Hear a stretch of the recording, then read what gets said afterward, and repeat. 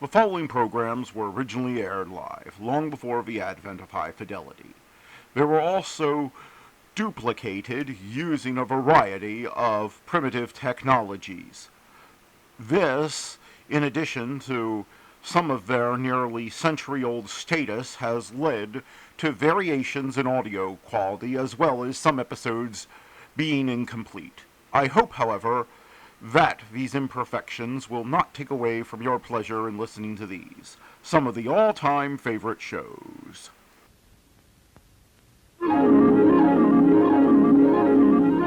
The following program is brought to you in living color on NBC.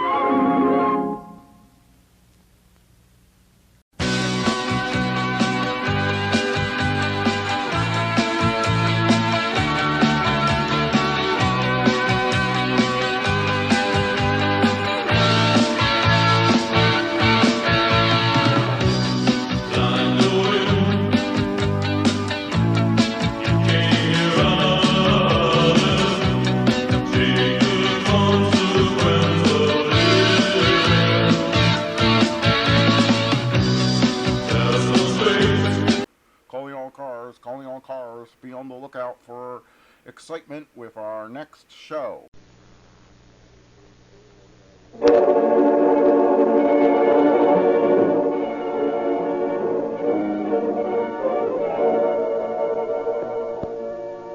Calling All Cars, a copyrighted program created by Rio Grande.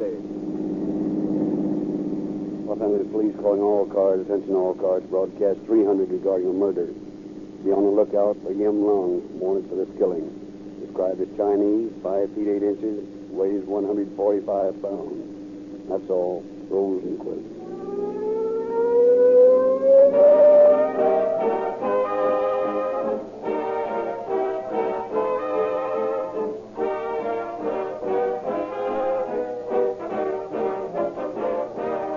When the great new all-purpose cracked gasoline was developed a few months ago, we little believed that public interest and patronage would be so quickly realized. And the great number of our new friends and customers are fleet operators who, like city, county, state, and federal officials, buy on tested performance and low cost of operation. I could fill this half hour with one testimonial after another, but here are 3 short, typical opinions. BL7, West Coast Trucking Company, Oakland. For the past 50 days, we've been using Rio Grande gasoline in all our trucks and passenger cars. We wish to state that this gas has proved superior to any of the other brands we've used. Red K. Balch of the Pomona Pump Company. I've put the new gasoline through tests comparable to those of your research department. I've noticed its superiority in starting, pickup, smoothness, and increased mileage. R.F. Landreth of Sproul's Lumber Company. We found your new cracked gasoline to possess exceptionally quick starting ability, smooth acceleration, and long mileage. We're pleased to endorse it as the most outstanding non-premium gasoline we've ever used. Ask your friends to try the new all-purpose Rio Grande crack. One trip to the red and white Rio Grande station, and they'll thank you for knowing the most highly recommended gasoline sold in the West.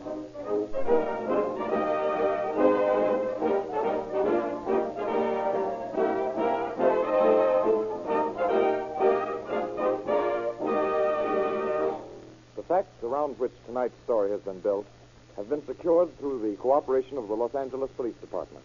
We have therefore asked Chief of Police Arthur C. Holman to open our program. Good evening, ladies and gentlemen. Life in old Chinatown in Los Angeles was hidden from Occidental understanding by a veil of Oriental mysticism and intrigue. In one respect, however, it failed to vary from life in other parts of Los Angeles.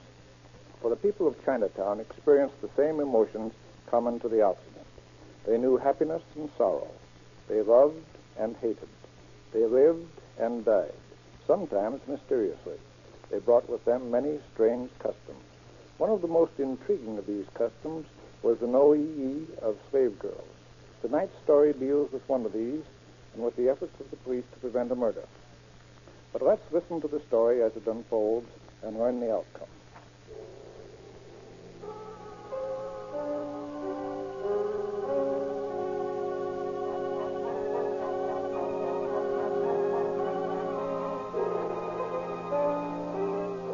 The curtain of night had fallen over the Los Angeles Chinatown, An ancient and begrimed brick building presented a darkened front to Ferguson's Alley, the thoroughfare on which it faced. But inside and behind heavily draped windows, a soft light glowed in the room where two Chinese, garbed in Oriental dress, sat talking. And so it is settled that you return to China, Sing Chong? Yes, Su Ying, my friend, tomorrow. I am old. My shoulders bend beneath the years. It is well. The gods have smiled on you through your many years. I know. And that is why I return to Land of Dragons, to worship at graves of my honorable ancestors, and to kneel once more before the altars of the ancient gods. Again, I repeat, you do well, Sing Chong. But it is not your desire to return alone. No, it is not my desire. You would have for your companion Fa Ling, my incomparable slave girl. I would, Su Ying, but only if her price does not too greatly lessen the weight of my purse. Her price? You can speak of price and at the same moment permit your lips to form the name of Fa Ling? Truly, Sing Chong, old age has indeed come upon you. You speak words of truth, Su Ying. I am old. Fa Ling is of the rarest and most delicate beauty, young, schooled in all the arts of pleasure. Tell me her price, Su Ying. Fa Ling is exquisite as lotus bud. She can bring many joyful hours to your old age. I will not bargain, Sing Chong. There is but one Fa Ling. There is but one price. Leon Chin. $2,000? Leon Chin for slave girl for Ling? Oh, no. You are rich, Sing Chong. Perhaps if you were to gaze anew upon charms of my lotus blossom. But wait, I will summon her. It is not necessary. I fear our business has reached an unfruitful end. Have patience, Sing Chong. Let your eyes linger once more upon the loveliness that is Fa Ling. Time enough then to make your reply. She is well trained, Sing Chong. You see, she does not neglect to refer to me as worshipful master. Would not such music be soothing to your ear? But Leon, sir. Fa Ling, I bid you smile upon my friend Sing Chong. Yes, Master. She is indeed beautiful, little fair. Walk a little, Fa Ling. Yes, Master. Grace of motion.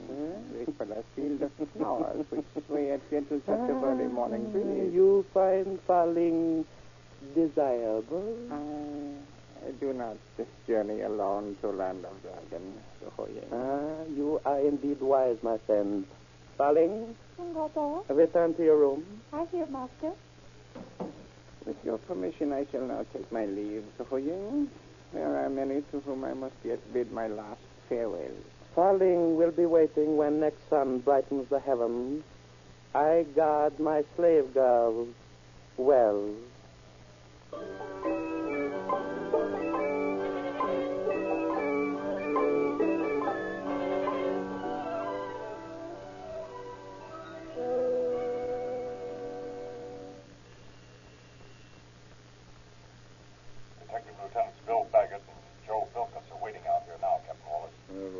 Send them right in, please. Yes, sir. Come on in, boys. Thanks. We were out when your call first came through, Captain Wallace, and we got here as soon as we could. Oh, that's all right. There's no particular hurry. I've got a sort of a funny job for you, boys. We've handled a few funny ones in our time. This one's down in Chinatown. Something fishy seems to be going on down there. Did either of you ever hear of Huang Li? Seems to me he's president of one of the Tongs, isn't That's right, the Chiyuk Tong. What's he doing down here? Their headquarters are in San Francisco. I know, but the Chiyuks are having trouble with the Lo Yi Tong up there. Huang Li Ye's up there down here now for his health. I see, and you think the local Tong might take up the quarrel, is that it, Captain? That's it. More particularly because the Lo Yis have put a price on Huang Li Ye's head. The cash inducing to start trouble. That makes it worse. Yes. And if there's any truth to a rumor that just came to me, something's happened that'll make it worse than that. Something has happened down here, you mean? Right. When Huang Li came to Los Angeles, he brought his wife with him, Ming Chung. She's supposed to be very young and very beautiful. Yeah? Well, here's the rub. Somebody's kidnapped the lady. Kidnapped? That does mean trouble. Who's supposed to have done it? Lawyer Tong? I hardly think so, Philkis. Tongs don't kidnap for revenge. They kill. Is there any clue as to who might have done it? No. But in my opinion, this kidnapping, if there was a kidnapping, is most likely the work of some local Chinese who's fallen for this Ming Chung. And our job is to nose around Chinatown and see what we can find out, right? That's about the size of it, Baggett. I don't expect you to have much luck.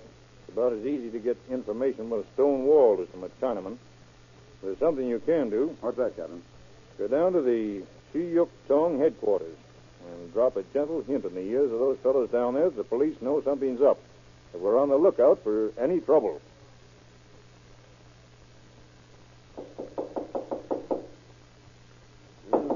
Sure this is the place, Philkis? Sure, this is the Tong headquarters, all right. Here, I'll try the door. Locked.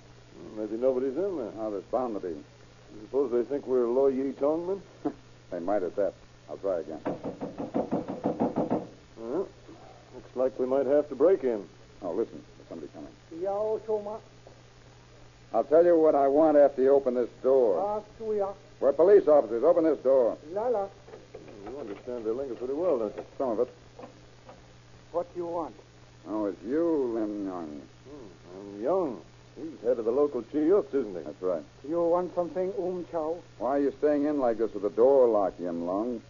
Why aren't you outside getting some fresh air? Expecting trouble? Oh, no trouble. Well, I thought you fellows and the Loy Yees might not be getting on so well. Oh, Lo Yi Tong make no trouble here. Lo Yi Chiyuk Pung Yao. Good friend. Then it'd be a good idea for you to stay that way, because the police are going to make an awful lot of trouble themselves if there's any more of this Tong war business. Oh, no trouble, Chow. Tongman very good friend. Well, that's fine. Who's the old fellow over there? Kwang Li, eh? Yes, him Kong Li. Good. You better ask him a few questions, Philkis. Come on in. Get an eyeful of that knife the old fellow's honing. I have, and if I ever saw a wicked-looking piece of steel, that's it. Kwang Li, what's all this about your wife, Ming Chung, being kidnapped? No sorry. Sure you do. Now tell me, where is she? No sorry. Guang Yao.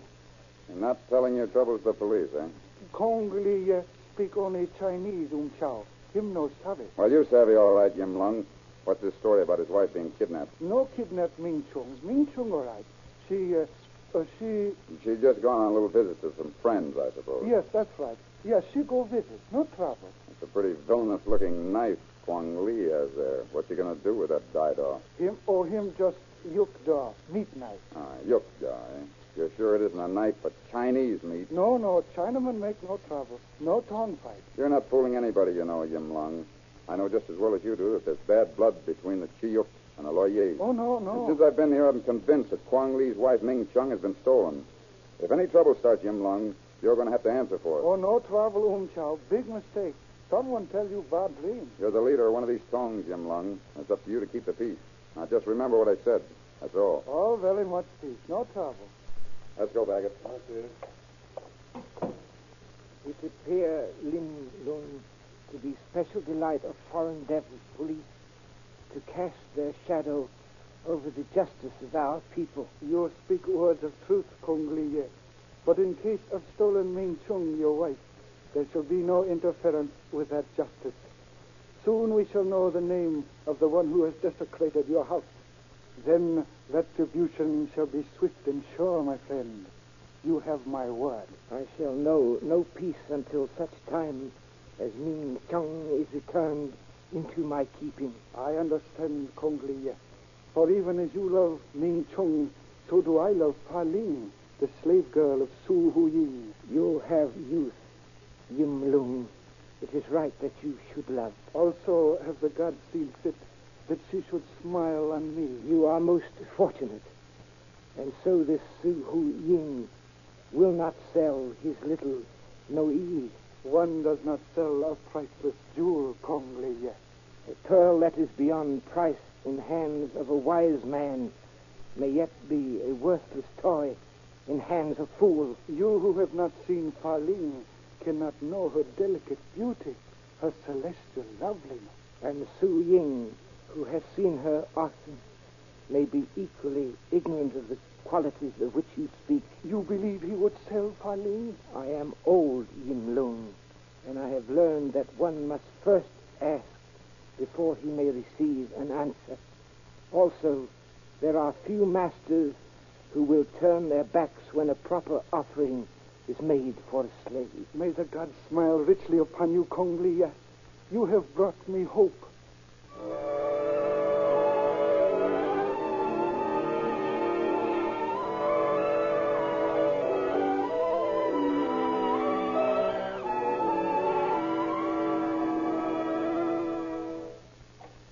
Darling, Chungoto, my little prisoner Ming Chung, she is still unhappy. her eyes are never dry, Master. You have seen that she has every comfort, Darling? Yes, Master. It is her wish that I carry a message to Guang Liye, her husband. Ming Chung has offered money, jewels, if I do her bidding. And you told her I am obedient to my master. you refused. It is well for you. It was also her wish that I inform some member of the Ji Yuk Tong that she is here. Ming Chung is very unhappy, Master. But not so unhappy as you, had you done as she asked. You have guarded Ming Chung well, Darling, and you shall have your reward. My reward, Master? I do not forget those who serve me, well or ill. Yes, you shall have your reward. May I dare to ask? What it shall be, Darling? Why not? You are to have new master.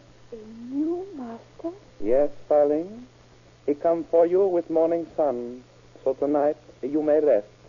You need not guard Ming Chung, for our little prisoner of love is no longer here. Ming Chung has escaped, Master? My slave girls do not escape, darling. Ming Chung has been removed to a place of greater safety.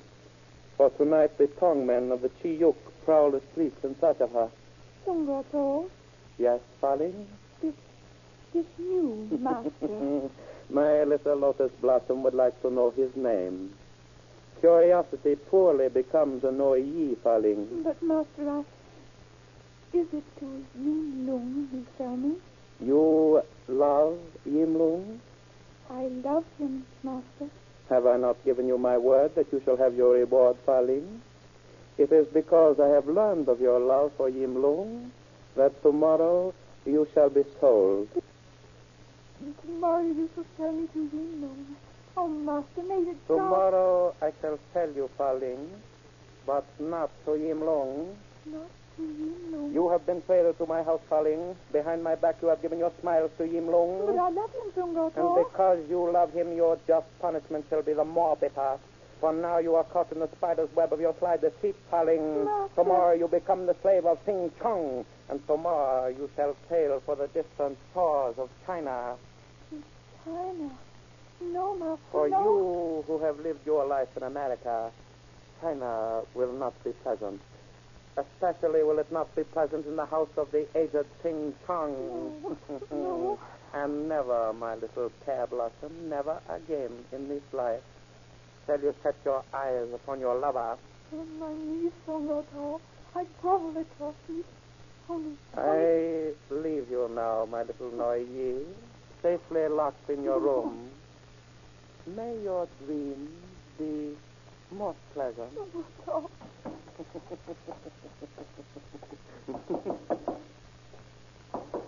Have patience. Right, Sawyer? Yim Lung, Soho Ying. Why do you come here, Yim Lung? With your permission, Soho Ying, I come to ask if little slave girl Fa Ling is for sale. Fa Ling shall be sold, Yim Lung, but not to you. I have money. All the treasure of the Forbidden City would not suffice if you were her buyer. Have I in some way offended you, Soho Ying? I have no further word with you, Yim Lung. But I have further words with you, Soho Ying. Even though you sell the little Fa Ling to someone other than I, it is still my purpose to have her. Perhaps. But if so, you will journey far. For tomorrow, Yim Lung, Fa Ling departs from America forever. You lie. Your choice of words is unfortunate, Yim Lung. You will observe the outline of gun within my sleeve. Gods have not seen fit to endow me with patience which graces so many of our race. I shall not forget this occasion, Soho Ying. We shall meet again. And when that time comes, Yim Lung, you shall take your place within the tomb of your dishonorable ancestors.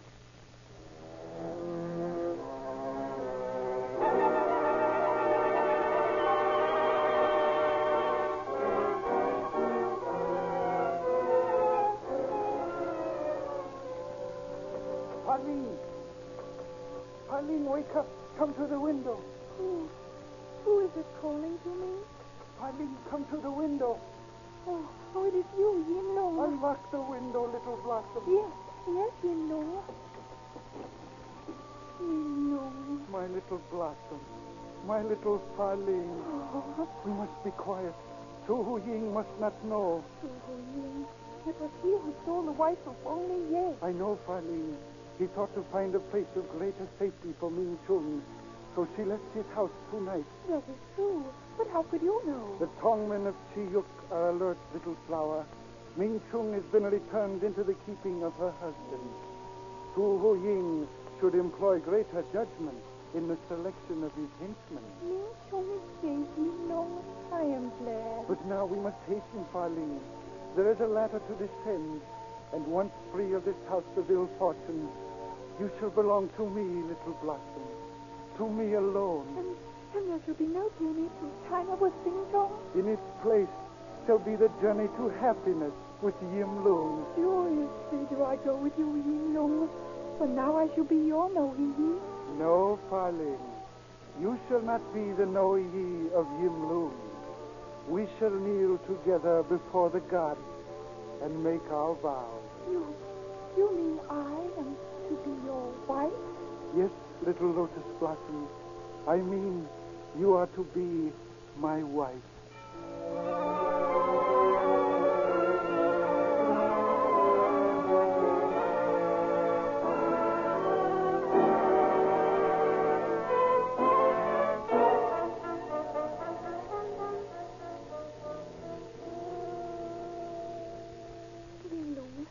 Why have we come here to this strange house with Gong Li? Yim Lung, you have heard something, Kong Li. A footstep in the corridor. Su Hu Ying, he is coming here. He will kill us, I think not, Pauline, but it is best you were quiet. How could Su Hu Ying know I was here? Because I made certain that he should know, little flower. No, Ying Lung. Even before love comes duty, you will stand where you are, Pauline. The door is not locked, and when Su Hu Ying enters, he shall gaze upon your beauty for the last time. You mean to kill him? No, Ying Lung. You cannot. Silence! You will do as I command. I take my position against the wall. This hammer ready in my hand. When the door shall open, it will conceal me.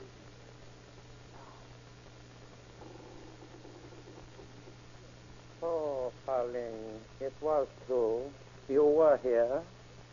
I find you at last. Su Hu Ying, you have a gun. You are going to kill me? No, this gun is not for you, Noyi. One does not destroy beauty with guns. That is duty of knife. Tell me, Pauline, where shall I find Yim Lung? You shall find him directly behind you, Su Hu Ying. Do not turn about. Oh? Then this clever little scheme is of your devising, Yim Lung? So, I had not thought that you were so... No! Oh. Yim Lung, you have killed him. Not yet, little Blossom. He is stunned only. Have patience. The knife, Kong Li. It is here, Yim Lung. Now it remains only for you to loosen his collar, my friend. And the head, if it will pull back just a little farther. That's it. And now I strike to kill. So! Oh! The stain has been removed from the house of Kong Li, and the god of justice is avenged.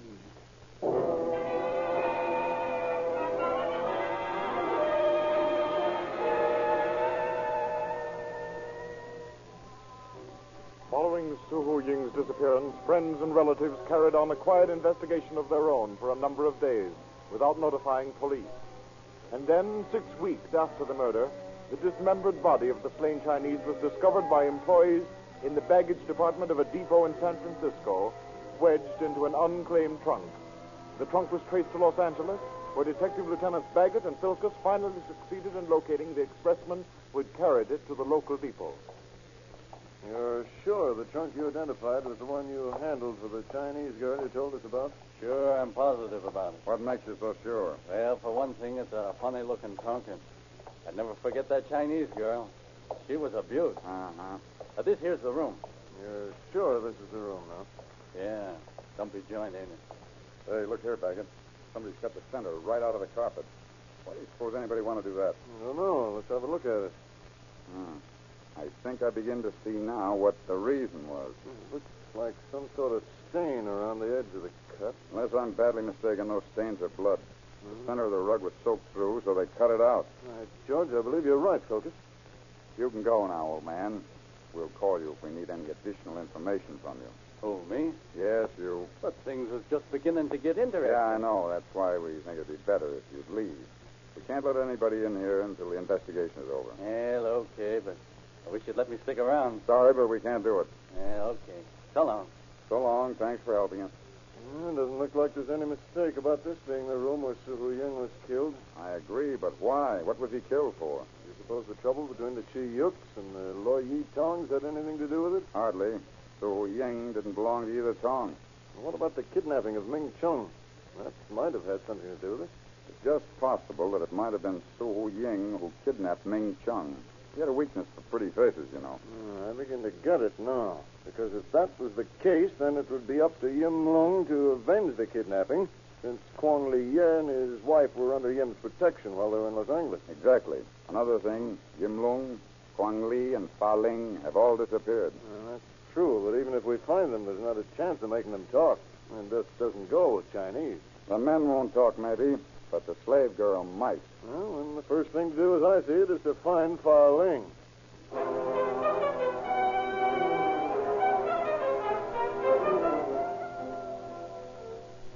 Bilkis and Baggett notified law enforcement agencies throughout the state, and as a result, uncovered the trail of the missing Fa Ling. Within 4 days after the finding of the body of Suhu Ying, she was arrested in Visalia, California, and returned to Los Angeles. Bilkis and Baggett persuaded her to reveal the hideout of Yim Lung. Down this hall, Fa Ling? Yes, Yim Lung was inside here. How did it happen you and Yim Lung didn't stay together instead of you going away? Because we think nobody noticed one China girl travel by herself. Then by and by, when police stopped looking, Yim Lung followed me. You should have stayed here, Fa Ling. I doubt if the police could have found this place. Maybe the police not find me here, but the friends of Suhu Ying, they would find me. There's 3 doors here at the end of the hall. Which one is it, Fa Ling? It is this one, Chow. Chow. Open the door, Yim Lung. What want, Chow? My lord. Well, so Kwong Li Ye here, too, is he? That saves us a lot of trouble. Why you come see us? Yim Lung, you and Kwong Li Ye are under arrest for the murder of Suhu Ying. No sabe Suhu Ying murder. Go, Kyo. I think maybe you... Ah, Pauline. Oh. Yim Lung. You bring Chow to me. Yim Lung, do you hate me? There was no other way. They try to steal our happiness by being wicked. The gods, they have frowned upon us. It is fate, Yim Lung. I think maybe you are right, little Blossom. The gods have frowned. Please, Yim Lung, do not hate me. Hate you? How can I hate you, my little Farling? Yim Lung, I will not leave you. I will wait, Yim Lung. If you must face the white man's law, I will be near. And always I will be true. And maybe someday, Yim Lung. Maybe someday the gods will smile again, little Blossom. It is written, only eyes that have held tears may see the rainbow.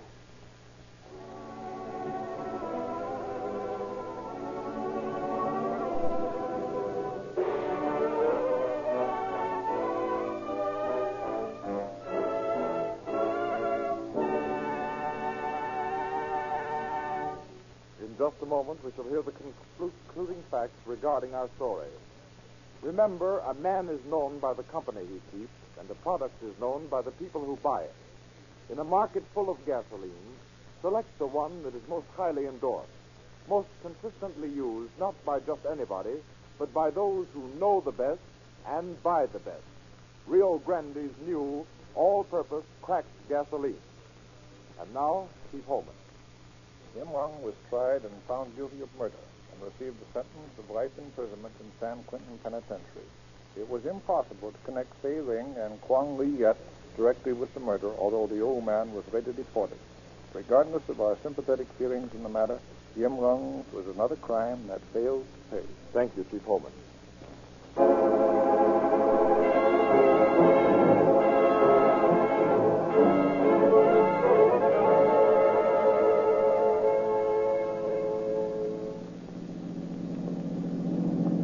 Los Angeles Police calling all cars. Attention all cars. The cancellation of broadcast 300 regarding a murder.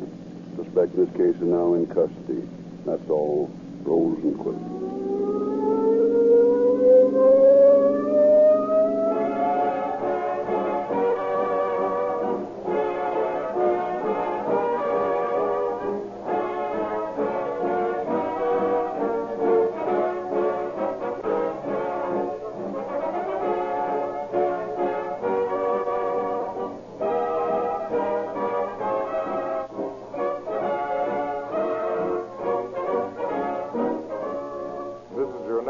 Barry Kroger bidding you good night for Rio Grande.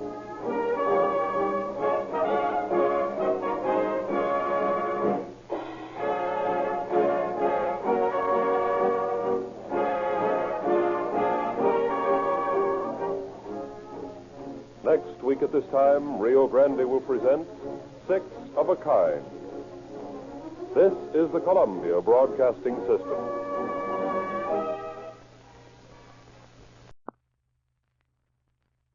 Ladies and gentlemen, the President of the United States. My friends, I wish that all Americans could read all the citations for various medals recommended for our soldiers and sailors and Marines. I am picking out one of these citations which tells of the accomplishments of Lieutenant John James Powers, United States Navy, during 3 days of the battles with Japanese forces in the Coral Sea.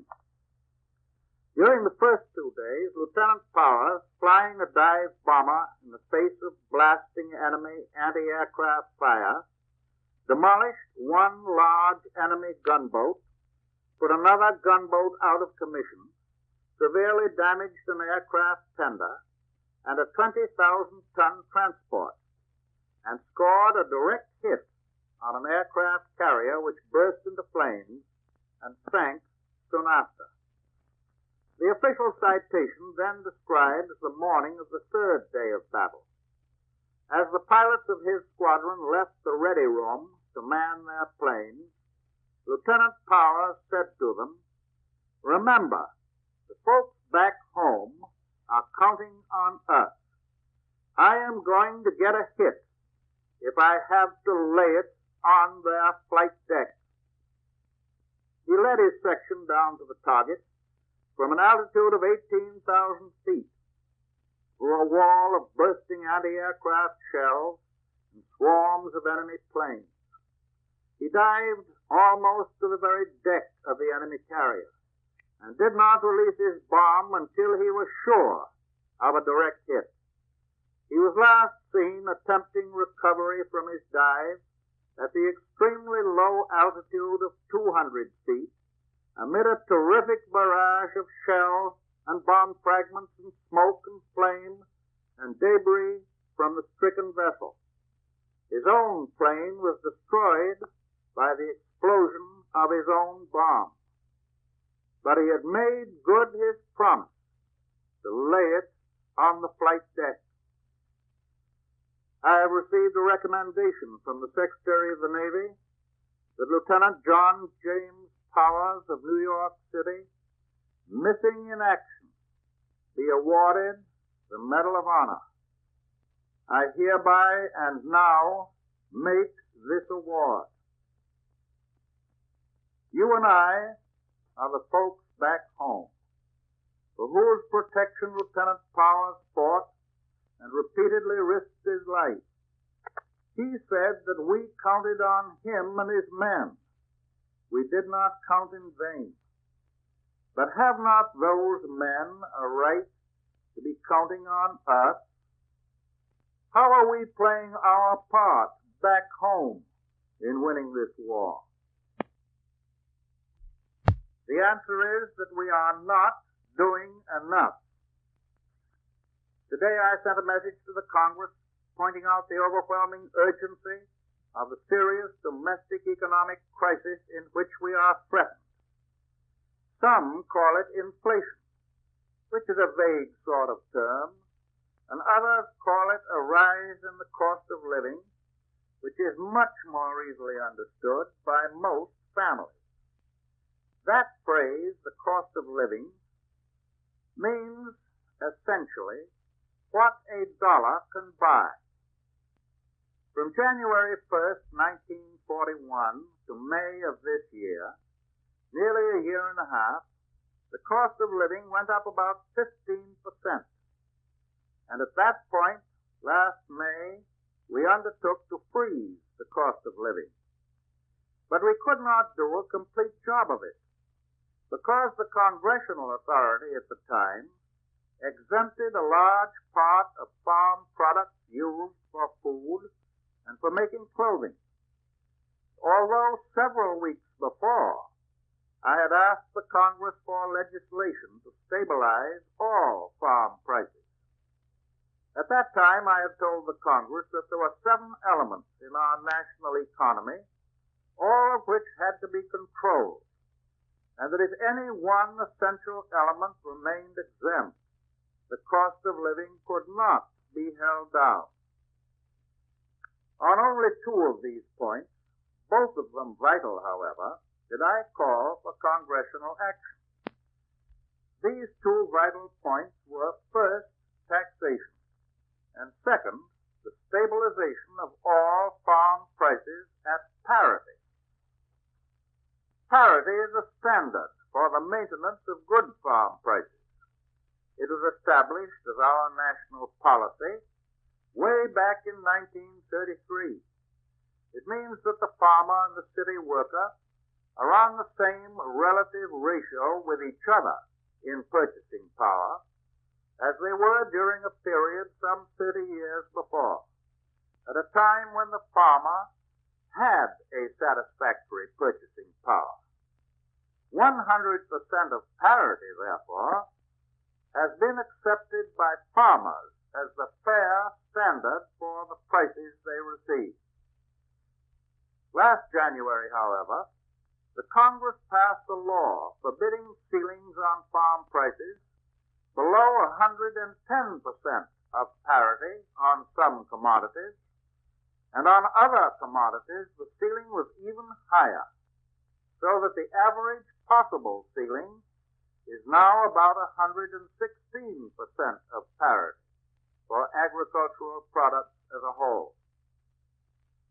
This act of favoritism for one particular group in the community increased the cost of food to everybody, not only to the workers in the city or in the munitions plants and their families, but also to the families of the farmers themselves. Since last May, ceilings have been set on nearly all commodities, rent, services, except the exempted farm products. Installment buying, for example, has been effectually stabilized and controlled. Wages in certain key industries have been stabilized on the basis of the present cost of living. But it is obvious to all of us that if the cost of food continues to go up, as it is doing at present, the wage earner, particularly in the lower brackets, will have a right to an increase in his wages. I think that would be essential justice and a practical necessity. Our experience with the control of other prices during the past few months has brought out one important fact. The rising cost of living can be controlled, providing that all elements making up the cost of living are controlled at the same time. I think that also is an essential justice and a practical necessity. We know that parity prices for farm products not now controlled will not put up the cost of living more than a very small amount. But we also know that if we must go up to an average of 116% of parity for food and other farm products, which is necessary at present under the Emergency Price Control Act, before we can control all farm prices, the cost of living will get well out of hand. We are face to face with this danger today. Let us meet it and remove it. I realize that it may seem to you to be overstressing these economic problems at a time like this, when we're all deeply concerned about the news from far distant fields of battle. But I give you the solemn assurance that failure to solve this problem here at home, and to solve it now, will make more difficult the winning of this war. If the vicious spiral of inflation ever gets underway, the whole economic system will stagger. Prices and wages will go up so rapidly that the entire production program will be in danger. The cost of the war, paid by taxpayers, will jump beyond all present calculations. It will mean an uncontrollable rise in prices and in wages, which can result in raising the overall cost of living as high as another 20% soon. That would mean that the purchasing power of every dollar that you have in your pay envelope, or in the bank, or included in your insurance policy, or your pension, would be reduced to about 80 cents worth. I need not tell you that this would have a demoralizing effect on our people, soldiers and civilians alike. Overall stabilization of prices and salaries and wages and profits is necessary to the continued increasing production of planes and tanks and ships and guns. In my message to Congress today, I have said that this must be done quickly. If we wait for 2 or 3 or 4 or 6 months, it may well be too late. I have told the Congress that the administration cannot hold the actual cost of food and clothing down to the present level beyond October 1st. Therefore, I have asked the Congress to pass legislation under which the President would be specifically authorized to stabilize the cost of living, including the price of all farm commodities.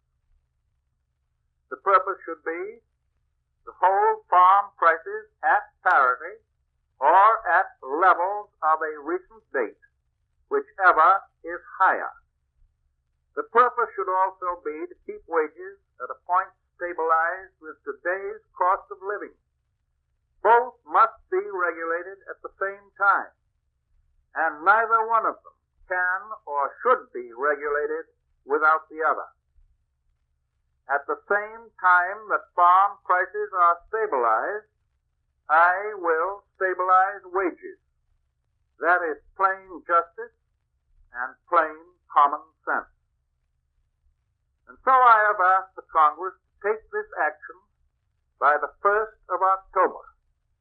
We must now act with the dispatch which the stern necessities of war require. I have told the Congress that inaction on their part by that date will leave me with an inescapable responsibility, a responsibility to the people of this country, to see to it that the war effort is no longer imperiled by the threat of economic chaos.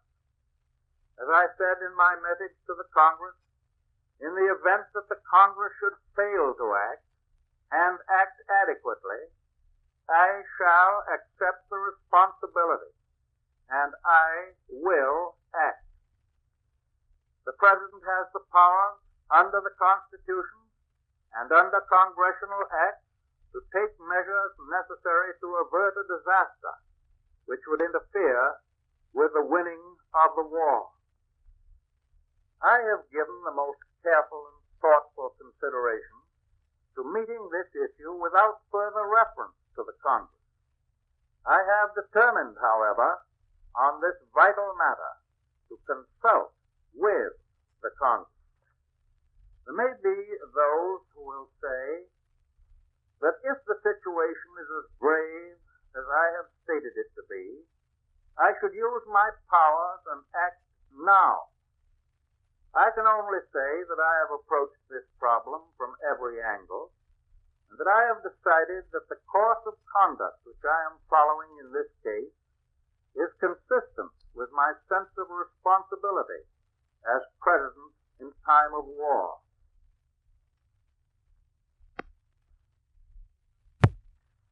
And with my deep and unalterable devotion to the processes of democracy. The responsibilities of the President in wartime to protect the nation are very grave. This total war, with our fighting fronts all over the world, makes the use of the executive power far more essential than in any previous war. If we were invaded, the people of this country would expect the President to use any and all means to repel the invader. Now, the Revolution and the war between the states were fought on our own soil. But today, this war will be won or lost on other continents and in remote seas. I cannot tell what powers may have to be exercised in order to win this war. The American people can be sure that I will use my powers with a full sense of responsibility to the Constitution and to my country. The American people can also be sure that I shall not hesitate to use every power vested in me to accomplish the defeat of our enemies in any part of the world where our own safety demands such defeat. And when the war is won, the powers under which I act will automatically revert to the people of the United States, to the people to whom those powers belong. I think I know the American farmers. I know that they're as wholehearted in their patriotism as any other group. They have suffered from the constant fluctuations of farm prices, occasionally too high, but more often too low. Nobody knows better than farmers the disastrous effects of wartime inflationary boom and post-war deflationary panic. So I have also suggested today that the Congress make our agricultural economy more stable. I have recommended that in addition to putting ceilings on all farm products now, we also place a definite floor under those prices for a period beginning now, continuing through the war, and for as long as necessary after the war. In this way, we will be able to avoid the collapse of farm prices that happened after the last war. The farmers must be assured of a fair minimum price during the readjustment period, which will follow the great excessive world food demands that now prevail. We must have some floor under farm prices, as we must have under wages, if we are to avoid the dangers of a post-war inflation on the one hand, or the catastrophe of a crash in farm prices and wages on the other. Today I have also advised the Congress of the importance of speeding up the passage of the tax bill. The federal treasury is losing millions of dollars each and every day because the bill has not yet been passed. Taxation is the only practical way of preventing the incomes and profits of individuals and corporations from getting too high. I have told the Congress once more that all net individual income, after payment of all taxes, should be limited effectively by further taxation to a maximum net income of $25,000 a year. And it is equally important that corporate profits should not exceed a reasonable amount in any case. The nation must have more money to run the war. People must stop spending for luxuries. Our country needs a far greater share of our income. For this is a global war, and it will cost this nation nearly $100 billion in 1943. In that global war, there are now four main areas of combat, and I should like to speak briefly of them, not in the order of their importance, for all of them are vital, and all of them are interrelated. One, the Russian front. Here the Germans are still unable to gain the smashing victory which almost a year ago Hitler announced he had already achieved. Germany has been able to capture important Russian territory. Nevertheless, Hitler has been unable to destroy a single Russian army. And this, you may be sure, has been and still is his main objective. Millions of German troops seem doomed to spend another cruel and bitter winter on the Russian front. Yes, the Russians are killing more Nazis and destroying more airplanes and tanks than are being smashed on any other front. They are fighting not only bravely, but brilliantly. In spite of any setbacks, Russia will hold out, and with the help of her allies, will ultimately drive every Nazi from her soil. Two, the Pacific Ocean area. This area must be grouped together as a whole, every part of it, land and sea. We have stopped one major Japanese offensive, and we have inflicted heavy losses on their fleet. But they still possess great strength. They seek to keep the initiative, and they will undoubtedly strike hard again. We must not overrate the importance of our successes in the Solomon Islands, though we may be proud of the skill with which these local operations were conducted. At the same time, we need not underrate the significance of our victory at Midway. There we stopped the major Japanese offensive. Three, in the Mediterranean and the Middle East, the British, together with the South Africans, Australians, New Zealanders, Indian troops, and others of the United Nations, including ourselves, are fighting a desperate battle with the Germans and Italians. The Axis powers are fighting to gain control of that area, dominate the Mediterranean and the Indian Ocean, and gain contact with the Japanese Navy. The battle in the Middle East is now joined. We are well aware of our danger, but we are hopeful of the outcome. Four, the European area. Here the aim is an offensive against Germany.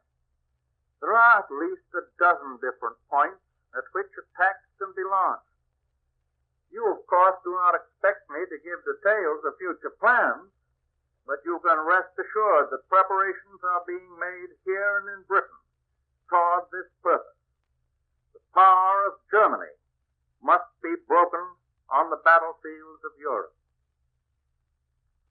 Various people urge that we concentrate our forces on one or another of these four areas, although no one suggests that any one of the four areas should be abandoned. Certainly it could not be seriously urged that we abandon aid to Russia, or that we surrender all of the Pacific to Japan, or the Mediterranean and Middle East to Germany, or give up an offensive against Germany. The American people may be sure that we shall neglect none of the four great theaters of war. Certain vital military decisions have been made. In due time, you will know what these decisions are, and so will our enemies. I can say now that all of these decisions are directed toward taking the offensive. Today, exactly 9 months after Pearl Harbor, we have sent overseas 3 times more men than we transported to France in the first 9 months of the First World War. We have done this in spite of greater danger and fewer ships. And every week sees a gain in the actual number of American men and weapons in the fighting area. These reinforcements in men and munitions are continuing and will continue to go forward. This war will finally be won by the coordination of all of the armies and navies and air forces of all of the United Nations operating in unison against our enemies. This will require vast assemblies of weapons and men at all the vital points of attack. We and our allies have worked for years to achieve superiority in weapons. We have no doubt about the superiority of our men.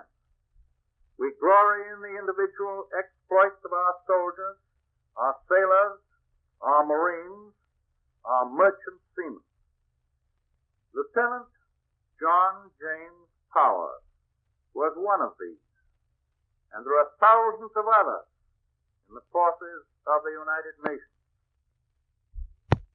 Several thousand Americans have met death in battle.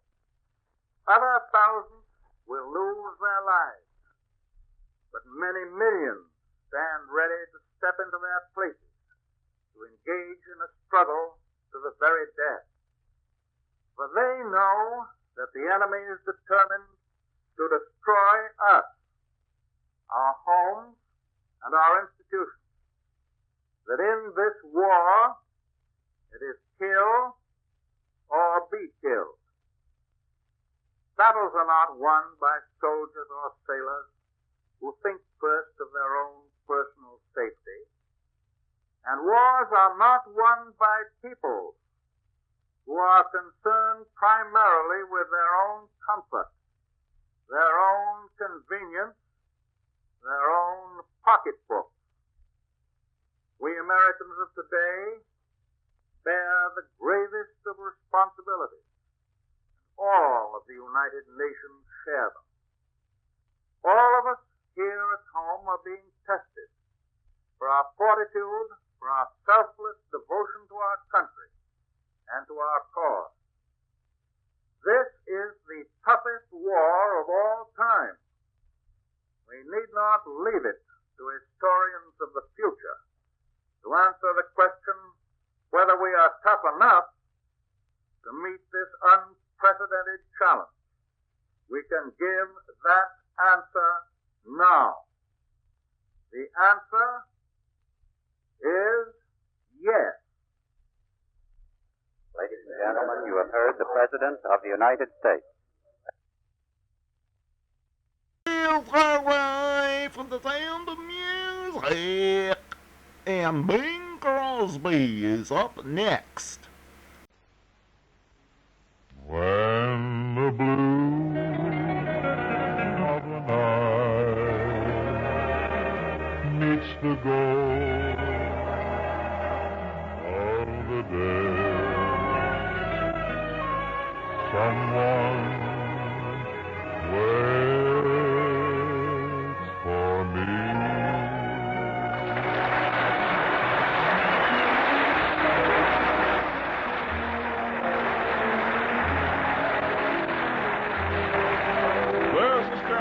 Carpenter welcoming you to the Bing Crosby Show, brought to you by General Electric Company, makers of famous, dependable kitchen and home laundry appliances. Produced and transcribed in Hollywood with John Scott Trotter and his orchestra, Judd Collins with the Bears, and Bing's guests, Miss Rosemary Clooney and Mr. Joe Venuti.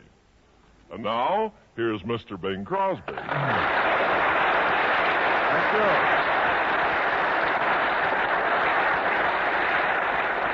Thank you, Mr. Ken Carpenter. Say, we're pretty formal this evening, aren't we? Well, we certainly got a lot of show here tonight, too. Realizing which, I have to move right into a blithe opener. A little thing sort of smacks of the high country, this number. It's called Open Up Your Heart. And we're away.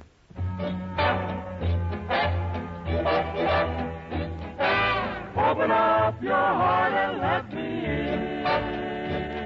Open up your heart and let the love shine through. Open up your heart and make my dreams come true. Why do you just hide behind it? Loosen up those chains that bind it. Open up your heart and let me in. Open up your heart and let me in. Baby, I've been mighty lonesome. Baby, I've been mighty blue. And the reason for it all is plain to see.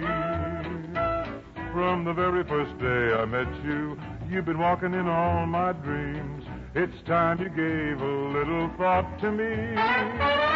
Why don't you open up your heart and let the light shine through? Open up your heart and make his dreams come true. Let me through that iron curtain. Let me know our love is certain. Open up your heart and let me in. Open up your heart and let me in. No, a butterfly loves the sunshine, and a pelican loves the sea, and the meadowlark loves to sing his happy song. Not one of them gets as lonesome as a lovesick bird like me, and all because my chickadee done me wrong. Why don't you open up your heart and let the light shine through? Open up your heart and make his dreams come true. All the other birds are mating. Why do you keep hesitating? Open up your heart and let me in.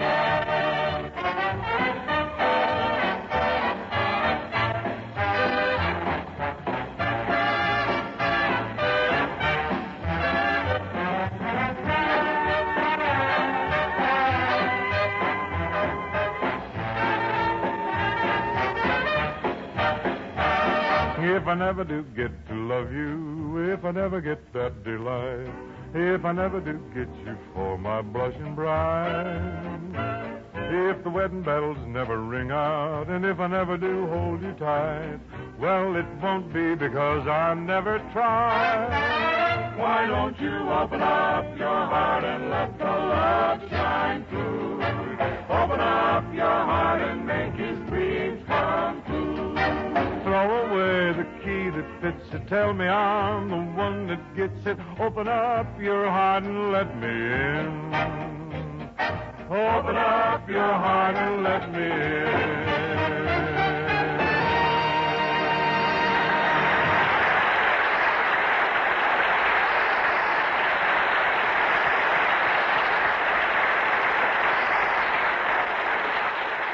Can your eyes shine like two blue pool balls?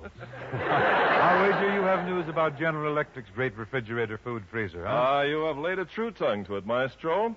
2 appliances in one dazzling cabinet. At the top, a genuine 0-degree food freezer. This baby comes with its own separate door, its own separate refrigerating system, its own temperature control. Capacity, up to 70 pounds, and those goodies stay luscious up to a whole year. And how about that moist, cold refrigerator section down below? Oh, you tell 'em, Bing. I am eager to oblige. Moist cold, compadres, is GE's famous protecting process. You'll never have to defrost this refrigerator section, because frost just never builds up. And the cost on this model, tell 'em, Ken. The cost of General Electric's great refrigerator food freezer, only about $5.48 a week after a small down payment. And by the by, in case anyone's wondering about dependability, suffice it to say there are more than 3.5 million GE refrigerators with sealed-in systems still humming along dandy after 10, 15, and 20 years of service. And that, I think, is real dependability. Why don't you put the arm on your GE dealer about a General Electric refrigerator food freezer? I imagine it'd make the nicest Christmas gift since old Kris Kringle first skidded down the chimney.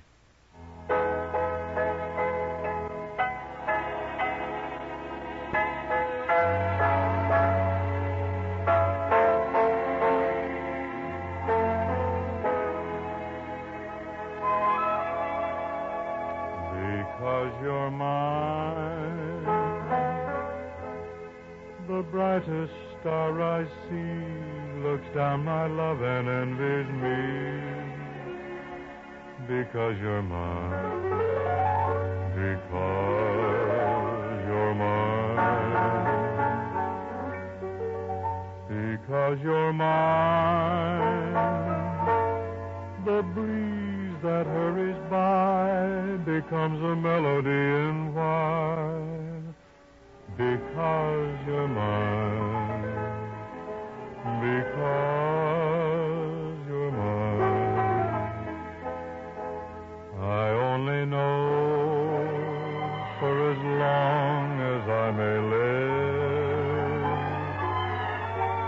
I only live for the kiss that you alone can give me.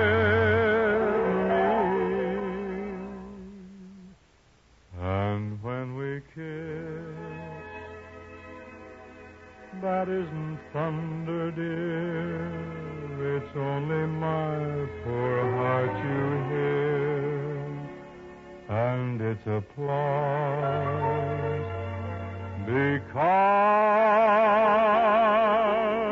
you're mine.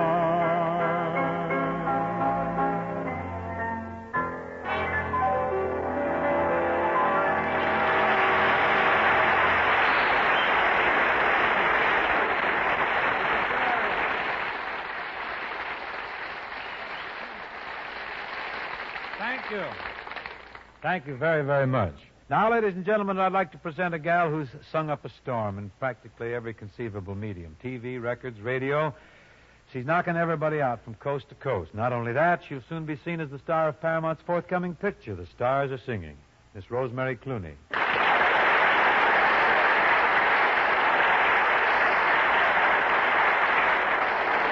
Hi, Bing. Hi, Rosemary. What are you going to start off with this eve? Well, I thought I'd sing Who Kissed Me last night. Nice choice. Candidly, Rosemary, I've played that record of yours so much I know every note of it. Well, then why don't you sing it?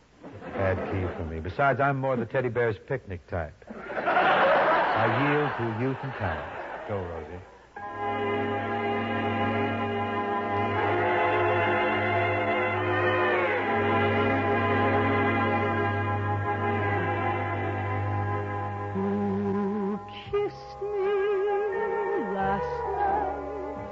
If I only knew during the masquerade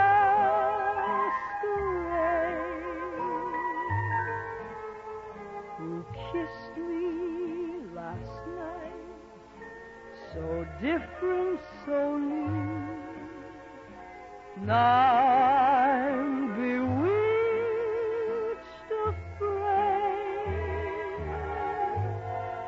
afraid I'm in love with a stranger who's gone, whose kiss was such delight,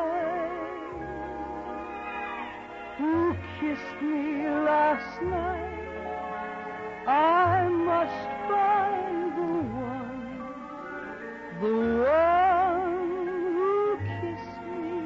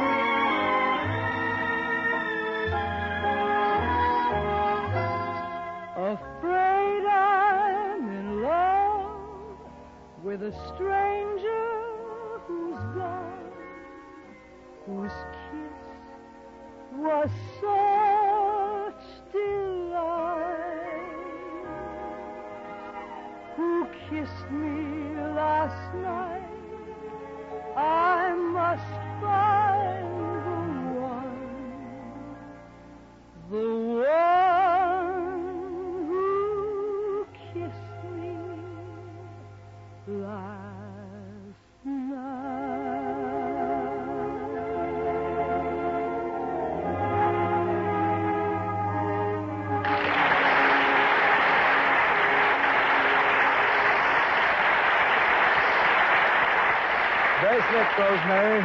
Thank you, sir.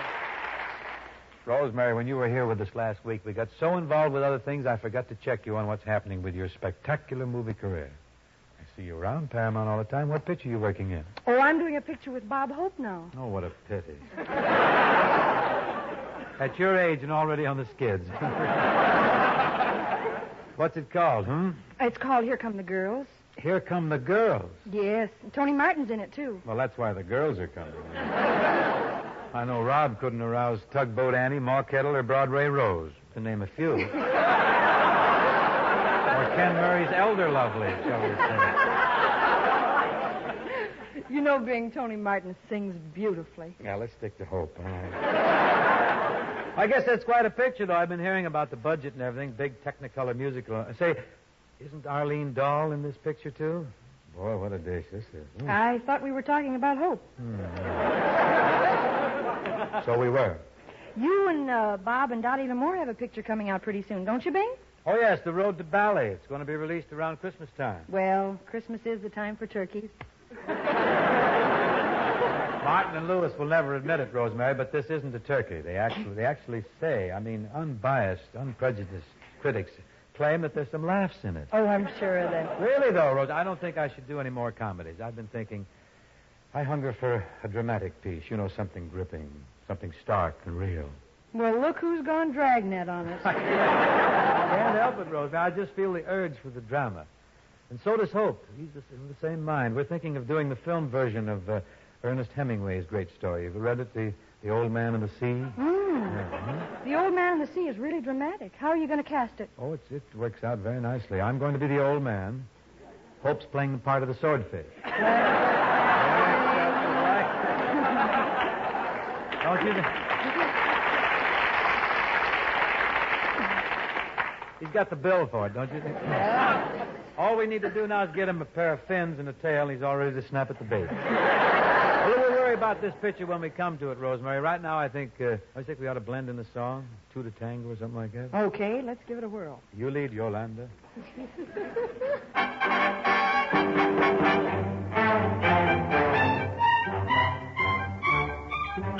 Takes two to tango, two to tango, two to really get the feeling of romance. Let's do the tango, do the tango, do the dance of love. You can sail on a ship by yourself, Take a nap or a nip by yourself. You can get into bed on your own. There are lots of things that you can do alone. 2, 3, 4, 1, 2. But it takes two to tango, two to tango, two to really get the feeling of romance. Let's do the tango, do the tango, do the dance of love. You can croon to the moon by yourself. You can laugh like a loon by yourself. Spend a lot, go to pot on your own. There are lots of things that you can do alone. 2, 3, 4, 1, 2. But it takes two to tango, two to tango, two to really get the feeling of romance. Let's do the tango, do the tango, do the dance of love. You can haunt any house by yourself. Be a man or a mouse by yourself. You can act like a king on a throne. There are lots of things that you can do alone. 2, 3, 4, 1, 2. But it takes two to tango, two to tango, two to really get the feeling of romance. Let's do the tango, do the tango, do the dance of love.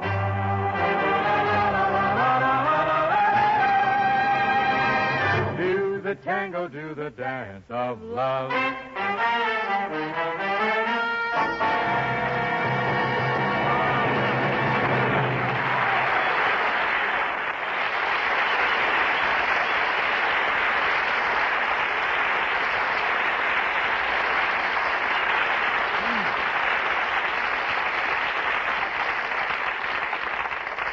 That was wonderful, Rosemary. A lot of fun.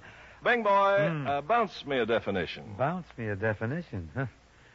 What evokes this flippancy, Clyde? Oh, come on, Bing. Define the word liberator. Liberator, one who sets free, one who releases from bondage. Exactly. And that's just what General Electric's great two-oven range does for women. Imagine two wonderful ovens in one wonderful range. Well, that dream you're imagining is called Liberator. General Electric's Liberator range. I can see the glowing faces at the snack bar when I impart this spellbinding information to the hangers-on there. There's some more to tell the boys, There's Bing. more? No.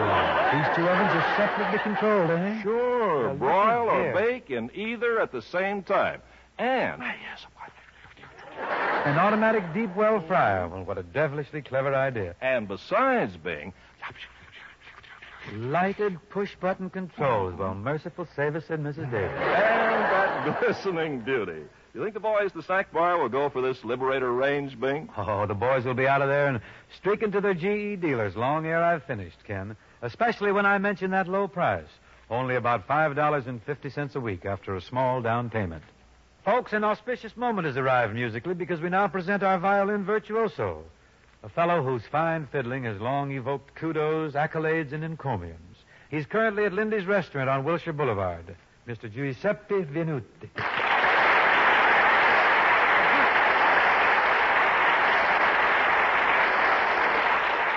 Is this the place?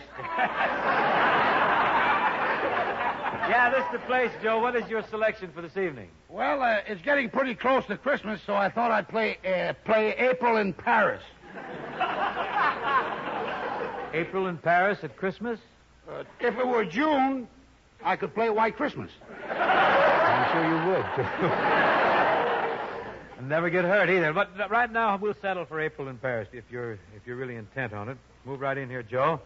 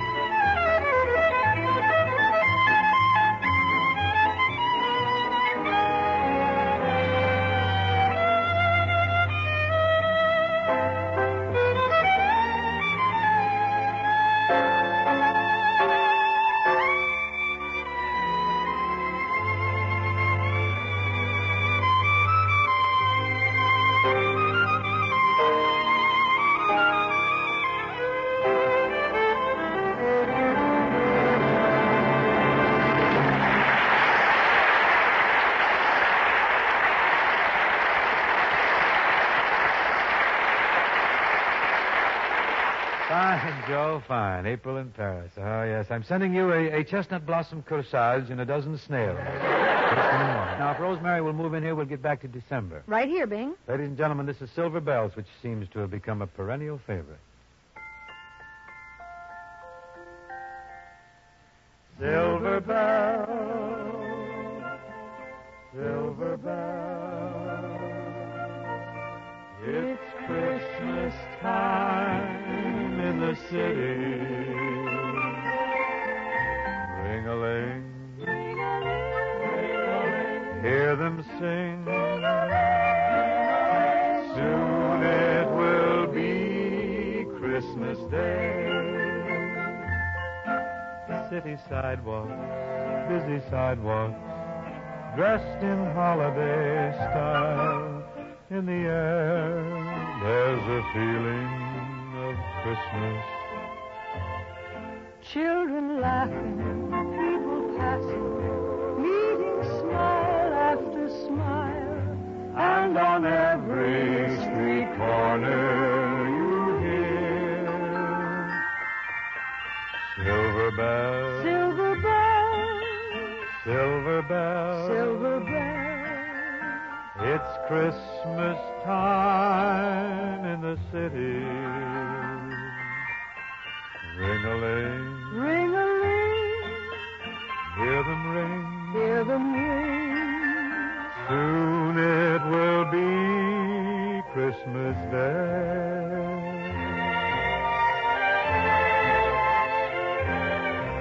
Strings of streetlights, even stoplights, blink a bright red and green as the shoppers rush home with their treasures. Hear the snow crush, see the kids rush. This is Santa's big day. And above all this bustle, you'll hear silver bells. The corner Santa Claus, Silver bells. is busy now because It's Christmas time in the city. Ring-a-ling, It fills the winter air. hear them ring. You hear it everywhere. Soon it will be Christmas Day. City sidewalks, bells. busy sidewalks, dressed in Silver holiday bells. style. In the air, Christmas there's a time feeling in of the city. Christmas. Children laughing, Ring-a-ling, people passing, meeting hear smile them after ring. smile. Very soon it will be Christmas Day.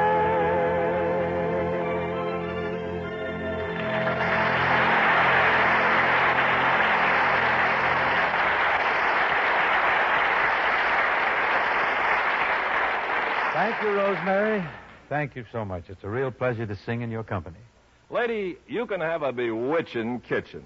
You can have the General Electric all-electric kitchen, and you can have it for only about $47.20 a month after a small down payment. Refrigerator, range, dishwasher, garbage disposal, everything. You can have GE's great kitchen almost instantaneously, you know. Sure, pay for it over a 3-year period. And, by the by, your GE dealer's a pleasant sort. He'll design the layout of your General Electric kitchen. Place the appliances for that natural-born efficiency and those glossy good looks. The cost for this service? None. And say, if you're buying or building a house, you might as well be real fancy and have a General Electric all-electric kitchen. In many cases, you can include the cost right in your long-term mortgage.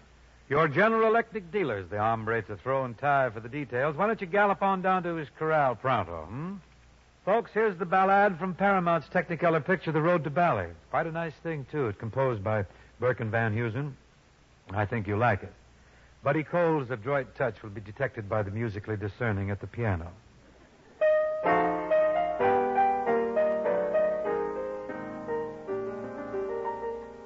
Before you can say I like you, you gotta know people a while. Watch their little tricks. Listen to their talk. See the way they walk and how they smile. That's a rule that's tried and true. A rule that you're the one exception to. To see you is to love you. And I see you everywhere.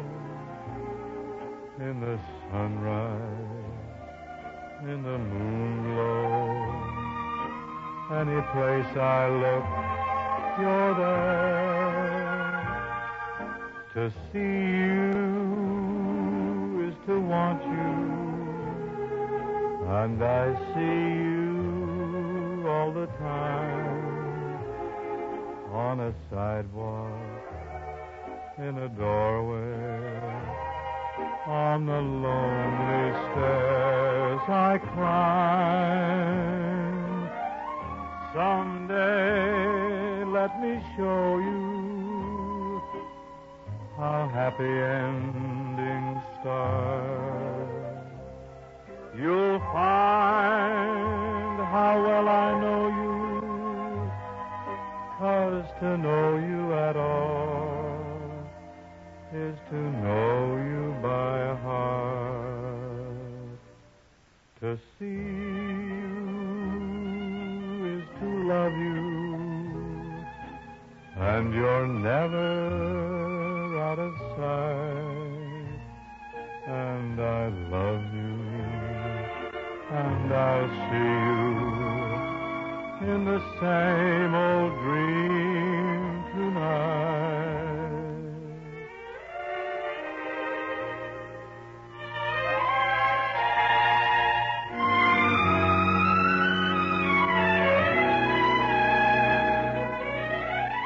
Someday let me show you how happy endings start. You'll find how well I know you, 'cause to know you at all is to know you by heart.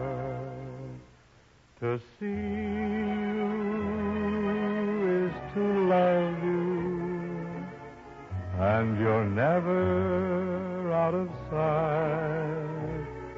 And I love you, and I'll see you in the same old dream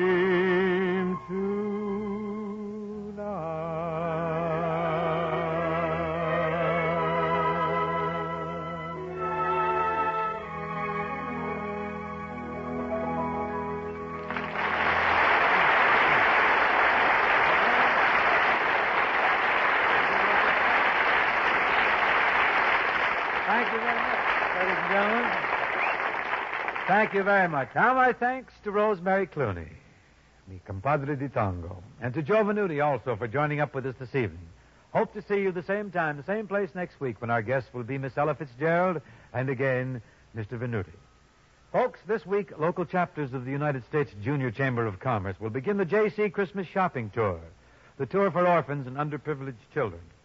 You can help a lot of swell kids have a brighter Christmas if you'll participate in the J.C. Christmas Shopping Tour in your community. In the meantime, remember General Electric dependability. You can't see it, but it's there in every single GE appliance you buy. You can put your confidence in General Electric. Thank you and good night. The Bing Crosby Show, presented by General Electric, was produced and transcribed in Hollywood by Bill Morrow and Murdo McKenzie. Tune in next week and hear Bing and his guests, Miss Ella Fitzgerald and Mr. Joe Venuti.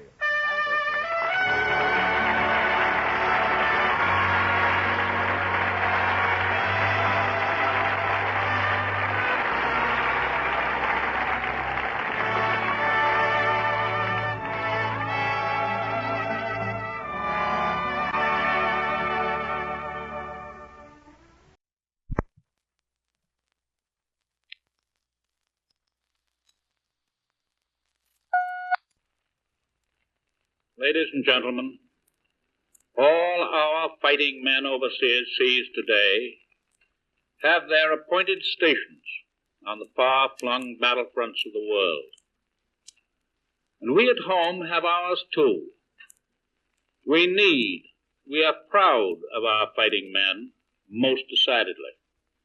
But during the anxious times ahead, let us not forget that they need us too. It goes almost without saying that we must continue to forge the weapons of victory. The hundreds of thousands of items, large and small, essential to the waging of the war. This has been the major task from the very start, and it is still a major task. This is the very worst time for any war worker to think of leaving his machine or to look for a peacetime job. And it goes almost without saying, too, that we must continue to provide our government with the funds necessary for waging war, not only by the payment of taxes, which, after all, is an obligation of American citizenship, but also by the purchase of war bonds, an act of free choice which every citizen has to make for himself under the guidance of his own conscience. Whatever else any of us may be doing, the purchase of war bonds and stamps is something all of us can do and should do to help win the war. I am happy to report tonight that it is something which nearly everyone seems to be doing, although there are now approximately 67 million persons who have or earn some form of income, including the armed forces, 81 million persons, or their children, have already bought war bonds.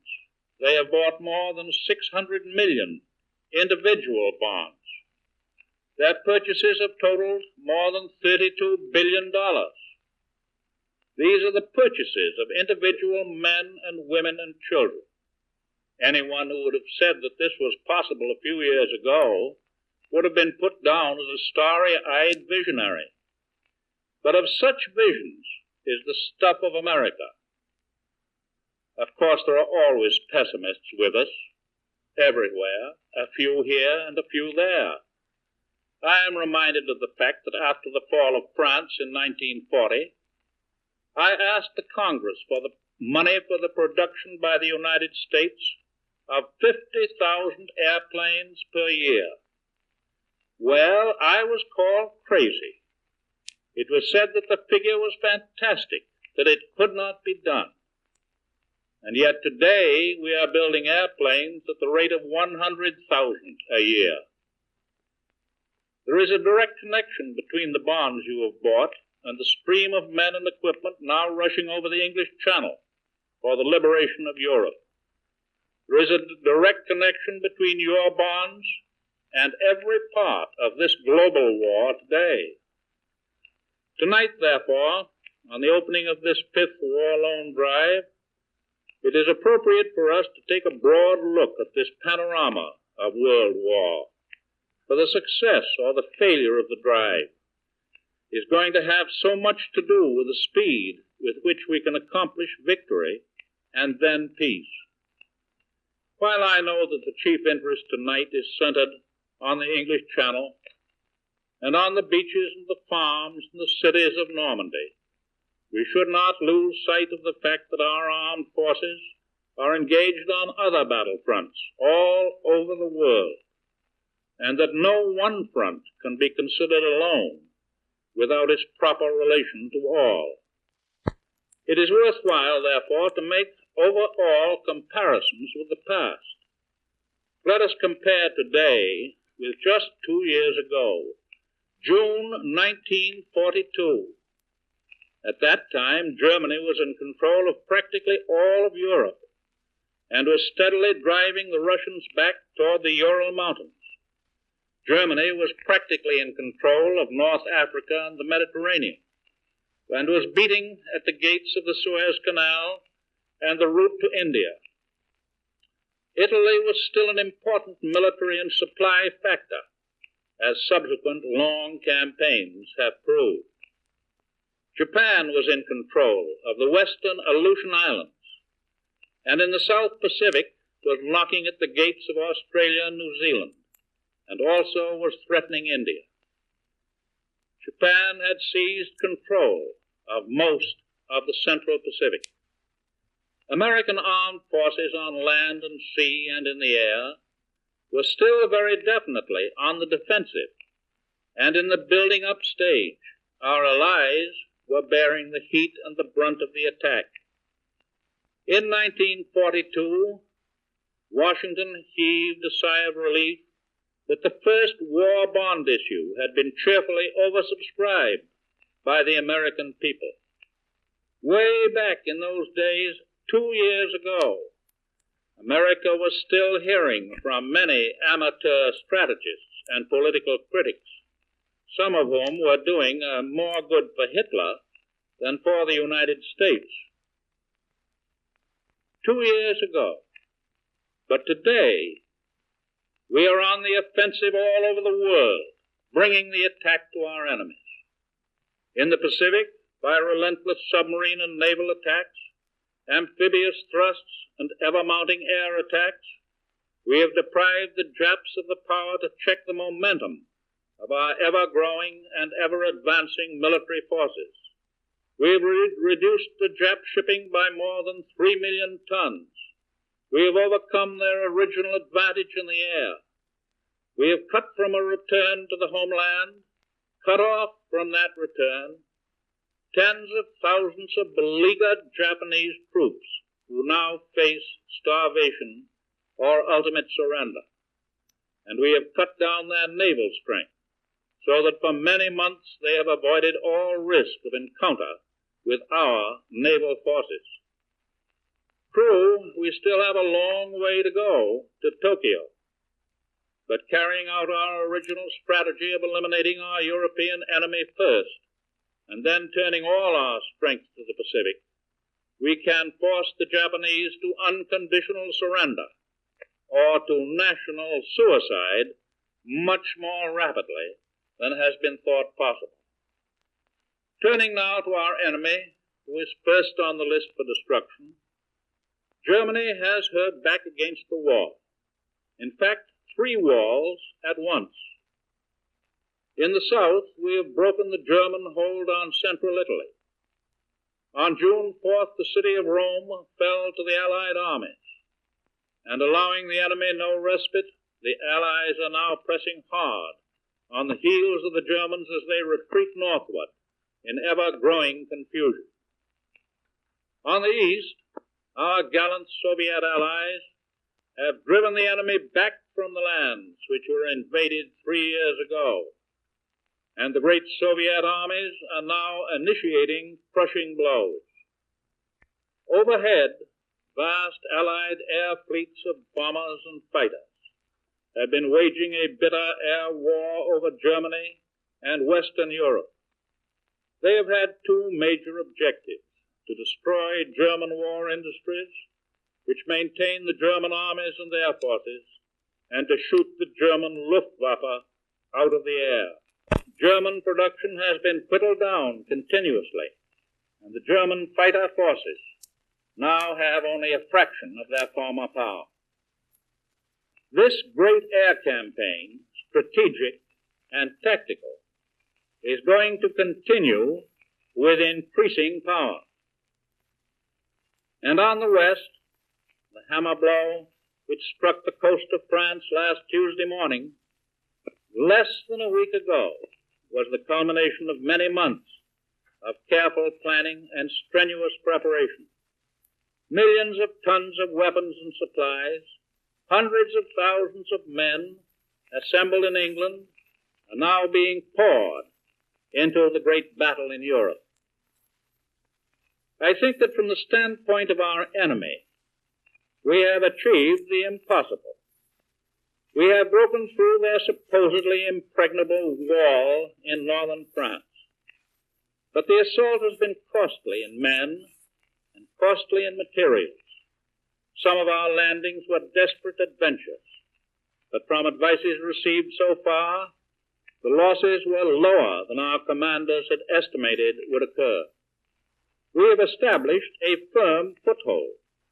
We are now prepared to meet the inevitable counterattacks of the Germans with power and with confidence, and we all pray that we will have far more soon than a firm foothold.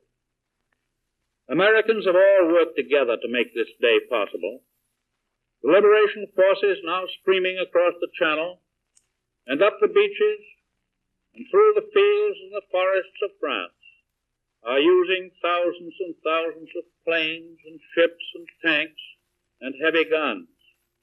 They are carrying with them many thousands of items needed for their dangerous, stupendous undertaking. There is a shortage of nothing. Nothing. And this must continue. What has been done in the United States since those days of 1940, when France fell, in raising and equipping and transporting our fighting forces, and in producing weapons and supplies for war, has been nothing short of a miracle. It was largely due to American teamwork among capital and labor and agriculture, between the armed forces and the civilian economy, indeed, among all of them. And every man or woman or child who bought a war bond helped, and helped mightily. There are still many people in the United States who have not bought war bonds, or who have not bought as many as they can afford. Everyone knows for himself whether he falls into that category or not. In some cases, his neighbors know too. To the consciences of those people, this appeal by the President of the United States is very much in order. For all of the things which we use in this war, everything we send to our fighting allies costs money, a lot of money. One sure way every man, woman, and child can keep faith with those who have given and are giving their lives is to provide the money which is needed to win the final victory. I urge all Americans to buy war bonds without stint. Swell the mighty chorus to bring us nearer to victory.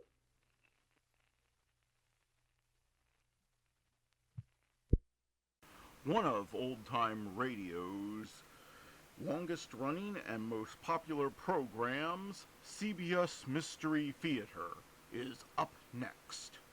The CBS Radio Mystery Theater presents...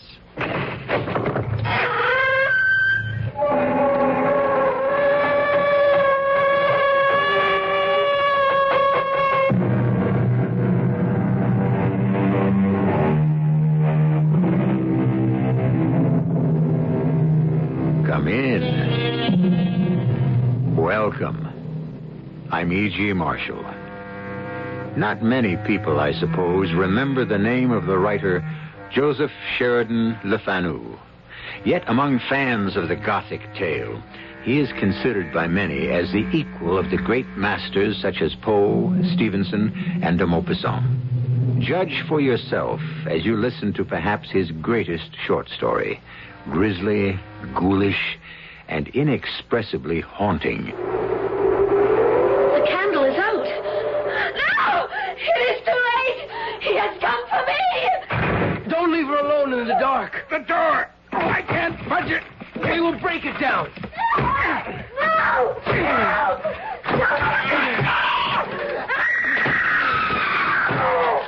She's not in the bed. Hold the lamp higher. She's not in the room. The window. Could she have fallen and jumped? The shutters are closed. The latch still thrown. There. Can you see anything, Shalkin? No, Herr Bookman. The street is empty. The canal is smooth as glass. She's gone. Rose is gone. As if she'd never returned.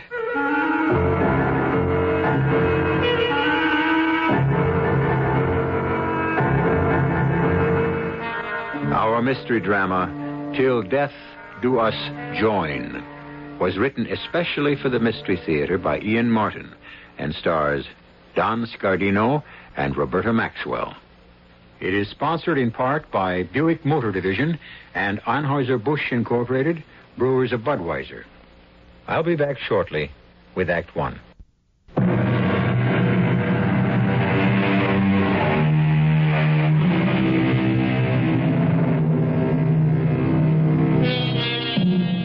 Of all the painting he must have done in his solitary lifetime, there exists today, in remarkable condition, only one canvas of Godfrey Schalkens, pupil of Gerard Bookman, who in turn was a pupil of the great Rembrandt.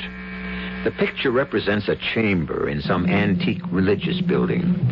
Its foreground is occupied by a young woman of startling beauty, her face illuminated by a strange smile, half lovely half evil. In the background is the shadowy form of a man dressed in the old Flemish fashion, propped up in a coffin, as though in a bed. A fascinating picture, and a chilling one. No one who views it can repress a shudder. Why? On the back of the canvas is a legend, written in cramped longhand by the painter, which may serve to explain why. They think me boorish, rude, and laugh at my slovenly ways and filthy habits. But they buy my pictures, for I am an artist beyond peer. My whole life I have devoted to trying to forget what I once was. The only life I have had is canvas and pigments, and a search for escape in the only fashion I can accomplish it. But once I was young as other men, with a bright future in my chosen profession, full of laughter and joy and madly in love. Oh, there were barriers to overcome, impossible heights to scale, but with the hope and optimism of youth, I knew I could win out. How could I know that a force beyond any human strength would strangle my spirit, twist and deform my soul, and doom me to a lifetime of despair? Rose. We are alone, beloved? All the other students are gone. And Herr Bookman? He left the studio for home less than 5 minutes ago. I know. I only wanted to be sure I had made no mistake. How do you know? I had Jacob, the groom, drive me into Amsterdam today to shop for some silks. On the way back, I had him stop at his favorite beerstube to have a beer and groom the horses, whilst I took a stroll along the canal. I was hoping to catch you alone at the studio, and my prayers were answered when I saw my uncle climb into his carriage and drive off. My dearest one, if only I could declare my love for you openly. Oh, you will be famous very soon, and we are still young. We have time. Every moment spent away from you is an eternity. It is just as bad for me, but for the moment we must live with it. Come, let me see what you have been working on, my genius. No, it is in no shape. I cannot make it come right, and it is still only a sketch. But, Godfrey, you're wrong. The conception is beautiful, and even the freehand outline tells all the world you are a master, or to become one. Tells all the world. Well, perhaps you're right, for you are all my world. If whatever I do satisfies you, it would be reward enough. Oh, no. We must do better than that so that we can have each other. Finish this one as you have started, and I will see that Uncle Gerard gets the canvas to the right places. Once someone buys you, you will become a vogue. I know it. I feel it in my bones. Not in your heart? In my heart, what I feel is my love for a man named Godfrey Schalken. Will I ever be rich enough to make you my wife? Hold me, Godfrey. Hold me very tight. Rose. I want to believe. Help me to. In every way I can. Oh. But what happened? I don't know. A sudden chill, as if... The time. I must go. I would do nothing to set Manea Bookman against us. Why can't I just go to him? No, I beg you. I know my uncle. He would only send you away, and then you would have lost everything. Me, his teaching, your future. Hush, my darling. Trust in God. And let us hope. I love you. I shall always love you. God give you grace. What grace has a God who keeps two lovers apart? Heaven forgive me. I meant it not. But the words had been said and could not be taken back. I turned to my sketch, one of the temptations of St. Anthony by the devil. I set to work and was so busily engaged that an hour or so must have passed. The light was gone. As I sat back, I heard a sort of sniff behind me. A few feet behind me stood the figure of an elderly man in a cloak and a broad-brimmed conical hat. The room was so dark by now that the shadow from his hat obscured his features entirely. But I was impressed, awed at the perfect stone-like stillness of the figure. I'm sorry, I didn't hear you come in. This is the studio of Gerard Bookman. It is. Will you sit, mynheer? No. I wish to talk to him. He has returned to his home some hours past. If you would wish to seek him there... No. Will you see him before tomorrow evening? Oh, yes, sir. I am one of his pupils, and he will be here by late morning to commence his classes. Are you to be trusted with a message? I hope so. Fail to deliver it at your peril.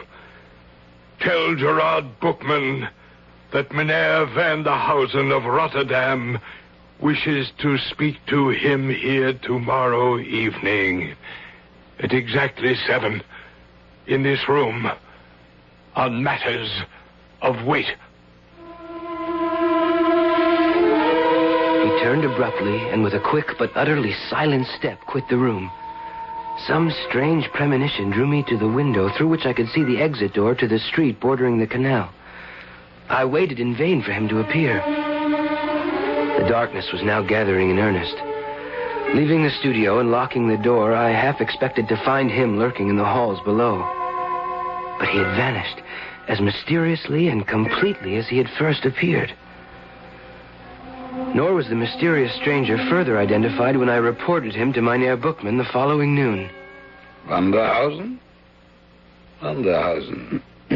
No, name means nothing to me. From Rotterdam, you say? He said. Yes. Well, we shall wait for the appointed hour, and in the meanwhile, to work. I have looked at your sketches on the temptation of St. Anthony. The line, the chiaroscuro, the coloration are acceptable, well done and conceived. But the expressions, it's as if St. Anthony were the devil and the devil the saint. What is your conception? Why? Your Honor, I cannot answer. I do not know. Well, the other pupils are arriving. And let's see if your conception can improve during class studies.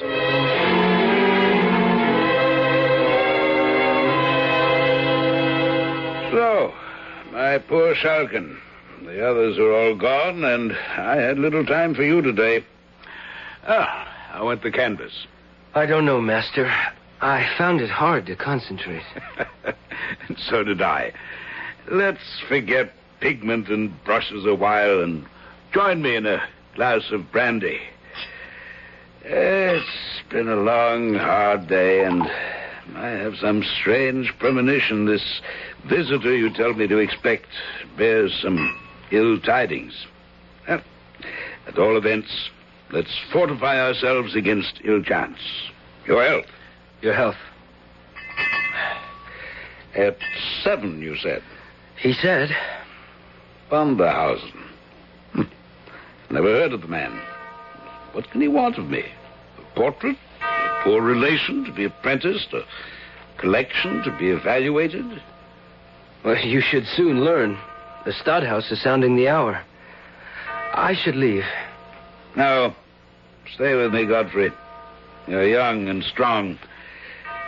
And for some reason, I have a foreboding about this mysterious appointment. Well, the clock has ceased. I shall not wait too long for... He seems to be here, sir. Now go. Let him in. By your leave, young sir.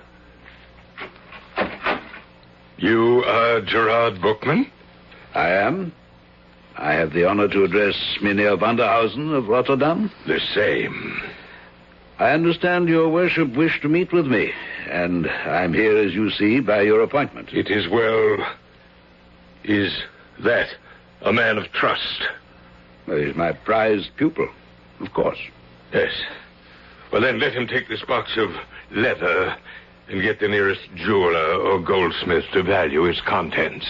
Why? That I will explain to you alone. But I wish him to return with a certificate of the value of the contents. That is a strange request, mynheer. May I ask the reason? When we are alone. And I think Jan Spuyten in the next street will still be open. Godfrey, will you gratify the gentleman's wish? Your wish, sir. I will take as little time as I can. I had in my hands a small leather case, about 9 inches square, surprisingly heavy for its size. I was less curious about its contents than the conversation I was about to miss. If I could even have dreamed of its subject and the consequences. But how could I? Instead of clairvoyance, I reacted normally to my master's order and sought the information I had been asked to get. Who is it? Godfrey Schalken, pupil of Master Gerard Bookman.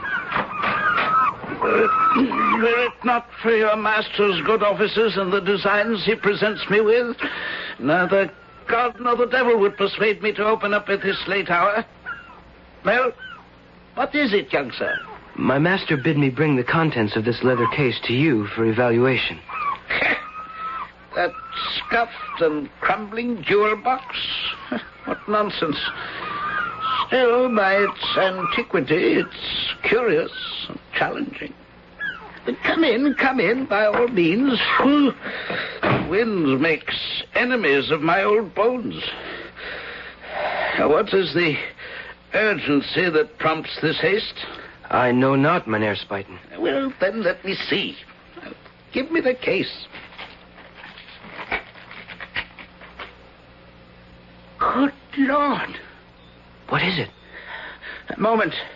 My loop and my scale so I can examine and weigh.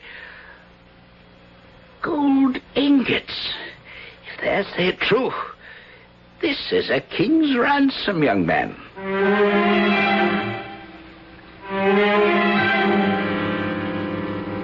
If Godfrey Schalken had only known, or guessed, he might have been tempted to seize the fortune in gold ingots and bury it in Amsterdam's deepest canal.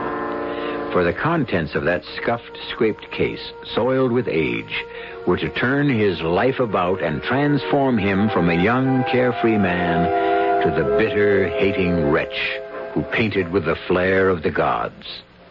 I'll be back shortly with Act 2.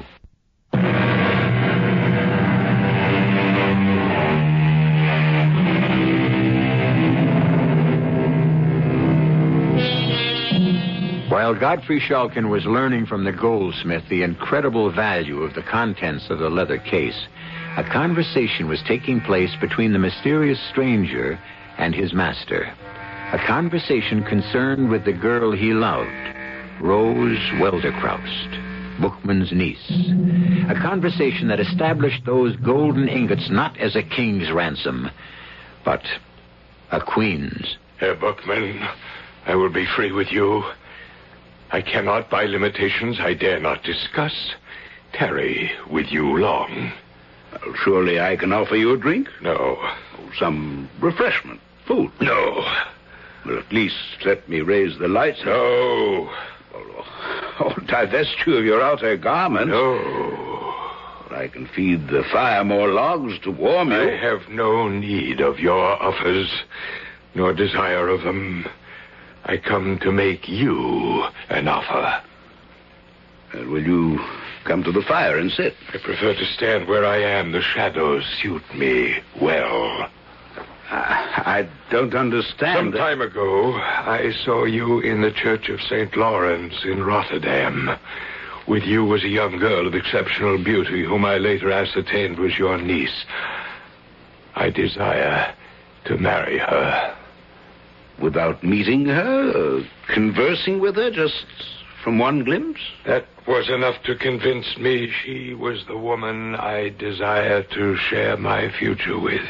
But Rose... If I can satisfy you that I am wealthier than any husband you could ever dream for her, I expect that you, Herr Bookman, will forward my suit with your authority, and I must add that if you are to approve my proposal, it must be here and now, for I can brook no delays. You're extremely arbitrary, Mynheer. I am constrained to be. I offer no apology. I did not ask for one. You might reasonably have. My circumstances are such that I have none to offer. Well, you must be aware that my niece has a will of her own and may not acquiesce in what we may design for her advantage. The young man I sent out with a packet will return shortly. That will prove the evidence of my wealth and security for your niece's life. I promise you it will be 10 times the fortune she could expect. All of it, in the interest that accrues, shall be hers as long as she lives. Can I be more liberal? Well, if what you tell me is true, of course not. As to my respectability, you must take that for granted, at least for the present. I buy my name and reputation with what you're about to discover about me. My wealth. You must give me a moment to think. I remind you again, my time is limited. I will not pledge myself unnecessarily. But you will if it is necessary, and I consider it so. A testy old gentleman determined to have his own way, eh? Why, those were the very words that you were thinking, I know. You also thought to yourself, all things considered, I'm not justified in declining the offer if the gold involved is satisfactory. Am I correct?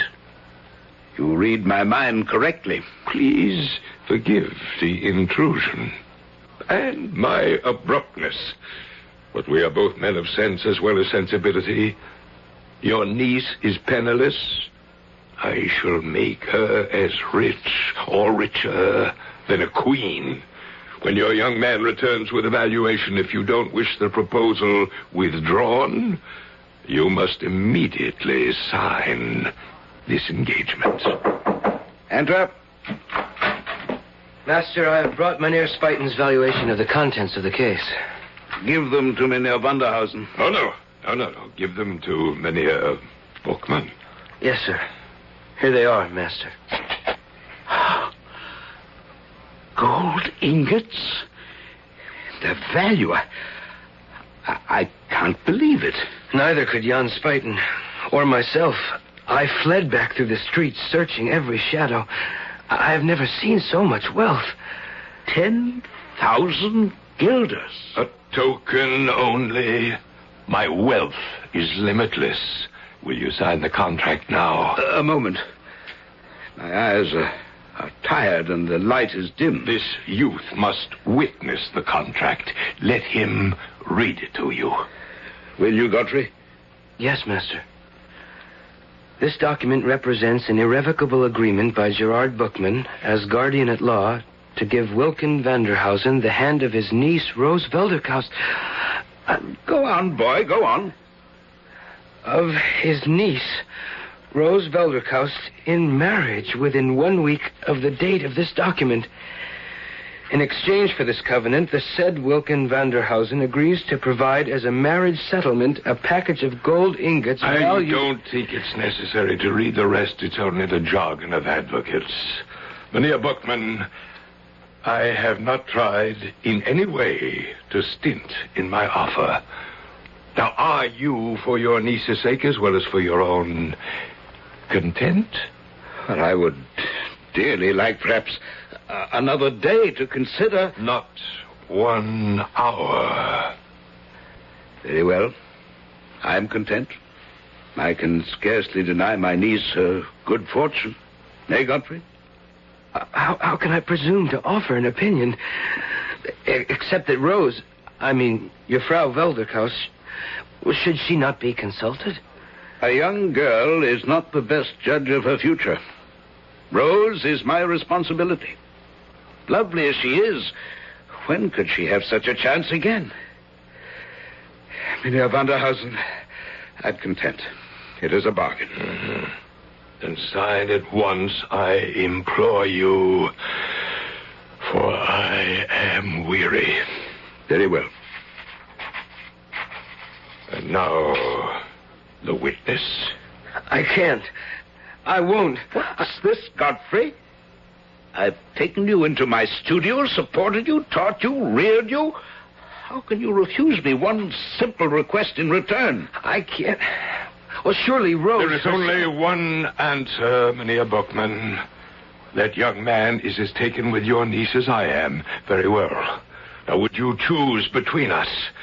Must we find another witness, or do I take my document and vanish from your life? Godfrey, how can you think of Rose? You, a painter, an artist. You have your own dedication in a field which may leave you penniless for the rest of your life. If you do truly love Rose, how can you deny her this opportunity? I love her more than life itself. I want only her happiness. Then sign. Master, there is Rose herself. Rose is not yet ready to know her own mind. I am her guardian. It's my duty to secure her future. If you love my niece, you'll realize it's in her own best interests. Because I love her, then, I sign. It is well. I will take the contract, and you keep the gold. I shall visit you at your house tomorrow night at 9 o'clock, my good Mynheer Bookman, to meet formally with the object of the contract. Again, stiffly, but with the same rapid movement, the shadowed figure was gone so swiftly I had no time to open the door for him. Again, the same unnamed fear drove me to the window to watch for his exit down below. And again, his movement must have been so rapid that I failed to see him leave and enter the street. Godfrey? Yes, Master. I'm sorry. I didn't know that you'd formed an attachment to my niece. I have no right to. And I'm glad you're sensible of that. A painter, it's an uneasy life of sacrifice and, most of the time, poverty. So I shall hold my peace till the appointment a week from now. And you will join us at dinner. Must I? It will be better for all of us to face and accept the future.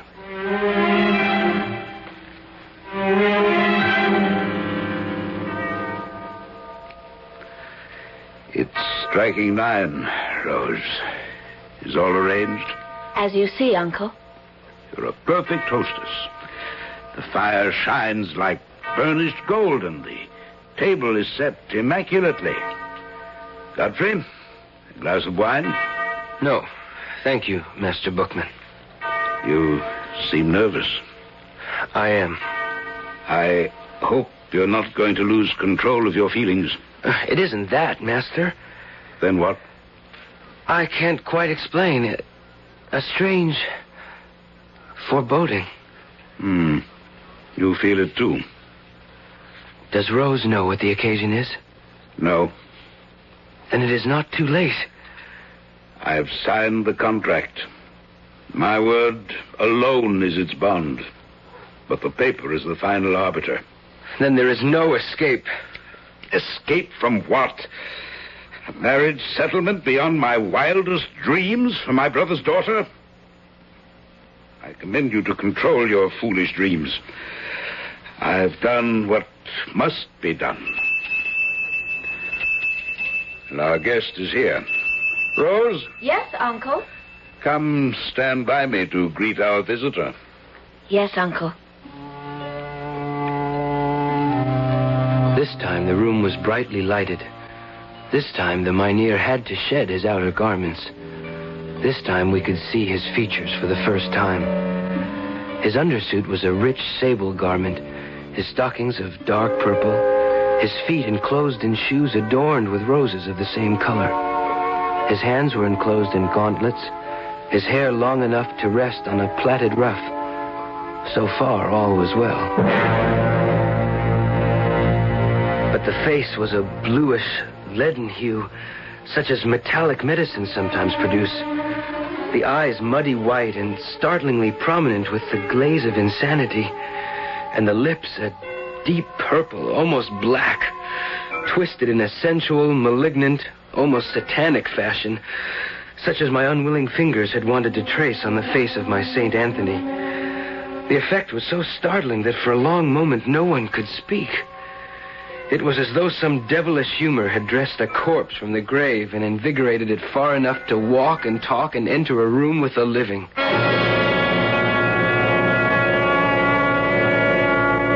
One must admit, of course, that Shalkin could scarcely see his rival, or to be more truthful, the man who had stolen his beloved from him, in the best light. The painter's eye tends to exaggerate, or at least translate the human figure into his own design. And jealousy is a poor measure for judgment. When we return shortly with Act 3, we will be able to make our own assessment of this strange and devious story.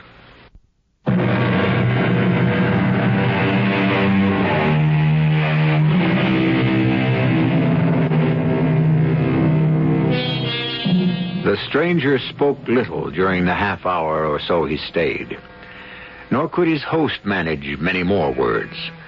Such, indeed, was the nervous terror that Vanderhausen inspired, that it was an effort not to fly in panic from the room.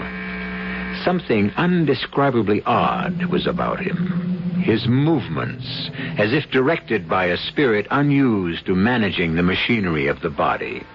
And two things were remarked by all: the fact that his eyelids never closed, and that his chest was motionless, unstirred by the process of respiration. It was with a feeling of infinite relief for all when the door finally closed behind him. Oh, thank God. Are you all right, Rose? No. I feel as chilled as someone with fever. My dear, don't exaggerate. I don't. He's a frightful man. I wouldn't see him ever again for all the wealth in the world. Don't be a foolish girl. A man may be as ugly as the devil, but if his heart is good and his actions match it, he's worth more than some handsome puppy with neither brains nor prospect. I don't want to talk about him anymore. But we must. The man is wealthy, liberal, and withal good-hearted. He has sued for you as his bride. His bride? It is my duty to see you well bestowed. I promised your father on his deathbed that I would make sure of that. Uncle, not that man. Enough for tonight. There are no decisions to make beyond the fact that it is time to retire. Godfrey, I shall see you in the morning. Yes, Master. Good night, Jufrau Welderkaust. No need to be so formal. Rose. And good night, Godfrey. Don't look so troubled. Nothing has changed. My walk home will be lighted by that knowledge. Good night, Master Bookman. Good night, my boy. And remember, you're an apprentice painter.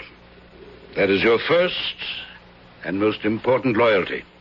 I am acutely aware of where I stand, Herr Bookman. Good night. Why were you so severe with him, Uncle? Because we live in a world of reality. What do you mean? Do you realize that Mynheer Vanderhausen, who visited us tonight, has guaranteed you 10,000 guilders of your own as an earnest of his love and admiration for you? I have them here. 10,000 guilders? It's his way of saying how much he loves you. Love, for all its charms, is not the most important thing in the world. You will marry Mynheer Vanderhausen according to the contract. The mood of hope that my beloved had kindled in me barely lasted till my return home to the bare and cheerless garret I lived in. Even if in my sleepless, bed-tossed night I might have held to some grain of hope, the next day would have dispelled them forever had I been at the Bookman house. Another tradesman's wagon. What can it be now? I can't wait to see. Oh, Uncle, did you ever see such riches? Never. Look at this scarlet domino. How could he know it would be just the right length? Feel the richness of the velvet. And trimmed in white ermine, even to the hood. Oh, I'd love to paint you in that. The hood framing your face. You're all beauty. What woman would not be in such a cloak? If only Minea Vanderhausen... Hush. Leave his appearance alone. You'll soon accustom yourself to it. Slippers in every color. A casket of jewels fit for an empress. This white pure silk for my wedding gown. And the lace for my veil and train. Oh, Uncle, was any man ever so generous? Only the beginning, Rose. Whatever doubts I might have had, I think I've chosen your future well. And I, too, dear Uncle. I will put Godfrey from my mind. In fact, he is already fading. Look at this necklace. This emerald pin. Oh, thanks to you, dear Uncle. I may be the luckiest girl in the world.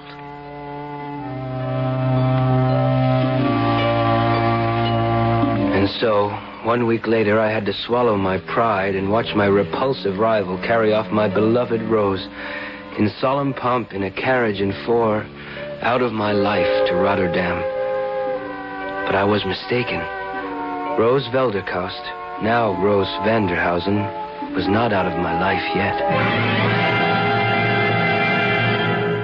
And I brought you home, my boy, to sup with me because I'm worried. And I've no one else to turn to. You may always count on me, Master. In all things, I know. In particular, this one.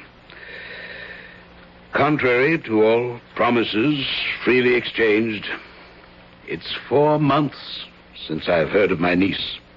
Not one word. I'm too old to travel. Will you then be my emissary and take this letter to the Boomkey to inquire after my niece? If you desire me to. I do. You shall stay the night and take the coach for Rotterdam on the morn.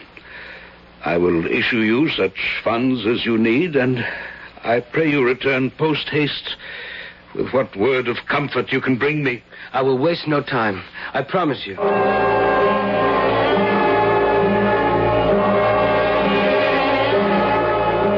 I left not a house in the Boomkey untried, Master, but no one had ever heard of Mynheer Vanderhausen. Well, then where is my niece? I cannot tell. One thing I did when I returned to Amsterdam, I went to the establishment from which the coach and four was hired to take Rose and her bridegroom to Rotterdam. It's clever of you. And yes? The driver reported that late in the evening, before they entered the city, a small party of men, dressed in the old-fashioned with peaked beards and pointed mustaches, standing in the center of the road, stopped the coach. Highway robbers? Apparently not. Mynheer Vanderhausen seemed to have expected them, and he handed Rose down from the carriage and into an ornate, hand-carved but ancient litter, which the men lifted and bore off into the night. The driver making no attempt to stop them? No, since there was threat of force. All was as if it had been arranged, except... Except what? Except that Rose was weeping bitterly. Oh, dear Lord. What have I done? What can I do to reach her or help her? Jacob has already retired. See who that is, boy. At once, Master. Rose! Oh. Dearest Rose, what is it? Wine! Wine, quickly, or I am lost. Master, she is distraught. Oh, Rose, my dearest, here, drink. No food. Please, God, at once, or I perish. I'll cut some meat. Give it all to me. Send for a priest with all haste. Or in spite of all, I am not safe until he comes. Send for him speedily, or I am lost forever. The dead and the living can never be one. God has forbid it. Up the stairs, quickly, Father. She is in terrible straits. Help me! Forgive me! No! He's here! Godfrey, throw your sword! Protect me! Where, Rose? Where? There, in the anteroom with you and the priest. Stand aside, Father. Hold the lamp high. Let me see in the shadows. Go down, I beg you! Do not leave my bedside! Only to bring you the priest. Don't be afraid. Father Dowsell, myself, and Godfrey are only a few steps from your bed. Oh, God, help me, whom I have no right to ask. Oh, the candle is out. It is too late. He has come for me. Don't leave her alone in there. The door. I can't budge it. We will break it down. No, Doctor, no! She's not in the bed. Hold the lamp higher. She's not in the room. The window. Could she have jumped or fallen? They're shut fast. The latch is still thrown. There. Can you see anything? The street is empty. The canal is smooth as glass. She's gone. Rose is gone. As if she'd never returned. The days that followed are shady and insubstantial in my mind. Half crazed with grief, and at Herr Bookman's remorseful request, I returned to Rotterdam, to the chapel of St. Anthony, where Vanderhausen had first seen Rose. It was after evening vespers, and I was travel-worn and soul-weary. When the worshippers left, I remained alone in the church, and I must have fallen asleep. I was awakened by a soft touch on my shoulder, and awakened to see Rose. Rose. I want you to forget me, Godfrey, and know that I am content and free from sin at last. Come with me. She led me by the hand, a lamp in her hand, down a flight of steps into the vaults below. The music faded, and there was only the sound of our footsteps echoing on the stone. Where are you taking me? To where I have found rest. Enter.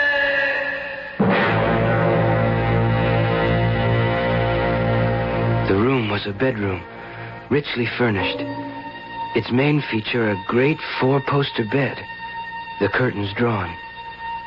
She crossed to them, smiling, and said, You see, we are united at last, my husband and I. Sitting bolt upright on the bed, held in its position by the pillows, was Mynheer Vanderhausen. The costume I recognized. The face, what was left of it, was still livid as I had first seen it. But by now the bones showed through the decayed flesh. The hands were little more than the claws of a skeleton. Exhausted as I was, overcome by emotion, the room suddenly swayed, and I lost consciousness.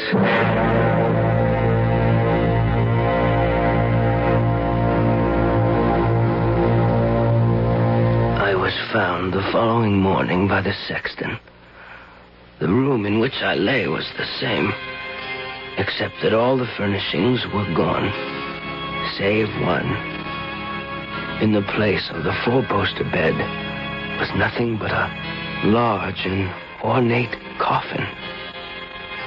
I rubbed the dust from the nameplate, which read, Mynheer Winkel Vanderhausen, 1606 to 1669. The man had been dead long before Rose Velderkaust or myself were born. Her uncle and I allowed her to marry herself to a corpse.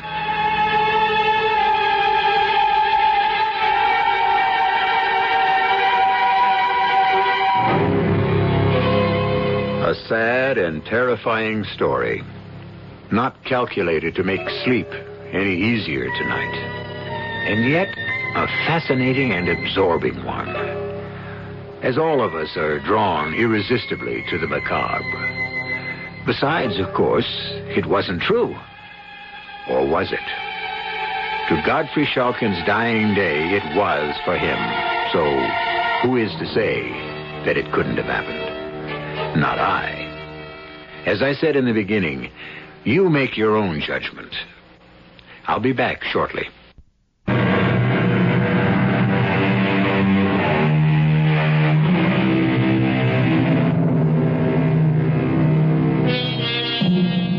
Shulkin became a kind of living corpse who lived only through his paintings. But in spite of his success, he was recluse enough to insist on mixing his own pigments, which, alas, were not stable enough to stand the wear of time. So only the one canvas I mentioned remains.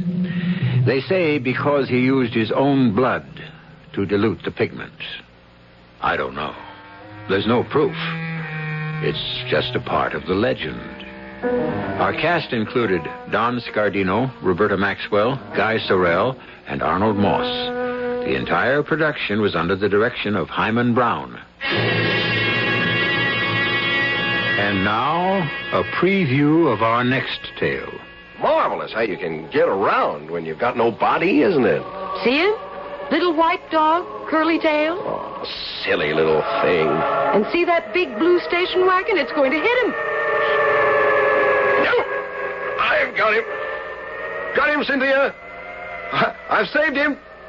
He'll probably get run over anyhow one of these days. No, he won't. No, he won't. I'm going to keep my eye on him. What about all the others? Them too. And cats and people and everybody. Oh, Cynthia, why did it take me so long to find out what I was born to do? I could have spent my whole life doing this. Cynthia, my afterlife is going to be 100 times more exciting than my life ever was. Radio Mystery Theater was sponsored in part by Anheuser-Busch Incorporated, Brewers of Budweiser, and Buick Motor Division. This is E.G. Marshall inviting you to return to our Mystery Theater for another adventure in the macabre. Until next time, pleasant dreams.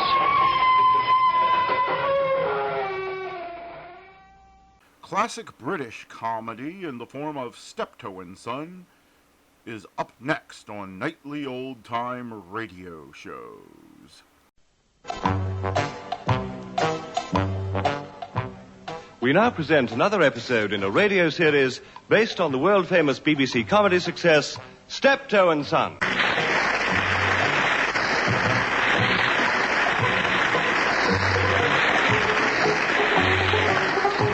With Harry H. Corbett as Harold. All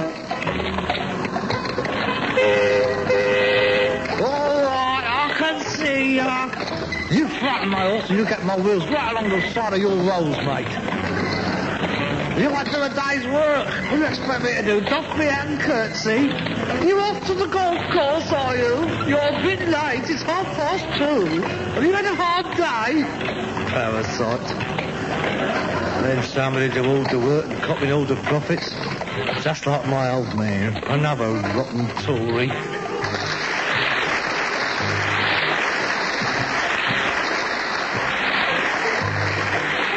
And Wilfred Bramble as Albert. Delusions of grandeur, that's what it is. Them long-haired intellectual layabouts filling him up with daft ideas all about men being equal. And now he's sticking all them posters over my house. Let's go with Labour. Yeah. Why don't they leave the running of the country to them that's been trained for it? Now, let's get that lot down. And this lot up. Vote Carter Brown, your Conservative candidate.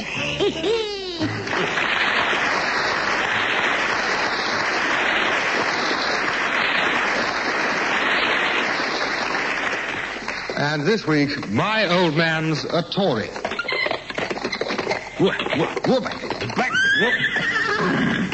Oh, God. Look at that. Vote for Carter Brown. I'll murder him when that lot's coming down for a start. Run! Come out here, you horrible, loathsome little wart. I know you're in there. Where are you hiding? Come out! Come out! Do you want me, Harold? What have you done with my Vote Labour posters? I've torn them down and torn them up and hung them up in the carsy. Did you leave my posters alone? I'll bash your head in with this golf club. Come here. Come here. That's it. Go on. Use violence. Typical. That suits you, that does. That's the picture they ought to see. The local commissar club in hand, canvassing for votes. That's better. You're quite right. I'm sorry. I don't need cudgels to back up my beliefs. I shall be able to demolish any one of your arguments by sheer intellectualism. That'll be the day. I have a built-in advantage over you. Because, you see, whereas my beliefs is sincerely held, the result of years of observation, deep thought and rationalisation, your particular brand of squalid, nasty, antisocial opinion are directly attributable to a basic desire to get right up my shonker. Yeah, get stuff. Oh, hello. Oh, hello. Here's the public school coming out in him again. Don't you try to tell me why I think the way I do. I've been a Tory ever since I left school. When you was 8, wasn't it? They used to poke you up the chimneys, didn't they? No, they didn't. And I didn't leave school until I was 10. Compulsory education to the age of 10? Oh, the mind boggles. Oh, Father, I really fail to understand why you chose this profession. I mean, surely with an education like that you've got behind you, it was a toss-up between the church, the army, or the foreign office. I mean, just think, you might have been Britain's ambassador at the United Nations. Would have been at war with a lot of them by now. You lot make me sick. You want it all on a plate, don't you? You don't want to work. You want the government to do it all for you. Well, you ain't done so bad out of us. You wouldn't have had a set of choppers if it hadn't been for my party. I'd still be cutting up your food for you. God, look at the stuff you've had for nothing. Since 1948. Blood, hair, teeth, glasses, bones, and a backside full of drugs. God, blimey, you would have been dead years ago if it hadn't been for us. That is the only thing I've got against the Labour Party, that is. I can't understand people like you. You ain't got two halfpennies to rub together and it goes around shouting hands off the stock exchange. Well, I'll tell you, if you help to put them in our council, you'll want your brains tested. 5 minutes after they finish counting the votes, the rates will be put up. You mark my words. Oh, well, if that is the level that the argument is going to descend to, I'm afraid I cannot be bothered. I'm going indoors. Don't like to hear the truth, do you? I would be grateful if you would in future refrain from putting these ludicrous slogans all over the house. I mean, it is not customary to see votes Conservative plastered all over the Labour Party committee rooms.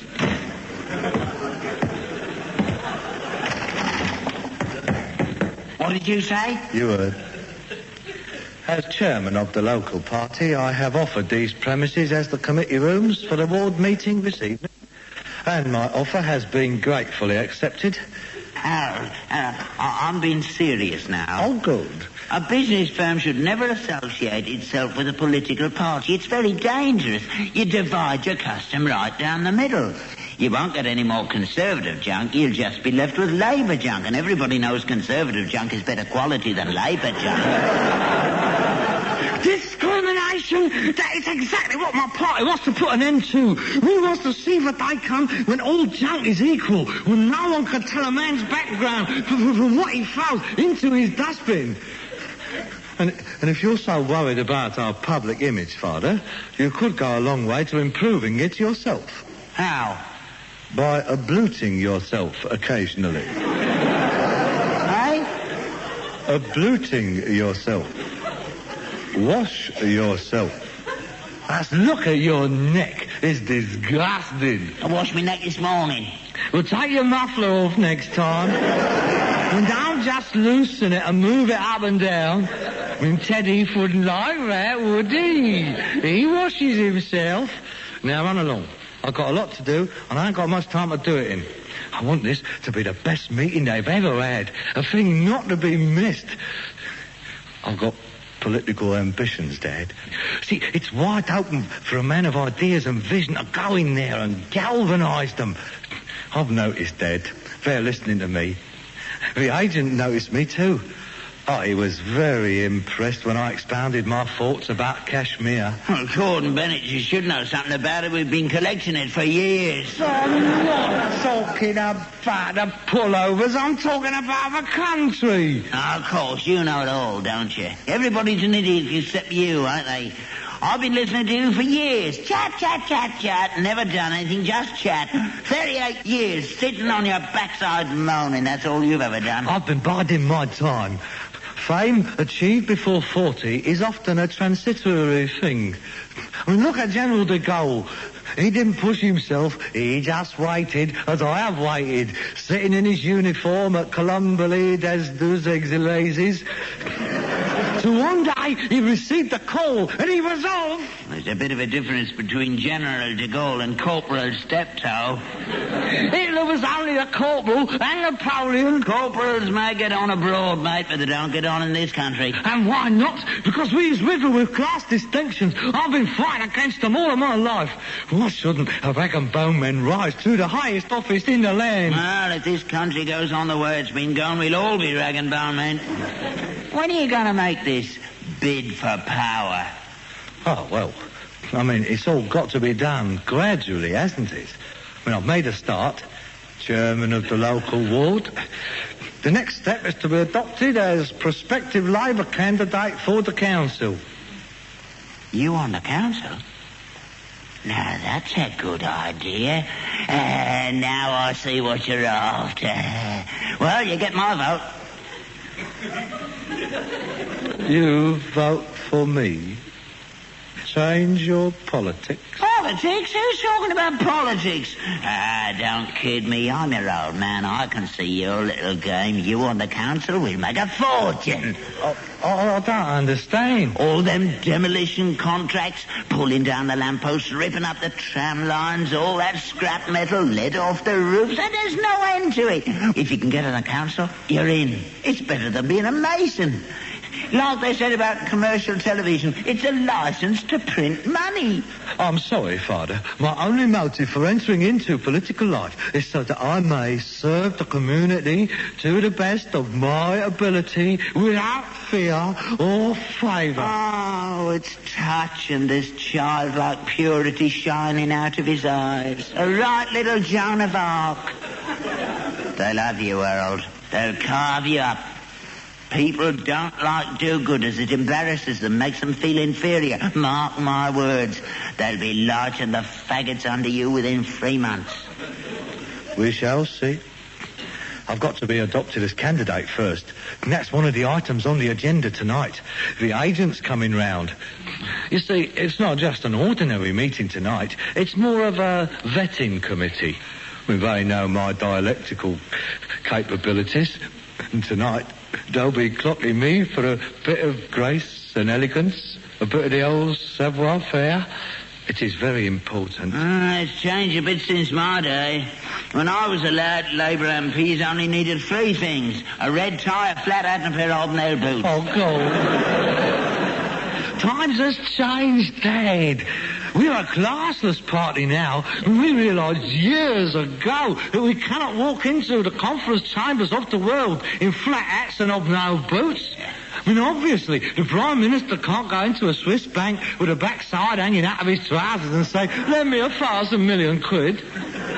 You see, Dad, I'm not interested in making a few bob, in being on the council. That is just a stepping stone. I've got to get myself a reputation. I've got to get to know important people. Yeah? And I shall start by holding political soirees here. I shall invite MPs round for working breakfasts.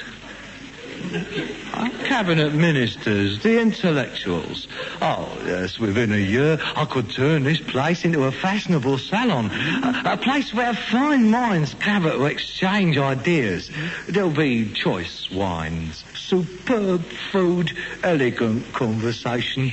Theories will be propounded and decisions will be made here in this very room. It'll become such a powerhouse of intellectual thought and political thinking that people like C.P. Snow and Malcolm Muggeridge will be busting a gut to get in. I see smart gatherings will be more like the pre-war Clevedon set. Lady Astor's place, the weekend house parties, the... Oh, yeah, there'll be plenty for them to do here. Table tennis, rat hunting. I can see you all now, going for long tramps across the yard, deep in intellectual conversation and horse manure. I don't know why I waste my time. You'll never understand me. I don't think there's another father and son in the whole world with less rapport than us. I'm going to get washed and changed. Yeah. But I must get everything set up for the meeting. And you may as well resign yourself to the fact that by the end of the evening, I shall be the candidate for the Ravensbury ward. He sounds more like a candidate for the psychiatric ward.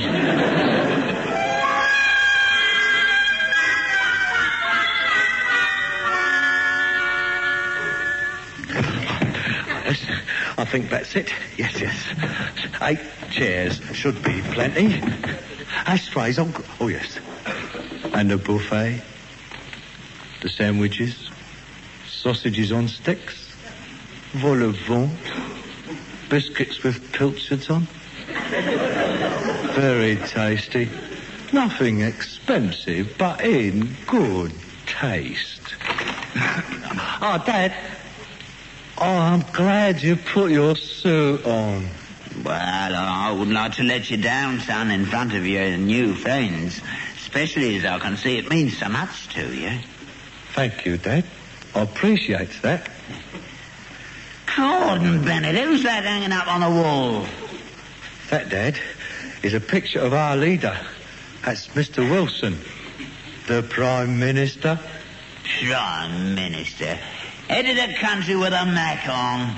Doesn't he ever go out unless it's raining? I've never seen him without one. I suppose it's to cover up those rotten suits he wears. I shall just ignore you, Father. I do have a lot to do. I see you got your raincoat on too, indoors. And a pipe. A bungalow in the Scilly Isles and you'll have it all, won't you? Oh, that'll be them now. Good evening, comrades. Do come in. Good evening. Good evening. Good evening, Mr. Stonelake. I'm so glad you could come to our meeting. I know how busy you agents is. Well, it's a very busy time campaigning, but it's so important we should decide on the right candidate. Oh, quite. I do so agree. Would you all care to step this way? Thank you. Would you all care to step this way? This is my father.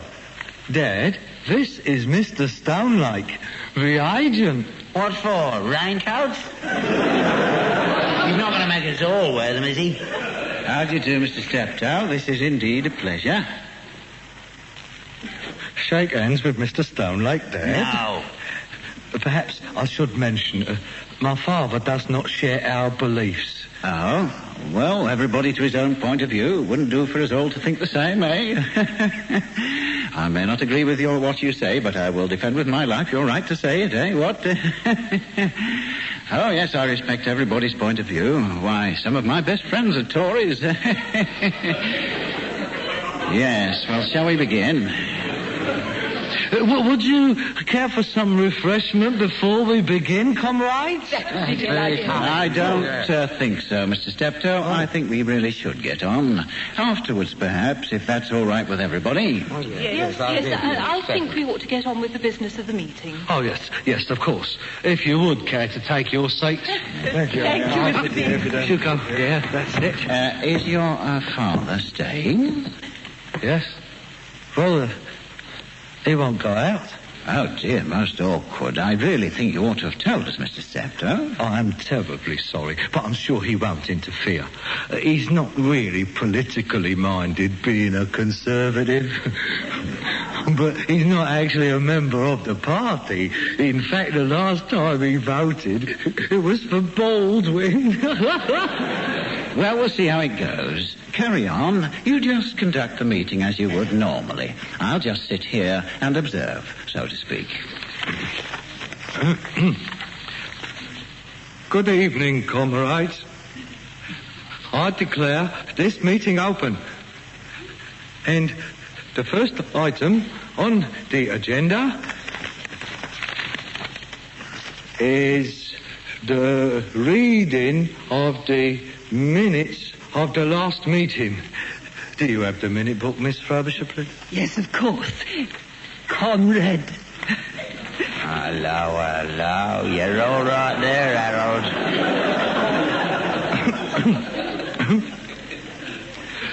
Minutes of a meeting of the Ravensbury Ward Committee on Thursday, the 17th of September, held at number 32 Oildrum Lane.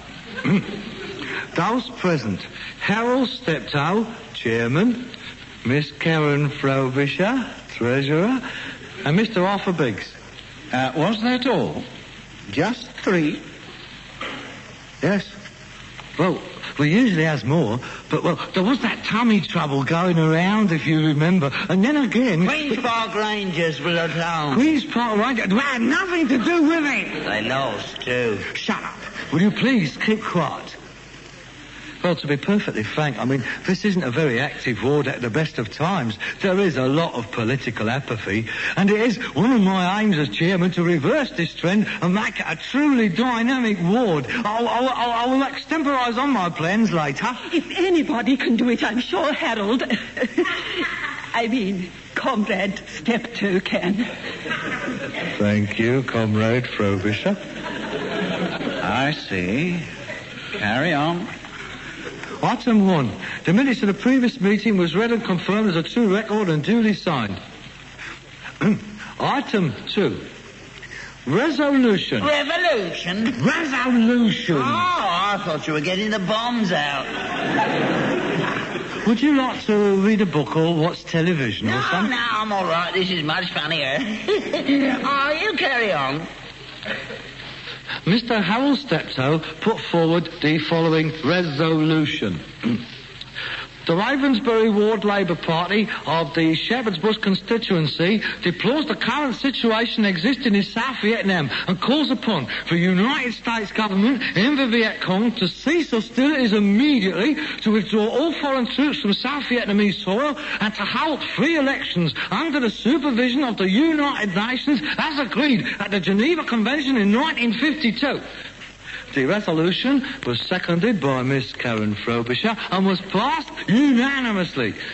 Copies of the resolution were sent to Mr. Harold Wilson in London, President Johnson in Washington, Mr. Kozygin in Moscow, Ho Chi Minh in Hanoi, Mao Zedong in Peking, and Yu Than at the United Nations. As yet, we have not received any replies.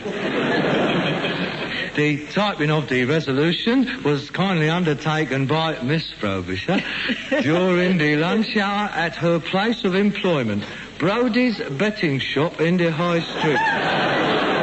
The meeting was terminated at 9:05. May I have a proposal that I should sign these minutes as a true record? Proposed.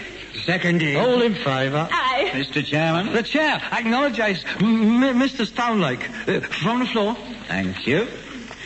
As the official representative of the Labour Party executive at this meeting, I am bound to say that I feel you acted rather hastily in sending this resolution to the world leaders. Official party policy on South Vietnam is quite clear. And any independent declaration such as this can only serve to embarrass Her Majesty's government. I feel I must point out that the resolution clearly reflected the mood of that meeting. All 3 of you? Yes. I see. Carry on. Item 2 on the agenda. A report on the recent canvass undertaken in this ward. I call upon the ward secretary, Miss Bromley. Mr. Chairman, I am pleased to inform the meeting that the canvass returns are most encouraging. In Khartoum Avenue alone, there has been a 28% swing to Labour since the last canvass. That is most encouraging. A 28% swing. Why, if that swing was maintained throughout the country in a general election, we'd get in by over 680 seats. That is remarkable. Very remarkable. There are only 620 seats to be contested. Oh, yes. 620. Carry on. Well, I think we must agree that these results from Khartoum Avenue do reflect the effectiveness of our campaign in the ward. I mean, after all, a 28% swing. Yes. As a matter of interest, I have the Conservative canvass figures here. Here we are, Khartoum Avenue, a 27% swing to the Conservatives, and the Liberals report a 29.5 swing to them, and even the moral rearmament candidate is looking to 20% of the vote. That's impossible. I mean, our figures is correct. I went round canvassing myself. What night did you go round? Monday. Oh, there you are then, Z cars. They'll say yes to anybody while that's on. Get rid of them. That's not true. I'm afraid your father is quite right. Experience will teach you not to base everything on your canvass returns. Carry on. Item 3 on the agenda. The adoption of a candidate for the forthcoming council elections. May I have your nominations, please? I nominate our chairman, Harold Steptoe.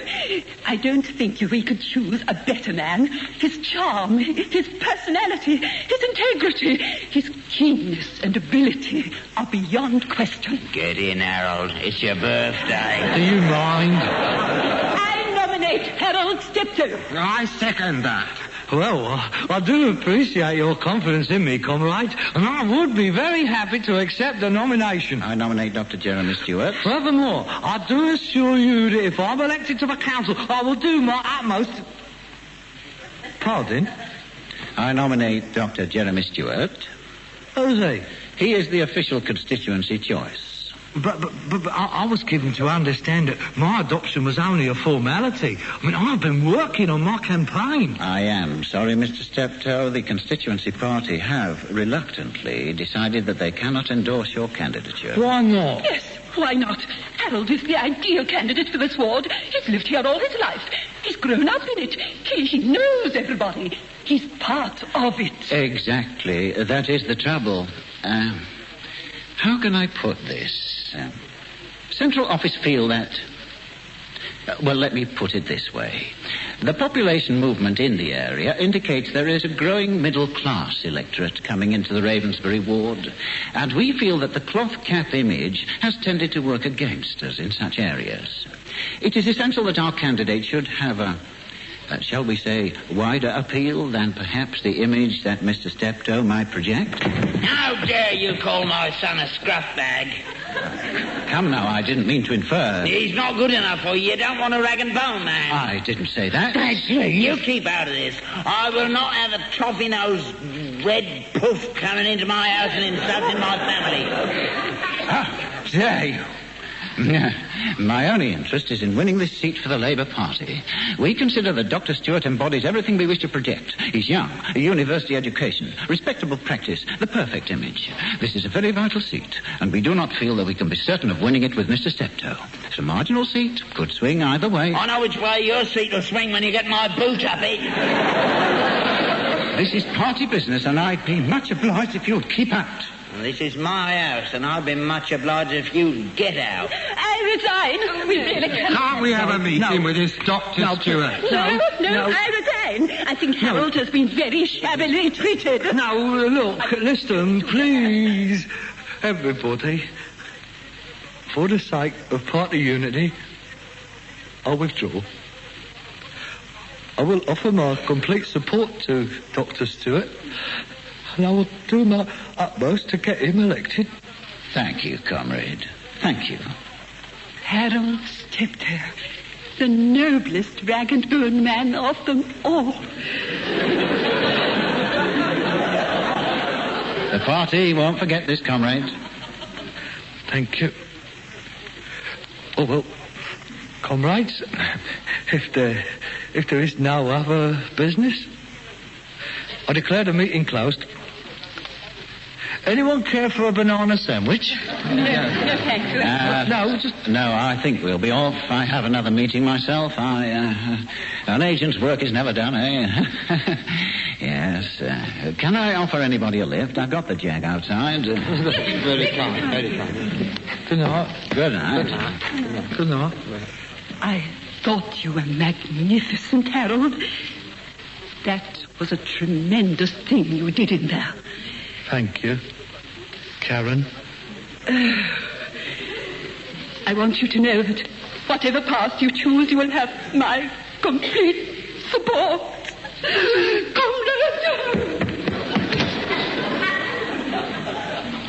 Well, what price party politics now? What do you mean? You soon got the old heave-ho, didn't you? So much for we're all equal, only some is more equal than others. Disillusioned, are you? No, of course not. No, it was a majority decision at head office, and we must abide by it. Abide by my... No, you don't understand, do you? It's not just a party, Dad. It's a way of life. Oh, politically naive you are. Me? What about you? Look at him on the wall, all there, smug and snug in his raincoat. He was against the bomb when Gatesker was in. Now he's all for it. We can't walk naked into the conference chambers of the world. And why did you cancel the TSR2? You cancelled it for all we did for 2 years, then you brought it back again. Out of date. And what about the Blue Street? But what about the Blue Street? Yeah, well, what about it? Why don't you get your facts right, mate? Well, yeah, what about these two away? Leaving up my friend.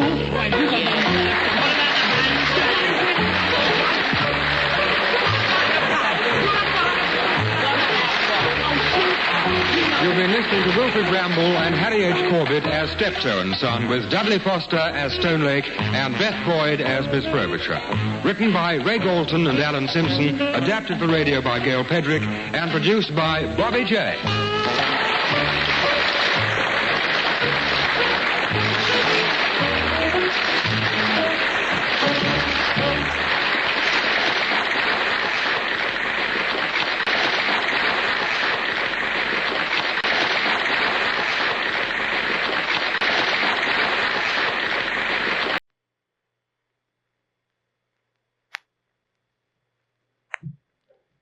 Ladies and gentlemen, the President of the United States. My fellow Americans, over a year and a half ago, I said this to the Congress. The militarists in Berlin and Rome and Tokyo started this war, but the massed, angered forces of common humanity will finish it. Today, that prophecy is in the process of being fulfilled. The massed, angered forces of common humanity are on the march.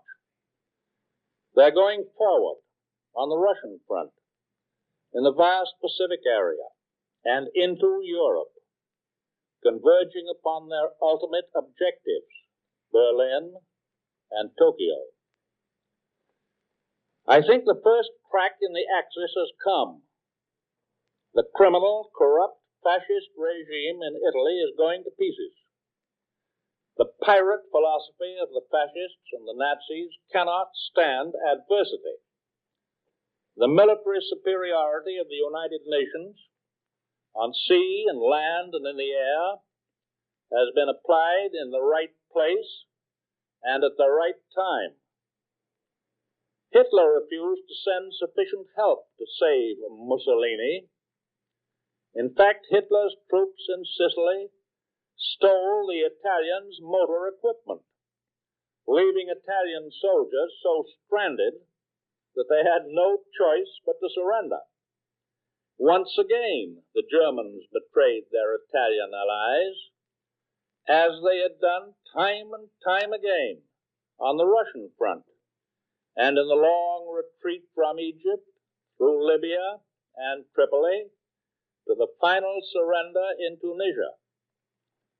And so Mussolini came to the reluctant conclusion that the jig was up. He could see the shadow of the long arm of justice. But he and his fascist gang will be brought to book and punished for their crimes against humanity. No criminal will be allowed to escape by the expedient of resignation. So our terms to Italy are still the same as our terms to Germany and Japan: unconditional surrender. We will have no truck with fascism in any way, in any shape or manner. We will permit no vestige of fascism to remain. Eventually, Italy will reconstitute herself. It will be the people of Italy who will do that, choosing their own government in accordance with the basic democratic principles of liberty and equality. In the meantime, the United Nations will not follow the pattern set by Mussolini and Hitler and the Japanese for the treatment of occupied countries, the pattern of pillage and starvation. We're already helping the Italian people in Sicily. With their cordial cooperation, we are establishing and maintaining security and order. We are dissolving the organizations which have kept them under fascist tyranny. We are providing them with the necessities of life until the time comes when they can fully provide for themselves. Indeed, the people in Sicily today are rejoicing in the fact that for the first time in years, they are permitted to enjoy the fruits of their own labor. They can eat what they themselves grow, instead of having it stolen from them by the fascists and the Nazis. In every country conquered by the fascists and the Nazis or the Japanese militarists, the people have been reduced to the status of slaves or chattels. It is our determination to restore these conquered peoples to the dignity of human beings, masters of their own fate, entitled to freedom of speech, freedom of religion, freedom from want, and freedom from fear. We have started to make good on that promise. I am sorry if I step on the toes of those Americans who, playing party politics at home, call that kind of foreign policy crazy altruism and starry-eyed dreaming. Meanwhile, the war in Sicily and Italy goes on.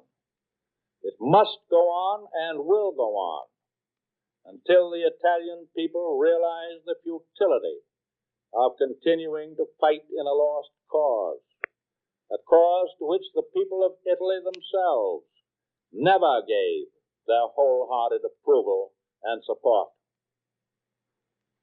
It's a little over a year since we planned the North African campaign. It is 6 months since we planned the Sicilian campaign.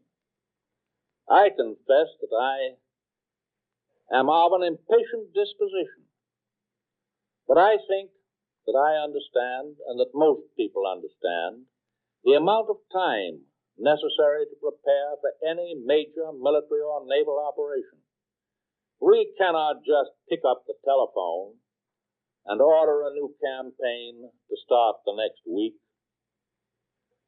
For example, behind the invasion forces in North Africa, the invasion forces that went out of North Africa, were thousands of ships and planes guarding the long, perilous sea lanes, carrying the men, carrying the equipment and the supplies to the point of attack.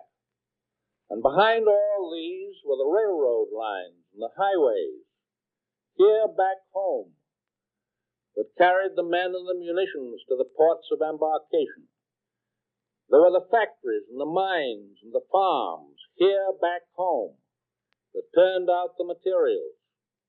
There were the training camps here back home where the men learned how to perform the strange and difficult and dangerous tasks which were to meet them on the beaches and in the deserts and in the mountains.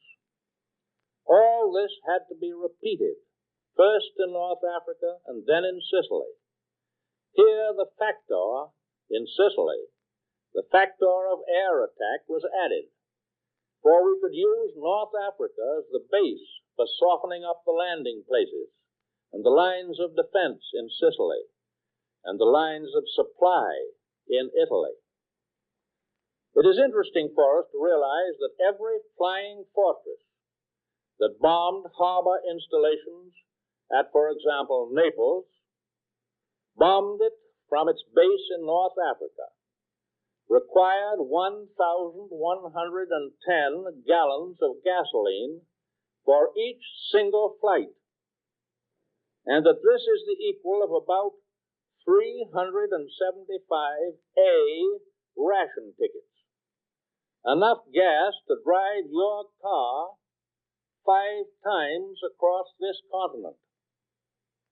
You will better understand your part in the war and what gasoline rationing means if you multiply this by the gasoline needs of thousands of planes and hundreds of thousands of jeeps and trucks and tanks that are now serving overseas. I think that the personal convenience of the individual or the individual family back home here in the United States will appear somewhat less important when I tell you that the initial assault force on Sicily involved 3,000 ships, which carried 160,000 men, Americans, British, Canadians, and French, together with 14,000 vehicles, 600 tanks, and 1,800 guns.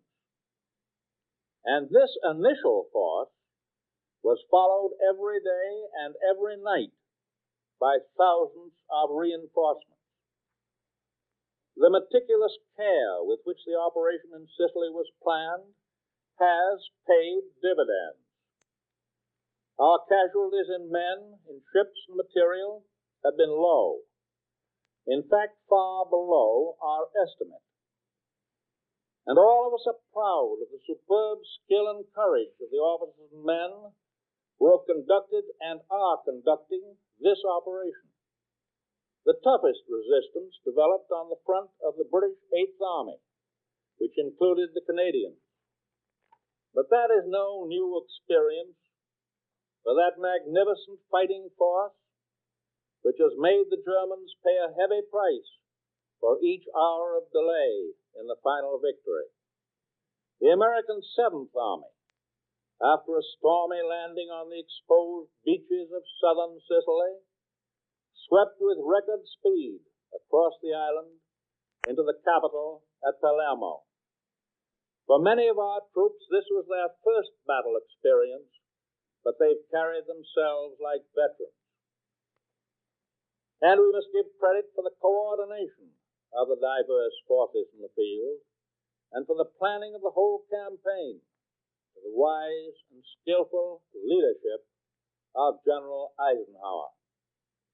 Admiral Cunningham, General Alexander, and Air Marshal Tedder have been towers of strength in handling the complex details of naval and ground and air activities.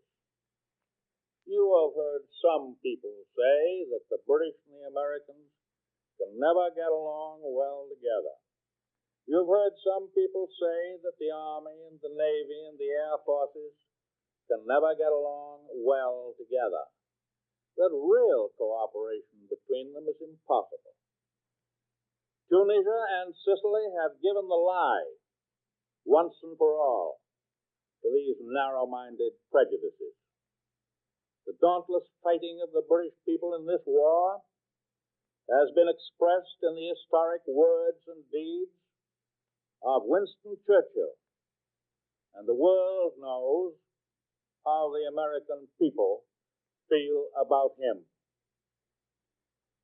Ahead of us are much bigger fights. We and our allies will go into them as we went into Sicily, together, and we shall carry on together. Today, our production of ships is almost unbelievable. This year, we're producing over 19 million tons of merchant shipping. And next year, our production will be over 21 million tons. And in addition to our shipments across the Atlantic, we must realize that in this war, we're operating in the Aleutians, in the distant parts of the Southwest Pacific, in India, and off the shores of South America. For several months, we have been losing fewer ships by sinkings, and we have been destroying more and more U-boats. We hope this will continue, but we cannot be sure. We must not lower our guard for one single instant. An example, a tangible result of our great increase in merchant shipping, which I think will be good news to civilians at home, is that tonight we are able to terminate the rationing of coffee. And we also expect within a short time we shall get greatly increased allowances of sugar. Those few Americans who grouse and complain about the inconveniences of life here in the United States should learn some lessons from the civilian populations of our allies, Britain and China and Russia, and of all the lands occupied by our common enemy. The heaviest and most decisive fighting today is going on in Russia. I am glad that the British and we have been able to contribute somewhat to the great striking power of the Russian armies. In 1941-42, the Russians were able to retire without breaking, to move many of their war plants from western Russia far into the interior, to stand together with complete unanimity in the defense of their homeland. The success of the Russian armies has shown that it is dangerous to make prophecies about them. A fact which has been forcibly brought home to that mystic master of strategic intuition, Herr Hitler. The short-lived German offensive launched early this month was a desperate attempt to bolster the morale of the German people. The Russians were not fooled by this. They went ahead with their own plans for attack, plans which coordinate with the whole United Nations offensive strategy. The world has never seen greater devotion, determination, and self-sacrifice than have been displayed by the Russian people and their armies under the leadership of Marshal Joseph Stalin. With a nation which in saving itself is thereby helping to save all the world from the Nazi menace. This country of ours should always be glad to be a good neighbor and a sincere friend in the world of the future. In the Pacific, we are pushing the Japs around, from the Aleutians to New Guinea. There, too, we have taken the initiative, and we are not going to let go of it. It becomes clearer and clearer that the attrition, the whittling down process against the Japanese is working. The Japs have lost more planes and more ships than they have been able to replace. The continuous and energetic prosecution of the war of attrition will drive the Japs back from their overextended line, running from Burma and the Strait settlements in Siam through the Netherlands, Indies, to eastern New Guinea and the Solomons. And we have good reason to believe that their shipping and their air power cannot support such outposts. Our naval and land and air strength in the Pacific is constantly growing. And if the Japanese are basing their future plans for the Pacific on a long period in which they will be permitted to consolidate and exploit their conquered resources, they'd better start revising their plans now. I give that to them merely as a helpful suggestion. We're delivering planes and vital war supplies for the heroic armies of Generalissimo Chiang Kai-shek, and we must do more at all costs. Our air supply line from India to China across enemy territory continues, despite attempted Japanese interference. We have seized the initiative from the Japanese in the air over Burma, and now we enjoy superiority. We're bombing Japanese communications, supply dumps, and bases in China and Indochina and Burma. But we're still far from our main objectives in the war against Japan. Let us remember, however, how far we were a year ago from any of our objectives in the European theater.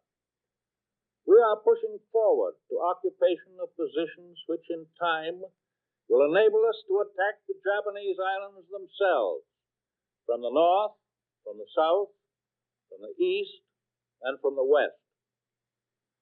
You have heard it said that while we're succeeding greatly on the fighting front, we're failing miserably on the home front. I think this is another of those immaturities, a false slogan, easy to state, but untrue in the essential facts. For the longer this war goes on, the clearer it becomes that no one can draw a blue pencil down the middle of a page and call one side the fighting front and the other side the home front.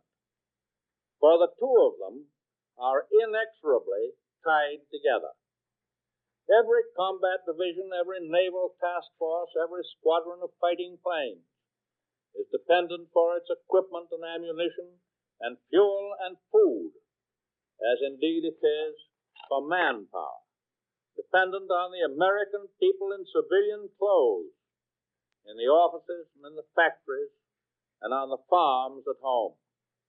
The same kind of careful planning that gained victory in North Africa and Sicily is required if we are to make victory an enduring reality and do our share in building the kind of peaceful world that will justify the sacrifices made in this war. The United Nations are substantially agreed on the general objectives for the post-war world. They're also agreed that this is not the time to engage in an international discussion of all the terms of peace and all the details of the future. Let us win the war first. We must not relax our pressure on the enemy by taking time out to define every boundary and settle every political controversy in every part of the world. The important thing, the all-important thing now is to get on with the war and to win it. While concentrating on military victory, we are not neglecting the planning of the things to come, the freedoms which we know will make for more decency and greater justice throughout the world. Among many other things, we are today laying plans for the return to civilian life of our gallant men and women in the armed services. They must not be demobilized into an environment of inflation and unemployment, to a place on the breadline or on a corner selling apples. We must this time have plans ready, instead of waiting to do a hasty, inefficient, and ill-considered job at the last moment. I have assured our men in the armed forces that the American people would not let them down when the war is won. I hope that the Congress will help in carrying out this assurance, for obviously the executive branch of the government cannot do it alone. May the Congress do its duty in this regard. The American people will insist on fulfilling this American obligation to the men and women in the armed forces who are winning this war for us. Of course, the returning soldier and sailor and marine are a part of the problem of demobilizing the rest of the millions of Americans who have been working and living in a war economy since 1941. That larger objective of reconverting wartime America to a peacetime basis is one for which your government is laying plans to be submitted to the Congress for action. But the members of the armed forces have been compelled to make greater economic sacrifice and every other kind of sacrifice than the rest of us. And they are entitled to definite action to help take care of their special problems. The least to which they're entitled, it seems to me, is something like this. First, mustering out pay to every member of the armed forces and merchant marine when he or she is honorably discharged. Mustering out pay large enough in each case to cover a reasonable period of time between his discharge and the finding of a new job. Secondly, in case no job is found after diligent search, then unemployment insurance if the individual registers with the United States Employment Service. Third, an opportunity for members of the armed services to get further education or trade training at the cost of their government. Fourth, allowance of credit to all members of the armed forces under unemployment compensation and federal old age and survivors insurance for their period of service. For these purposes, they ought to be treated as if they had continued their employment in private industry. Fifth, improved and liberalized provisions for hospitalization, for rehabilitation, for medical care of disabled members of the armed forces and the merchant marine. And finally, sufficient pensions for disabled members of the armed forces. Your government is drawing up other serious, constructive plans for certain immediate forward moves. They concern food and manpower and other domestic problems that tie in with our armed forces. Within a few weeks, I shall speak to you again in regard to definite actions to be taken by the executive branch of the government, together with specific recommendations for new legislation by the Congress. All our calculations for the future, however, must be based on clear understanding of the problems involved, and that can be gained only by straight thinking, not guesswork, not political manipulation. I confess that I myself am sometimes bewildered by conflicting statements that I see in the press. One day I read an authoritative statement that we'll win the war this year, 1943. And the next day comes another statement, equally authoritative, that the war will still be going on in 1949. Of course, both extremes of optimism and pessimism are wrong. The length of the war will depend upon the uninterrupted continuance of all-out effort on the fighting fronts and here at home. And that effort is all one. The American soldier doesn't like the necessity of waging war. And yet, if he lays off for a single instant, he may lose his own life and sacrifice the lives of his comrades. By the same token, a worker here at home may not like the driving, wartime conditions under which he has to work and live. And yet, if he gets complacent or indifferent and slacks on his job, he too may sacrifice the lives of American soldiers and contribute to the loss of an important battle. The next time anyone says to you that this war is in the bag, or says it's all over but they're shouting, you should ask him these questions. Are you working full-time on your job? Are you growing all the food you can? Are you buying your limit of war bonds? Are you loyally and cheerfully cooperating with your government in preventing inflation and profiteering, and in making rationing work with fairness to all? Because if your answer is no, then the war is going to last a lot longer than you think. The plans we made for the knocking out of Mussolini and his gang have largely succeeded. But we still have to knock out Hitler and his gang, and Tojo and his gang. No one of us pretends that this will be an easy matter. We still have to defeat Hitler and Tojo on their own home ground. But this will require a far greater concentration of our national energy, and our ingenuity and our skill. It's not too much to say that we must pour into this war the entire strength and intelligence and willpower of the United States. We are a great nation, a rich nation, but we are not so great or so rich that we can afford to waste our substance or the lives of our men by relaxing along the way. We shall not settle for less than total victory. That is the determination of every American on the fighting front. That must be and will be the determination of every American here at home. Ladies and gentlemen, you have just heard the President. Now our national anthem. Up next, do you dare set foot in the Black Museum?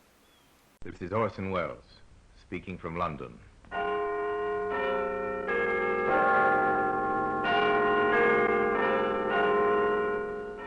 The Black Museum. A museum of death. Yes, here in the grim stone structure on the Thames, which houses Scotland Yard, is a warehouse of homicide, where everyday objects, a fountain pen, a cufflink, a high-heeled shoe, all are touched by murder. Now here's a scarf, torn and ragged, the faded tartan, a cheap reproduction of the honorable colors of the Stuarts, red with green blue crossings and a double-over check of white and yellow. This scarf belonged to Walter Hoffman Piewski, known to the police and his friends in the underworld as the Pike. There's no doubt about this scarf being his property, Superintendent. He was wearing it when he was sent to Dartmoor 10 years ago. The description tallies, does it? Exactly. It's all written down in the prison property book, even to the patch on it. So the Pike's our man. Right. Well, get him. And get him they did. And all because of a scarf, appropriately known in Cockney circles as a choker. The Pike applied his choker to a human throat, the throat of the driver of a post office van. The Pike pulled the choker too hard. It was instrumental in convicting him of murder. And that's why it's earned its place here in the Black Museum.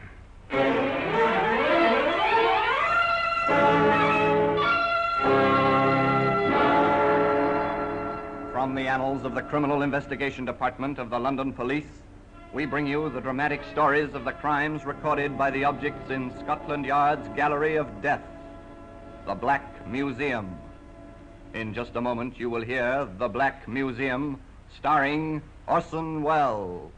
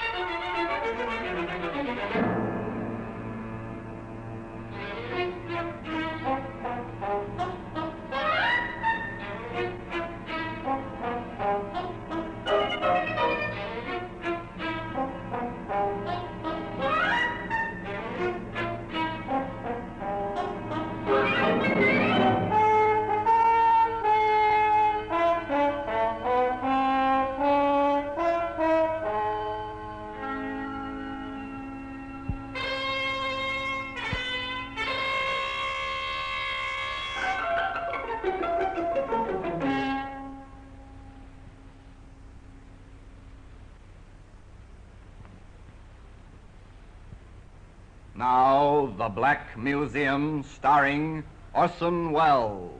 Well,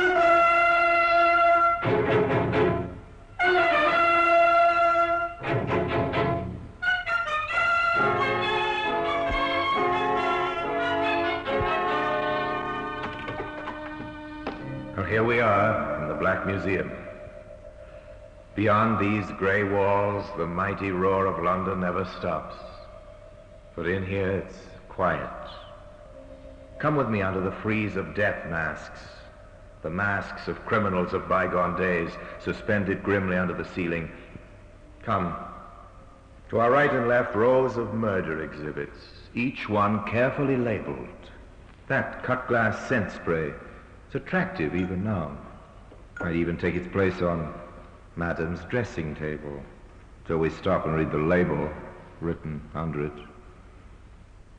Yes, it's been used to spray anesthetic over the faces of helpless women as a prelude to murder. No sickly aroma now, as we squeeze the bulb. Except for its grim associations, the fragile exhibit is insignificant, easily broken. But it was strong enough to hang the man who used it. There's a brass candlestick. Over there, a taper to go with it. Ah, here we are. Here's what we're looking for. The faded tartan scarf. As I take it out of the showcase, I ask you to come with me back to the time when this scarf was new, 15 years ago. Walter Pievsky bought it from a stallholder in one of London's famous street markets, Petticoat Lane. Yes, sir.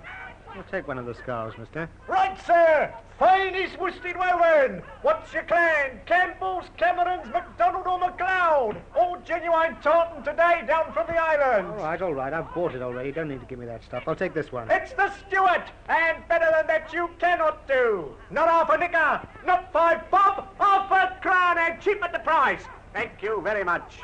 Come and get your Scotch chokers from Honest John Mackay. If your neck's warm... While Honest John continued his honest trade, the pike went about his own particular business. It was less exhausting than John's, and it was work from a public call box. In professional circles, they called it the hospital trick.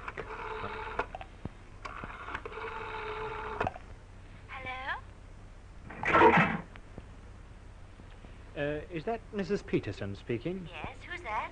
The London Hospital here, Mrs. Peterson. Hospital? Why, what's happened? Oh, there's no need for immediate alarm, but I'm sorry to say that your husband has met with a serious accident. Oh, Bill?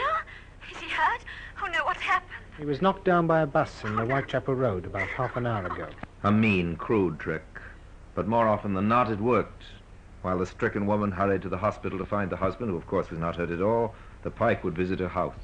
With the coast clear, he would help himself to whatever he could lay his hands on and get out before the bewildered woman returned.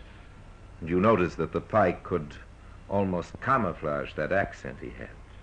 This gift gave him a confidence which was almost his undoing. One time when he and some friends were removing the entire contents of a house while the owners were away on holiday. What about the piano, Pike? Do we take that? Of course we take everything. Who'd think of moving out and leaving the piano behind, eh? You'll get us blooming well, aren't you, Will? Okay, boys, piano next.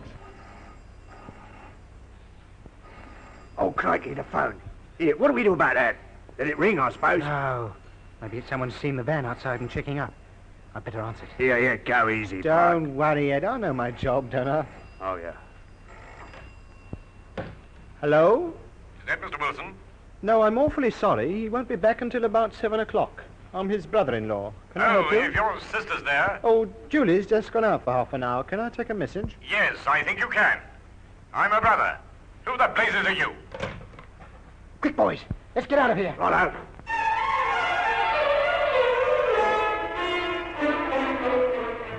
So the piano was left behind after all.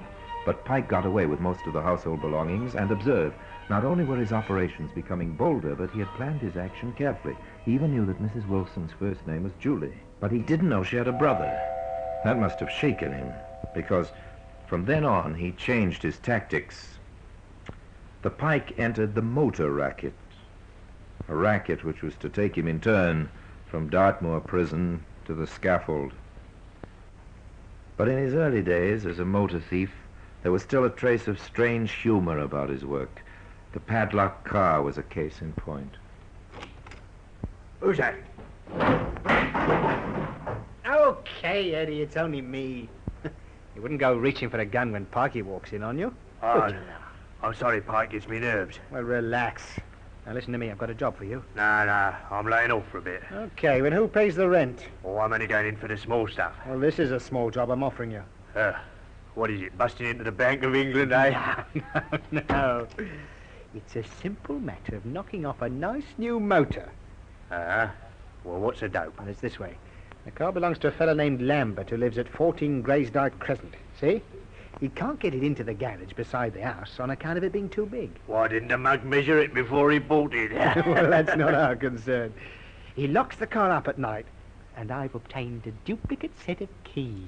Oh, nice work. Yeah, what do you want me in on the job for? You can do it yourself. Oh, there is a little complication. Oh, I thought there would be. This fellow Lambert is like a mother with a child over this car. He fixes it to a lamppost every night with 2 big padlocks and a double chain. Wonder he doesn't put a nappy on it, too. What do we do? Take the lamppost as well as the car? Well, before I tell you, are you in with me? All right, Pike. I'm in. Then listen to what I tell you. In the early hours of the following morning, the Pike and his assistant went along to Graysdyke Crescent, and there, sure enough, chained to the lamppost outside number 14, was a fine new motor car, its cellulose and chromium work glinting invitingly under the lamplight. Smash on it, eh? What did I tell you? We can clean up $450 on this, and all we've got to do is to remove the back wheel, which is chained to the lamppost. We put on the spare and we're away. Okay, Pike. Let's get cracking. The offending wheel was removed from the axle and left, still chained, to the lamppost. And by the light of the helpful rays from above, the spare wheel was bolted on, the tools were replaced in the boot, and the 2 men climbed into the car. I hope that ignition key of yours works, Pike. Of course it works. I tried it out last night. Ah, good for you. And here we go.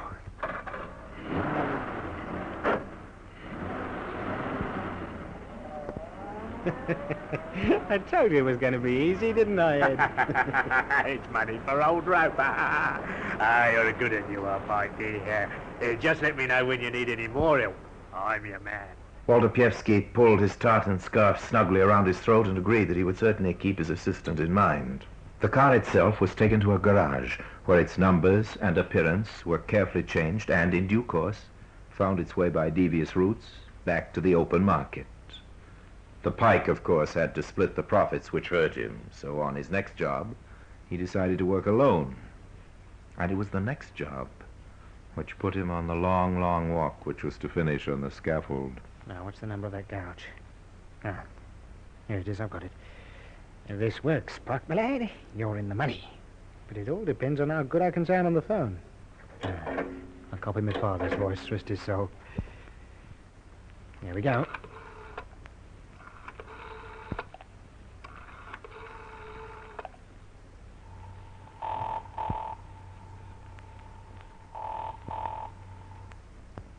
Motors. Good evening. Hello? Brins? Yes, sir. Can I help you?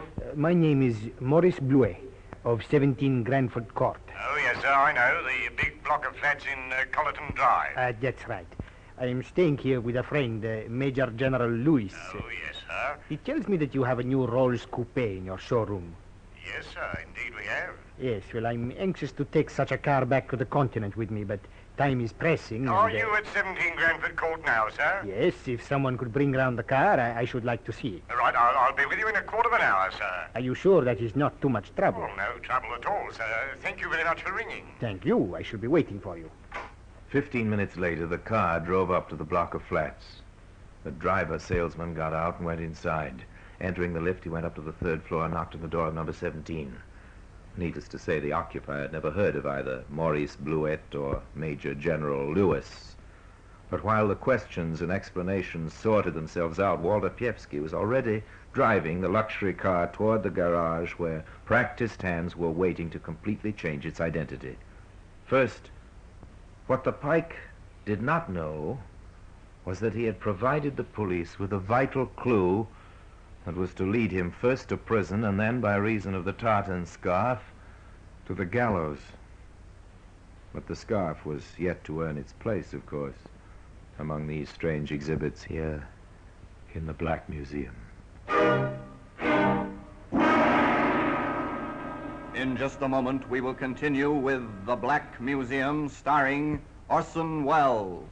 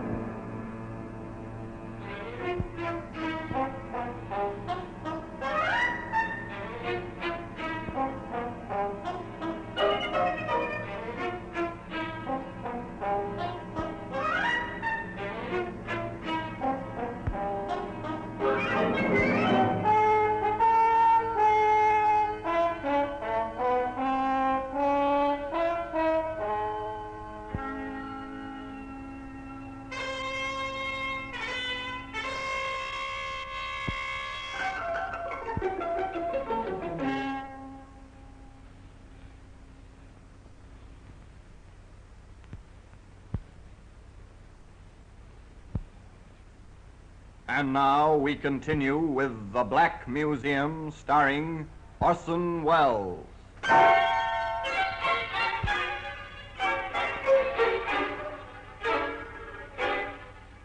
We return to Walter Piewski, known as the Pike, elated at the success of his confidence car trick. He made a handsome profit on the rolls, and despite the fact that the police subsequently traced it, they never traced the theft back to the Pike, not until he tried the same operation again. Certainly he changed the district, but, as is so often the case with a regular criminal, he develops regular habits, and the routine served up to the local garage was almost exactly as before. Yes, I'm staying with Sir Leslie, and he tells me you've got that straight 8 in the showroom. I'm most anxious to take a car back to the continent with me, but time is pressing, and you I'll see... be delighted to bring the car round to you right away, sir, if that's convenient. If you're sure that it's not too much trouble. No trouble at all, sir. I'll be with you in 10 minutes. Oh, that is most kind. Thank you. Excellent. But you wouldn't think it was so excellent from your point of view if you knew what was happening at the garage, Pike.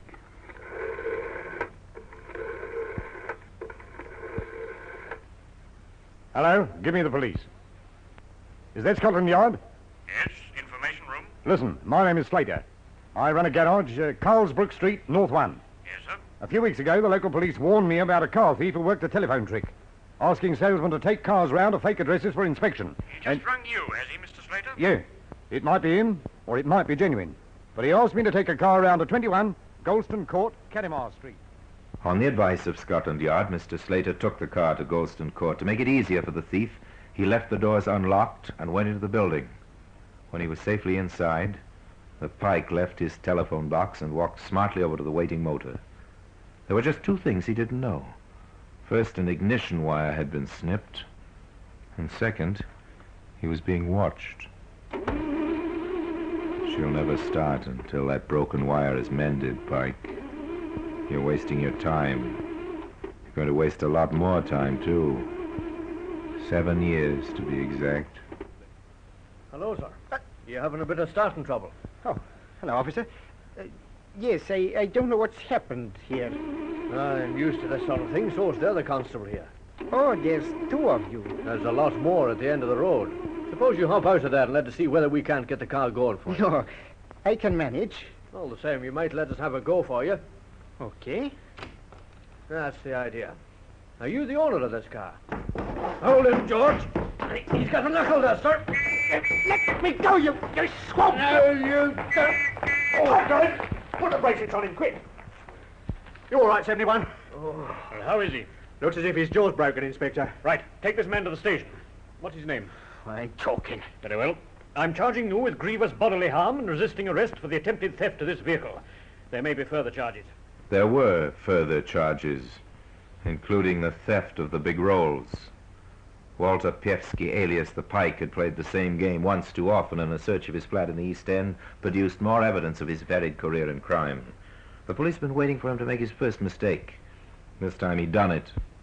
At the Old Bailey, he pleaded guilty to over 100 crimes and there were hundreds more with which he was never charged. He was sent to prison for 7 years, and immediately on his reception, his personal belongings were entered in the property book, and he was wearing the tartan scarf, which later was to hang him. Silverette, grey, 7.5. Collar, 16, brown. One scarf, red background, green and blue stripes, white and yellow overcheck. The Cairn Steward. How do you know that, Peevski? The fellow I bought it from in Petticoat Lane told me. I'll take his word for it. Oh, there's a small tear, 5 inches from one corner. Been roughly patched. Better put that down. Don't worry, boys. I won't accuse you of doing it. Don't you worry. I'll be retired by then. 1 pair leather gloves, size 8. 1 pair black socks, 10. Brown shoes, neat. The tartan scarf had been duly entered, and little did the retiring prison officer dream that his hastily scribbled details were to be subsequently brought up as key evidence in a murder trial. But Pievsky signed the list of his personal property, and for the next 7 years he was a guest of His Majesty's government in the most famous prison in England, Dartmoor. But in 1946, justice had run its course. The Pike was given back his personal property, which included the tartan scarf, of course, all duly signed for, and so he was released upon a battle-scarred London. Time passed, and he added to his lawful wages by meager pickings from the black market, and more time passed, until one day the inspiration came to him like a bolt from the blue. He mulled it over in his mind. He carried out the research, and not until the plans were cut and dried did he put Ed Javison in the picture. This is it. This is going to be the cleanup, Eddie. Yeah, what is it, Pike? We're going to stick up a post office van, see? A post office van? I've been standing in for a chap selling papers right outside a big post office in the West End. Every night I watched the mailbags coming out and going into the vans around 6 o'clock. Well, the other night I hired a car and followed one. It cut through Preston Mews to Park Lane. Did you say you hired a car? Yes, what about it?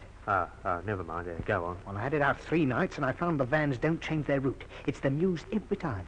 Cuts off a bit of traffic, you see? Yeah, go on. Now, the Mews are very dark. Badly bombed and no residents that I could see. Yeah, I'll get it, yeah. All we have to do is get a fast car and wait there until the last van comes through. Yeah, how many are there? Only 2. We draw our car out in the path of the second one, as if we were going to back into the garage, see? Yeah. The van stops. Yeah. We fix the 2 men in it, fill up our car from the back, and bring the stuff back here to sort. To sort? Oh, I like that. Yes. Here we can bring it through the back way. When do we do it? Well, I think our most profitable haul will be tonight, Friday. But what about a car? Oh, you can leave that to me. And Walter Pievsky ran true to form.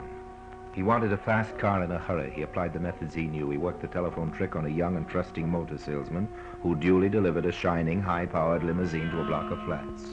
As he disappeared into the entrance full of expectation, the Pike drove off rapidly to Preston Mews, where his partner was waiting for him. The timing was perfect.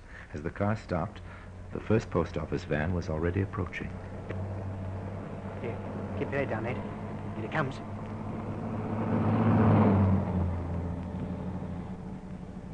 The second one won't be more than a minute or so behind. We must turn the car broadside onto it. How did you get this bad? I'll tell you later. It's hand-picked, see? Plenty of room in the back for the luggage. There we are. Nothing can get by now. What happens if something tries to get through before the van arrives? Well, we make way for it. It can come back another night if necessary. Here, what's this? It's the van. We're going to be all right. Nobody about. Couldn't be better. Now, get out. Yeah? Keep your chin tucked into your scarf like me. Righto. Pretend to be pushing the car. Right. What's up, Conto? Oh, afraid so. Could you give us a push? Sorry, mustn't leave the van. Oh. Well, look, in that case, I wonder if you'd like to earn yourselves 10 bob, eh? If you could ring this number for us when you get to your own destination, it's my garage. I'd log on and send a breakdown for you, eh? That's the idea. Oh, I don't mind doing that for you. I'll do it for nothing. Oh, thanks, Sam. You're very kind. If you got a pencil, I'll jot down my name. It's rather a difficult one. Here, here's a pencil. Help! Dirty thieves! Oh, that's got the both of them. Good. We'll start getting the bags out, quick. No, you don't. I'll set you up, you snivelling idiot. I'm choking. This scarf's choking me. Here, quick with the bags, Ed. Oh, no, here they come. I'm going. Start getting the stuff in the car. Okay. Oh, I reckon that's about as much as we can take. Here. Oh, what's happened to the driver? Oh, don't worry about him. Get moving. Here, look at his tongue. His eyes. You've killed him. Stop talking. Get on with the job.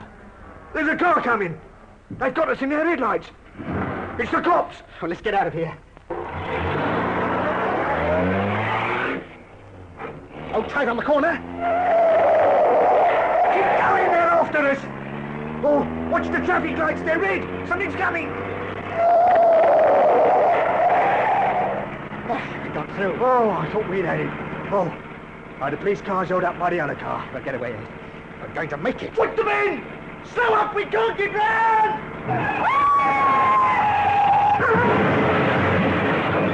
Ed Javison died in that crash, so mutilated that his body could not be identified. By some miracle, the pike escaped and staggered away into the shadows. But his tartan scarf was still round the throat of his victim, lying in the mews. Now let Superintendent Brandreth take up the story of the hunt. Well, the hunt was soon over. In fact, as soon as the car was reported stolen, I had a call from one of my inspectors. I thought you'd like to see this. What is it, Harrison? Oh, stolen car. Well? Well, I've checked with criminal records, sir. There was something familiar about the method. Calling up a garage and getting the salesman to deliver the car to a block of flats. Now, here's the list of men who practiced that. Now, these two are inside at present. Yes. This one's going straight. Well, he's out of London anyway. That leaves this one, Walter Piefsky. Yes, sir. The Pike. Know where to find him? He's sharing a place with a man named Javison in the East End. Right.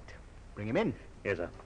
But before the Pike was picked up for questioning about the car, his scarf was... was immediately recognized as the one which we believe Piefsky had stolen. In theory, the evidence against him was already piling up. If he was the car thief, he was probably the murderer as well. But I needed that extra piece of evidence. I called for everything that was known about him, including the list of his personal property which he had signed in prison. It was a shot in the dark, but it yielded results. There's no doubt about the scarf being his property, Superintendent, even to the patch on it. Within 24 hours, the Pike was caught. Still dazed by the car crash, he offered no resistance. In due course, he was convicted of the murder of William Price, the driver of the post office van. And at 8 o'clock, one cold morning in February, he was hanged. All because of this tartan scarf, which has earned its place today in the Black Museum.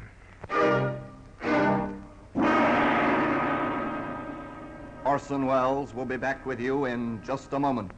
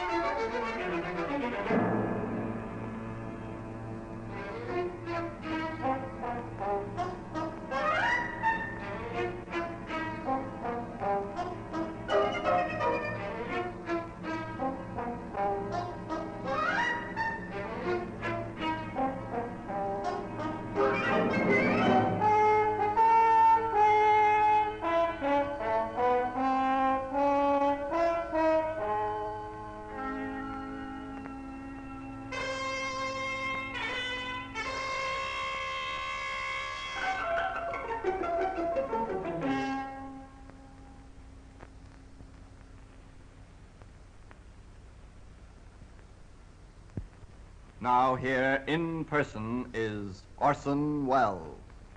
Under English law, there are no degrees of murder, and the death sentence has to be pronounced on a man or woman convicted of the crime. Recommendations to mercy by the jury are always carefully considered. But in the case of Walter H. Piefsky, no such recommendation was made. The evidence against him was unshakable, and on the eve of his execution, he reproached himself bitterly, not for the death of his victim, or even his unfortunate partner, but for two other reasons. The supreme crime of murder had brought him no profit, and as his last hour approached, he became increasingly angry at his own forgetfulness. Oh, yes, they usually overlook something. And that's why the faded piece of tartan has earned its place here among the other exhibits in the Black Museum. Now, until we meet again in the same place for another story about the Black Museum, I remain, as always, obediently yours.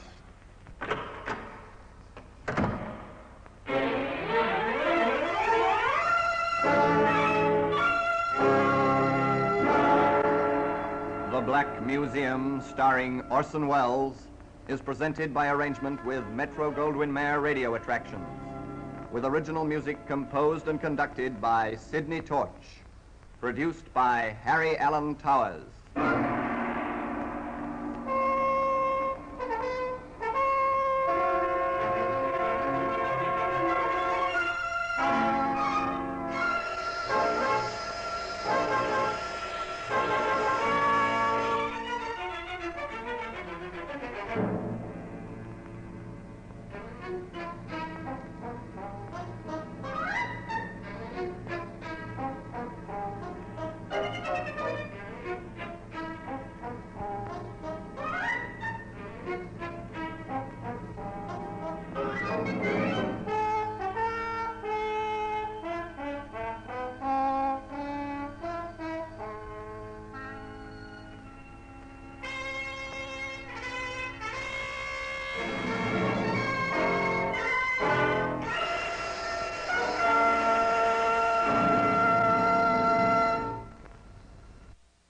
Join one of fiction's most famous detectives for adventure with The Adventures of Sam Spade, coming up next. The Adventures of Sam Spade, Detective.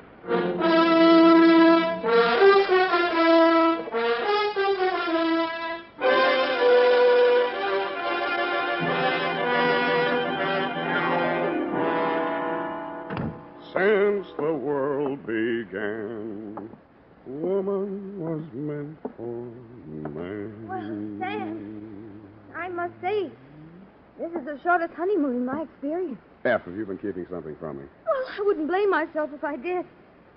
You didn't exactly telegraph this punch. Come on in, Angel, and I'll tell you as much about it as I think you should know. And what, may I ask, is a large parcel with a pink ribbon around it? Love letters, what else? Well, I must say, for a whirlpool romance. Whirlpool? I mean, writing all those letters. When did she find time to get acquainted? Stop pulling at that blouse. What's the matter? Does it itch?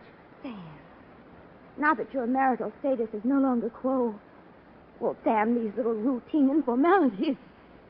Don't you think we should be a little more stilted with each other hereafter? In the hereafter? Then, perhaps, and not a minute before. To Sergeant Joseph Walsh, Bunco and Fugitive Detail, San Francisco Police. From you-know-who, license number 137-596. Subject, the, easy, F. Subject, the love letter caper, or how to be happily married, though single. The start of it was last Wednesday morning. I had just arisen, shaved, bathed, weighed myself in the bathroom scales, and decided on a breakfast of black coffee and rye crisp.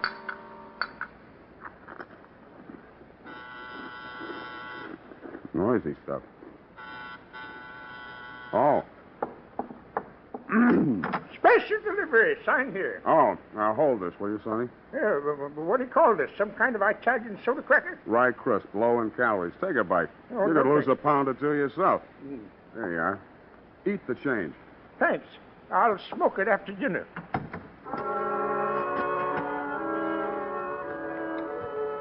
The first thing that fell out of the envelope was a photograph, glamour type.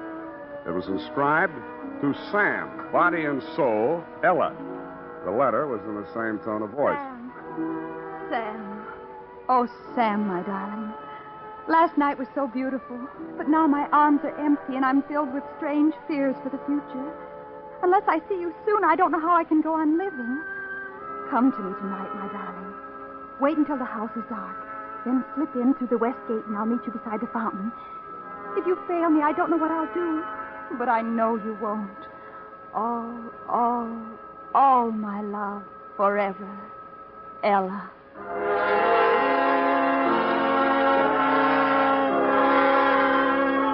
I read it over again, looked longingly at her picture, and shook my memory down.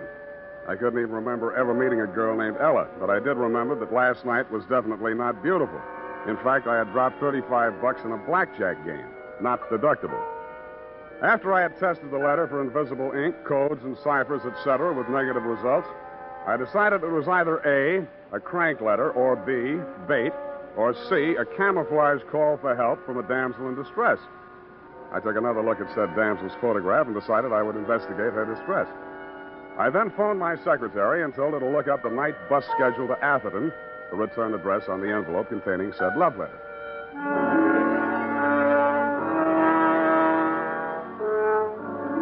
It was around 11 in the p.m., and the moon was just clearing the treetops behind the Comstock mansion when I slipped in at the west gate per the instructions in Ella's love letter and took a plant beside the aforementioned fountain. The house was in darkness, and I didn't see the ladder until the moon cleared the chimney pot. There was a girl climbing down the ladder from the second story, and she had a suitcase in her hand. When she reached the ground, she looked around anxiously, spotted me, and flew into my arms. Sam! Oh, Sam, my darling, you didn't fail me. Oh, my precious, hold me. Never let me go. I love you. I love you, too, but now I'll look. explain it all later. We'll have to hurry. I think he suspected something. Who suspected Please, what? there isn't time. Come on. Oh, the watchman. We'll have to go out the back way. Come on. Hey there! Come back here! Hey, you! Hey, hold it. Get down. No, let me go. We've got to get out of I here. said get down. No! Shut up. Riley, what's going on down there? Oh, a couple of prowlers, Mr. Comstock. They had a ladder up to the second story, the hall window. But I scared them off. Oh, is that all? Well, let's have no more shooting. I'm trying to sleep. Yes. Come on. It's our last chance. If he looks in that room, I love you. I love you. What room? Wait, well, my room, of course. Where are you planning on going? Anywhere, just so I get away from him. I love you. I love you. Who's him? My uncle. He's been holding me prisoner in that house. Oh, come now. I tell you, he's insane. He'll kill us both if we're caught, so please, come on. I went because, A, I don't like being shot at, and B, there was a wild possibility that she was indeed a fairy princess on the lamb from a dragon. I discounted half a B when we reached her getaway car. It was parked in the alley with a motor running. When she insisted that I drive, I hesitated whether to head directly to police headquarters or nail her the stupid way. I was weak from being on a diet, so it was Hobson's choice, more familiarly known as Spade's folly.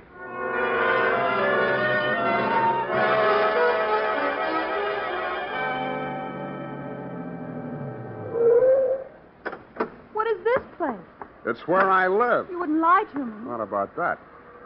Look at the address. Your love letter arrived here. Come on. Here, let me carry your bag. No, it's all right. I'll carry it. Come on. It's okay. No cops, no booby traps. Now, let's have a look in that suitcase. No, you mustn't. Come on. Give it to me. No, you can't. Why not? Because you'll get the wrong idea.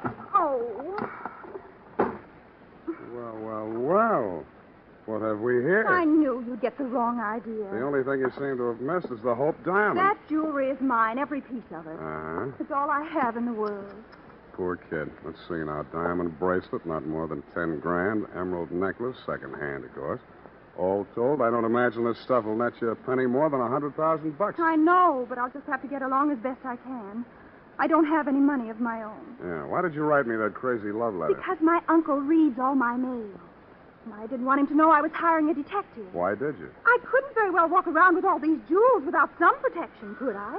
Oh, my uncle. He's followed me here. Suppose it's the cops. Oh, no, it's he. I know it. Where can I hide? In here? Don't you have a bedroom? Yeah, but it has a window and a fire escape in here. Go on. But Go on.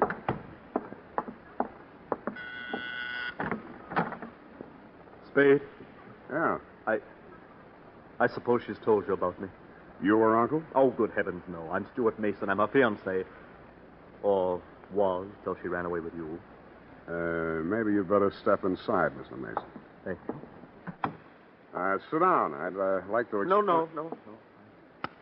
I just brought a few things I'd like to leave for Ella. Here. This bundle of letters. Her love letters to me. I suppose she'll want to destroy them. Now, wait a minute, Mr. Mason. Don't jump to any rash conclusions. I saw her come down the ladder. I saw her throw herself into your arms. Yeah, but... I can't blame her. I've been a coward. I told myself it was for her own sake that I discouraged her from escaping with me. But now I know that, well, it was at least partly fear for myself. But I might die as the others did. Yeah, but, what others? The men she's known. They've all died under mysterious circumstances, and... Didn't she warn you? Well, all she told me was that her uncle was insane and wouldn't let her out. Crazy like a fox. As long as she remains unmarried, he controls her money. $3 million of it. Uh-huh. Well, only the brave deserve the fair, alas. If you'll just give her these letters and tell her that I... You tell her yourself. Come on out, Ella. Stuart, why did you come here? Your letters, my dear. And I wish you every happiness. Stuart. You too, old man. Good night. Oh, Stuart, darling, I can explain everything. Don't try, my dear. Oh, Stuart, come back. Hey, Ella. Hey, Ella, your jewelry. Your love letters. Hey, we'll take care of those letters, Spade. Keep the gun on him, Riley. Inside, you. Over there, sweetheart. What do you want? Mr. Spade, I've been aware for some time that you've been carrying on a surreptitious love affair with my niece. Look, Mr. Comstock. Watch him, Riley. Don't worry, Mr. Comstock. I advise you against trying to jump him, Spade. Why should I? You're both nuts, but not crazy enough to take a shot at me here. Try me and see. I wouldn't waste the energy. I haven't made a penny on this caper so far, and it doesn't look like I will. Ha! Not a penny, he says. The king's ransom and jewels extorted from a foolish, lovesick girl. Oh, how did I manage that? Don't you play the innocent with me. This packet of love letters will satisfy the police. Blackmail. You're crazy. Those letters weren't written to me. You deny that Ella has ever written you a letter? One too many. In fact, one. Well, how do you explain these? Darling Sam. Sam, my dearest one. What? Sam, my great, big, beautiful detective. Dated last October. Hey, let me see those Watch things. it. I told you not to move. Yeah, so you did. Well, what now? Very well. Give me the police department. Yes, it is. Hello? This is Hugo Comstock. I want to make a complaint. Blackmail. Oh. Hello. I want to... Yes, Sergeant. The name is Hugo Comstock, and I'm making this complaint on the behalf of my niece, Miss Ella Comstock. The name of the offender is Samuel Spade, a private detective. Huh? Well, of course I'm sure. Yes, I'm holding him at his apartment now. The address is... Oh, you have it. Well, I'm not surprised.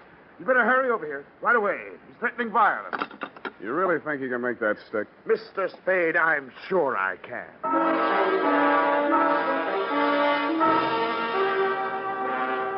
Dirty words and foul imprecations were forming on my trembling lips. But he had letters from his niece to one Sam, a great, big, beautiful detective. And I had the jewels, and before the night was over, Sergeant Walsh, you had me. Booked, bothered, and bewildered. What bewildered me was how to raise the $2,500 bail. Sam Spade, innocent dupe.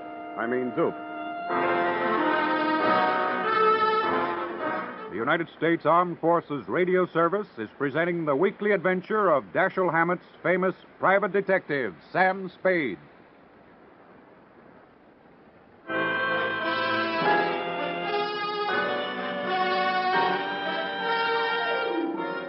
Up betimes into my breakfast of rude prison fare. They didn't serve any rye crisp, but what they did serve was even less fattening.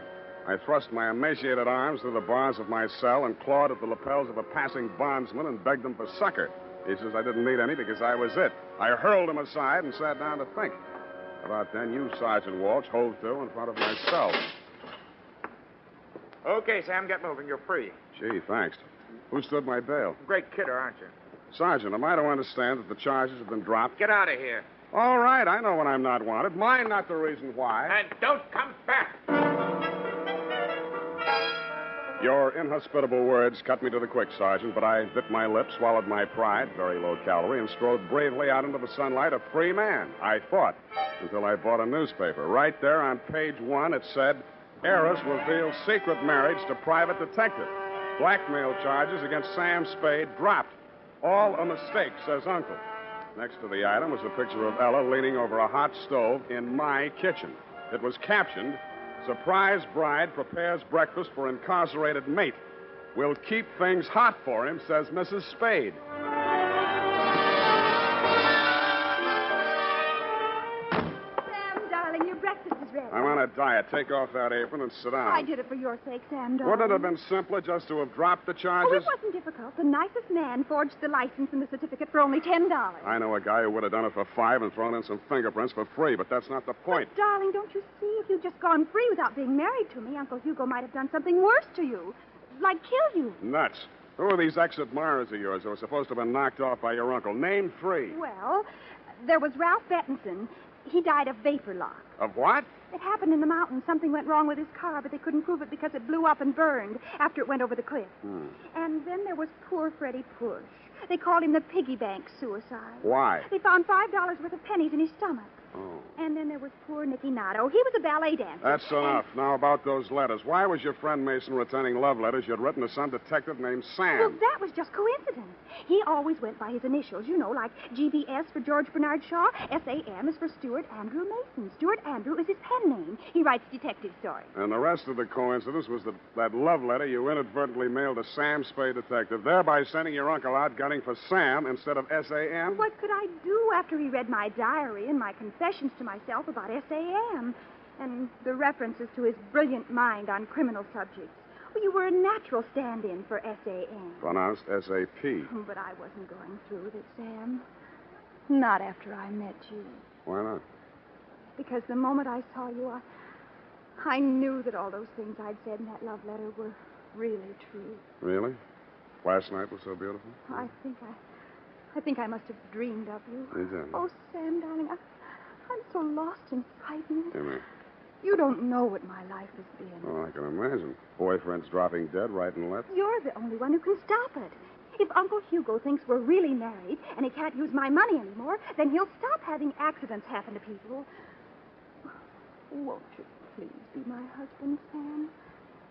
Is that so much to ask after what I did for you? Yeah. Oh, go on. You spring me out of that blackmail frame so I can help you compound a felony. But, Sam, what am I going to do? You forged a marriage, go forge a divorce. Where are you going? Back to jail. I'll see you there. Ow!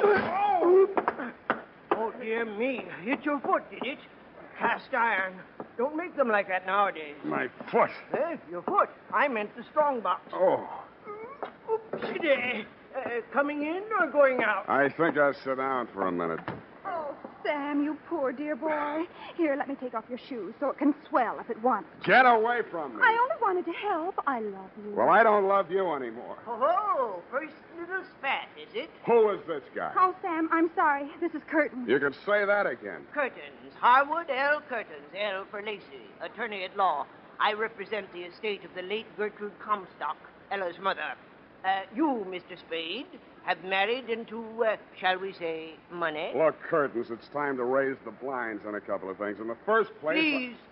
As you know, Ella, your grandfather, the late Commodore Ezra Comstock, left his fortune to be divided equally between his legitimate heirs, that is, your mother and your Uncle Hugo. Upon your mother's death, the residue of her part of the estate was left to be administered by your Uncle Hugo as he saw fit until your marriage, at which time it should go to you. Well, where is it? Yeah. All in good legal time. First, here is this old strong box. You mean strong box? Containing family mementos handed down to you from your grandmother. It was your mother's wish that this be delivered into your hands upon this auspicious occasion. Here is the key, in addition to which I leave with you both my best wishes for your future happiness. Good day. Mr. Spade, I shall forward along to you the statement of my fees for services in this case. Wait a minute. Who's paying my fee? No more questions, please. Good day. Well, I guess we might as well open it. Oh, I'm sleepy. Oh, no. Let's see what's in here. All right, let's. It didn't take long to go through Grandma Comstock's mementos, and I got more and more wide awake as we went along. The strong box contained 4 items: a teapot, a bundle of letters, a photograph album, and a family skeleton. The letters were love letters from one Elmo Pinckney. There was a tin type that said Pinckney in the album. He was a dead ringer for Uncle Hugo, which might have been a coincidence, but wasn't. I started scanning through the love letters. Find any money yet? Huh? Well, there's a Confederate 10 spot. I'll let you know if I hit any pay dirt. Well, at least she left me a pot to make tea in. What? But if there wasn't any money, why wouldn't Uncle Hugo let me get married? Now, look, why don't you go and wash out that pot and make some tea, huh? Probably leaks. Oh, something in it. Hmm? No money. Just grandmother's marriage certificate and Mother's and Uncle Hugo's birth certificate. Let's see those. Oh, it's cracked. I might have known. I wonder who that is. That will be your Uncle Hugo. Well, that doesn't need to worry us anymore, does it? Here, put these things back in the teapot and put the teapot on the mantelpiece. But it's cracked. So am I, so do it anyway. Come right in, Uncle Hugo. You too, Cousin Riley, you fool. Very funny. Now, don't be silly, Riley. Ella, accept your poor old uncle's blessing on this happy occasion. I don't want your blessing, Uncle Hugo. You're a mean old man, and you killed all my fiancés. Well, it appears that Mr. Curtains has already brought you a legacy. I believe I recognize your grandmother's strongbox. Mementos of a strange romantic chapter in the history of a great family, Mr. Spade. You who have joined that family so unexpectedly will have a privilege that even I was never granted. Oh, how come? My mother was a strange woman in some ways. I'm sure she was. I suppose we shall never know what prompted her to leave these personal oddments to Ella's mother, nor why my late sister chose to keep their contents a secret from me. I don't suppose I might be allowed just a peek into that Pandora's box. Go ahead, help yourself. Really? Well, there's nothing but a photograph album and a bundle of letters. Love letters, Uncle Hugo. They seem to run in your family. Would you like to read them? You have no objection, Ella. Me? Why should she have? But I can give the whole story to you in a nutshell, Uncle Hugo. It seems that Grandma Comstock fell in love with a handsome rascal named Pinckney, a deserter from the Confederate Army, and eloped with him to New Orleans. Her family pursued her there, had Pinckney arrested, got an annulment, and whisked her back home in time for her scheduled wedding to Ezra Comstock. These letters were written to her by Pinckney while he languished in prison awaiting court-martial. Here's the last one. Read it for yourself. Oh. Lydia, my darling, in a few hours I face a firing squad. Please, no tears, no regrets. I'm glad that you are married to a man who is worthy of you. Comstock will be a better father for our child than I would ever have been. Farewell, my love. Huh. So that was her secret. Nothing so extraordinary about that. I think it's very tragic. Think of her, married to a man she didn't love, about to have the child, and her lover facing a firing squad. Nonsense. Sentimental nonsense. What do you know about such things? I should know a little. After all, I was that child. Oh, I'm sorry, Uncle Hugo. Ah, wow. Fine old piece of spode. What? This teapot. I don't remember seeing this here before. Just something I picked up in a junk shop. It's a very rare piece. Do you mind if I look at the mark? Go ahead. Yes, indeed. A genuine example. Pity it's cracked. Oh! Now, that was clumsy of me. Well, there's no good saving the pieces. I'll just toss them in the fire. Wait a minute, Comstock. I'll take care of it. Oh, it's no trouble. Well, what's this? It's your birth certificate, Uncle Hugo. Give me that. Oh, no. What are you going to do with it? Put it back where it came from. Roddy. Yeah, Mr. Comstock. Spade, I'm going out of here, and I'm taking that strongbox with me. And don't think I won't kill you to get it. He will, Sam, just as he did the others. And you, too, if you don't shut your trap. Hand it over, Spade. Sure. Come and get it. Okay, let's have it. There you are. Riley, what's wrong with you? Oh, my foot is broken. Oh! Sit down and rest it. Oh! Hold it, Comstock. I've got the gun now. Well, Spade, seems you've won the day. How does it feel to be a rich man? You'll have to tell me, Comstock. The reports of my marriage to your niece are slightly exaggerated.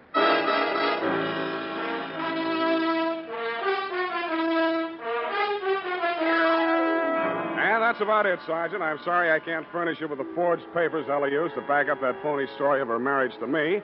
A fire broke out in the wastebasket, and I accidentally dropped them into it. As for Comstock and his Gunsel Riley, I will gladly press charges against them on the blackmail frame until homicide decides whether there's a case against him on the mysterious deaths of Ella's previous fiancés. Period. End of report. But, Sam, why? Why, what if? Did he want that old cracked teapot? Well, because Grandmother's love letters plus the documents on that teapot prove that Hugo was not a Comstock, but a Pinckney, and hence not entitled to one red penny of the Comstock fortune, which was left, if you recall, to Grandpa's legitimate heir. Well, who was? Entitled, I mean. Ella. But if she never married, she'd never find out, you Well, see. she doesn't deserve it. Hmm? After making a pigeon out of you the way she did. I agree, sweetheart, but how else could she afford to pay my fee? Well, I certainly hope you so. I fully intend to. Go type that up while I falsify an expense account.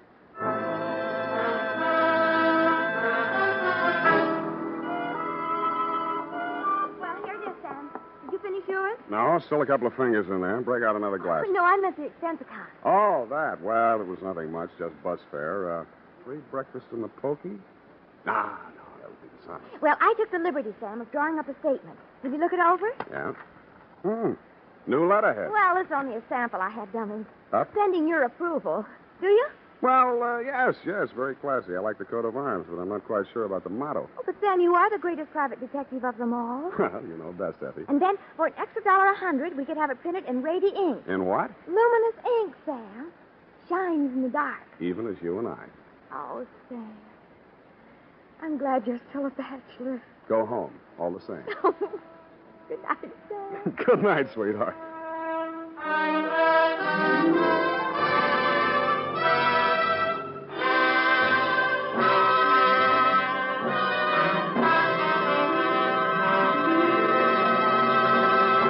The Adventures of Sam Spade, Dashiell Hammett's famous private detective, are produced and directed by William Spear. Sam Spade is played by Howard Duff. Lorene Tuttle is Effie.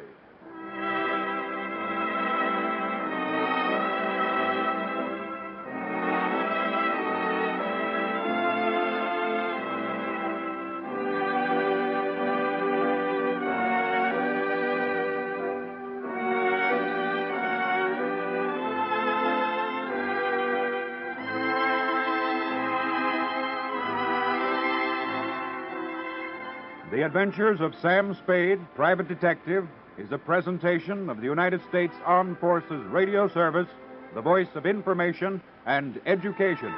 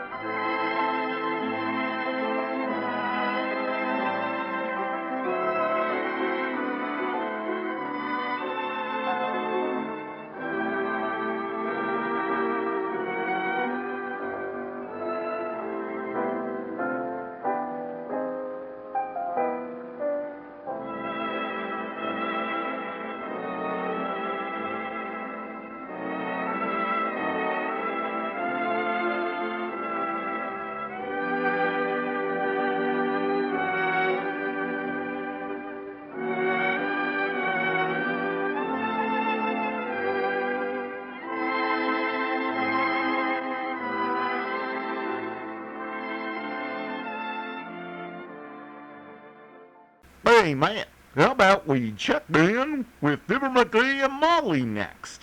That sounds good to me. The Fibber, Magee, and Molly Show.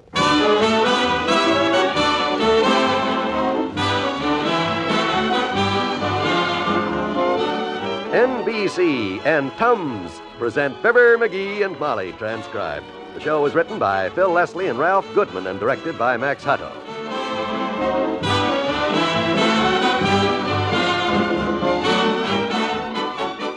Fibber and Molly will be with you in a minute. This is Don Wilson for Tums. You know, some people suffer for hours when acid indigestion or heartburn strike. That's because they haven't tried Tums, America's top choice for don't-wait relief from acid indigestion. Yes, Tums give don't-wait relief. You don't wait for spoons, glasses, or water.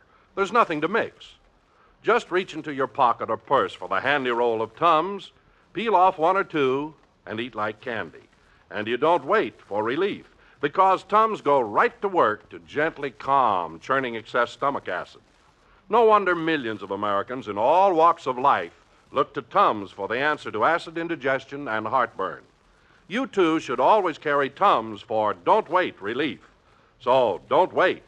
Get famous Tums for the tummy. Only 10 cents a roll.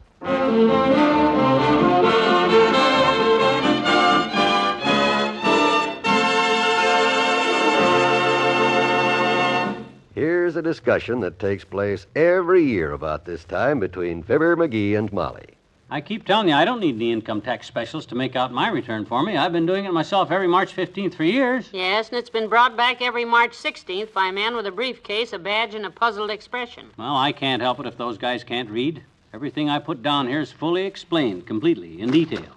6 pages. I know. Your return last year looked like a Russian translation of Gone with the Wind. Well, I don't want these guys saying I'm trying to put something over on them. That's why I keep such complete records of everything that I got this job half done right now. And who's this? Come in. Well, hello, Dr. Gamble. Good morning, Molly, and good day to you, Bright Eyes. Hi, Vestful. What are you so happy about? Find yourself a new patient with a large bankroll? Nope, just got an unexpected check this morning. Oh? Mr. and Mrs. Fuller paid me for delivery of their baby. Well. I didn't expect to get it so soon. Oh, a new baby for the Fullers? Their little Freddie must be about 9 years old now, isn't he? Yes, that's the baby I'm talking about. You mean they waited 9 years to pay for that kid? Yep. And the more I see of the youngster, the more I hated to take their money. But at least they can take him off their income tax return. That's what McGee's doing right now, Doctor. Taking Freddie Fuller off your tax return? You can't do that, Dopey. Uncle Sam will be on your neck like a carbuncle. Oh, cut it out, cut it out. Molly means I'm making out our return. Hey, and you can help me, Fatso. Oh, not me, not me. I'm no accountant. I turn all my stuff over to Harrison, the tax expert, and I forget it. Well, all I want's a little information. You're our alleged doctor. Doctor, just answer a medical question for me. Did our medical expenses for the fiscal year exceed 5% of our adjusted net fiduciary income, or am I going to have to add them all up? Oh, you should be able to figure that out. What was your net income? Well, no. Isn't that just a little personal, Doctor? Huh? Oh, well, he asked me to... I'll say it's personal. How do you like a guy that he comes in here in our home and asks me point blank, how much dough did you make last year? But I was just trying What a crust. Do I ask how much you made, Fatso? No, not lately. How much did you? McGee, that isn't any of our business. Right. Well, he asked me. I'm sure the doctor didn't make anywhere near as much as you always think he does, dearie. Frankly, I don't make as much as anybody thinks I do, Molly. Why, of course not. Yeah. I'll bet he didn't make $50,000 this year at all, McGee. What? Oh, stop. 50,000. I told you, McGee. You always overestimate. The good doctor probably didn't even make $40,000. What'd you say, Doc? I didn't say anything. I thought you nodded. Nope. Even if he only made $30,000, Molly, that's not hay. No. Or even $20,000. That's wonderful. Sure. What'd you say, Doc? I didn't say anything. I thought you shook your head. Nope. Not that we're interested, of course. None of our business. If you had a bad year and only cleared 10 or 15 grand, we're not asking. Are we, Molly? Of course not. Although I'm sure he made more than that. He's a fine doctor. Oh, sure, he probably did better than that. Well, say something, you big fat clam. Don't just stand there and smirk. I was just going to say something. When you two decide how much I made last year, let me know, will you? I haven't seen my tax return yet. So long. Big tax evader. What do you mean? We kept asking him about his taxes, and he kept evading us, didn't he? Well, that's tax evasion, and the heck with him. I got to get back to work. Where are you on this thing now? Oh, I'm nearly half through, I think. Next thing I got to do is add income received to the... How much that tax man charges. Let me see. Add income received to page 29 after property loss and bad debts, providing there's no capital gain on the sale or exchange of assets, in which case you deduct net property loss on line 5 of Schedule C, and boy, is this thing a mess. Here's the phone number. Charles Harrison, tax expert, Wistful Vista, 3659. Thanks. Hello, operator. Give me the income tax man, Charles Harris. That you, Mert? Oh, dear. How's every little thing, Mert? Oh, it is. What's that, Mert? Oh, that's too bad. Well, you ought to be more careful. Same thing happened to me one time, yeah. Try soaking it in hot water for a couple hours. What is it? What happened? Mert put an airmail stamp on the wrong envelope. What's that, Mert? Oh, the line's busy. Okay. Mr. Harrison's busy. Huh? Yeah, run get your hat and I'll gather up my records. I got the job half done already. Harrison ought to wrap it up in 20 minutes. That quick? Why, sure. All you got to do is add income received after property loss and bad debts, provided there are no... Boy, I hope he knows his business or we'll be there all day.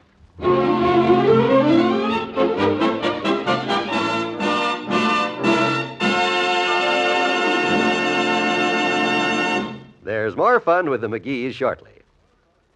If we want freedom, and of course we do, it's worth fighting for in peacetime as well as wartime. There isn't a shooting war to worry about now, but the Cold War of propaganda continues. The Iron Curtain countries lie between the USSR and free Europe. If the captive populations of these countries can be won over by the Soviets and turned into supporters of Soviet communism, the red power of aggression will be enormously strengthened. A strong weapon to fight the spread of communism in these captive countries is presented to us by Radio Free Europe, an independent, citizen-sponsored organization which broadcasts the message of democracy through the Iron Curtain every day.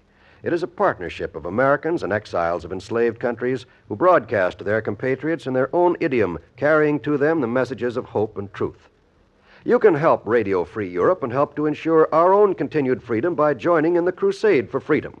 Join the crusade by contributing a truth dollar. Send your contribution to Crusade for Freedom, care of your local postmaster.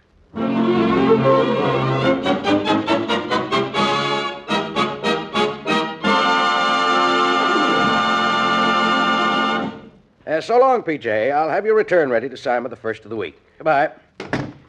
Whew, what a day. I haven't had time to... Harrison speaking. Oh, Mr. Featherfield. Yes, it'll be ready to sign in the morning. Goodbye. Yes, Miss Lee. Who's next? We are. McGee, don't yank the box away from the young lady. We've been waiting out here for half an hour. Miss Lee, what's going on out there? My name is McGee, Mr. Harrison, a friend of Doc Gamble's. We've been waiting here for half an hour while Well, come on in, please. Okay, all right, sis, you can have your speaker thing back now. But if you'd have let me talk to him before... Oh, this sounds like another one of those. Doc Gamble has some weird friends, but... Well, Mr. McGee, how do you do? I'm sorry to have kept you waiting. Well, that's okay. You wait out there, Molly. I'll be right out.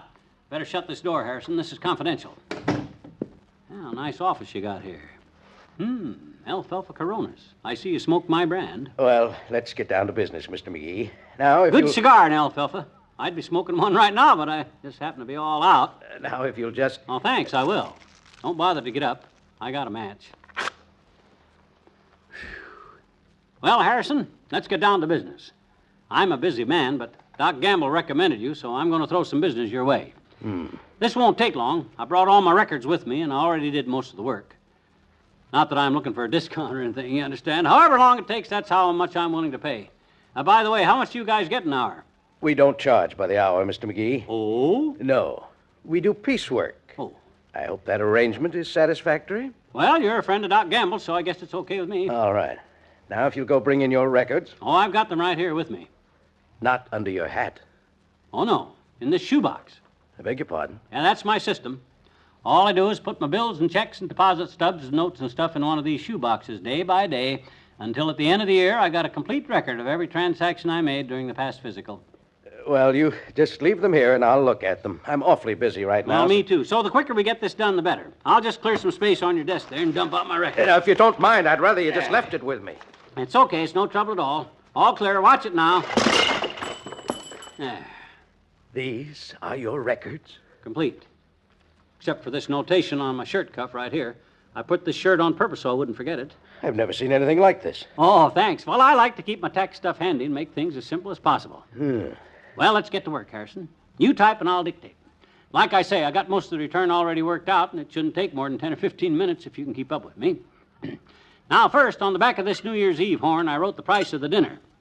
That's deductible as a short-time gain because a short time later I weighed myself at Kramer's drugstore and I gained 3 pounds. Then if we measure the length of this string on this yo-yo here, that's the size of the hole in the driveway that I had repaired at my own expense when I ran it.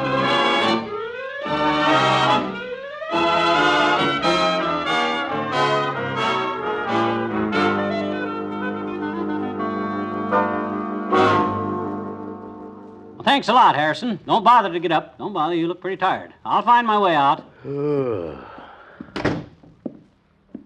Now, Molly, you all set? May have taken a little longer than I figured, but... Hey, Molly, wake up. We're going home. What time is it? 7 o'clock. 7 o'clock? You mean you've been in there 4 hours? Well, I had a little trouble figuring what that Truman button was in there for until I remembered he played the piano, so I deducted the tax on that piano we bought last year. Come on, let's go. Last year? We didn't buy that piano last year. It was the year before. It was? Certainly. Well, then what was that Truman button doing in this box? Oh, no. What's the matter? Look at the date on the box lid. 1952. I brought the wrong shoebox. Heavenly days. Where are you going? I'm going back in there. I gotta wake Harrison up. You run home and get the 1953 shoebox while I keep him amused. I already paid him the $10 and I don't want to lose out on the night.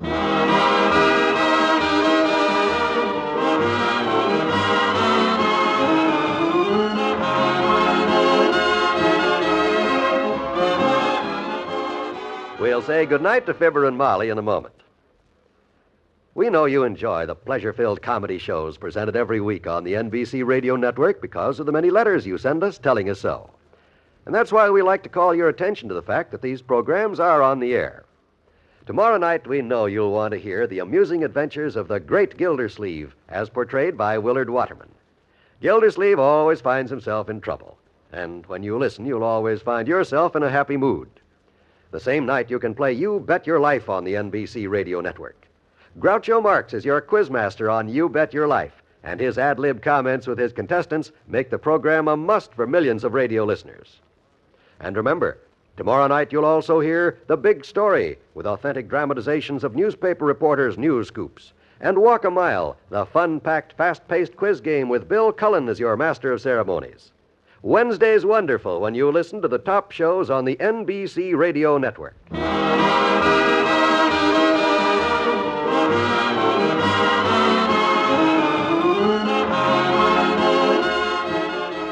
Did you say the mail came while we were gone? Yeah, postcard from Uncle Dennis, and oh my gosh, I forgot all about him. What do you mean? Income tax. I bet I could have took him off for a dependent. Oh, no. You can't deduct for a relative unless you support him. I've supported Uncle Dennis as much as anybody has. Many's the night I supported him up them stairs right there, half carrying, half dragging. No, McGee. Okay. Good night. Good night, all.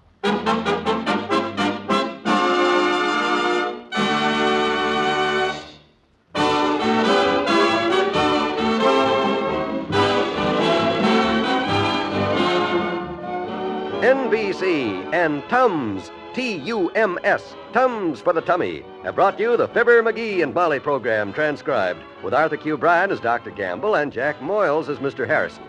This is John Wald inviting you to be with us again tomorrow night when a lucky day changes the lives of Fibber, Magee, and Molly.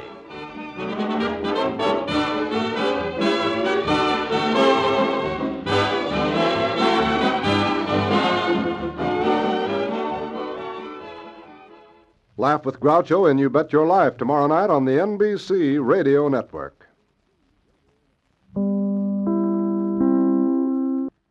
Chapter 32. And when the people saw that Moses delayed to come down out of the mount, the people gathered themselves together unto Aaron, and said unto him, Up, make us gods which shall go before us. For as for this Moses, the man that brought us up out of the land of Egypt, we wot not what is become of him. And Aaron said unto them, Break off the golden earrings which are in the ears of your wives, of your sons, and of your daughters, and bring them unto me. And all the people brake off the golden earrings which were in their ears, and brought them unto Aaron. And he received them at their hand, and fashioned it with a graving tool, after he had made it a molten calf. And they said, These be thy gods, O Israel, which brought thee up out of the land of Egypt. And when Aaron saw it, he built an altar before it.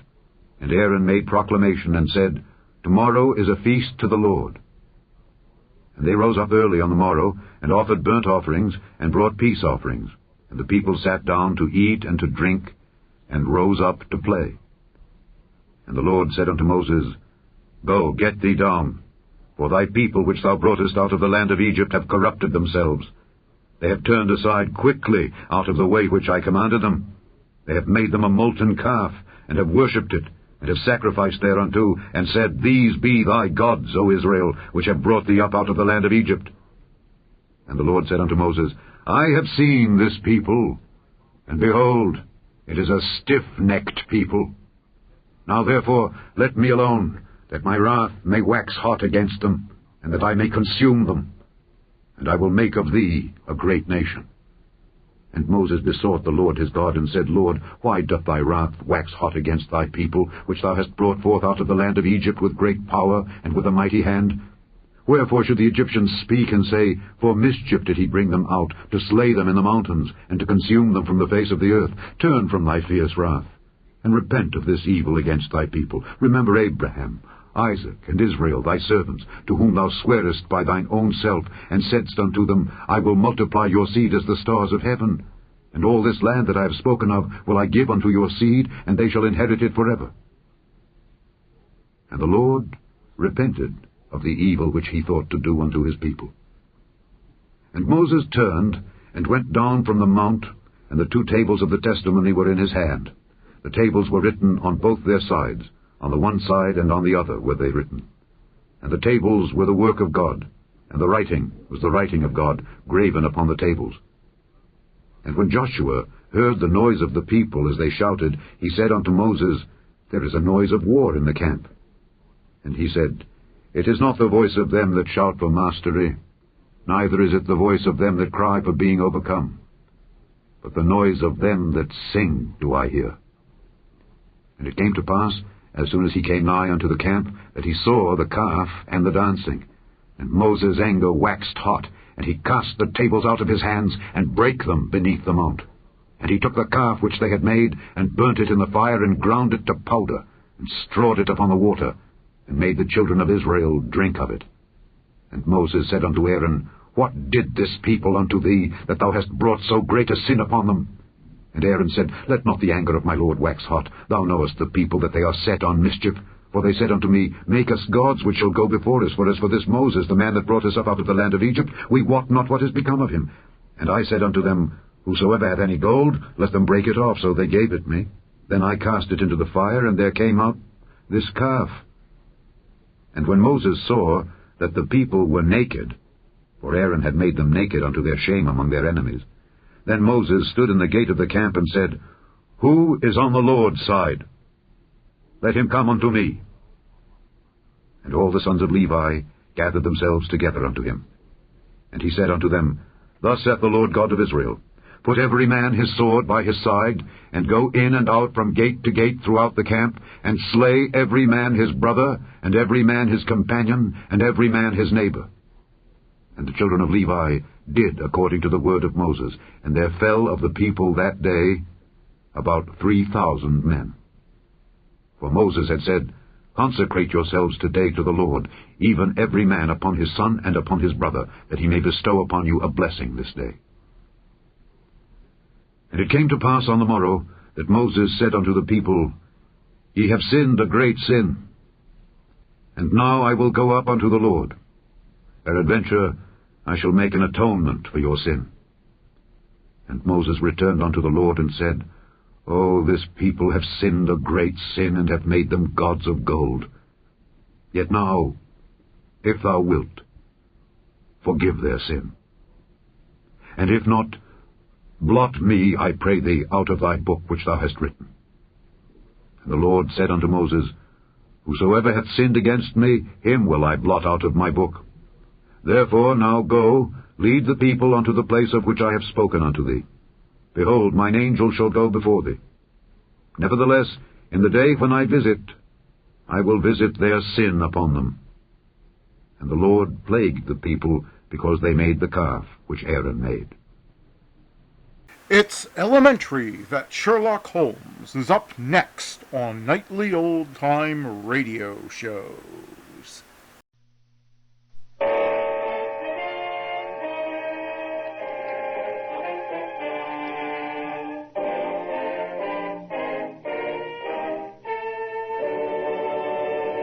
Kreml Hair Tonic and Kreml Shampoo present the new adventures of Sherlock Holmes, starring Nigel Bruce as Dr. Watson and Tom Conway as Sherlock Holmes.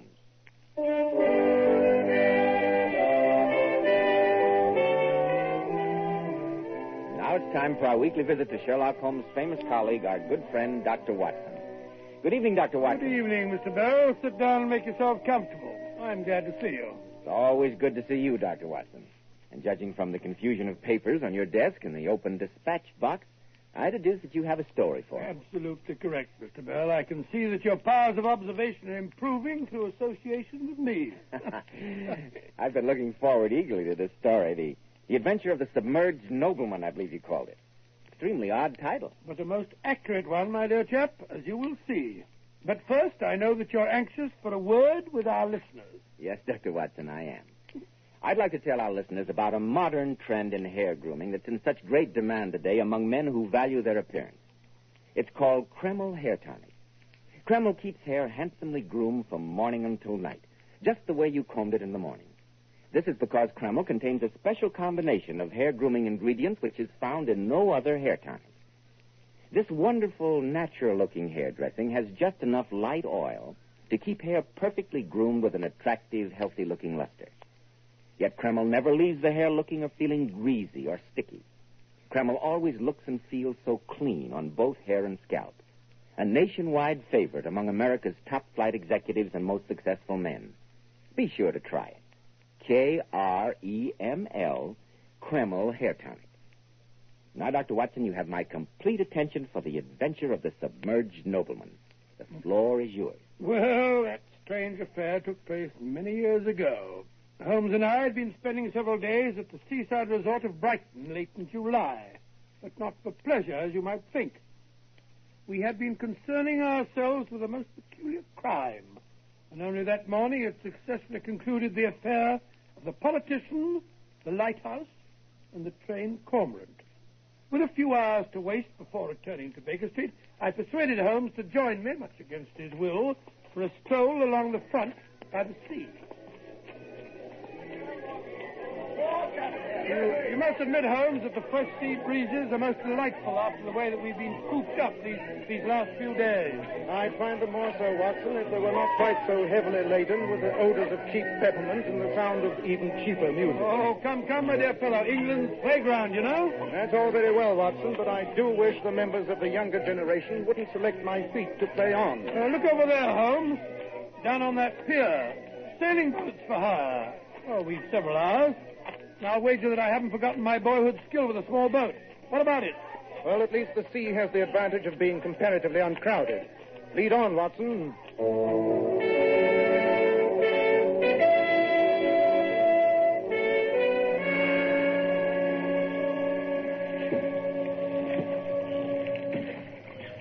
I must congratulate you, Watson, on your skillful handling of our craft.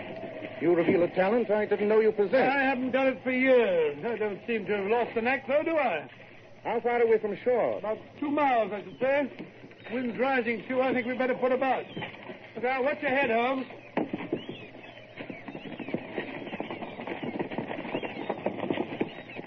I say, Watson, that boat over there, a few hundred yards off, isn't it behaving rather oddly? Certainly is. Probably some weekend trippers who never sailed a boat before. The silly fools don't look out, They're signaling us. See that woman waving? She looks frantic. She's pointing astern. Hold hard, Holmes. We run up to them on this tack, but I'm afraid it'll be wet going. There are 2 women, Watson. One of them standing up. Silly fool, she's liable to have the boat over if she isn't careful. She's shouting something. Can you make it out? I caught the word drowning.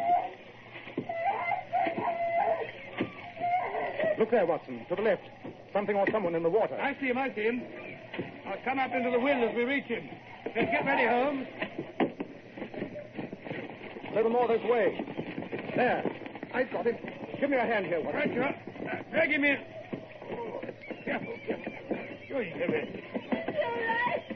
You're right. Well, we better take him in tow, Holmes. I'm afraid there's nothing we can do for this poor fellow, Watson. There's not even the faintest sign of a pulse. Stand still. We'll be with you in a minute. Holmes, we'd better take the 2 ladies aboard with us. Catch hold as we come alongside. My husband. Is he all Here, right? give me your hand. That's right. I'm afraid it's hopeless, madam. By the time we reached your husband, it was all over. There, my dear. You must control yourself. It's the Lord's will. I've got their boat secured, Holmes. I'll head straight to shore. God, if only I hadn't insisted on going. You've nothing to reproach yourself with, my dear.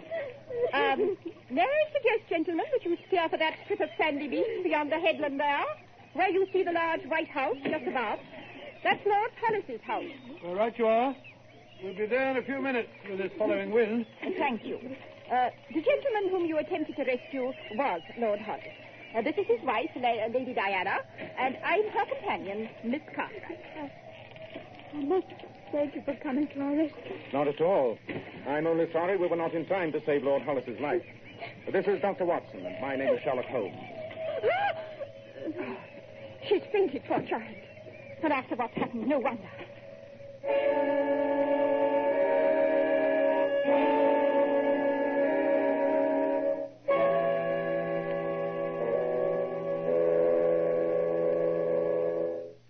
She'll be all right now, Miss Cartwright. I stayed with the poor girl until the sleeping draught took effect. Thank you so much, Dr. Watson.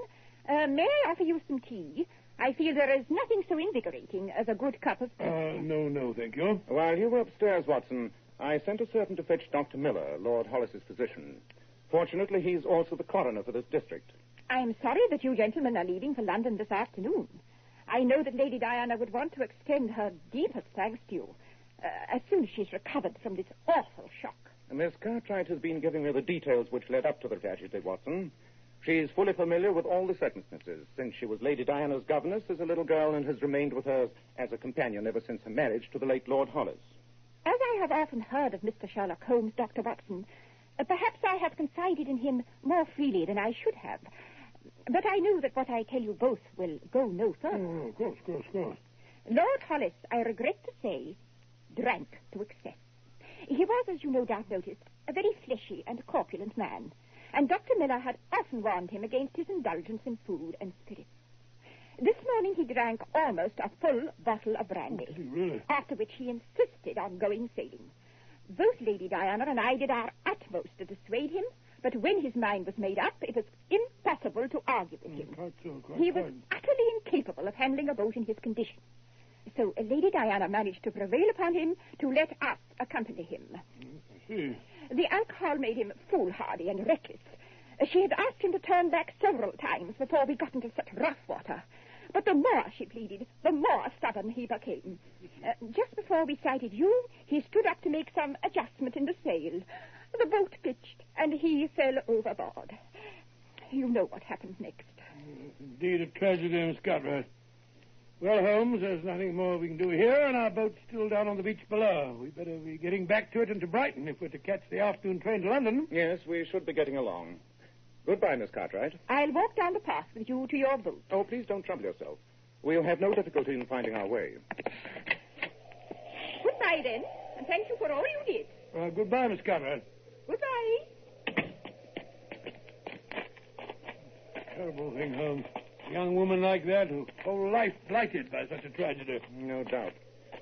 Odd that she should have fainted just when she did. Odd? It seems to me most natural that a woman should faint upon discovering that the husband she loves has been drowned. Now, allow me to correct you, Watson. Lady Diana did not faint at the news that her husband was dead. She fainted when she heard my name. Oh, really, Holmes, egotism's all very well, but not when it leads you to suspect everyone of being a criminal. Well, perhaps your strictures are justified, Watson. Well, here we are at the beach, which may offer proof or disproof of my suspicion. Oh, in what way? You will notice that when the four of us came up, with you and I carrying the body, I chose a route across the sand which would leave undisturbed the footprints which Lord and Lady Hollis and Miss Cartwright had made when embarking this morning. Be careful not to tread here, Watson, but examine these prints in the wet sand with close attention. Oh, don't see anything out of the ordinary. There are 3 sets of them. Precisely. The small ones are Lady Diana's, and those larger prints of a woman's feet are Miss Cartwright's. Oh, how do you know which is which? Because I took the trouble to look at the shoes both of the ladies were wearing. And those large imprints from a rubber sole were undoubtedly made by Lord Hollis.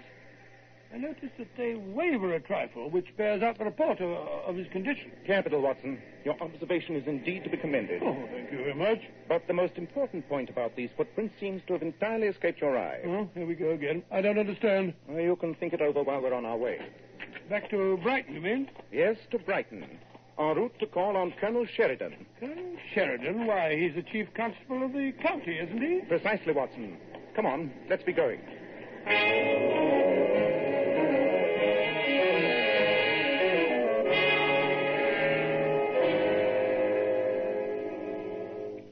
I must admit, Mr. Holmes, that I'm deeply shocked by the suggestion you just made. I can easily understand that, Colonel Sheridan. Nevertheless, I feel it my duty to lay the evidence before you. Flimsy evidence, you must admit, Mr. Holmes. Flimsy, perhaps. But it offers food for thought. Lord Hollis' footprints in the sand were not nearly as deep as those left by his wife and Miss Cartwright. This despite the fact that he was an unusually heavy man. You're right, Holmes. I noticed that. I'm sure you did, Watson. There's no need to be sarcastic. And your conclusion from those footprints, Mr. Holmes? The extreme depth of Lady Diana's and Miss Cartwright's prints admits of only one conclusion, Colonel. What? You mean their feet sank into the sand because they were carrying something heavy? Not something, Colonel. Someone. Good heavens, Holmes. Lord Hollis's body? Quite. But dash it all, man, we saw the man drown. I fear I must correct you, Watson. We saw the man's body floating in the water. We did not see him drown. I fear we would need far more convincing evidence than those footprints, which the tide has probably washed away by now, even to consider the necessity for action by the police, Mr. Holmes. I understand your position, Colonel. May I request, however, that Dr. Miller, the coroner, conduct a most thorough post-mortem? Of course. With special attention to any possible bruises on the body. Any evidence indicating that Lord Hollis might have been struck a blow that rendered him unconscious before he was pushed overboard. I shall instruct Dr. Miller accordingly, Mr. Holmes, but I still can't believe there's anything wrong. I've known Edward Hollis since he was a boy. He was a fine chap, generous, excellent rider to hounds, although a bit over-fond of the bottle. Yes, Miss Cartwright told us. Oh, Miss Cartwright. Ooh, that woman gives me the cold shivers. She's got an eye like a basilisk. What about Lady Diana, Colonel? Well, I can't say that I know much about her. We called when they were first married, but my wife and her friends didn't seem to feel that she was quite... you understand? Pretty little thing, I thought. Oh, very, very. Don't know where she came from before she married Hollis. I have an idea from what my wife once said. She had a rather checkered past. I know she didn't have a penny to her name before she married. Well, Colonel, we must be on our way. I would appreciate it if you'd mail me a copy of the coroner's findings to 221B, Baker Street. Glad to, Mr. Holmes. But I hope you will be disappointed.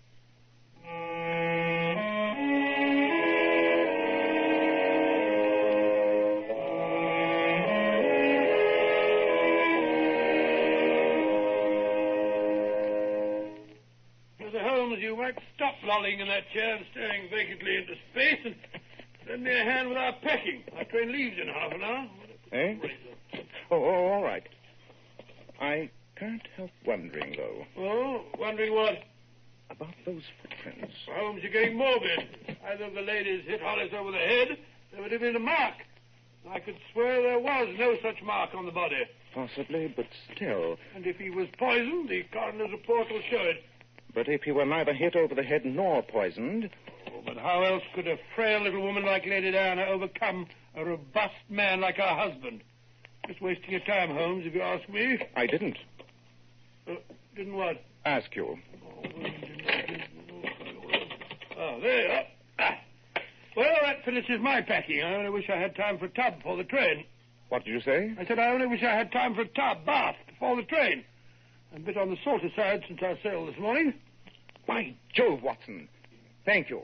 What are you talking about? Yes, it's a possibility. A distinct possibility.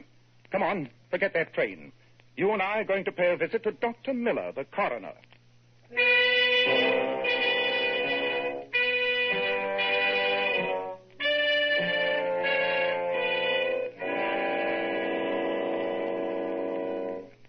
But it's fantastic, Mr. Holmes. I've never heard of such a thing. That doesn't mean that it's impossible, Dr. Miller.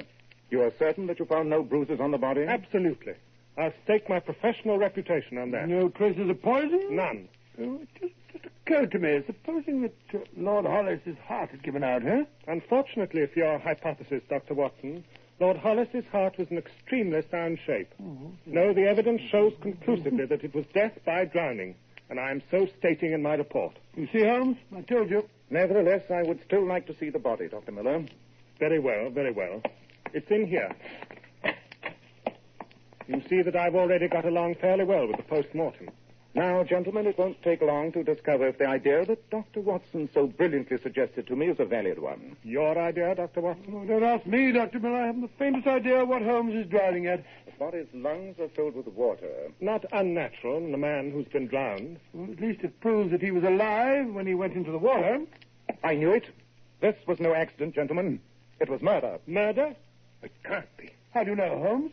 Lord Hollis was supposed to have drowned in the sea before the very eyes of Dr. Watson and myself. There's no mark on his body, and his lungs are full of water. But that water, gentlemen, is not salt water as it should be. It is fresh water.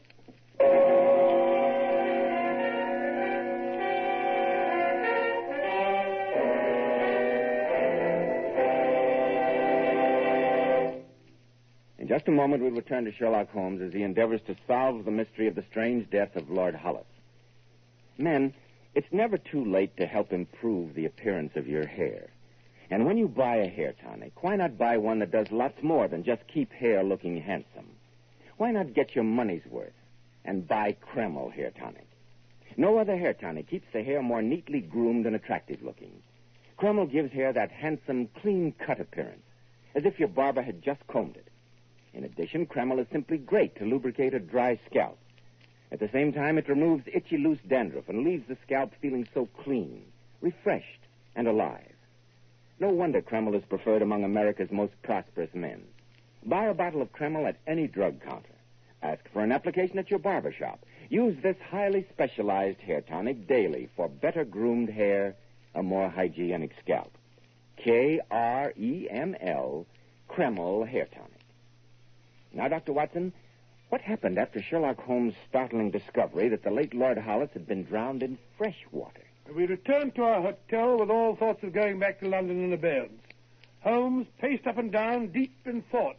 His pipe was clenched in his jaws, and the room was blue with the fumes of tobacco. Fiendishly clever plot, Watson, and one which came within the tiniest margin of succeeding. Well, I can't argue with the evidence, Holmes, but I still fail to see how a little slip of a girl such as Lady Hollis could forcibly overpower and drown a strong, active man, unless you're suggesting that our husband was so drunk as to be in a stupor when he was killed. Not at all. There is one set of circumstances under which even a small person would have no difficulty in drowning a much larger one. Come here, Watson, and I'll give you a demonstration. Now, if you'll seat yourself in the bath and imagine for a moment that you are Lord Hollis. Well, it feels rather silly, though. Excellent. Now, lean back in the tub, relaxing, enjoying your imaginary bath. All right, now what? In the part of Lady Diana, I enter, walk over to you with some casual remark, and suddenly do this. You see? Pulling a person's feet suddenly upward while he's in the tub, and there's your result. Oh, all right, Rodolfo, all right. But dash it all, will you let go my feet? If that tub had been full of water, my dear fellow, your head would now be submerged despite your most violent struggles. And in that position, as you can see, it is utterly impossible to get a grip on the sides of the tub. Yes, most convincing. I shall keep my bathroom door locked in the future when I'm having a bath. The difficulty, Watson, rests not in convincing you, but a jury. Our evidence is slender in the extreme.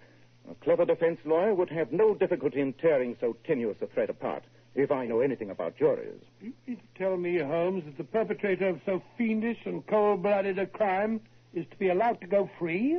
Let me call your attention, Watson, to the fact that both Lady Diana and Miss Cartwright, beneath their frail and helpless exteriors, must be women of the utmost resolution and determination. Perhaps the two of them had planned out the whole grisly business far in advance.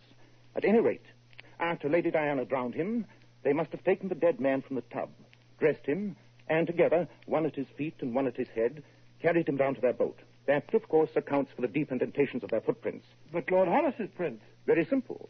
Once the body was in the boat with Miss Cartwright guarding it, Lady Diana walked down the shore below high tide mark and up to the house by another route. I see. And then she put on a pair of Lord Hollis's shoes, walked down to the boat, thus creating the prints that were supposed to be his. Quite so. Then they sailed out, waited until some boat was near enough for their signals of distress to be visible, slid the body overboard, and began to act out their little drama. It all hangs together. As an explanation, yes. As evidence, no. And as I told you at the beginning, Watson, those two women are not the type whom a simple accusation will break down. You can wager that the loyal Miss Cartwright will guard her mistress's secret with her life. And as for Lady Diana, a woman capable of killing her husband in so diabolically clever a manner will not break under accusation. She'd be more likely to sue for slander. What on earth are you going to do, Holmes? You've sometimes told me that I have queer friends in London, Watson. Hmm? I have a plan which depends upon one of them. I shall go out to London tonight. Meanwhile, I want you to make discreet inquiries from Lord Hollis's bankers and his lawyer and see what evidence you can obtain as to his financial affairs.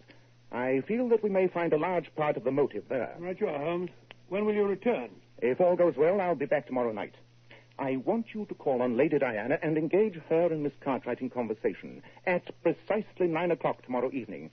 Don't fail me, Watson. It is vital that you carry through your part.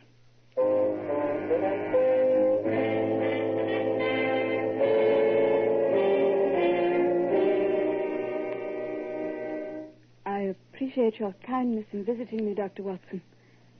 I'd been under the impression that you and Mr. Holmes left yesterday for London.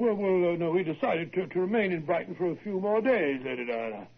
Some tea, Dr. Watson. No, thank you, Scarlett. And where is Mr. Holmes? I hope to have the opportunity of thanking him in person for all you both did. Holmes? Is it Holmes? I don't quite know where he is at the moment. He's a difficult fellow to keep track of, you know. Wasn't it the front doorbell, Carter? Yes. I'll go. The servants have retired. Can I offer you some other refreshment, Dr. Watson? Perhaps you'd like some brandy. No, thank you. I never touch it. Good evening, Lady Diana. Ah, Watson. Good evening, Mr. Holmes. I was just telling Dr. Watson that I hoped you'd give me the opportunity of... I'm afraid you're under a misapprehension, Lady Diana. I'm not calling upon you in a social capacity. I'm afraid I don't understand. Really, Mr. Holmes, your behavior is rather odd, to say the least. I found your notes at the hotel, Watson, where you'd left them for me. They complete the picture very thoroughly. Unless you can give some other explanation of your conduct, Mr. Holmes, I must ask you to leave at once.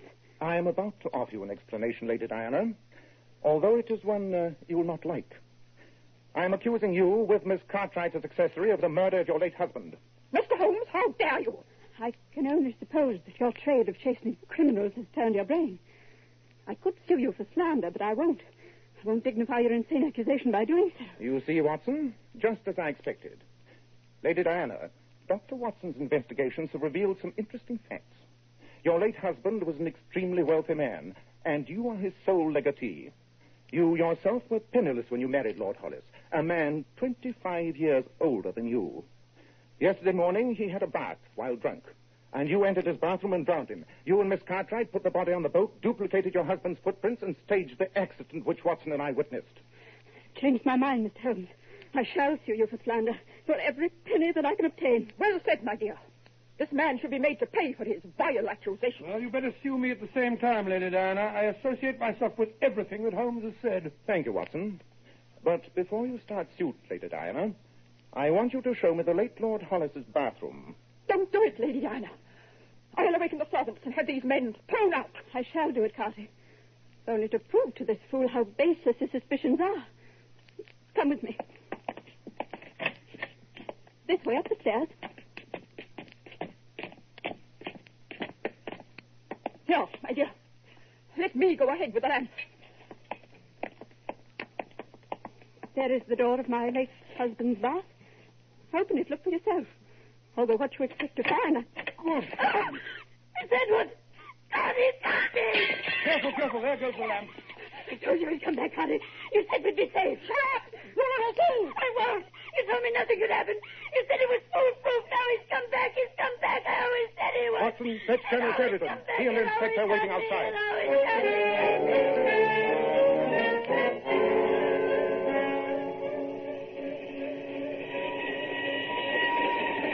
Baker Street will look extremely inviting, Watson, after the explosions and alarms of the last 48 hours. It certainly will, but with all the excitement after that woman dropped the lamp and the police inspector taking down Lady Diana's confession, I still haven't found out how you managed the whole thing. The return of the late Lord Hollis, you mean? It was really quite simple. One of my many friends in London is one of the artists who makes all those clever waxwork figures for Madame Tussauds Museum. He made me a most lifelike and convincing replica of the late Lord Hollis, working from a photograph furnished by the local portrait studio. Great Scott, and while I held those two women in conversation in the drawing room, you entered the house and smuggled the figure into the bathroom. Precisely, my dear fellow. As I told you, only a very sudden and intense shock would ever have scared a confession out of that extremely self-possessed murderess, Lady Diana, and her evil genius, Miss Cartwright. Shock? I don't mind telling you, Holmes, that if I'd been carrying that lamp, I'd have dropped it myself when I saw that figure. Took 10 years off my life.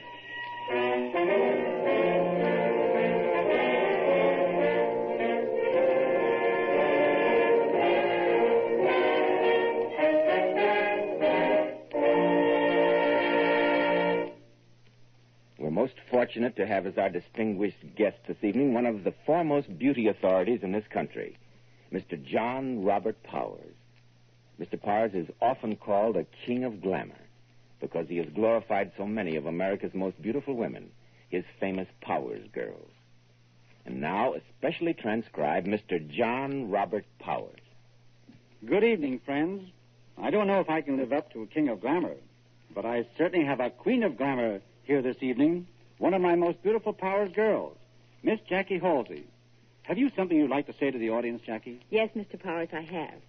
I'd like to give you a big vote of thanks for telling me to always use Kreml shampoo.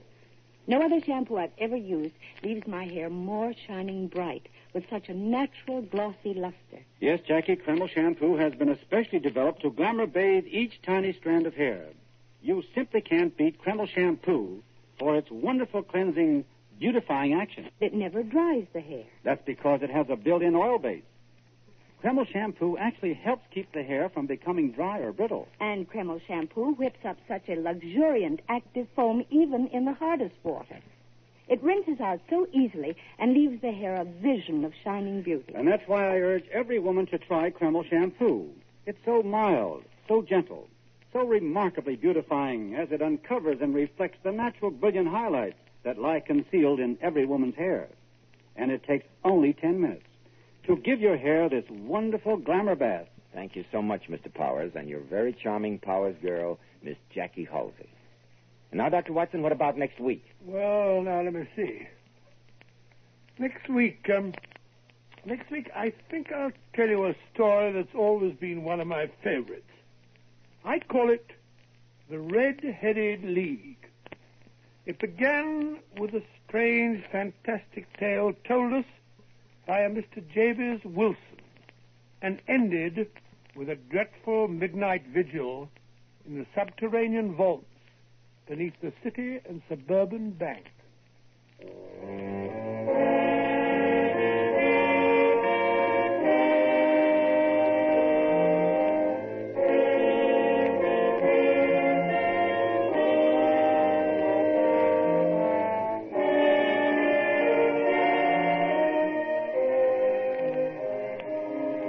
Tonight's new Sherlock Holmes adventure was suggested by an incident in Sir Arthur Conan Doyle's story, The Adventure of the Veiled Lodger.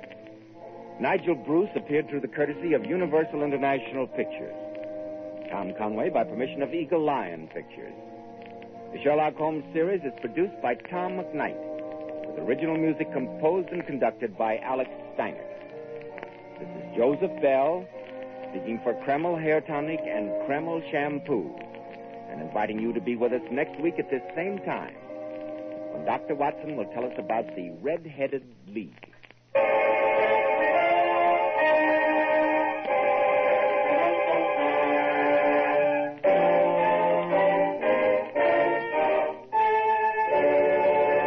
This is ABC, the American Broadcasting Company. Now it is time to go back to Dodge City with Gunsmoke.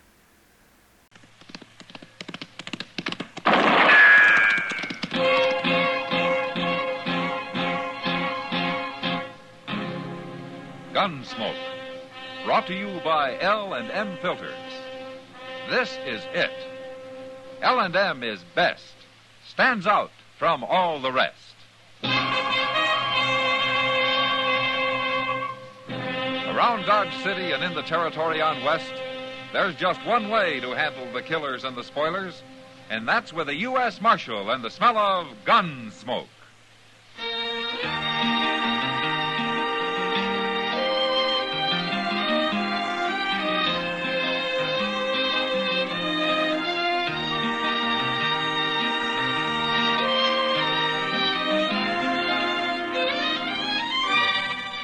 Gunsmoke, starring William Conrad. The transcribed story of the violence that moved west with young America. And the story of a man who moved with it. I'm that man. Matt Dillon, United States Marshal. The first man they look for and the last they want to meet. It's a chancy job, and it makes a man watchful. And a little lonely.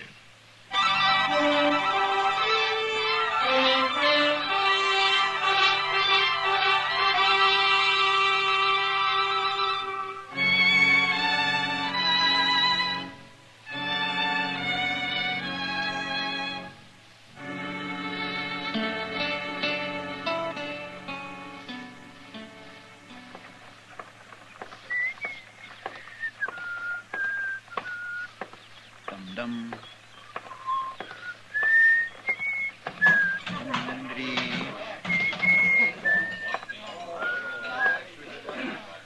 Hello, Chester. Well, hi, Miss Kitty. Hey, look what I got. Oh, what about it? Why, that's a whole $1, Miss Kitty. Well, congratulations, Chester. I borrowed it off Mr. Dillon. He's outside there talking to some fella. Huh? I'd be mighty proud if you'd have a beer with me, Miss Kitty. Well, you know I don't like to drink at the bar, Chester. Well, we can sit down. And I'm tired of sitting. I'll have a beer with you right here. All right, that's fine. Sam? Yeah? Draw a couple beers for me and this lady. Well, sure. Coming up, Chester. Chester, you talk about me like I was a stranger around here. What do you mean? This lady. Why, I always think of you as a lady, Miss Kitty. Well, I mean, I don't never... Thank you, Chester. Here's your beer. Here's your money, Sam. Okay. Oh, my, it looks nice and cold, don't it? You look like you're about to swim in it, Chester. That's right, I'd like to. Hey, Kitty. Hmm? They told me your name's Kitty. It is.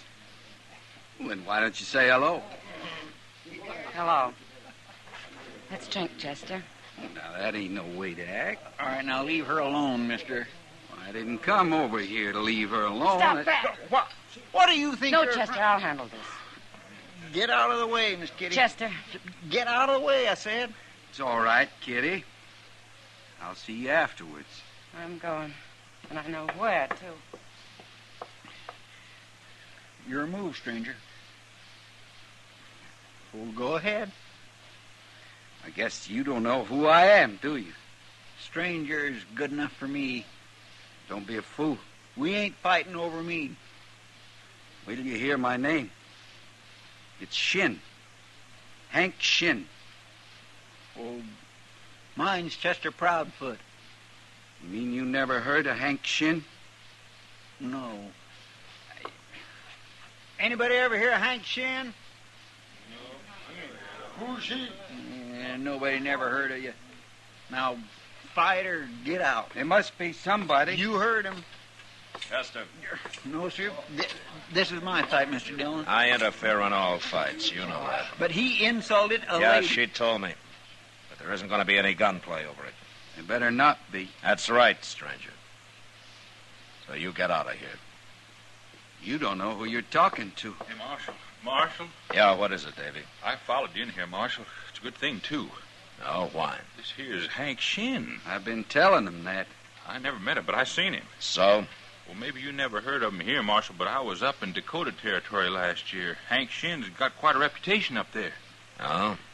For what? For gunman, Marshal. Why, there ain't nobody up there'd go against him. Ain't that so, Shin? 3 men tried it once. By golly, that's right. That was in the town of Blackhawk, wasn't it, Shin? That's where it happened. 3 men tried to take him in a saloon there, Marshal, and he killed every one of them. It was all gunmen, too. People are still talking about it. Hank Shin's got about the biggest reputation of anybody up there. I guess the word don't get to Dodge very fast. Well, maybe I ought to apologize to you, Shin. Oh, it's all right, Marshal. You didn't know. Forget it. Okay, I'll forget it. But I want you to remember something. What? You're going to impress a lot of citizens around here. But I don't care how big a man you are in Blackhawk or anyplace else. You start trouble in Dodge and I'll cut your string. You're talking mighty loose, Marshal. You know, somehow I got a feeling you kind of thrive on talk. I don't think I like that. Don't you? Come on, Chester. Yes, sir. I'd have fought him anyway, Mr. Dillon. I don't care who he is. I didn't step in to help you out, Chester. I did it to stop a gunfight. Oh, somebody's going to fight him if he keeps going on like that. Maybe. And I hope there's no trouble while I'm gone. Yeah. Say, I plumb forgot. You're taking Santa Fe up to Abilene tonight, ain't you? Yeah, I'll be back in about a week. But if this Hank Shin starts on a killing spree, you telegraph me. Yes, sir, I sure will, Mr. Dillon.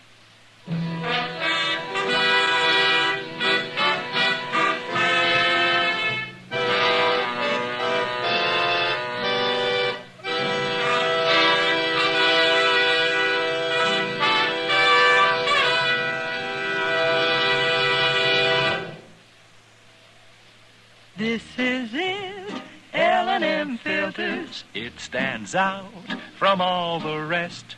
Miracle tip, much more flavor. L&M's got everything. It's the best. L&M is best. Stands out from all the rest. L&M's got everything. Everything? Everything. Best flavor? L&M stands out for flavor. The Miracle Tip draws easy. Lets you enjoy all the taste. Best filter? L&M stands out for effective filtration. No filter compares with L&M's pure white Miracle Tip for quality or effectiveness. Best tobaccos? Highest quality tobaccos. Low nicotine tobaccos. L&M tobaccos. Light and mild. Every way, L&M is best. Stands out from all the rest. How easy they draw. How mild they are. L&M is sweeping the country.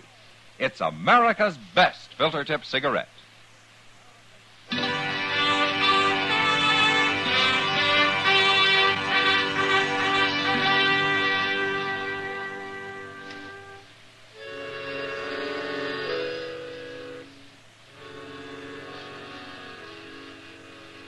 My business in Abilene didn't take as long as I thought it would. And I was back in Dodge 4 or 5 days later. And I found that the growth of Hank Shin's reputation hadn't taken long either. I heard about it at the depot, at the post office, and then at Delmonico's, where I stopped in for a cup of coffee. Kitty was there, finishing her dinner at a corner table, and she beckoned me when I walked in. Hello, Matt. Hello, Kitty. How are you? How's Abilene? Well, it's still growing. Bill Hickok sent his regards. That's nicer. Is he as handsome as ever? Yeah, he is. You know, I'm kind of worried about him, Kitty. Oh, why, Matt? That's his eyes. I don't think they're as good as they used to be. Well, that's bad. Yeah. Well, how are things around here? Well, the only thing that's growing here seems to be Hank Shin. Yeah, they tell me he's having a real fine time. Oh, he's acting mighty proud, Matt. But I've seen his kind before. Oh? Oh, how do you mean? Well, somebody who hasn't heard what a devil he is with a gun just might shoot a hole in him one of these days. You know, I got a feeling that you'd like to do it yourself. Matt, if women ever took to carrying guns, you men would have to start behaving yourselves. All of you. Uh-oh. Huh? Welcome back to Dodge, Marshal. Hello, Shin. We missed you. Didn't we, Kitty? Something you wanted? I declare you're as hard to get along with as she is. She won't even talk to me. Just 'cause a person lives around hogs, he doesn't have to wallow with them. I wouldn't take that from a man. Well, from what I hear, no man's dared to talk to you like that, Shin. You bet they haven't. Yeah, you got the town pretty well buffaloed, haven't you? A little respect is all I ask for, Marshal. Uh-huh. The kind you got up in Black Hawk? The kind I'm getting here. From most people. But not from me. I got no quarrel with you, Marshal. You know, you can't seem to make up your mind. What's your trouble, Shin? I got no trouble. Why do you say that? I don't know. Just a feeling, I guess. But, don't let it spook you. Nothing spooks me. Oh, you're lucky. So far. I don't like this talk. Nobody's making you listen to it. Well, you bet they ain't.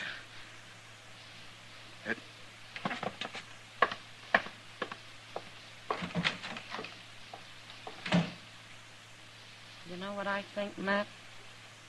No, what, Kitty? I think Hank Shin's off center. Way off. Well, we'll find out how far, Kitty. Any day now.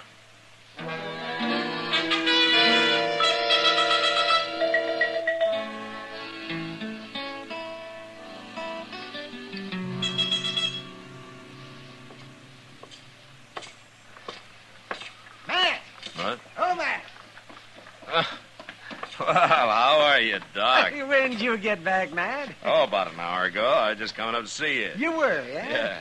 Hey, you remember Jim Branch? Jim Branch? Jim Branch. Yes, I oughta. I cut a frozen toe off of him last winter. Yeah, well, I ran into him up in Abilene. He wanted me to give you this. He did? But what is it? $20? Oh, $20. Well, that was worth waiting for. He didn't know exactly how much it was that he did owe you. I'd nick him for more if he was here, but this'll do all right. What's he doing in Abilene? He give up buffalo hunting? Yeah, he told me he'd never go out on the prairie again. He's running the old golf house right now. The old golf house? You mean, did he buy that? No, he bought into it. Oh, yes, I always knew that man had money hidden away somewheres. Well, he's quite a dude now, Doc. Beaver hat, fancy shirts. Oh. I hardly recognize. What's that? It came from the Alfraganza. I thought things had been too quiet around here lately. It's about time we had a killing. There's Chester. Oh, good. At least it wasn't him that got shot. Mr. Dillon? What happened, Chester?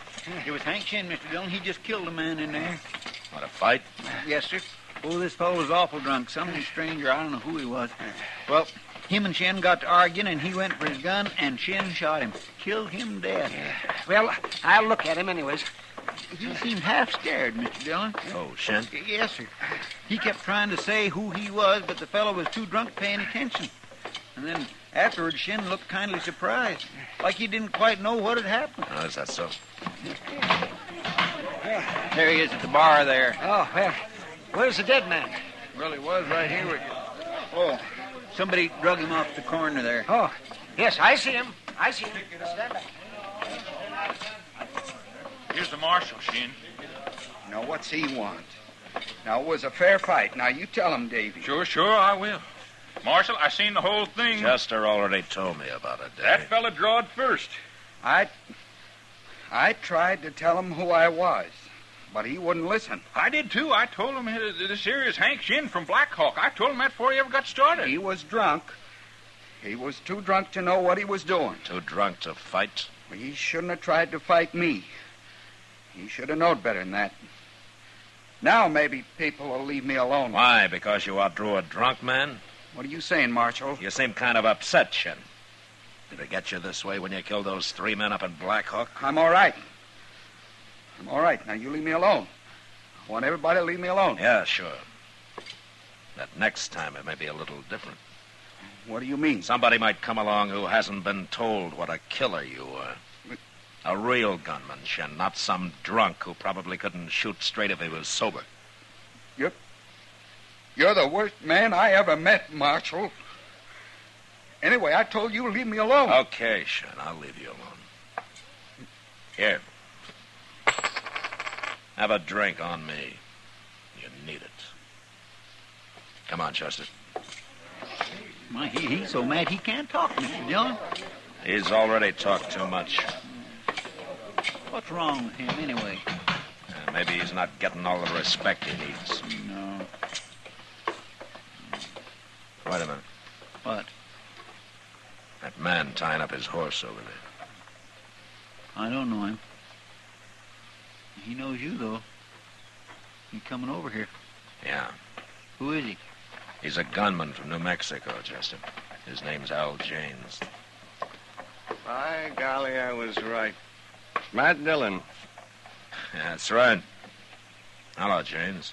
It's Marshal Dillon now, ain't it? Uh-huh. Oh, this is Chester Proudfoot. Al Janes. How you do? Chester? Oh, what are you doing in Dodge? Oh, nothing, Marshal. Looking around. Yeah. You never came here before? No. I never did. Man like you's usually got something in his mind, has he? I'm here on pleasure, Marshal. Little gambling and the like. Uh-huh. All right, Janes, but you stay out of trouble, huh? Dodge isn't as wide open as some of the towns you've been in. Man gets a reputation, it sure stays with him, don't it? You wouldn't be able to sell your gun if it didn't. Now, ain't that the truth? See you around later. I'll buy you a drink, maybe. You too, Chester. Sure.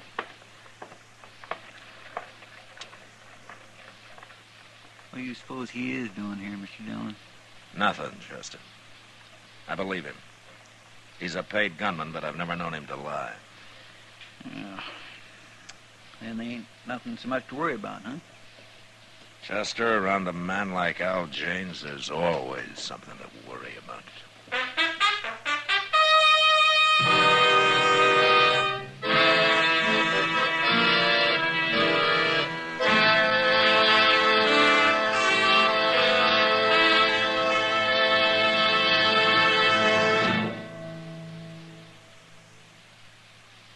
I've got L&M.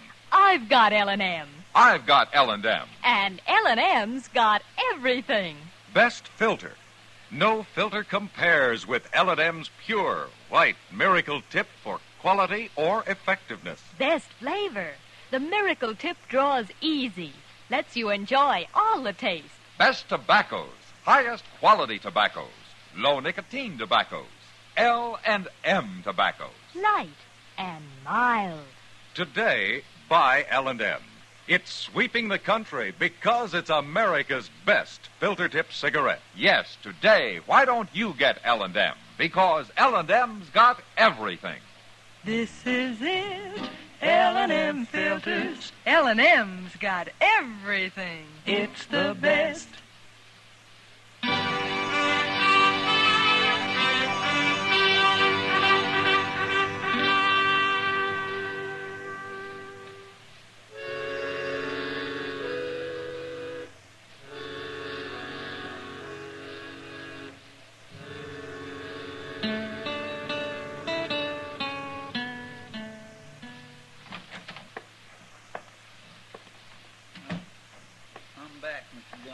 Did you have a good supper?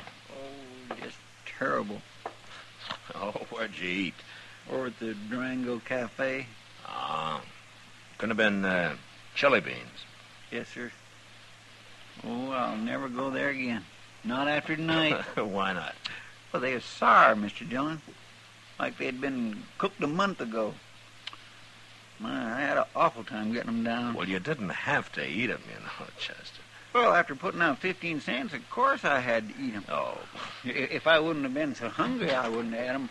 I ain't one to...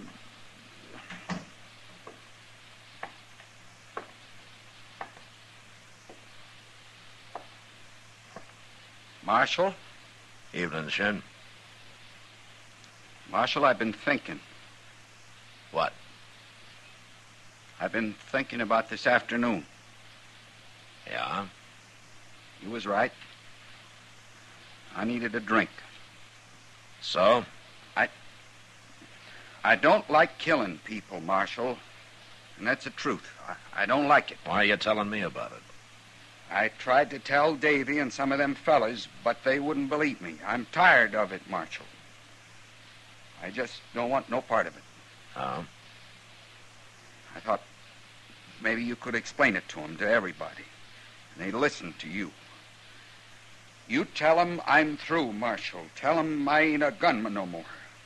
Just a plain, ordinary man. And if you're so plain and ordinary, why don't you tell me what this is all about? I did tell you. And if you don't believe me, you know what I'm going to do? I'm going to take off my gun. And I'm going to leave it right here. Now, there. Now you believe me? Well, do you? I don't know what to think of you, Shin. But I proved it. Now, there's my gun. And you got to tell him, Marshal. I got me a bottle in my coat pocket. I'm going to my room, and I'm going to forget all about this. You tell him now, Marshal. And you tell him tonight. He is crazy, Mr. Dillon. Yeah, there's something sure wrong with him. I don't believe any of that about him being tired of killing people. No. It's more like he's scared of something, ain't it? Chester. Yes, sir? I think I know what it might be. What? Al James. What's he got to do with it? I don't know. But let's go find him. Well, what for? To tell him Hank Shen isn't armed. Well, he could see that. He was wearing a coat, Chester. That's right out there in the street. Yeah, come on. There's some men down there, Mr. Dillon. Yeah. If it was a fight, it sure didn't last long. One bullet can end a fight, Chester. Yes, sir. Well, there's somebody laying there. Looks like Hank Shen. Yeah. Nobody ain't paying any attention to him. They're all crowded around old Jane's. By golly, that is Jane's. I'm going to go take a look at Shen, Chester. You better go back and get Doc, huh? Yes, Mr. Dillon. I'll hurry.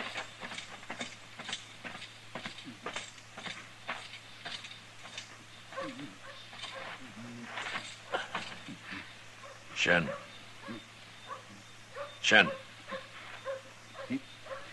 He shot me, Marshal. He shot me. Al James. He run into me here, but I was so scared I couldn't say nothing. I tried to open my coat to show him I wasn't armed, and he shot me. Doc will be here in a minute, Shen. Marshal? Yeah. Marshal, I never killed nobody before today. No, I didn't think so. Them fellas up in Black Hawk, they had a fight. I was the only other man there, and I hid out till it was over. They killed themselves. And you took credit for it. Mm-hmm. It made people respect me. All kinds of people. You understand? Yeah, I understand. How's he doing, Marshal? I hit him twice. Marshal? Marshal?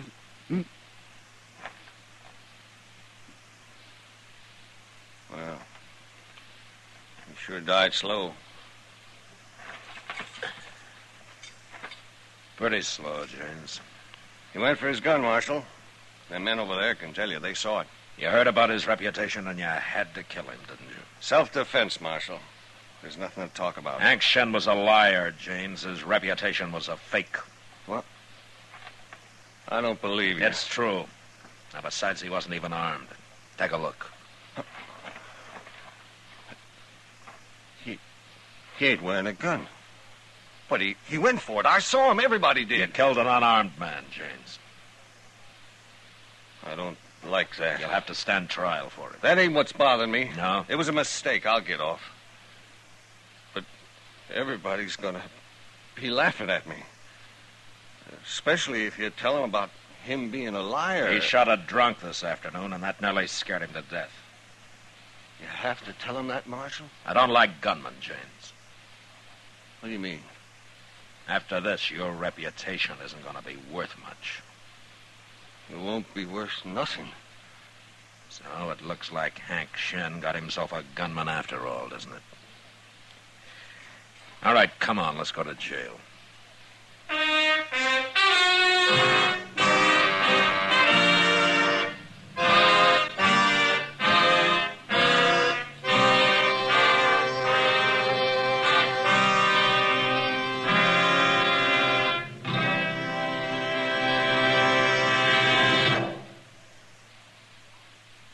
And now our star, William Conrad. Thank you, George. Mild and plenty quick on the draw. That's L&M for you. And the pure white miracle tip on the business end of every L&M filters out everything but the taste of the world's finest tobaccos. All you have to do is pick up a carton of L&M's and you'll see what I mean. L&M stands out from all the rest.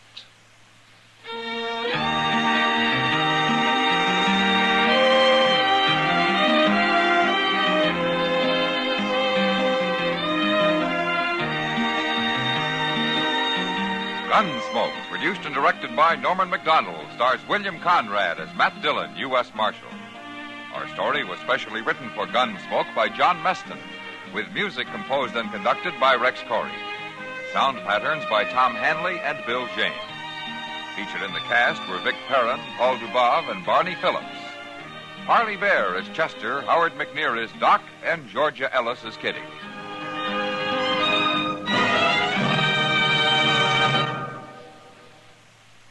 Put a smile in your smoking.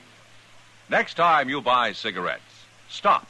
Remember, only Chesterfield is made the modern way, with Accuray. This amazing quality detective electronically checks and controls the making of your Chesterfield, giving a uniformity and smoking quality never possible before. For the first time, you get a perfect smoke column from end to end. From the first puff to the last puff, Chesterfield smokes smoother.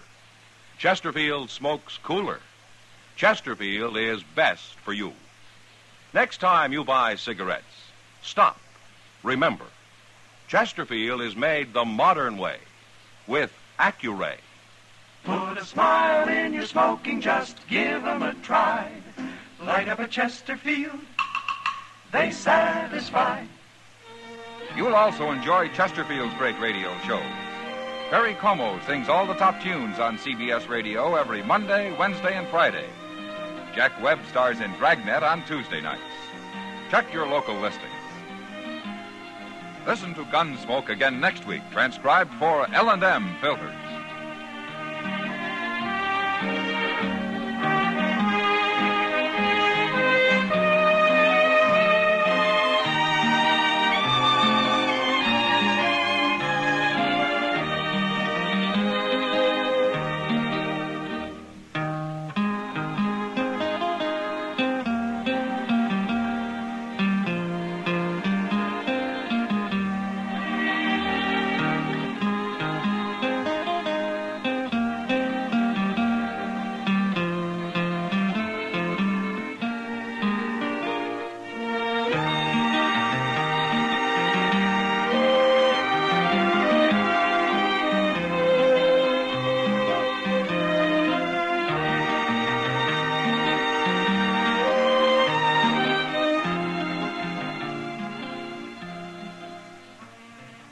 Our next guest will give you the laughs. Just don't ask him to lend you money. It's Jack Benny coming up next. The Jack Benny Program, presented by Lucky Strike. There's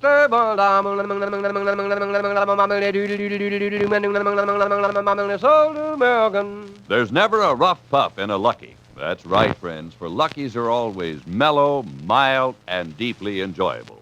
Here's why. In a cigarette, it's the tobacco that counts, and LSMFT, Lucky Strike, means fine tobacco. Yes, today, tomorrow, always. Lucky Strike means fine tobacco. Light, ripe tobacco that always smokes smoother, milder, puff after puff, pack after pack. Now, fine tobacco costs more, and at the auctions, Luckies pay more, millions of dollars more than official parity prices, to get really fine tobacco for your cigarette. So, friends, for smoking enjoyment at its finest, with never a rough puff, light up a Lucky. Every puff of the way, you'll get more, much more, real deep down smoking enjoyment. Yes, the next time you buy cigarettes, ask for a carton of Lucky Strike. So round, so firm, so fully packed, so free and easy on the draw.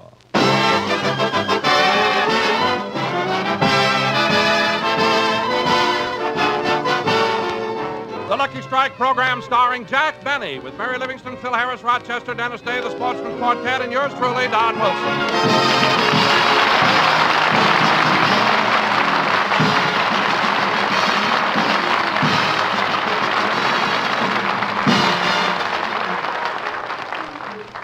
Ladies and gentlemen, 1949 is gone and forgotten. But to Jack Benny, 1950 will always be remembered. Because 1950 is what he paid for his new suit. And here he is, Jack Benny.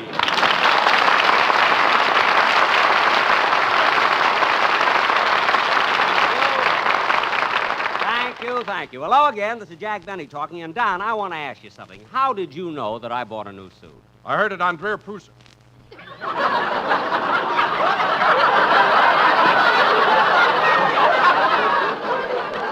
heard it on what? Wait a minute, I want to hear this. You heard it? You heard it on what? I heard it on Drew Pearson's broadcast. Ladies and gentlemen, he got the award for being the best announcer in the show.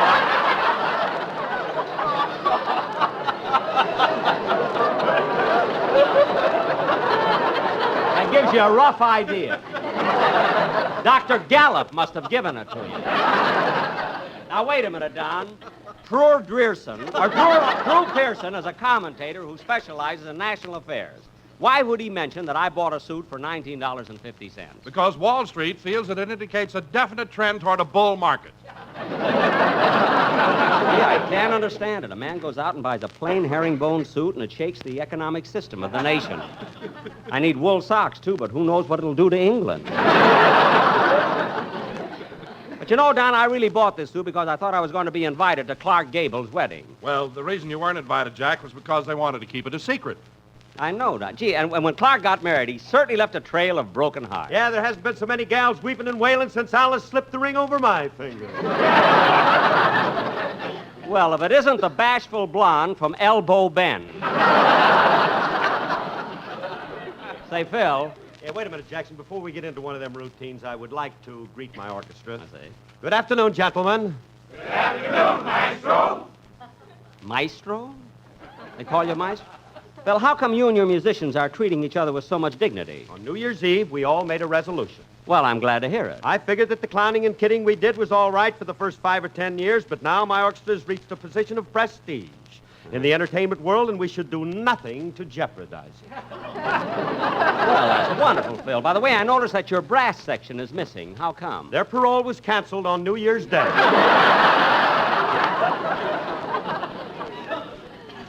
Well, I'm glad that 703896 is still with us. I like the way he sandpapers his fingers before he plays the piano. What a gang. Phil, this is the new year, 1950. Why don't you do something about your orchestra? What do you mean? Well, just look at Remley sitting there on his stool, sound asleep, using his guitar for a pillow. Well, that ain't Frankie's fault, Jackson. It's not his fault. You know, you don't get much rest when you sleep under the sink, on the piano, or in a bathtub. Wait a minute, Phil. You mean Frankie sleeps in those kind of places? Look, Dad, he sleeps in the place he was when the bottle last ran dry. What? You know, when your knees buckle, you ain't always over a feather bed. I guess not, but you'd think... Oh, hello, Mary. Hello, Jack. I was just going to... Well, Jack, you're wearing that new suit you bought last Tuesday, aren't you? Yes, Mary. Wait a minute. How did you know I bought it last Tuesday? Truman had it in his message to Congress. Oh, yes. They booed the coat and cheered the pants. I remember that. What excitement. So, Mary, you know I haven't seen you since the Rose Bowl game. That's right, Jack. There was some crowd out there, wasn't it, Mary? Oh, we didn't go to the game. We watched it on Jack's new television set. You mean Jack got a television set? Uh-huh. Well, don't tell me that Tighter Than Springtime is finally loosened up. Oh, he didn't buy it. It came with his new suit. Mary, don't be ridiculous. The Warner Brothers gave it to me. Well, it's about time. You certainly gave it to them. Yeah, now, kid, let's cut out this small talk because we've got a very important show to do. Jack, is Fred Allen going to be on this program today? No, Mary. Allen will be with us next week. The train he was coming out on had to go through a sheep dip treatment at the border. They had to dip him twice. Tonight we're doing a very important play. It's an exciting mystery melodrama that takes place in a restaurant. Well, come on. Let's get this corny sketch over with. Huh? Dennis, you're late. So what? You want to make something out of it? What? You heard me, Clyde. You ain't wearing earmuffs. Dennis. Dennis. You make me sick. Now, look, kid. If you think you can come in here... Don't crowd me, son. For heaven's sake. Dennis, what's come over you? It's my New Year's resolution. Nobody's pushing me around anymore. That's telling him, Wormy. Yeah.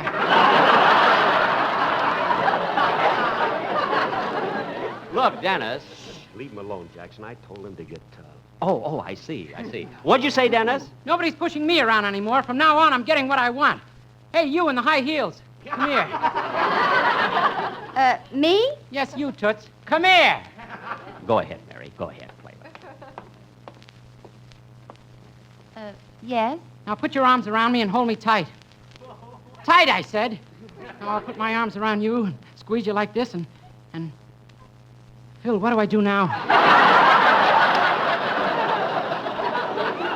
Oh, well, the first thing you do, Dennis, is stop acting silly. Yes, sir. And the third thing you do is sing your song. What's the second? Let Go of Mary. Now go ahead. Let's have it.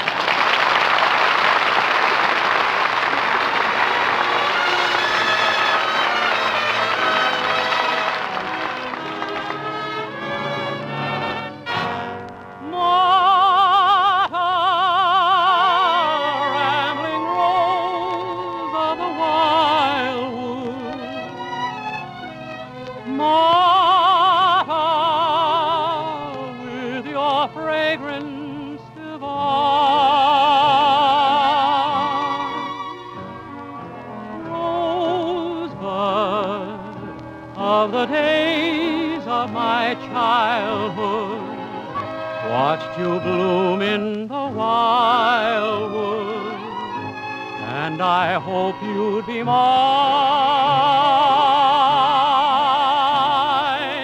Martha, now your eyes beam at twilight, sparkling like each dewdrop at dawn.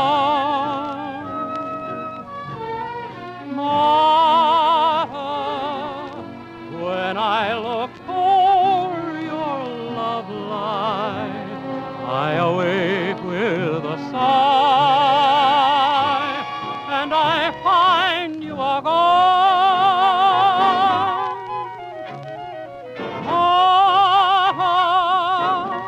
En tus claras pupilas brilla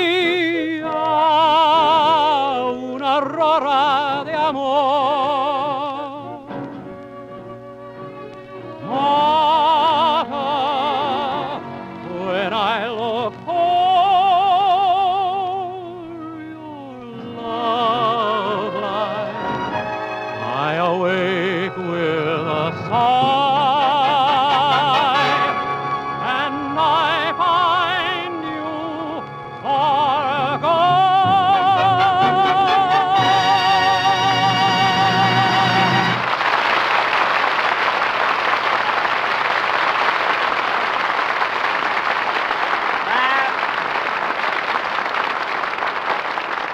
That was Marta, sung by Dennis Day. Very good, Dennis. That was really wonderful. Thank you, Mr. Benny, and congratulations on your new suit. Well, thank you, Dennis. How did you know I bought a new suit? It's in the lyrics of Don't Cry, Joe.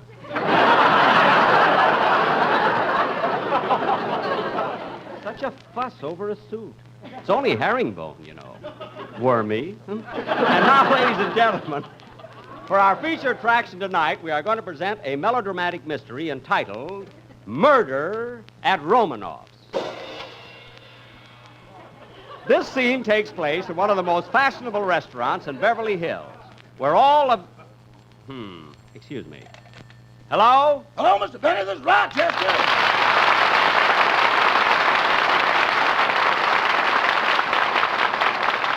Rochester, I'm in the middle of the program. I know, boss, but this is very important. The man from the life insurance company was here about that policy you're taking out, and he asked me a lot of questions. Well, I hope you answer them right. Oh, I did. When he asked me your height, I said 5'10". Uh-huh.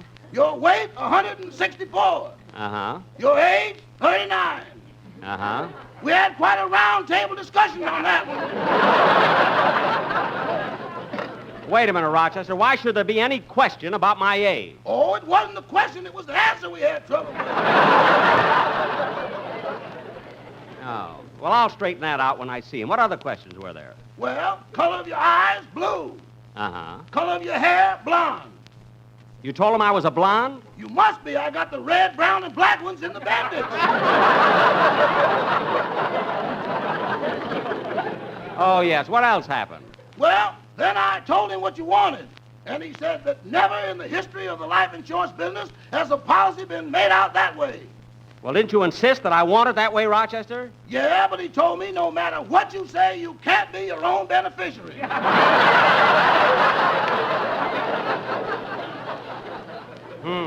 But I argued and finally convinced him that you wouldn't take the policy out unless you could be. And what did he say? He said just leave a forwarding address and they'll mail it on to you. Good, good. Anything else? No, that's all. Okay, goodbye, Rochester. Goodbye.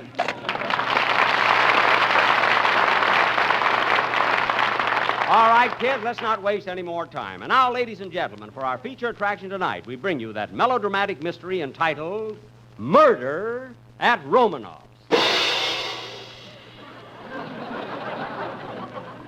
Set the scene, Doc. Our play opens in the private office of Captain O'Benny of the Beverly Hills Police. Curtain music.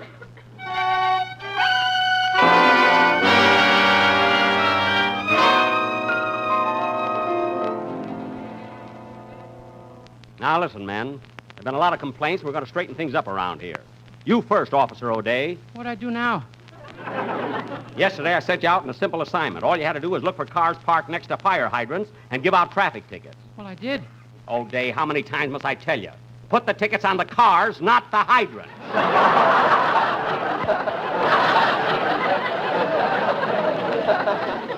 And you, O. Wilson, you haven't been attending to your duties either. I'm sorry, sir. Being sorry doesn't help. Remember, you're the only man on the police force who's a condemned murderer. Say, Chief, how come we have a murderer working with us? Well, on the day of his execution, he started ordering his last meal, and the state couldn't afford it. But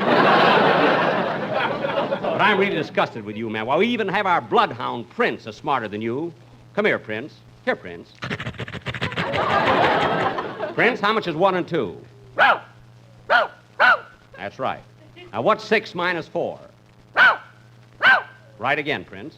Now, what is the square root of 73,429?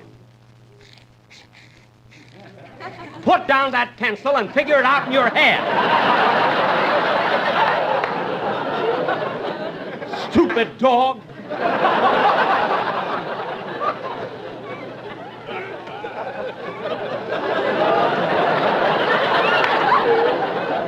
Now, men, today I want...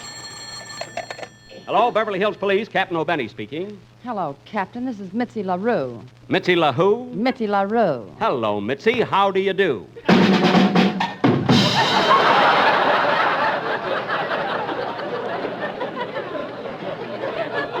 Prince, put down those drums. Never should have given them to him for Christmas.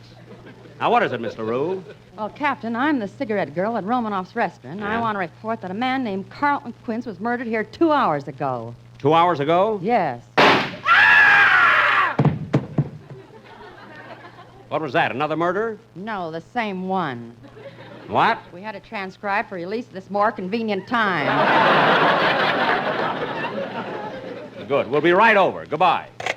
All right, men, get out the squad car. There's been a murder at Romanoff's. And I'll find out who killed Carlton Quince, or my name ain't... Lucky Strike means fine tobacco. Rum and ferment fully packed, so LSMT, LSMT. Everybody knows that Lucky Strike pays millions more for fine tobacco. Yes, sirree. Hey!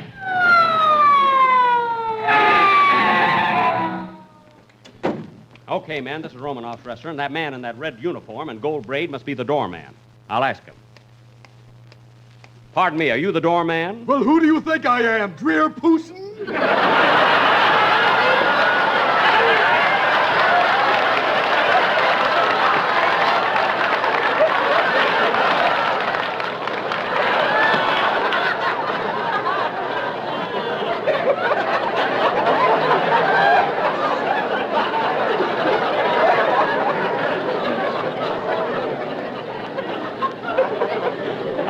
Now stand aside and let me in. You can't get in here unless you have a reservation. A reservation? Well... If you say anything about being an Indian, I'll punch you right in the nose. I was trying to switch it. Now look, there's been a murder committed in here. I'm Captain O'Benny, so stand aside while I... Doorman, what are you staring at? Ooh, a new suit.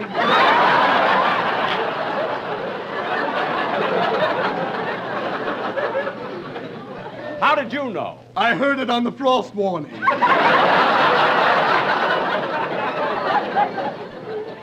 Well, out of my way. Come on, man, let's go inside. I'm going to find the murder of Carlton Quince, or my name ain't... L-S-M-T means fine and light and mild tobacco, yes, sirree. Hey! Hey, Chief, this place is sure crowded with celebrities. Yeah, Drew, you mean you searched the premises. Now, I'm going to question some of these people. I think a little short guy over there is the owner of the place. Hey, you, what's your name? I am Prince Michael Romanoff.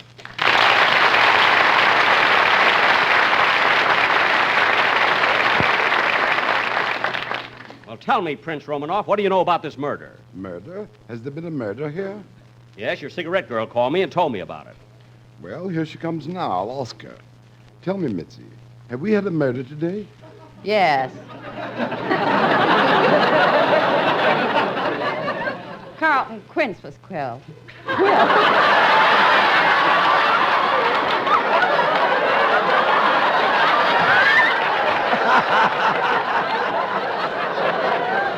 One lousy rehearsal.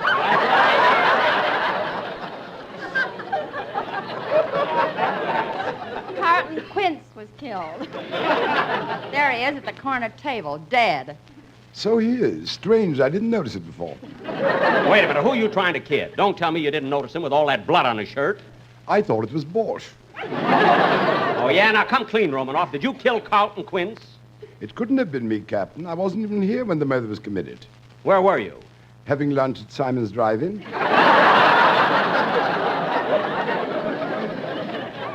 How come you weren't eating here? Who can afford these prices? Oh, well, who's that sitting over there eating that big steak? Simon. He's loaded. I'll get back to you later. I want to look around. Now, nobody leave this room. There's been a murder committed. Now, don't raise your voice, Chief. You remember, this is the classiest joint in town. Some class. Look at that broom leaning against the table. Well, that's no broom. That's Frank Sinatra. Well, I'm going over and talk to him. Say, you. Are you Frank Sinatra? Won't you tell me when we will meet again? Sunday, Monday.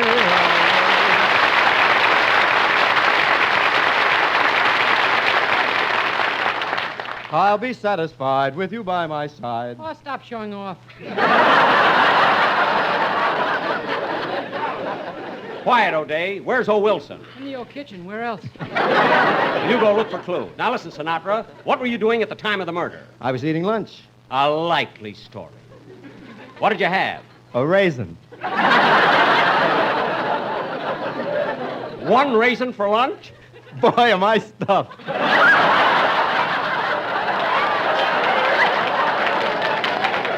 Never mind. I want to know. Say, Captain O'Benny, that's a beautiful new suit you're wearing. Cost $19.50, didn't it? Yes, how did you know? Last Friday I sang Don't Cry Joe. Oh, yeah. Now, tell me, Frank, what do you know about the murder of Carlton Quince? Well, personally, I think Romanoff did it. Oh, you do? Well, I'll call him back again. Oh, Prince! Not you, you stupid dog! And put down that pencil. If you haven't figured it out yet, forget it. Prince Michael, come here. Yes, Captain O'Benny. Sinatra thinks you're the man who murdered... Captain O'Benny. What is it, O'Day? Would you think a man is guilty if you saw him running around with a smoking gun in one hand, a blood-stained knife in the other, and he kept yelling, I did it, I did it, I did it! I did it! Well, of course that man is guilty. Well, if I see anyone like that, I'll arrest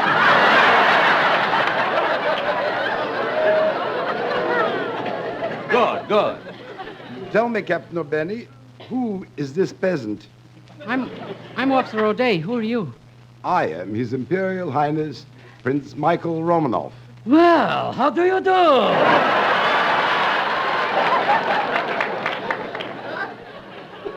Cut that out, O'Day. I want to finish questioning Sinatra. Where did he go? Here I am, Captain O'Benny. You got to do something about this dog of yours. What about the dog? He keeps taking me out in the yard and burying me over.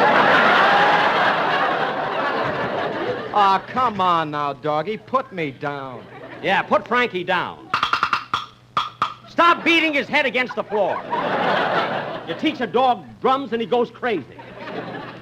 Now, look, we're not getting anywhere in this investigation. Say, Captain. What is it, Mitzi? Why don't you question that woman at the corner table? She looks suspicious. Okay, I will. Nobody leave here till I come back. Come on, men. I'll find out who killed Carlton Quince, or my name ain't... LSLSLSMFD, you'll find a murderer, Carlton Quince. Hey! All right, miss. I'm Captain O'Benny. What's your name? Rosalind Russell. Rosalind Russell!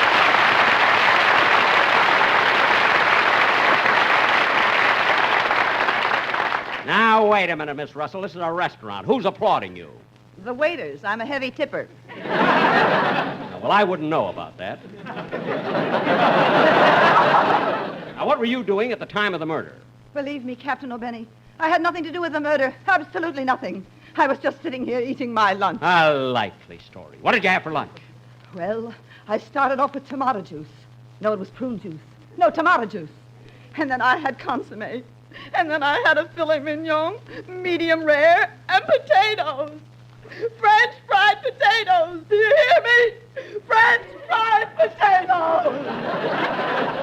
Miss Russell, have you ever won the Academy Award? No, but I'm always in there punching.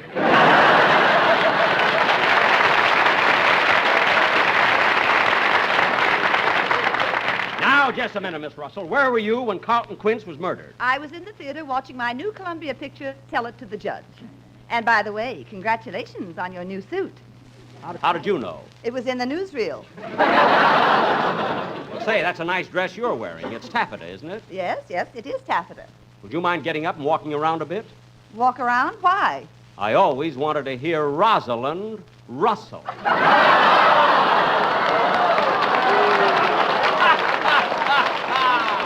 Please, I just had my lunch. Now, Miss Russell, what do you know about this murder? Nothing. Why don't you ask Gene Kelly over there? Gene Kelly? Oh, yes. I'll go over and talk to him. And I'll find out who killed Carlton Quince, or my name ain't... Ellison. LSLSLSLSD. Lucky strike. Hey! That was the lousiest thing I've ever heard in my life. You're... One rehearsal, that's all I have. You're Gene Kelly, aren't you?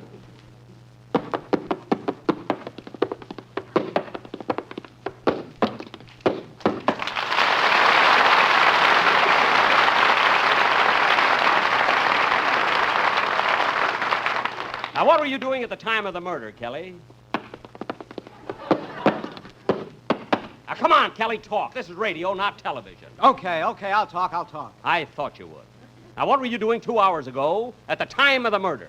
I was in the Egyptian Theater watching that new Metro-Goldwyn-Mayer Technicolor picture, On the Town, which stars Gene Kelly, Frank Sinatra, Betty Garrett, and Jules Munchin. It was directed by Gene Kelly, who also appeared in such sensational hits as Take Me Out to the Ball Game, The Pirate, Anchors Away, and in his spare time gives dancing lessons to Arthur Murray.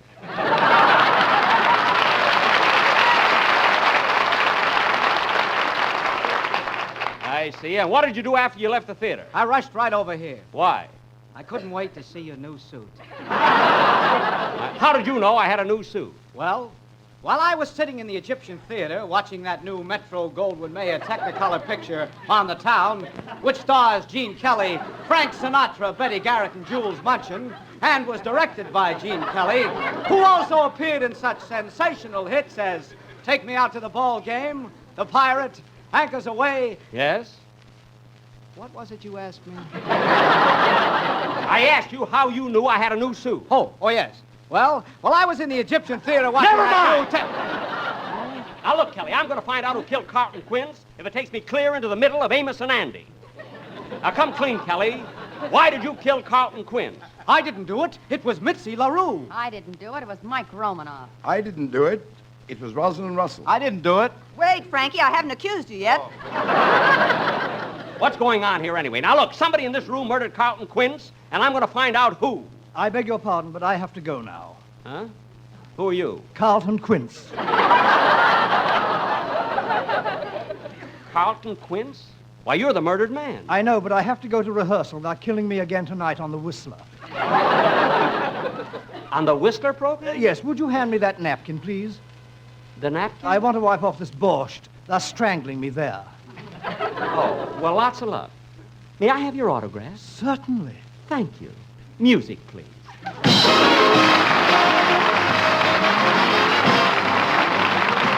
Jack We'll be back in just a moment, but first... 60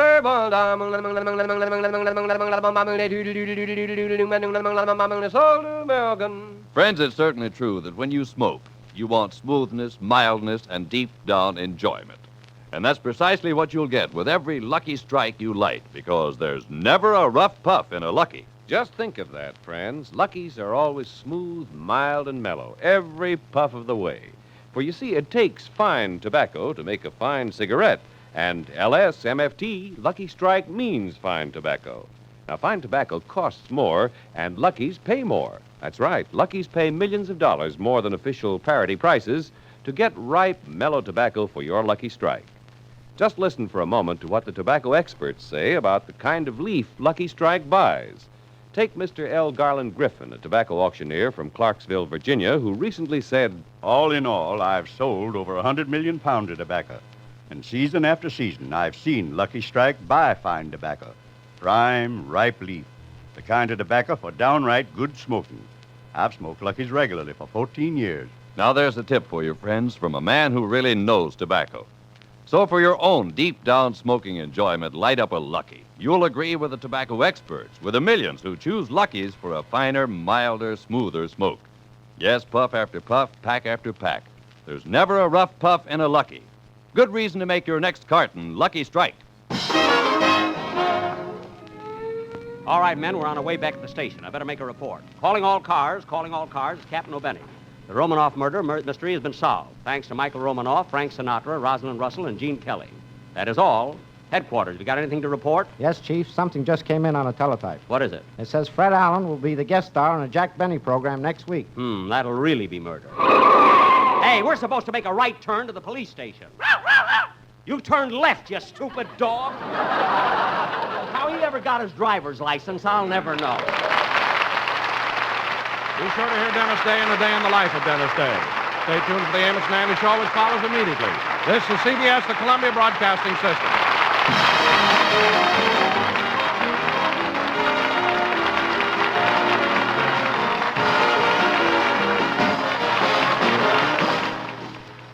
The Aldrich Family, featuring the adventures of Henry Aldrich, is coming up next on nightly old-time radio shows.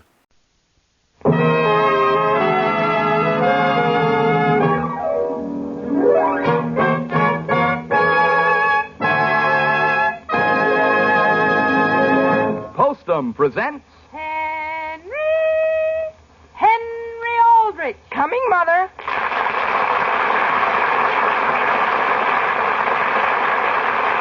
The Aldrich Family, written by Clifford Goldsmith.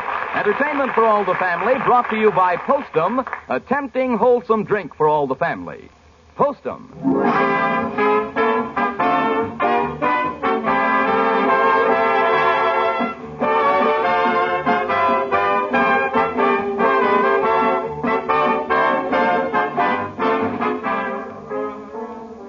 Well, friends, here it is another Thursday night, and opportunity is knocking loudly at your door, and knocking twice. First, it's your opportunity to put away your worries and cares for a half hour and relax and laugh with those grand people, the Aldrich family. And second, it's your opportunity to find out something about that equally grand mealtime drink, Postum. Why, even in looks, friends, Postum is a winner. The kind of drink you don't waste a second tilting to your lips. It has the kind of flavor you refer to in italics. It has the kind of hearty, robust goodness that warms the cockles of your heart. Now, just don't expect when you try it that Postum is going to taste like coffee any more than you'd expect coffee to taste like tea. Remember that Postum's distinctive flavor is in a class apart. It has an extra special goodness of its own that leaves you no words for description but ah, and ah again. And then, don't be surprised if you enjoy your meals far more than you did before the day you start enjoying Postum.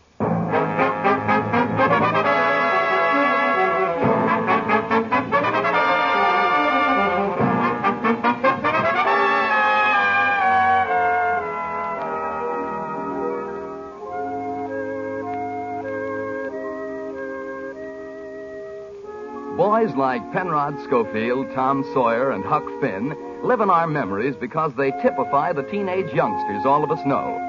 And Henry Aldrich is another of these real American boys. He lives in your block, perhaps in your own home. The scene opens in the Aldrich living room.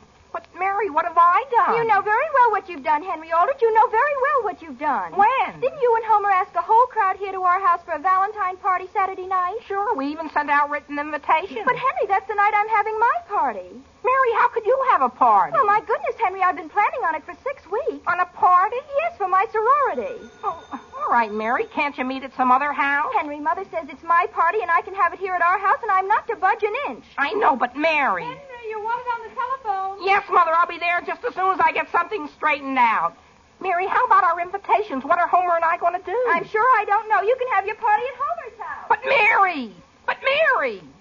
Hello? Hello, Henry. This is Agnes. Who? Agnes, is Homer there? No, I was just going to call and see whether he's over at your house. There's something I have to see him about right away. Well, Henry, we're all looking forward to your party Saturday night. You are? And I was just wondering whether you'd mind calling Lillian Spencer and asking her to come. Lillian Spencer? She'd have an awfully good time, Henry. But Agnes, I wouldn't. What do you mean by that? Well, besides one reason I'd rather not even mention, I'm not speaking to Lillian. That's all right. I'd be glad to call her. But Agnes, that'll make 13. Henry? Yes, Mary. Just a second, Agnes. Homer's here. Well, tell him to come here quick. Agnes. Oh, gee whiz. Hey, Henry, I was just over to the bakery and ordered 4 dozen donuts. Homer, why couldn't we throw the party at your house? Why? Well, your house is a lot nearer the center of town, Homer, and your heating system's a lot better than ours. Now, listen, Henry, don't you remember the last party we threw at my house? Oh, Homer, that was just due to an unfortunate series of circumstances. Even so, my father hasn't gotten over it yet. But, Homer, let me tell you. We're giving a party Saturday night, and it isn't going to be at your house, and it isn't going to be at mine.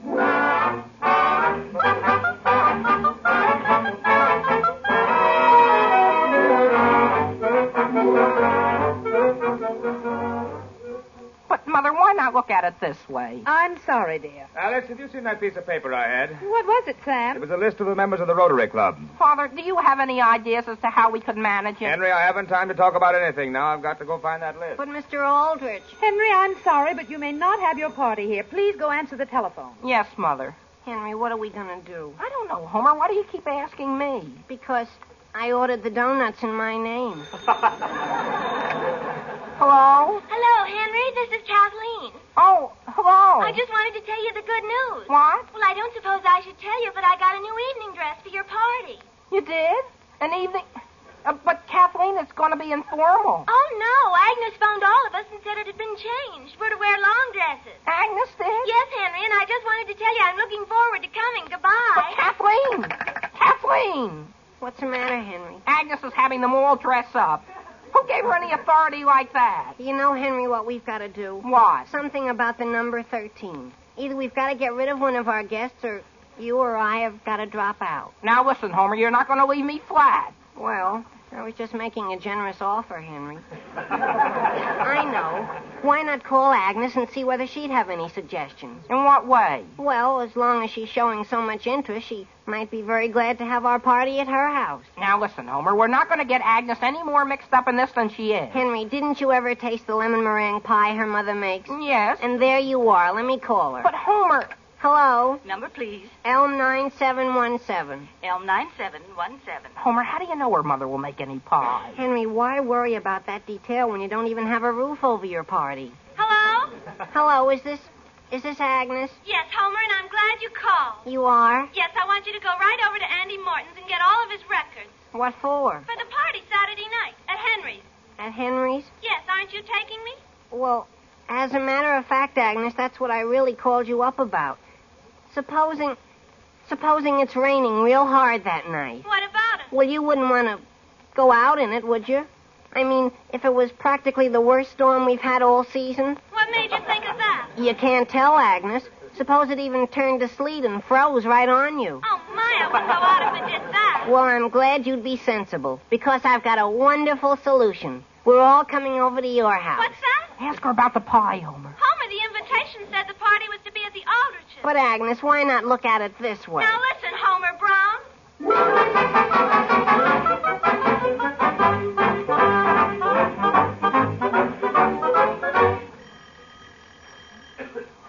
I wonder why why she doesn't come to the door. You know, Homer, something tells me we're going to be sorry we're having the party at Agnes's house. Henry will have a wonderful time, and it was very nice of Agnes. But why do we have to come over a day early? Because she said we had to come and make the plans. Sure, that's what I mean. Homer, we know what the inside of our house looks like. Hello. Hi, Agnes. Hello. Come on in. My goodness, I'm so excited. Yeah? First of all, I've got a lot of ideas about things for us to eat. Oh, Agnes, so far as the refreshments are concerned, Homer and I have taken care of everything but the lemon meringue pie. But, Henry, what are you having? Ginger ale and donuts. Donuts? Sure. We just ordered 4 dozen. 4 dozen? Sure. But, my goodness, 4 dozen? Well, Agnes, that isn't so many. As a matter of fact, I was just thinking we ought to double the order. Sure. But, boys, I don't like donuts. But I do. All right, my goodness, why worry over a little thing like donuts? Naturally, we can decide a thing like that later on. Now, here's the living room. Oh, yes, yes. The first thing you want to do is move the piano down to the other end of the room. Move it? Move it? Yes, and you might as well do it now, while I tell my mother to bake a couple of cakes, in case we don't have donuts. What's that? In addition to the lemon meringue? Of course. Oh, gee whiz, Agnes. Naturally, I'd move your piano any place you want And it. so will I. And Agnes, are we glad you can come to our party here? Well, thanks, fellas. It was certainly very nice of you to ask me. And would you do me a favor? Sure. Sure. What is it? Would you mind if I asked Gertie Parker to come Saturday night? She doesn't get invited to many parties. Gertie Parker. Gertie Parker? Oh, boy. I'm glad you mentioned her. I'll call her right now. Listen, Homer, who mentioned her? But, Henry, why should you object to Gertie Parker when you're getting a wonderful room like this thrown in with her? Come on, let's move the piano. Okay, but my heart isn't in it. Push. Push yourself. Keep her going. Push. Now, wait a second, Henry. That's what I say. Homer, after we get this taken care of, how about our moving that picture that's on the wall? Well, what's the matter with it? That's Agnes's father. It is? Sure. Come on and push. Push yourself.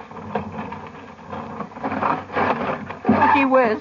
Boys, may I ask just what you think you're doing? Wait. Hello, Mrs. Lawson. Henry Aldrich, I'd like to ask you again what you're doing. Wait, we're just getting ready for the party. What party? Ours.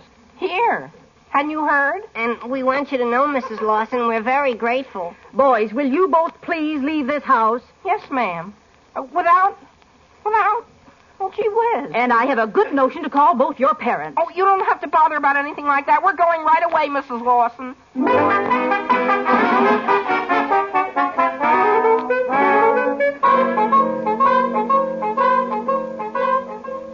Kathleen, tell me once more. When you called Henry, just what did he say? Agnes, he said he had no desire whatever to discuss the matter. And he said that I tried to boss their whole party? Yes, Agnes, that's exactly what he said. But I don't see why he should blame me, Kathleen, for something my mother did. And I stuck up for you. I told him you didn't mean to be bossy. My goodness, I was never so embarrassed in my life. I'll never be able to face Homer again. I know, but I don't know why Henry should be so mad at me. At least, Kathleen, I did one thing. The minute I realized my mother wouldn't bake anything for them, I called the bakery and doubled their order for donuts. Really? And, Kathleen, as a matter of fact, I have an idea. What is it? First, where's your telephone? My goodness, when I get through, Henry and Homer will come around on bended knees and apologize.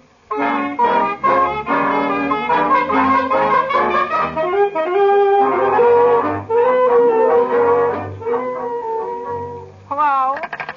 Doesn't she answer? I'm ringing your number. Homer, when you went back to get your hat, what did Mrs. Lawson say? She didn't say anything. She wouldn't even let me in. Well, I can tell you one thing. I'm never going to darken the Lawson door again. And I hope you don't think I'm going to. I'm ringing your number. Thank you. Henry, when you see your mother, tell her I found the list. The what, Father? The list of members of the Rotary Club I was looking for. Hello? Oh, well, gee whiz. Hello, Aunt Harriet. This is Henry. Hello, Henry. What is it you want? I've got to get back to the kitchen. Aunt Harriet, how would you like to... Have you got a full day Saturday? No, not especially. Did your mother want me to come over for dinner? Well, if I could arrange it, could you? Well, what did you call me for? Why, I wanted to know whether I could borrow something. What? Your house. What's that? Well, Aunt Harriet, I have to give a party that evening, see? And gee, if I could arrange it so you wouldn't have to be there, Aunt Harriet, would you be interested? Why, I might. You might? Oh, boy. I'll let you have the party at my house, Henry, provided you don't invite that awful Homer Brown. Oh, but Aunt Harriet!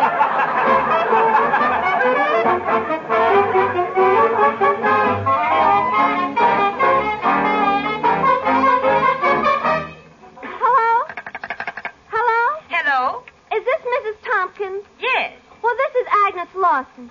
Do the ladies in your church serve suppers sometimes? Oh, my, yes. We have beautiful equipment downstairs, right off the Sunday school room. Well, could you serve a little Valentine supper tomorrow night? Why, I guess we could. Agnes, Henry, and Homer haven't any money. Kathleen. Just a minute, Mrs. Tompkins. Kathleen, the food they serve wherever they have it is going to cost something, isn't it? Yes. Then why not let it go toward the church and make it worthwhile? Oh, all right. Hello, Mrs. Tompkins. Hello. Do you suppose you could serve something that wouldn't cost hardly anything? Oh, I guess we could. Something as simple as a bowl of soup and maybe sandwiches and a rice pudding. Yes. Well, we're awfully anxious to raise some money for the new organ, and I'm sure the ladies will be more than glad to.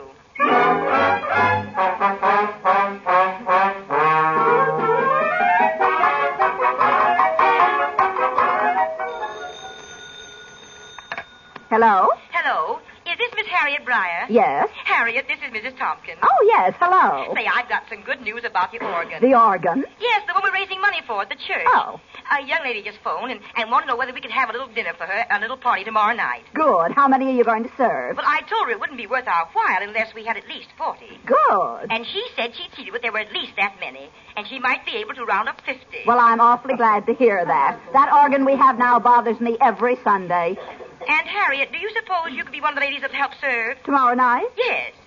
Oh, I would. I'd be glad to, only I just this minute got through inviting some people over here for a party tomorrow night. Oh? Yes, I'm going to give a little surprise party for my nephew, Henry. I know he wants one. Oh. And I'm asking in quite a few. Mrs. Tarble said she could come if it wasn't too slippery for her bad leg. Really? And another person I'm going to ask is old Mr. Perkins. Oh. Henry will like him. He's a lot of fun at a party. Good. And Miss Fredericks, she hasn't been out all winter. Good. I'm just sorry that you can't be there yourself.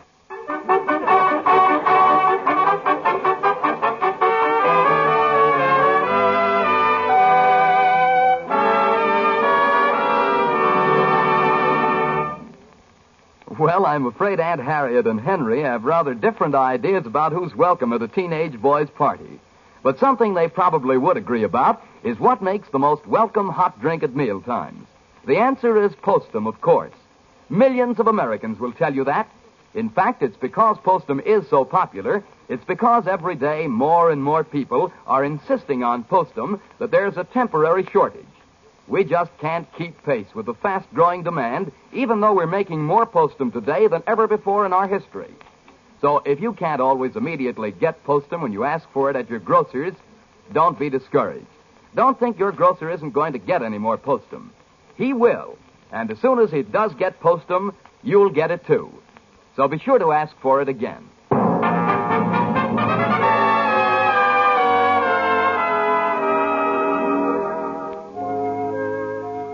Now, getting back to the troubles of Henry Aldrich. Henry and Homer are trying to find a place to hold their party Saturday night. Meanwhile, unknown to them, Agnes Lawson has arranged for them to hold it at the Methodist Church. And Aunt Harriet, also unknown to them, has decided to let them hold it at her house. The scene opens in the Aldrich living room. Henry, will you please answer that phone? Why? Yes, please. Homer, would you mind answering it and just tell whoever it is I'm not here? Henry, I'm not going to be your personal goat. But Homer, suppose it's Agnes trying to get us again. Just tell her again we're not speaking to her. Well, okay. And if it's somebody wanting to know where we're going to have the party, I'll tell them it's slightly up in the air. Hello? Hello, is Mr. Aldrich there? Mr. Aldrich? Why, no, he isn't. Oh, well, when he comes in, could you please tell him that the Mansion House phoned? The Mansion House? The Mansion House Hotel? Yes, I wanted to submit an estimate for his party Saturday night. A party? Yes, I received word that he's planning a party for Saturday night, and I wanted to give him the figures for a private dining room. Well, gee whiz, I'm planning a party, but... Oh, are you Mr. Aldrich? Yes, sir, only... Oh, you're the gentleman. Yes, sir. Well, I figured out an estimate for you. I know, but we can't afford anything that's going to cost as much as... Well, we just couldn't afford it, that's all. Oh, this isn't going to cost so much. It isn't? No, not at all. How much is it? Well, first I'll have to know a little more. Would you want a fruit cup or tomato juice to begin with? What's that? I said, do you want a fruit cup or tomato juice? Why, Homer, which do you want, a fruit cup or tomato juice? Now? Hurry up, we're going to get a party. At the Mansion House Hotel. Oh, could we have grape juice? Hello? Could we have grape juice? Yes, you can have anything you want. We can? Homer, have anything you want. Gee whiz. Hurry up and decide. What do you want? Oh, take fruit cup. Hello? Hello, we'll take fruit cup. No, now, wait a minute, Henry. Wait a minute. What's the matter? Make it... Okay, fruit cup. Hello? Fruit cup's okay. Yes, Mr. Aldrich. Now, would you want chicken patties with peas or lamb chops with limas? Well, that sounds all right. Which will it be? What? Chicken patties with peas or lamb chops with limas? Homer, how would you like some lamb chops? All right, with lots of mashed potatoes. Hello? Could we have lamb chops with mashed potatoes? Oh, yes, of course, Mr. Aldrich. Lamb chops with mashed potatoes. Lots of them. And how about limas? No, who wants limas? Gee whiz. Well, now about the dessert. What would you like? Well, what have you got? Well, we can give you almost any kind of pie, ice cream, French pastry, stewed fruit. Stewed fruit? Listen, Henry, I'm not going to eat any stewed fruit at my own party. Hold the line a second. Homer, we can have any dessert we want. Anything? Sure. I've got an idea. Hello? Yes? Could we have pumpkin pie a la mode?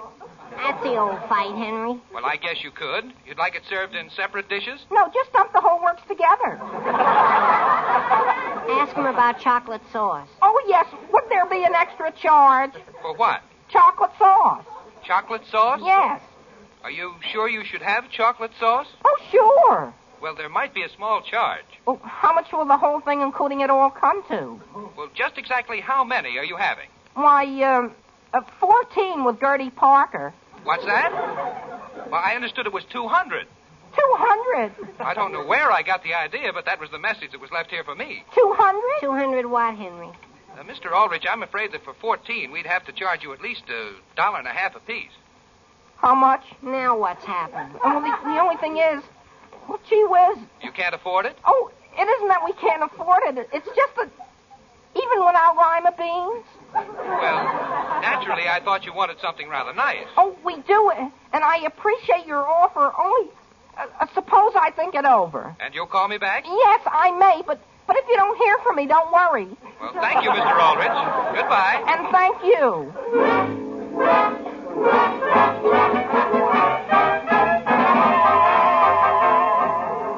But, Mother, we can't have a lot of fly-by-night young people who don't take anything seriously dancing around us while our sorority's having a meeting here. My goodness, we have a deficit in the treasury as it is. But, dear, I'm sure they wouldn't pay any attention to your deficit. But that isn't the point. Our president gets nervous with even just us there. Mary, I was simply wondering whether there isn't some way we can help your brother. Albert! Yes, Sam, are you home? Yes, hello. Hello, Mary. Hello, Father. What's the matter with you? Nothing. Her sorority has a deficit. Yeah? Any phone calls for me? Not that I know of, dear. No? Didn't the Mansion House phone? No, Sam. No? Now, Sam, you don't have to start putting in phone calls the minute you get home. But, Alice, I left word for them to let me know whether they could take care of our Rotary Club banquet Saturday night. And we're expecting 200 guests. Hello? Number, please. I want, Elm 224. Elm 224. If you please. Sam, do you have any ideas as to where Henry could give his party? Why not right here? Father. Now, Sam. Hello? Hello, is this the Mansion House? Yes? Well, this is Mr. Aldrich. Oh, yes, Mr. Aldrich. I was wondering whether you'd call me. Did I say I'd call you? Well, I understood you would. Oh, I'm sorry. I thought it was the other way around. Have you finally decided to go ahead with your party? Oh, yes, definitely. The question is, can you take care of us? I don't know why not. There's nothing complicated about it. Good. Then I don't have anything to worry about. No, not a thing. You just leave it to us. And on second thought, Mr. Aldrich, there won't be any extra charge for the chocolate sauce. For the what? For the chocolate sauce. Oh, there won't? Well, that's fine. Goodbye. Goodbye. Alice! Yes, Sam? I've got everything all fixed. And what do you think? They're throwing in the chocolate sauce. For what? I don't know, but it's very nice of them to give it to us. Well, isn't that fine? Yes, sir. I've been hoping we'd be able to have our banquet at the Mansion House. And you know, Alice, I didn't tell you before, but this year it's going to be a bit more important than usual. In what way? Well, I've heard a rumor that they're going to nominate me for president. Really? Well, dear, you deserve it. Yeah? No wonder you want everything to be especially nice. Everything especially nice about what, Mother? Henry, I'm glad you came into the room. Kathleen and Agnes stopped me on the street and said they'd been trying to get you for 2 days. They did? They did, Mr. Aldrich? Did they seem apologetic? They said there wasn't anything for you to worry about, and they'd be seeing you at the Methodist Church tomorrow night.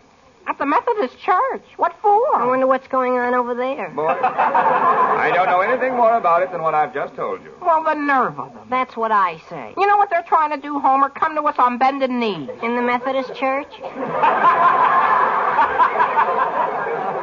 We'll show them. We're going to give the best party tonight that this town ever saw. Where? Mother, that's the least of our worries. Something will open up. It always does. And, Homer, do you know what I'm going to the phone and do? What? Double our order of donuts.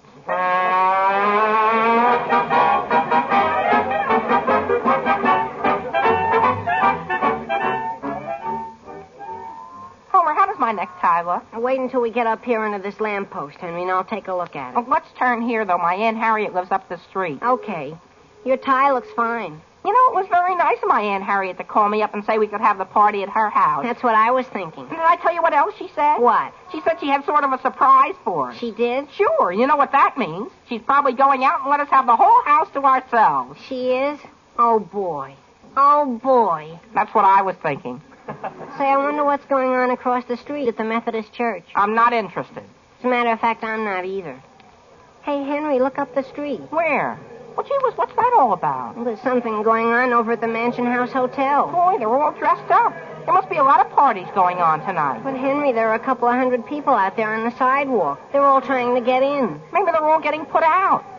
Oh, look, there's my father. Oh, yeah? And there's mine. Where? Don't you see him with all those men talking to him with his back against the wall? Oh, sure. Oh, there you are, Homer Brown. Gee whiz, Agnes, where did you come We from? just came from the Methodist church. That's where we came from. Hello, Kathleen. Henry Aldrich, you realize everybody's waiting for you? Where? At the church, We're not interested. You're not interested in your own party? In what party? Now, listen, Agnes, have you been arranging more things? And just what, Homer Brown, do you mean by that insinuation? Now, wait a minute, Agnes. Wait a minute.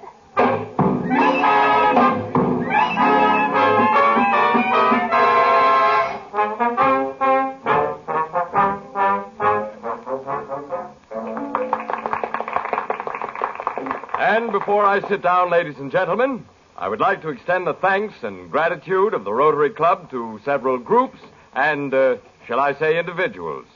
First, I think we should thank Sam Aldrich for the very clever and original way in which he arranged this evening for us. I needn't tell you that for a few minutes when we first went over to the Mansion House, it looked as though Sam had slipped up and arranged a table seating 16 to take care of 200 guests. But it was done, of course, simply to teach us a lesson that we mustn't expect sumptuous banquets in these days of war. In fact, this very delicious dinner consisting of pea soup and peanut butter sandwiches and, shall I say, rice pudding, and let's not forget the donuts, was just what we needed to bring us back to Earth. While the 15 soldiers who were to be our guests are eating at the Mansion House and will join us later. Oh, incidentally, I understand Sam arranged their dinner to end up with a triple-headed dessert. And besides that, Sam Aldrich has asked me to say that we're going to put all the money that we've saved on tonight's dinner into war bonds. What's more, the treasurer of this church has just handed me a report to the effect that their organ has gone over the top.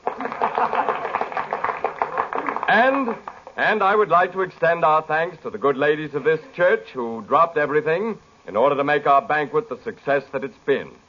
I understand one lady in particular who had planned a Valentine party at her house for her nephew or someone, at the last minute commandeered all her adult guests and brought them down here to help serve, leaving the youngsters to shift for themselves as best they can. And now, ladies and gentlemen, may I introduce our genial chairman and next president, Sam Aldrich. Ladies and gentlemen, frankly, I don't know what to say.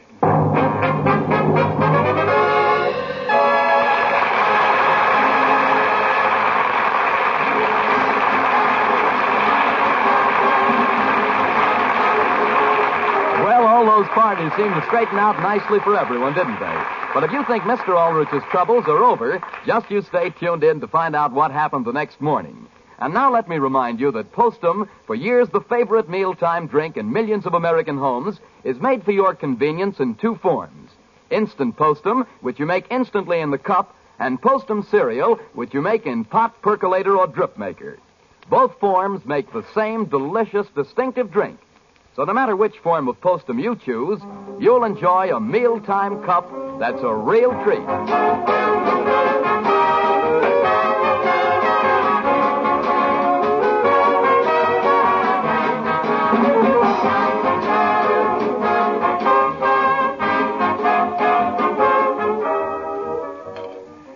Good breakfast, Alice. Thank you, Sam. Father, will you have another donut? No, thank you. Go ahead, have one. Henry, I have already had 3. Oh. You know, Mother, I think that was a very good idea you had about lunch. What idea was that? To make a little custard to pour over the donuts. Incidentally, Alice, I won't be here for dinner. Listen again next week to the Aldrich Family, same time, same station, for another sparkling half hour with your favorite youngster, his family, and his pals. The Aldrich Family, starring Ezra Stone, is written by Clifford Goldsmith. Original music is composed and conducted by Jack Miller. This is Harry Von Zell saying, you will enjoy fragrant, flavorful Postum.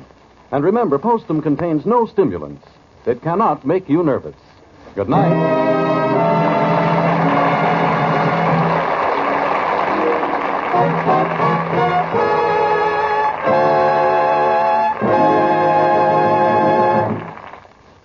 This program came to you from New York. This is the National Broadcasting Company. Adventure awaits with the Lord of the Jungle, Tarzan, up next on nightly old-time radio shows.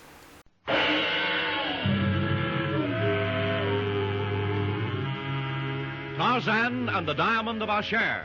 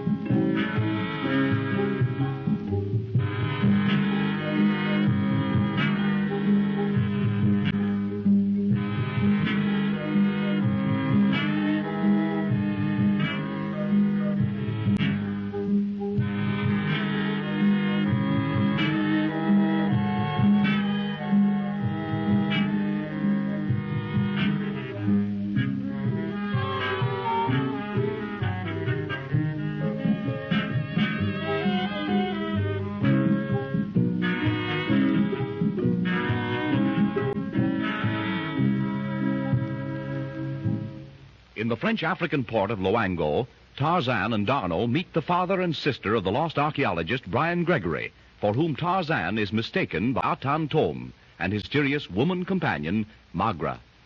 Tarzan takes charge of the Gregory expedition, organized to search for young Brian Gregory.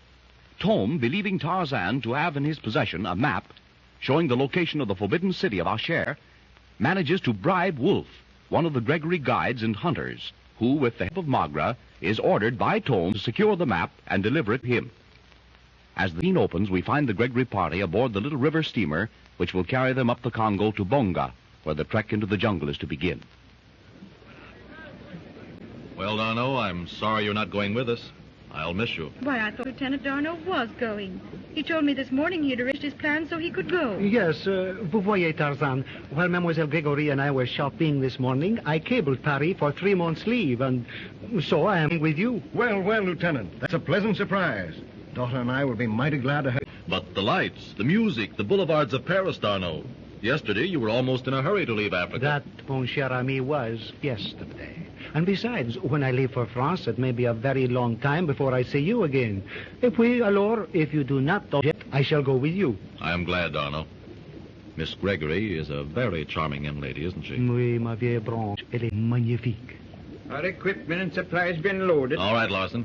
Where is Wolf? He's up forward. He just came out. Then as our traps were the last to be loaded, I suppose we'll be leaving soon. No, they are preparing to cast off now, Monsieur Gregory.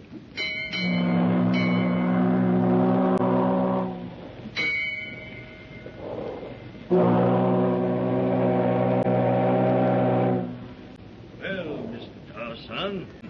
Thanks to Larson, everything is in good order. I would have been aboard sooner, but I had some personal business to take care of. All right, Wolf. Any orders? No, not now.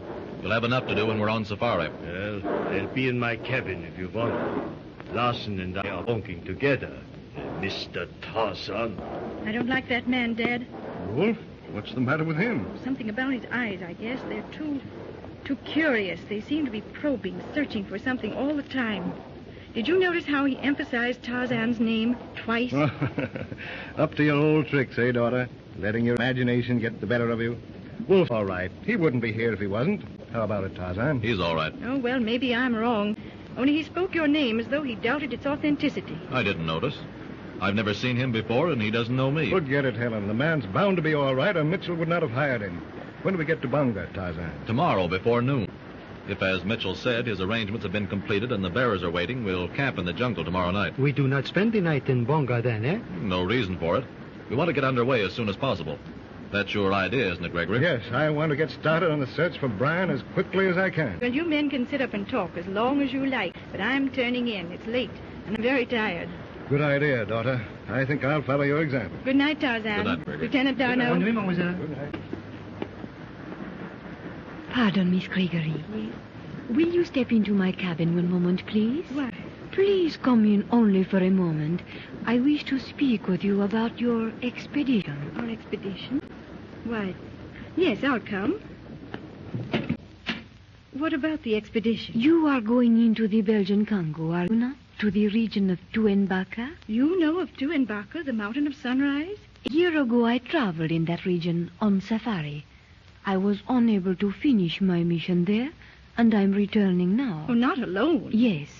But when I learned from Mr. Mitchell that you are going to the same region, I thought it would be so much better to travel with a large party and in the company of another woman. Oh, of course. It must be rather trying for a woman to undertake such a trip alone. I understand. You'd like to join our party? If I could. Oh, I'm so happy that you do understand. And I'm sure I will cause you no inconvenience. I am accustomed to travel in the jungle. You see, I had intended to organize my own little safari in Bunga, but now... Oh, there's no need for that now. I'll speak to Father and Tarzan. I'm sure it can be arranged. Tarzan? He's taking charge of our expedition. But your name, I'm afraid I didn't catch it. My name is Magra. Magra? Magra? Why, Tarzan mentioned that name at dinner last night. Yes? He asked if my brother had ever mentioned your name in any of his letters to us. And did he? No, but I gathered that Tarzan seemed to think you knew him. Oh, tell me, Miss Margaret, did you know Brian? Yes, I did. He disappeared from the expedition of which we were both members, and he has never been heard of since. That was a year ago, no? Exactly. And that's just why we're going into the Belgian Congo now, to look for him. So, you are going to search for Brian Gregory? Yes, and since you knew him, it would be awfully nice having a friend of his with us. I'll go now and speak to Tarzan, and I'll see you in the morning. Good night. Good night, Miss Gregory.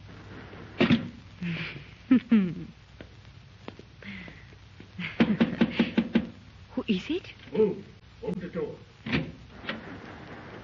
Said that he would have a woman aboard from whom I should take orders. Well, there's only 2 women here. You must be the one that he meant. And did the Atan tell you to come to me? He said that you would make yourself known by the word Akish. But that is not necessary now. I know that you are the one. So, about the map. I do not know where it is. But I do. And I've seen it. You have seen it? Yeah, just a glimpse when I went to the hotel this afternoon to get some information from the so-called Tarzan. He was looking at it with the girl and her father. Then Tarzan has it? Nein, the girl. He gave it back to her. Now listen, our job is to get that map. I'll play along with you and help all I can. If you can get it, sing out. Then leave it to Wolf. I think maybe I can handle this job better than you. You will leave that to my judgment. Remember, you are taking orders from me. All right. Have it your way. Work on the girl. She's got the map. And if you fail, then my way, huh? Now I'm going. When you want me, give me a sign. When I want your help, I will let you know. Kind of a little spitfire, huh? Well, I like 'em that way. You're a fine little trick, and I see that we're going to get on well together. After you know old Herman Wolf, huh? Good night.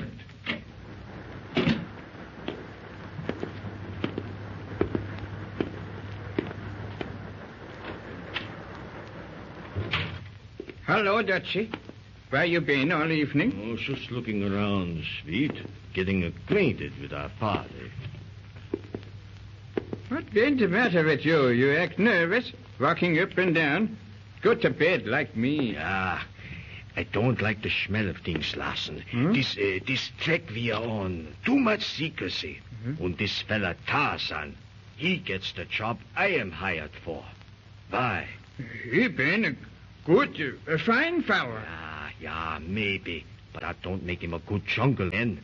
No, sweet, I don't like the setup. I want to know more about where we are going. And why? We know where and why. We go to the Upper Congo to look for Mr. Gregory's boy. To look for Gregory's boy? Das is good. Yeah, sure. Well, suppose, Larson, that Gregory's boy is on this boat. Huh? On this boat? I don't understand. What's that boat over your head? Yeah. Now, suppose young Gregory is here. Suppose he has a treasure map. Suppose I know where that map is. Yeah, sure. Suppose all that. What next do I suppose? Suppose you and I had that map. Yeah. Just between us. Huh? Now listen. That paper is important for these people to outfit a big safari. And to keep their real purpose undercover. Yeah, sure, Dutchie. What do you think been their real idea in going up into the Congo? Oh, mein Gott, you blockhead. Shall I draw a picture of it? It must be treasure. Thousands of pounds. Oh, maybe hundreds of thousands. And hours for the taking. What do you say? A treasure hunt, huh? And they ain't been going to look for the old man's boy?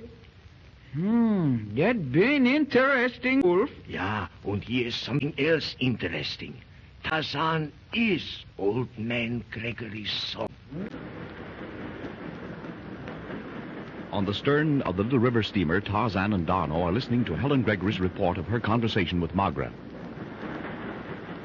Well, she claims to have been on safari before and accustomed to jungle travel. And so this young lady now wants to join our party. Why, mademoiselle? Oh, a logical reason, I believe, Lieutenant. She must realize that she'll be safer with a large party. Perhaps. Did she say definitely where she is going? Well, she mentioned to Anbaka. But what interests me most is the fact that she knew Brian. Oh, she knows your brother? Yes, and under those circumstances, why not take her with us?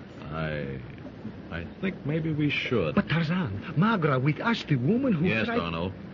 I think it's a good idea to have her with us. She'll be company for Miss Helen. Thank you, Tarzan. The fact that you also know her, or at least have met her, as you said last night, makes it more like a family party. And she's very beautiful, Lieutenant. So I have heard, mademoiselle. Well, good night. I'll see you all at breakfast. Good night, Miss Gregory. So your friend Margaret is aboard. Significant, is it not?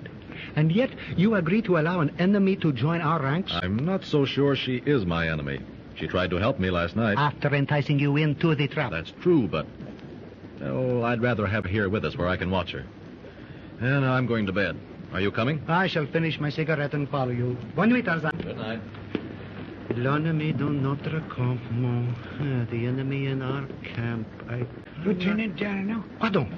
Oh, Larson, not in bed yet? No, I got something in my mind. Alors, what is it? Says at home, Wolf. Ah, vous parlez français, hein? Yeah, just a little. Oh, what about, Wolf?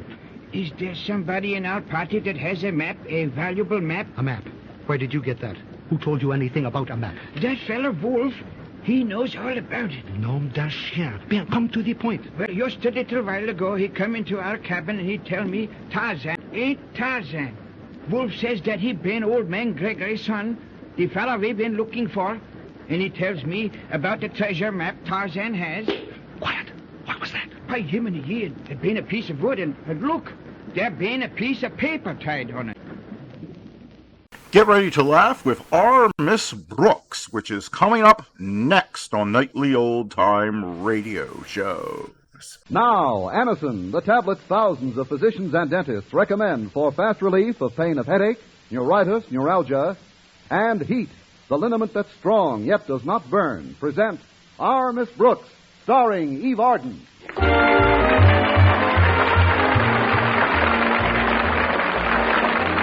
It's time once again for another comedy episode of Our Miss Brooks, transcribed. But first, may I make a suggestion that you will probably thank me for someday? It's simply this. The next time you suffer from headache, neuritis, or neuralgia pain, try Anacin. The reason we suggest this is because we feel sure you will be surprised at how incredibly fast Anacin gives you relief. Thousands of people who have tried Anacin say its action is truly astonishing. Anacin is like a doctor's prescription.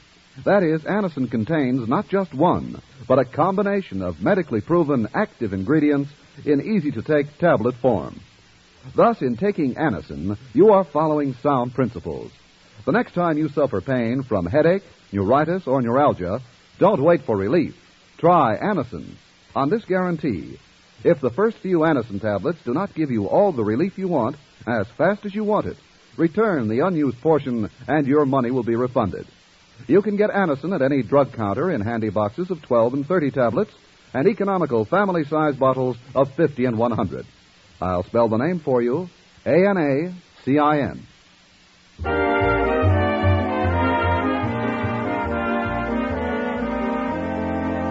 Well, when a woman feels about a man the way our Miss Brooks, who teaches English at Madison High, feels about Philip Boynton, the biology instructor, she's usually pretty patient with him.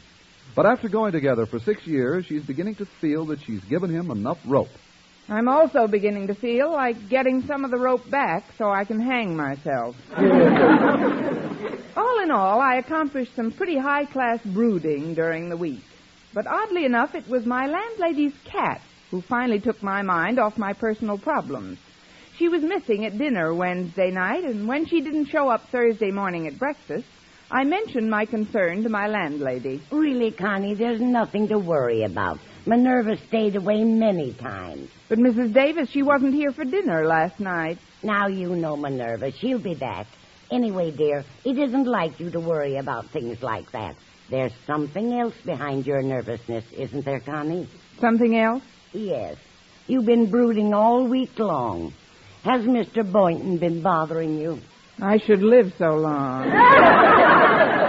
That is, well, if you want to look at it that way, my brooding has something to do with Mr. Boynton. In fact, it has everything to do with Mr. Boynton. I thought that was it. Here it is near the end of another school year, and his attitude toward me still hasn't changed. Well, Connie, you listen to me. For once, I'm going to talk to you like a Dutch uncle. For 6 years now, I've watched how you handle Mr. Boynton. And as far as I can see, there's only one way you'll ever become Mrs. Boynton. I know. Bump off his mother and marry his father.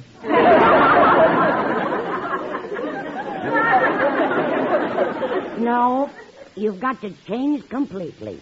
Change? Exactly. In all the time you've known Mr. Boynton, you've been completely independent. You've gone Dutch on dates, loaned him money.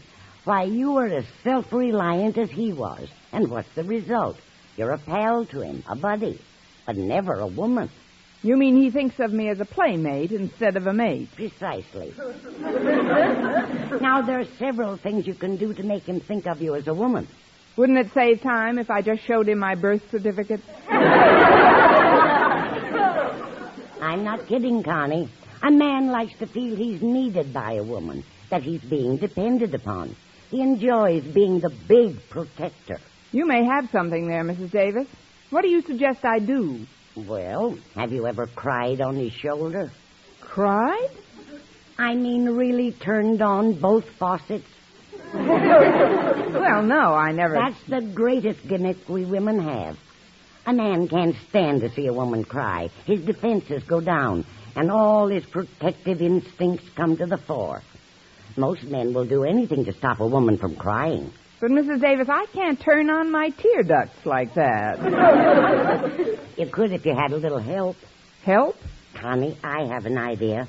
I'm going to cut up some raw onions and put them in your handbag. Raw onions? Oh, Mrs. Davis, I wouldn't. That must be Walter Denton to drive me to school. Be out in a minute, Walter. Connie, if you want to see how effective tears can be, this is the best possible way. But, Mrs. Davis... For once in his life, you've got to make Mr. Boynton aware of your presence. If I open that handbag, the whole school will be aware of my presence. Come to think of it, though, it would be very interesting to see how Mr. Boynton reacts to tears. You'll be amazed, Connie. Now, I'll just take your handbag into the kitchen and be back in a minute. Where is it, dear? It's over on the sideboard. Oh, and Mrs. Davis, before I forget, please call me later in the day and let me know if Minerva shows up. All right, dear. My brother Victor promised to help me look for her today. I'm sure she'll turn up all right. Now then, is there anything else? Yes, if you do find Minerva, don't discuss what we're having for dinner in front of her. She might not show up for another 6 days.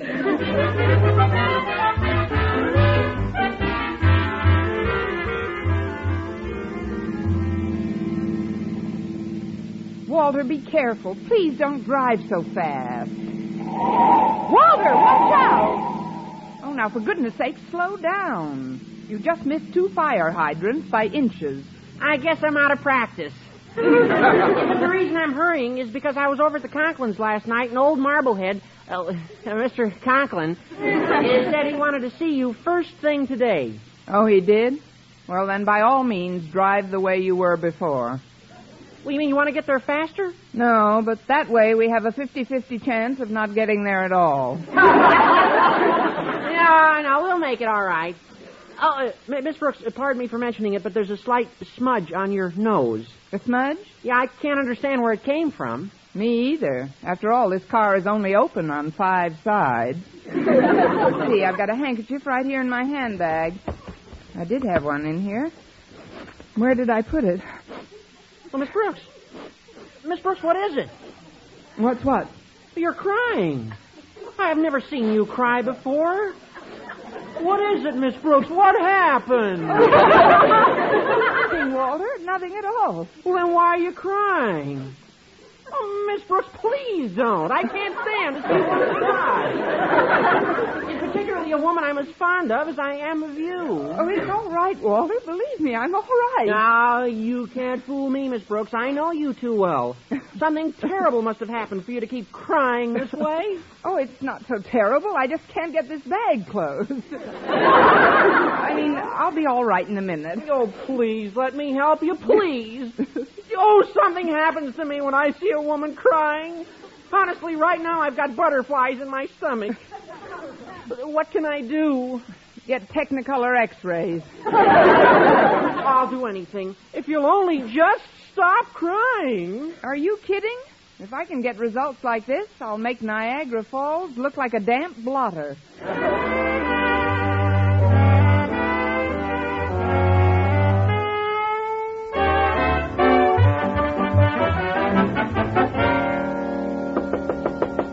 Who is it and what do you want?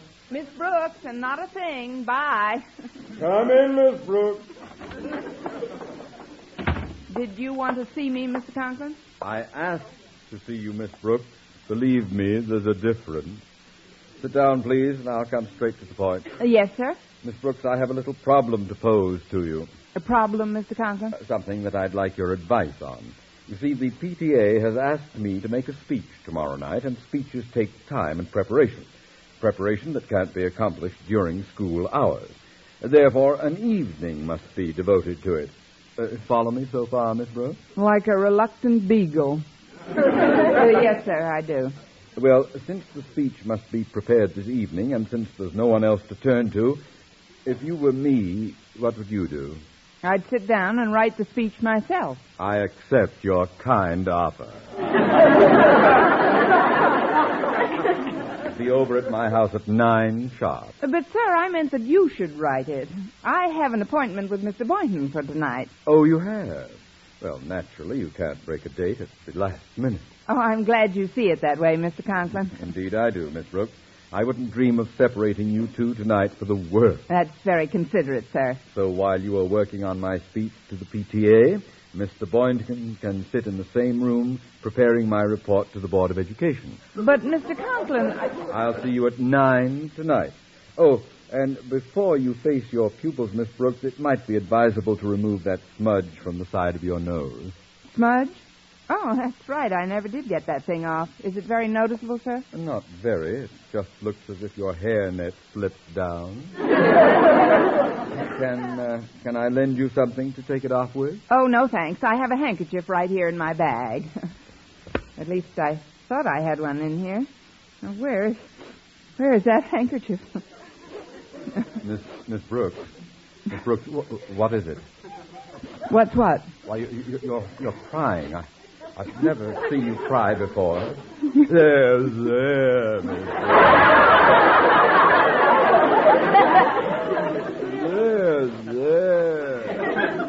Where? Oh, it's nothing, Mr. Conklin. Nothing at all. Then why are you crying? No, I'm not crying. Then dry your eyes at once, do you hear?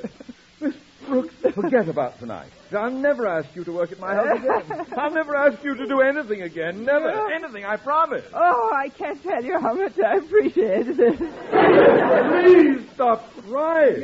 Something happens to me when I see a woman cry. I get butterflies in my stomach. Oh, they get around, don't they? I'll do anything you ask, only please stop crying. Oh, yes, sir. There. God stopped. Oh, thank goodness. Are you all right now? Will you be able to take your first class, Miss Brooks? Yes, sir. But first I have to make a very grateful phone call. A grateful phone call to whom?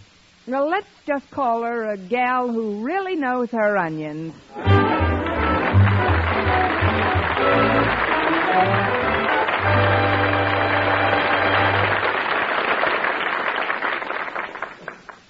Friends, when agonizing pain of rheumatism, muscle strain, or backache makes you miserable and every move is a torment, that's the time to reach for Heat.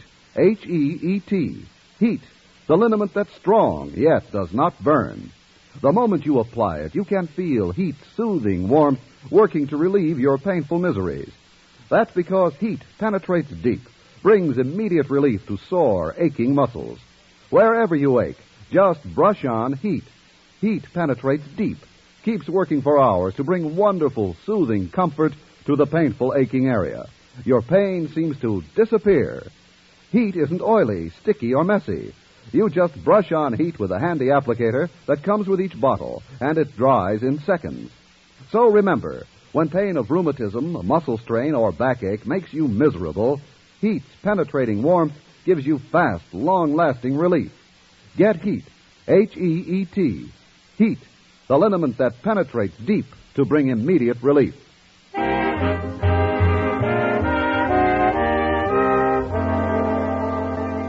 Well, so far, Mrs. Davis' idea that tears could soften up any man for Miss Brooks has worked beautifully, but with the wrong men.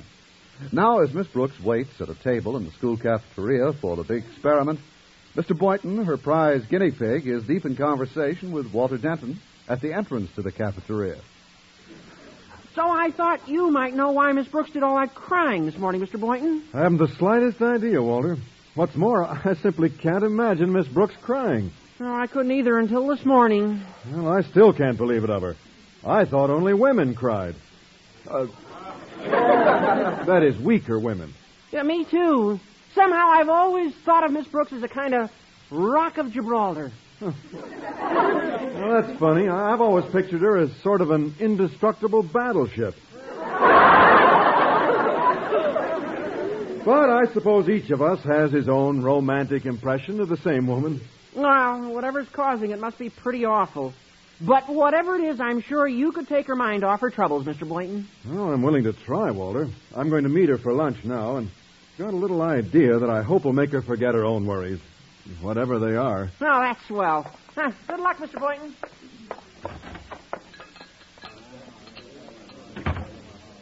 Oh, there we are. There who are? Oh, we. Yes, here I am. Please sit down, Mr. Boynton. Oh, thanks. Where's your lunch, Miss Brooks? Oh, I thought maybe you'd go and get both our lunches. Here, I'll just open my bag and give you the money. Miss Brooks, take your hand away from your pocketbook this minute. Since when have I let you pay for your lunch? Since when haven't you? Well, anyway, I'm paying for lunch today. It's a fine time to start. Well, you don't mind if I open my bag to powder my nose, do you? Oh, not at all, Miss Brooks. I'll wait right here till you get back. I should have left that smudge on my face while I was ahead. You see, Mr. Boynton, I haven't been quite myself today. Yes, so I heard, Miss Brooks. I also heard that you'd been crying. Well, I could hardly believe it. Must be something terribly serious. Oh, it is. It is. Then I suppose my troubles would seem minor by comparison. Your troubles? Has something happened to you, too? Oh, it's hardly worth mentioning, Miss Brooks. My father had a little fire in his place of business last week. Oh, really? Any serious damage? Oh, not what any of us Boyntons would call serious. It was quite a fire, though. Where is your father's place of business, Mr. Boynton? He operates a small factory upstate. Oh, what does he manufacture? Paper boxes and Excelsior, mostly. The whole shebang burned to the ground. Oh, I'm terribly sorry. Was he insured? Funny thing about that, his policy lapsed the day before the fire. Pretty careless planning. What is he going to do? Oh, he'll just borrow some money and build another plant, I guess. My brother will be able to help out as soon as his broken leg heals. Your brother has a broken leg? He broke it trying to rescue my sister. Got to her just in time. Oh, well, that's good. Yes, she should be coming out of shock any day now. Shock? Oh, Mr. Boynton, you have had a rough time. I'm surprised you never mentioned any of this before. Oh, I was going to, but then I figured, why should I bore you with a lot of family trivia? It's all part of living, I always say.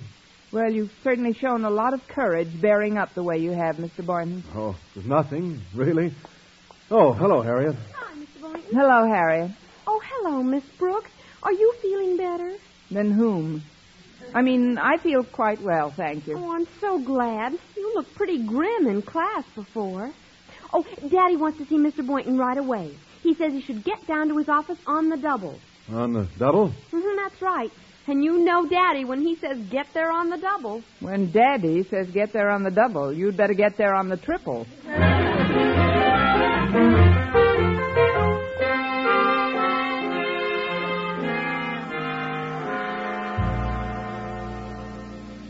So, Mr. Boynton, you have no idea why Miss Brooks has been crying all day? Not the faintest, Mr. Conklin. I wouldn't have imagined it possible if I hadn't seen her do it right here in my office this morning. It's very unlike her, sir. Indeed it is.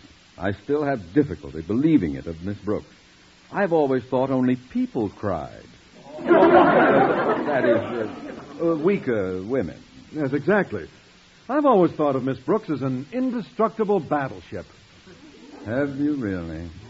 Isn't that funny? I've always pictured her as a heavily armored tank. But this morning, when she started to blink her gun slits, to blink her eyes, and they filled with tears, I was completely disillusioned. Well, it must be something pretty serious.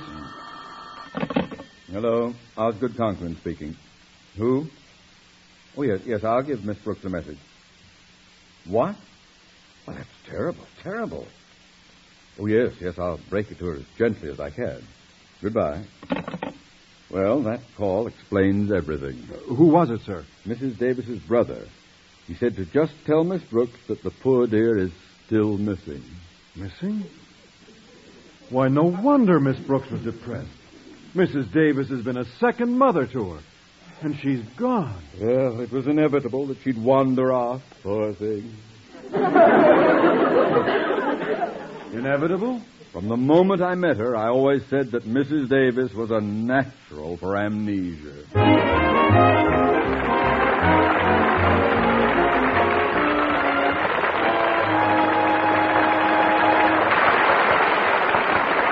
Our Miss Brooks will return in a moment. Way back in 1512, an explorer named Ponce de Leon discovered the peninsula we now call Florida. Months and maybe years later, news of his discovery filtered back to the old country. full of distortions, legends, and wild reports. Communications was a pretty hit-and-miss affair in Ponce's day. In our 20th century, however, communications have reached the complexity and precision of a science and the swiftness of magic. When you listen to CBS Radio, your living room is on the news fronts of the world. Events reach you almost as they happen, and they're reported accurately, completely, and without bias.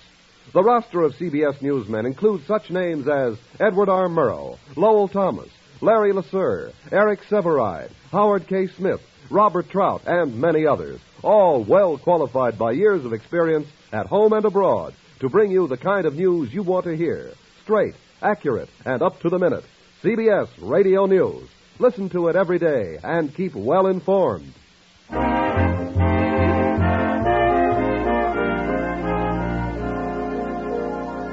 Well, so far today, a few tears plus a missing cat have resulted in a near cause celeb for our Miss Brooks. After taking a brief phone message for her, Mr. Conklin and Mr. Boynton have convinced themselves that the reason she has been in tears almost all day is that her landlady is missing. However, as Miss Brooks answers a phone call at home that evening, she is unaware of their deductions. Hello? Hello, Connie. I'm sorry I couldn't be home for dinner.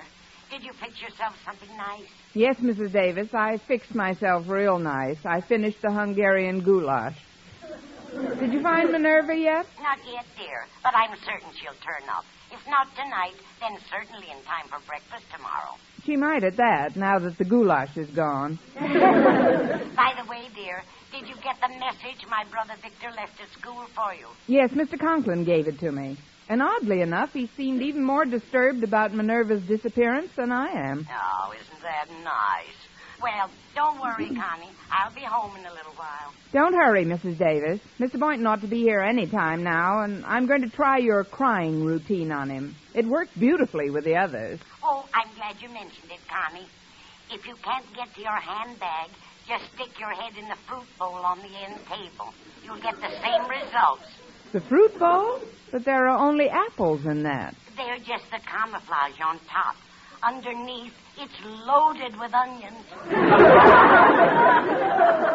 Mrs. Davis, you think of everything. Oh, there's the doorbell. That's probably Mr. Boynton. I'd better hang up. All right, dear. Good luck. Thanks, Mrs. Davis. Goodbye. Good evening, Miss Brooks. Good evening, Mr. Boynton. Come in. Thank you. Miss Brooks, I heard the sad news today from Mr. Conklin, and I want you to know you have my deepest sympathy. Huh? It must be a great strain to have such a close companion missing. Companion? Oh, her. Yes, I do miss her. It's probably in the evening like this when you miss her most. You're right, Mr. Boynton. Only the night before last, I sat in this chair reading and stroking her back for hours. You did? Oh, you should have heard her purr. She always responded to affection. She was the affectionate type, all right. She certainly was. You don't know how many times a night she used to jump up on my lap and beg to be scratched.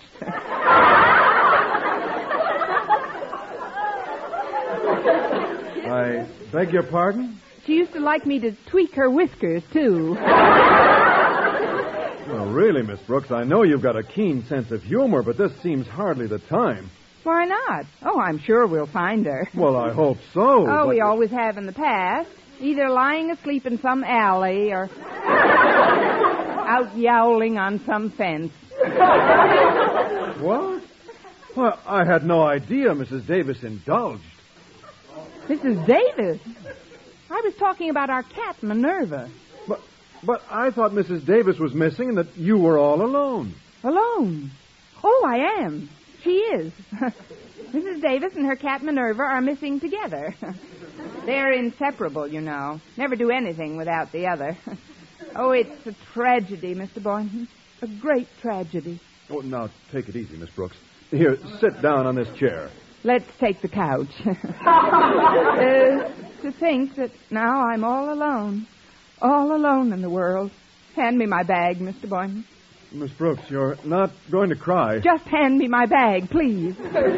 Thanks. Now, where is that handkerchief of mine? Oh, here it is. Here it is. Please, Miss Brooks, please don't cry. Oh, I'll be all right, Mr. Boynton. It's just that after all these years of wonderful companionship... Miss Brooks, please stop crying. I can't stand it. You can't? Don't, Miss Brooks. Please don't. I'm going to be all alone, Mr. Boynton. All alone. No, you won't, Miss Brooks. You'll always have me. You? Oh, Mr. Boynton. If Mrs. Davis doesn't return, I'll look after you. Oh. I've been thinking, Miss Brooks, why can't you and I... Well, why can't we? That's what I'd like to know. Go on, Mr. Boynton. Mr. Boynton? Yes? Yes, Mr. Boynton? Yes? The doorbell rang, Miss Brooks. I know. It always does when I'm dreaming. Well, I'd better answer it, I guess. Mrs. Davis, what are you doing here? Well, don't you remember? I live here. I'm sorry I had to ring, Connie, but I forgot my key. Oh, yes, your key. You seem nervous about something, dear. Did I get back too soon? Just about a week too soon, Mrs. Davis. What are you talking about, dear? I purposely hurried home to show you who I found. Minerva. I knew how concerned you were about her, but now she's found and all your worries are over. Except one. What's that? How can I lose her again? Mrs. Davis, you know that phone message your brother gave Mr. Conklin? Yes. Well, he misunderstood it, and now everyone thinks you're the one who's missing. Me? I told Mr. Boynton you and Minerva were both missing, and he was so touched he was about to propose. He must have been touched. That is, Who is it, Miss Brooks? It's just a policeman reporting on Mrs. Davis, Mr. Boynton. Policeman? You got nothing to worry about, Miss Brooks. We got the best men on the force looking for her.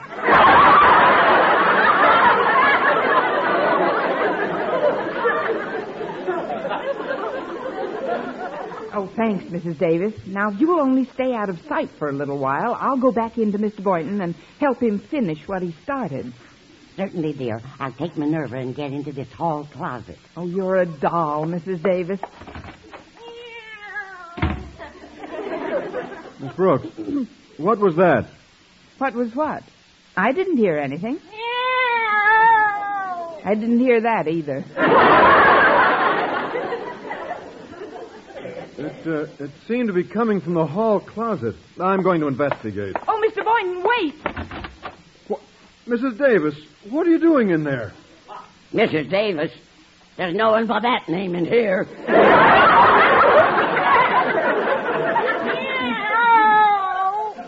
Minerva! There's no one by that name in there either. It's no use, Connie. I guess the jig is up. Miss Brooks, I think you owe me an explanation. You told me that... Miss Brooks, where are you going? I'm not sure yet. Just forward all my mail to the Missing Persons Bureau.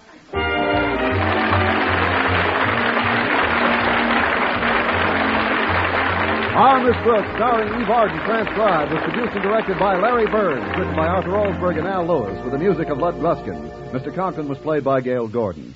Others in tonight's cast were Jane Morgan, Dick Crenna, Bob Rockwell, Gloria McMillan, and Billy Gould.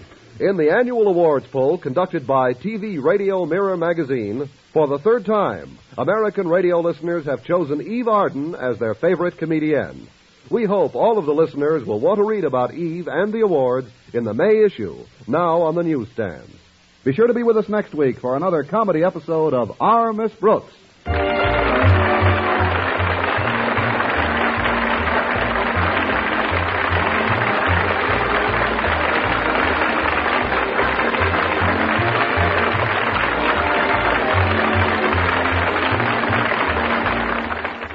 And now, a program that would go on to become an American institution on television, The Adventures of Ozzie and Harriet. King's cream of tomato soup makes a wonderful lunch for the children these chilly days.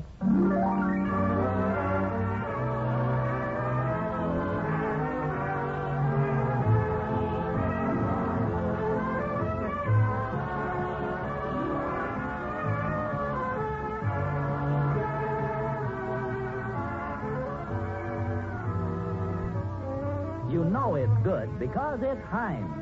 The H.J. Heinz Company, makers of 57 varieties of fine food for over 80 years, present the amusing transcribed Adventures of Ozzie and Harriet, starring the entire Nelson family, Ozzie, Harriet, David, and Ricky.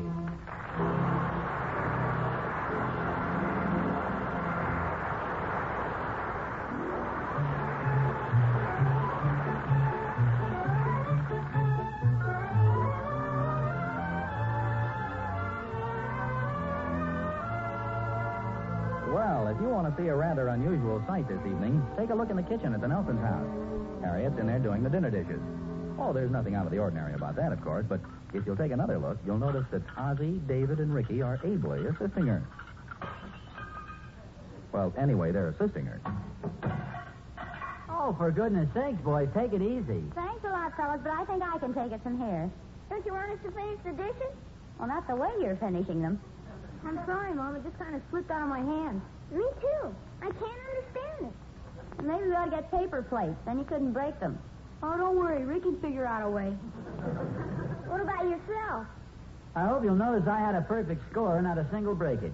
Well, that's very good, dear. Of course, it's pretty hard to break the pots and pans. Yes, but I didn't drop any. Even if they were plates, it wouldn't have made any difference. Yeah, but pots and pans have handles on them. You want me to do that, Mom? No, that's okay. I got it, thanks. If you don't let me help, how am I going to ask a favor? What favor is this? I was kind of hoping I could go over to Will Thornberry's tonight. Well, don't you have any homework to do? I can do it in school tomorrow. I think you better do your homework tonight and see Will tomorrow. Golly, that's all I ever do. Homework. Well, we've all been through the same thing. Yeah, but you know what they say. All homework and no will makes life a bitter pill.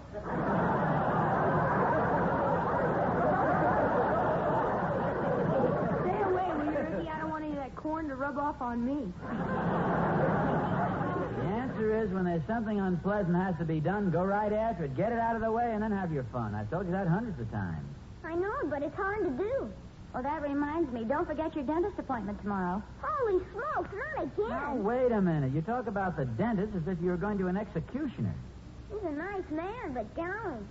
You may have a couple of uncomfortable moments, but it's for your own good. Got to learn to take things like a man. Just a question of mental attitude. Just set your jaws and see the thing through. Well, if you say so.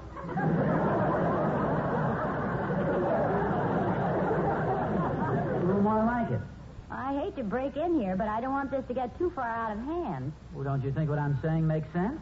Well, yes, and I'm glad to hear you say it because the appointment isn't for Ricky, it's for you, dear. Well, me? Yes, sir.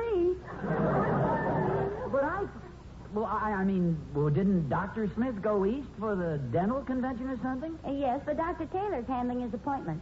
Dr. Taylor? I'd never even heard of him. Oh, he's a young dentist in town. Very good, too, I understand. Well, I'm certainly not going to have any Johnny-come-lately sticking his clumsy hands in my mouth. Well, I'm sure he's very capable, or Dr. Smith wouldn't have recommended him. I know, but I don't see the sense of going to a strange dentist.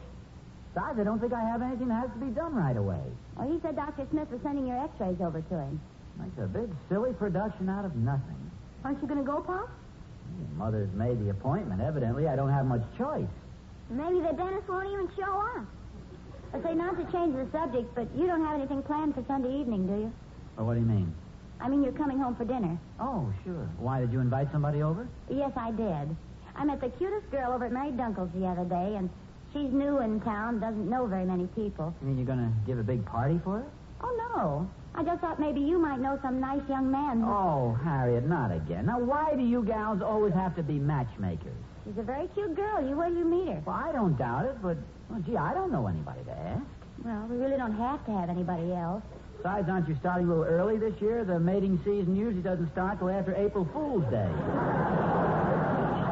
Well, this is a very attractive girl, and it would be nice if we had some young man we could introduce her to. You could introduce her to me. I think you'd better introduce yourself to that homework of yours, young fella. And so do I. Well, it sure takes a long time for a guy to grow up. Well, maybe so, but it takes an awful short time to grow old, so enjoy it while you can, boys. Speaking of enjoying yourself, and I use it loosely, what time is this dental appointment of mine tomorrow? 3:00, is that okay? Yeah, I guess it'll have to be. Now, don't start worrying about it. Well, who's worrying? Like I said, I probably don't have much work to be done. Maybe just the cleaning. Maybe nothing at all. Who knows? Maybe it's like Ricky said, the dentist might not even show up.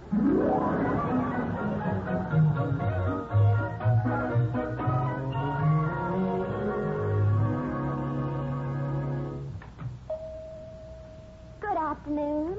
Oh, good afternoon. I think I have an appointment with Dr. Taylor. My name is Mr. Nelson. Oh, yes. Oh, I'm terribly sorry, Mr. Nelson, but I'm afraid I have some bad news for you. Dr. Taylor was called out on an emergency. He won't be able to see you today. Oh, really? Well, how about that? He just called and said he'd be gone most of the afternoon. I'm terribly sorry. It was quite unexpected. It's perfectly all right. I don't mind at all. Well, I hope the rest of the patients are as understanding as you are. I've only been with Dr. Taylor a few days, and I really haven't had a chance to get acquainted. Well, I'm sure the others won't mind. Well, they won't if they're all understanding young men like you. Oh. Well, I'm really not so understanding.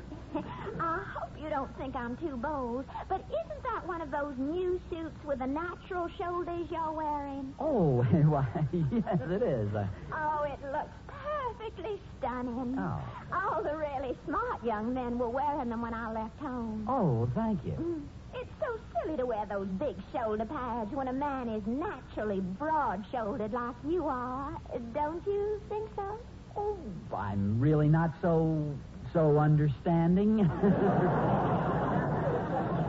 The color is most becoming, too. What is that? Well, it's just a sort of a kind of a gray. Well, it certainly goes perfectly with your blue eyes. They are blue, aren't they? Oh, well, yes. How nose of utonitis.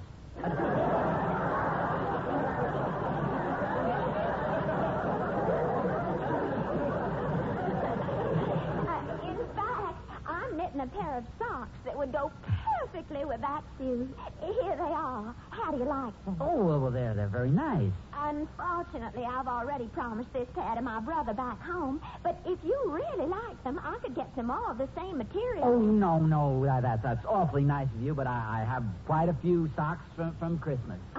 Well, if you change your mind, just let me know. Oh, well, it's very nice of you. I guess I might as well run along.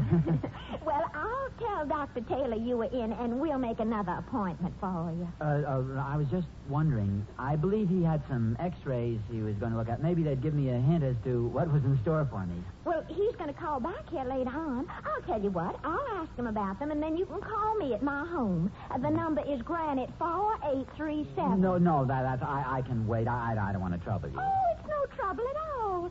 That was Granite 4837.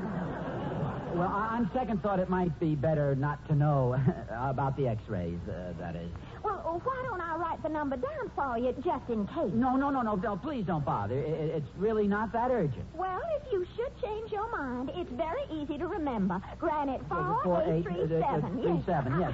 I'll be home around 6. Yeah, well, if I get a chance, I'll call. Otherwise, I'll get in touch with the office around the beginning of the week.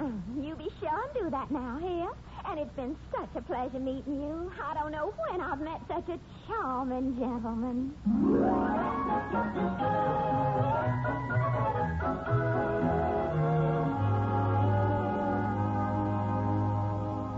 Oh, hi, Thorny, old boy. Hi, Oz. Where you been? I had an appointment with the dentist. What happened? Did he give you laughing gas or something? No, nothing like that, Thorny. I got a wonderful break. The dentist was called out on an emergency, and I spent a very delightful time chatting with his charming reception. Oh, you lucky dog. Of course, it's all completely innocent and all, but, you know, Thorny, she seemed to... Well, now, you know I'm not a guy who goes around looking. I'm sure she must have been kidding about the socks. Well, go on, Oz. This sounds interesting. Well, she was knitting this pair of socks, and she offered to knit me a pair, too. You're kidding, No. She wanted to give me the ones she was knitting, but she'd already promised them to her brother. No, well, that was probably just an excuse. What was the matter? Were they the wrong size, or maybe they were the wrong color, huh? No, she said they'd go perfectly with my blue eyes. Blue eyes? Wow! You must have really turned on the charm, doll face. Now, wait a minute. Thorny, wait, now, don't get the wrong idea. It was nothing like that at all. Imagine having this babe fall all over you. What line did you give her? Now, don't be... I didn't give her any line. I didn't say a word. Oh, you gave her the strong, silent approach. Huh? I did not. Well, which approach did you use? I just walked in. Now, I didn't approach the girl at all. I don't she like approached you? Yeah, no, Thorny. Well, it's obvious that one of you is not telling the truth. If you'll excuse me, Thorny, I'm going in the house. I don't have to stand here and take this from you. Just as a matter of curiosity, how did the girl react when you told her you were married? Well, I didn't tell her. You didn't tell her? Well, of course not. The subject didn't... Look, Thorny, the girl is a receptionist in the dental office. Please, I had an Oz, appointment please. I'd rather you wouldn't tell me. I just don't like to get involved in things like this. All right, Thorny, have your fun. Go on, have your fun. Oh, I will, Oz, I will. But you better watch your step, you dog.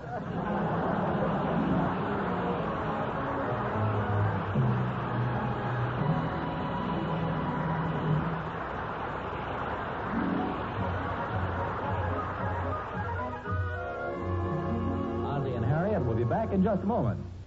When you stop to think of it, it's not surprising that most women regard Heinz cream of mushroom soup as a party dish. There's something downright luxurious about this velvety, delicately seasoned soup with its wealth of cream and tender mushroom pieces. But at today's low prices, you'll want to give Heinz cream of mushroom soup, along with a vegetable salad or a cheese sandwich, to the youngsters for lunch.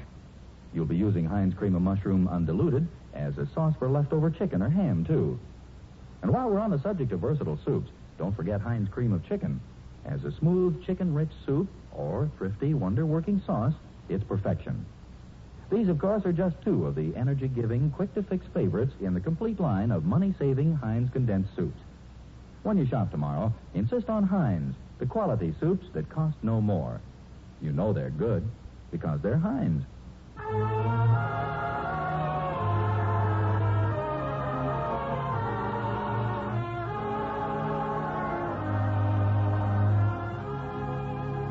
Isn't it a strange part of human nature, or maybe I should say masculine human nature, that a guy can be feeling just average, or maybe a little low even, and some gal, not necessarily his wife, can bat a few eyelashes at him and toss out a little sweet talk, and the first thing you know, this usually normal, intelligent man will start floating around on a cloud.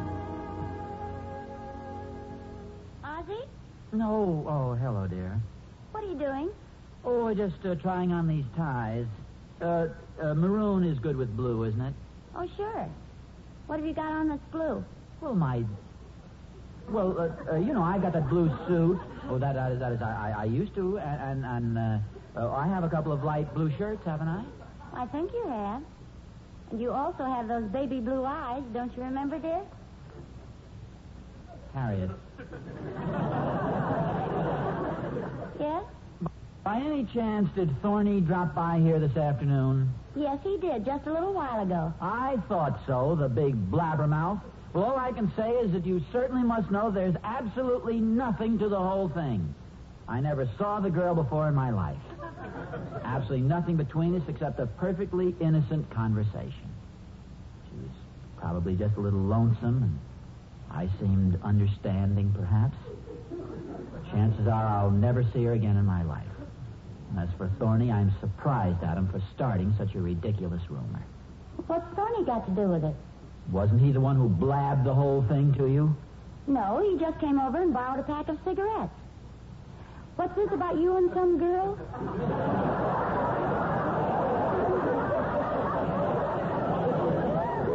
You didn't say that you wouldn't have... Why can't... Where did you get this thing about my blue eyes? You've always had blue eyes. Now, what's this about this girl? When did this happen? Well, like I said, it was nothing. It was yesterday afternoon. Remember, I had the appointment with the dentist and he didn't show up? No, you didn't tell me he didn't show up. Well, I was going to tell you. I never got around to it. But believe me, Harriet, there was absolutely nothing. I was kidding Thorny a little. You know how we joke around with each other, making mountains out of molehills? Well, for goodness sake, dear, you don't have to explain anything. I can't trust you after 16 years. Darn Thorny anyway. What's the matter with Thorny? Why can't he buy his own cigarettes? Hadn't you better get dressed? For what? Well, don't you remember? Kathy's coming over for dinner tonight. I told you about it. Kathy? She's that girl from out of town. Oh, yes, you mentioned the other night. What's her name? Kathy. Kathy Calhoun. Calhoun?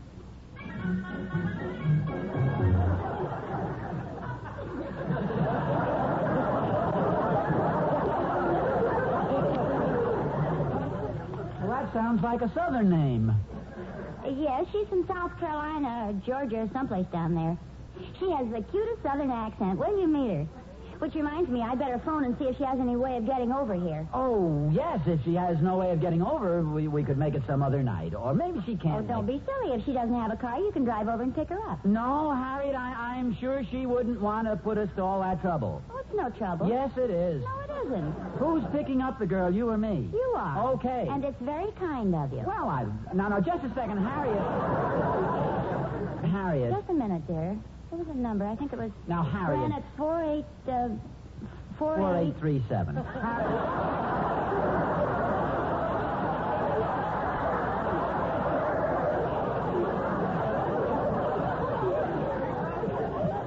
yes, that's right. How did you know? How did I know what? How did you know her phone number? I said Granite 48 and you said 37. Oh, did I? Well, it's natural I should say 37 if you say 48. 3 from 7 is 4, and 2 times 4 is 8. Yes, that's a good one.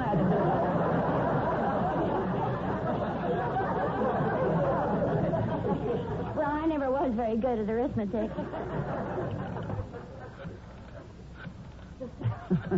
It'd be funny if she forgot all about it and wasn't even home tonight. Hello, Kathy? Harriet Nelson. You haven't forgotten that you're having dinner with us tonight, have you? She's probably made other plans. Oh, that's good. Sure, it's better that way. Ozzie, please. Oh, wonderful. I'm anxious to hear all about it. Would you like my husband to pick you up? He's very good at that sort of thing.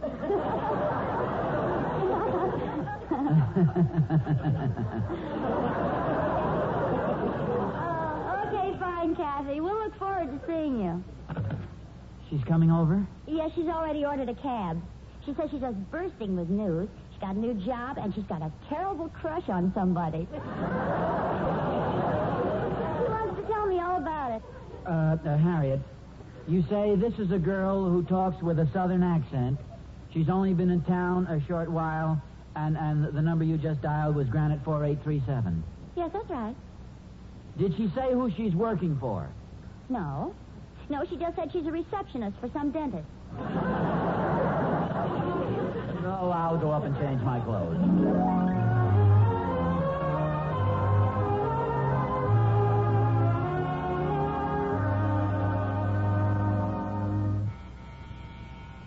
I'll get it. Hello, Kathy. Harriet, honey, it was so sweet of you to ask me over. It was a pleasure. Come on in. Thank you. I want you to meet my husband. Now, let's all be sensible. Good evening. Good evening, Mr. Nelson. I'm so happy to meet you at last. Your charming wife has been telling me so much about you. Oh, thank you.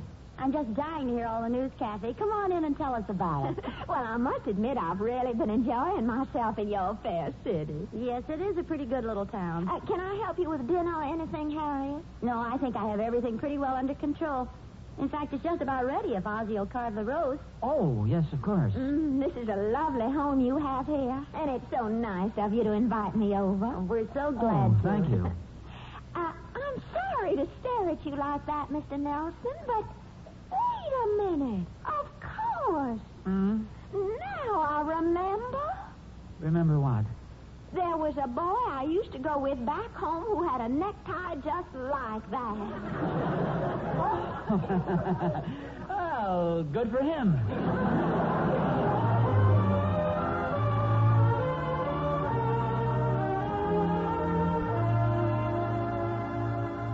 And this is a picture of David when he was 3 years old. Oh, my. He certainly looks like his daddy, doesn't he? Yes, I guess he does at that. I wonder who that can be. Excuse me for a moment. Oh, good evening, Mrs. Nelson. Oh, hello, Dr. Taylor. Won't you come in? I just thought I'd drop by with Mr. Nelson's x-rays. I hope I'm not interrupting anything. Oh, no, not at all. Ozzie, this is Dr. Taylor. Oh, hello, Doctor. Hello, Mr. Nelson. I'm sorry I missed you at the office yesterday.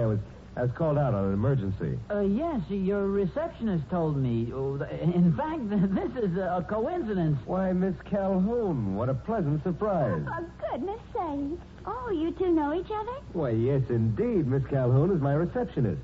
And a very good one, too. Oh, Doctor. Won't you sit down, Dr. Taylor? Will you have a cup of coffee? Oh, no, thank you. I can only stay a moment. You know, Mr. Nelson, something just occurred to me. What's that? Well, all evening I've had the strangest feeling that I've seen you before. Oh? And it suddenly dawned on silly little old me that we met at Dr. Taylor's office. You were the 3 o'clock yesterday.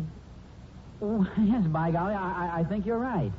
Your face is rather familiar, too. I have such a terrible memory, and so many people come in. Dr. Taylor is very popular. Well, I try to do my humble best. Are you sure you won't have a cup of coffee, Dr. Oh, Taylor? no, Mrs. Nelson, really, I only stopped by to... To give Mr. Nelson the x-ray. Yes, that's right. What a surprise to find Miss Calhoun here. Very pleasant surprise, I might add. Oh, thank you, Doctor. To tell you the truth, I hardly recognize you in that new suit. Oh? Do you like it? Oh, yes, very much. I especially like the color. Oh. Brown makes a man look so distinguished.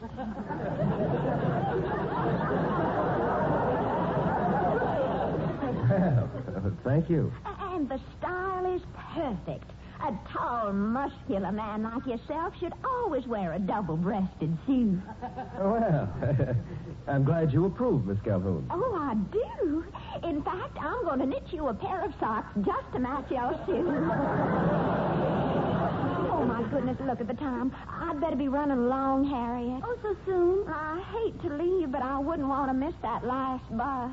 It's so cold tonight, and I don't like standing on the phone. I'd be very happy to drive you home, Miss Calhoun. Oh, I wouldn't think of taking you so far out of your way.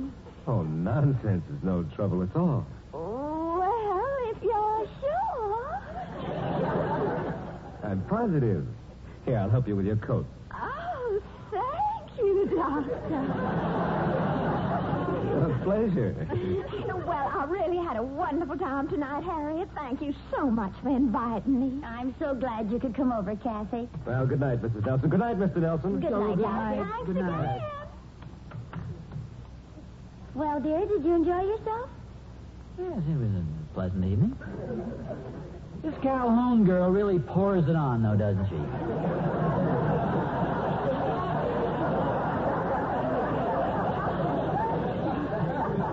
I was rather surprised at Dr. Taylor. In what way? Oh, the way he fell for that corny line she was handing him.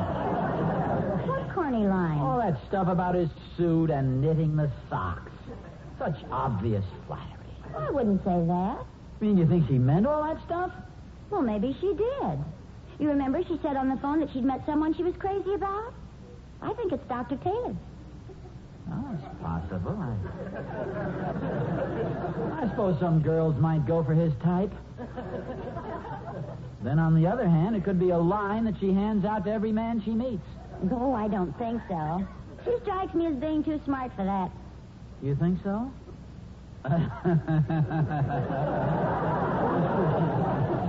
They're marvelous.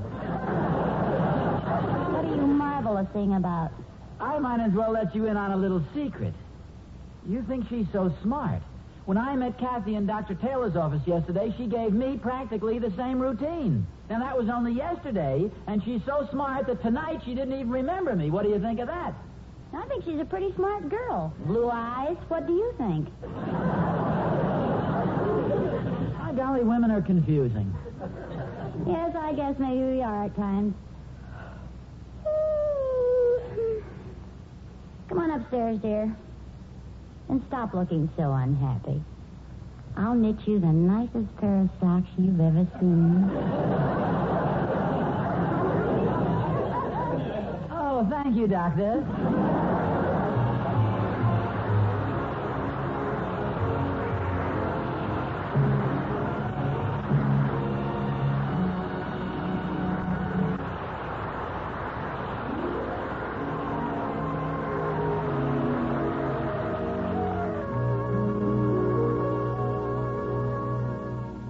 Pardon us for referring to our fan mail, but we recently received a letter from an enthusiastic gentleman who said, quote, "Your split pea soup is really a winner and would do any homemaker proud," unquote.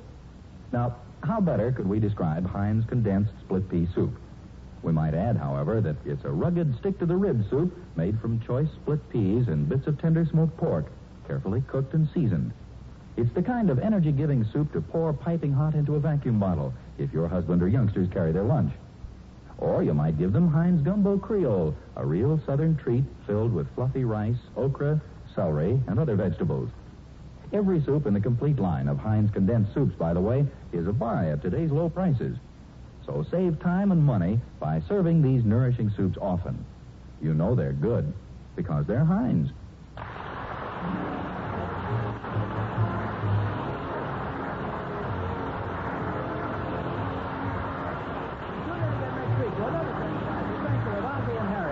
By the H.J. Heinz Company and starring Ozzie Nelson and Harriet Hilliard. And remember, Heinz soups are condensed. You get twice as much soup by adding an equal part of milk or water. That suits me fine. Me too. I like a lot, boy. Appearing in support of Ozzie and Harriet were their two sons, David and Ricky Nelson, John Brown, Shirley Mitchell, Gerald Moore, and yours truly, Vern Smith. Original music was composed and conducted by Billy May. So long, folks. This is Ozzie saying goodnight for the 4 Nelsons and the 57 Variety. Watch at your grocers for the outstanding stars of the food world. Heinz All-Star Values. You'll find Heinz condensed soups and oven-baked beans, Heinz vinegars and mustards, Heinz ketchup, Heinz baby foods, Heinz cooked spaghetti, and others of the 57 varieties. They're America's greatest flavor bargains. Now, a listening reminder. Stay tuned for drama and suspense on Mr. District Attorney. This program came to you from Hollywood. America is sold on ABC, the American Broadcasting Company. Well, Silver, wait those thrilling days of yesteryear with the Lone Ranger up next.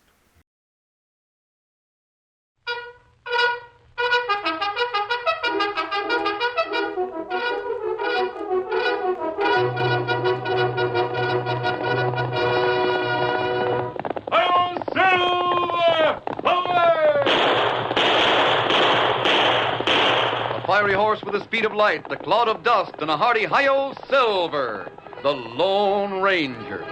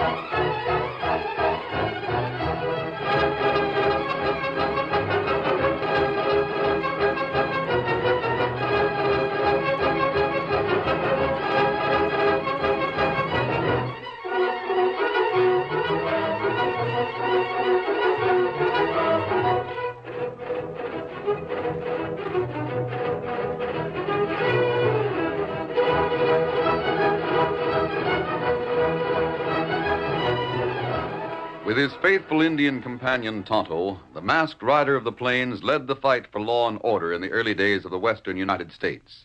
His strength and courage, his daring and resourcefulness blazed the trail for progress and finally made possible the winning of the West. No greater champion of justice can be found in the pages of history. Return with us now to those thrilling days of yesteryear. From out of the past come the thundering hoofbeats of a great horse, Silver. The Lone Ranger rides again. Come on, Silver. We're heading for the gold country. There's going to be trouble. Ho, Silver! Away!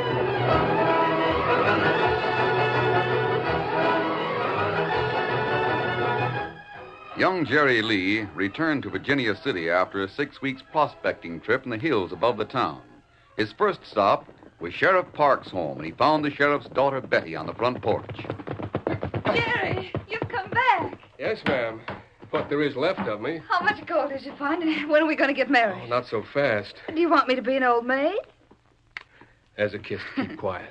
Oh, Jerry, didn't you have any luck at all? I had all the luck I thought I would. I found the richest ore in this part of the country up on Lookout Hill, and I staked out my claim. Then you're rich. Far from it, honey.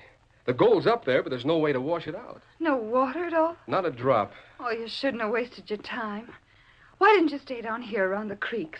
Lots of men are washing out $100 and $200 a day. You could pump all the water needed up to Lookout Hill. How? Well, I'm not saying it wouldn't cost a lot of money. Thousands and thousands, Oh, then but... what's the use of talking about it? Nobody believed you when you told them there was more gold up in the hills than around the creeks. Well, it's only common sense. They won't believe you now, so you can't expect anybody to lend you money. Well, I won't give up until I've tried. Who are you going to start with? I don't know. I thought maybe you might give me some idea. Well, Paul might be able to let you have a little, but you said thousands. Yep. I need big money or none at all. Well, then I don't know either. And to tell the truth, Jerry, I wish you'd give up the idea. Can't you understand? I might get a stake from placer mining, but that's all. There won't be any placer mining in another year. That's just plain loco. No, it isn't. I'll find somebody who's willing to take a chance. If I have to, I'll go to Frisco or Chicago. I wish you wouldn't. I've got to, honey. You think you're awful smart, don't you? Oh, it's only common sense. Jerry, if somebody who knows a lot more about this country than you do, if that somebody was to tell you that you were wrong, that you couldn't get gold out of the hills without it costing too much, would you give up the idea then? You've got somebody special in mind? Uh-huh. Who? The Lone Ranger. The Lone Ranger? That's what I said. Well, sure, I'd take his advice, but where is he? I can tell you, Jerry. Yeah? He came here last night to talk with Pa. Must have been 2 or 3 o'clock in the morning, and I didn't know anything about it until breakfast. Pa couldn't keep it a secret any longer than that. He didn't tell me what their business was, but he did tell me where the masked man was camped. Where? In the woods beyond Crystal Falls. You can find him there tonight. I will, honey. And you'll take his advice? I'll do whatever he says. I promise.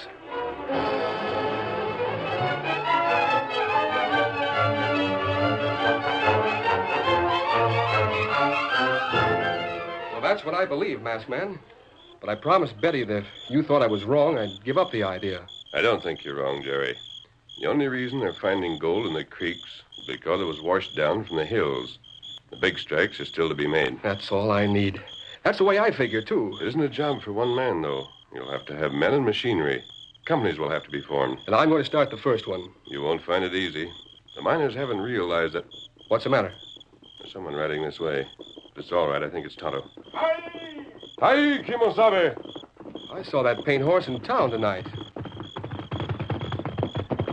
Was he on the stage, Tonto? Ah. I wonder if he'll try the same thing again. Me hear him talk. Him open office in town. I think he will, but we can't let him succeed this time. You think him break law? We can't prove he did, but... Say, what's this all about? Jerry, you might be able to help us. Huh? And help yourself at the same time. I know the man who'll back you. You do? His name is Carl Miller, and he just arrived in Virginia City tonight. Carl Miller?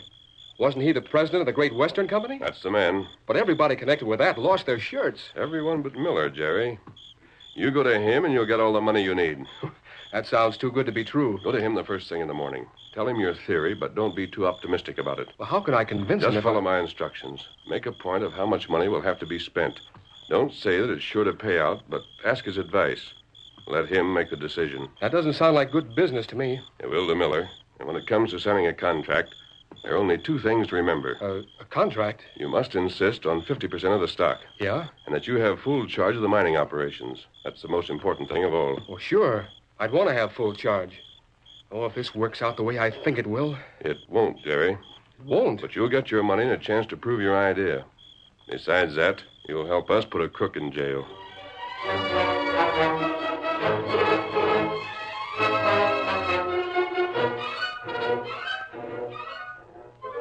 Thousands and thousands, eh? Are you absolutely sure the ore on Lookout Hill is rich? I'll be honest, sir. I only washed out a little of it. But if you wanted me to, I could go back and wash... No, that won't be necessary. And you want to have complete charge of the mining operations yourself? Yes, sir. I insist on that. Have you had any experience with a job of this sort? No. But then no one has. It's a new idea. Of course. You're a good businessman, Mr. Miller. I'm just putting it up to you. Does the idea sound good enough for you to invest money in it? It does, my boy. It does indeed. This great new country can never be developed unless we take a chance. I believe in progress and the glorious destiny of the West. You say there'll be no more placer mining in a year? Well, it won't pay after that. Exactly my feeling. Lookout Hill will be the... I don't like that name, Lee. Lookout Hill? That's what it's always been called. We're dealing with the future, not the past. From now on, it's going to be called, let me see... Nugget Mountain. That's it. Nugget Mountain, a mountain of gold. It isn't exactly a mountain, sir. You leave the words to me, my boy, and I'll leave the deeds to you. I'll drop a contract right away. You drop a list of the machinery and tools we need. Don't try to be economical. Include everything. I may be able to think of a few things myself. Come back here at 4 o'clock. 4 o'clock this afternoon? This afternoon, of course. We can't waste time. I'll take the stage for the East tonight. Within a month, your machinery will start arriving. Within 6 months... Nugget Mountain will be the talk of the West. I'm not so sure. Don't worry, my boy. You do your best and leave the rest to me.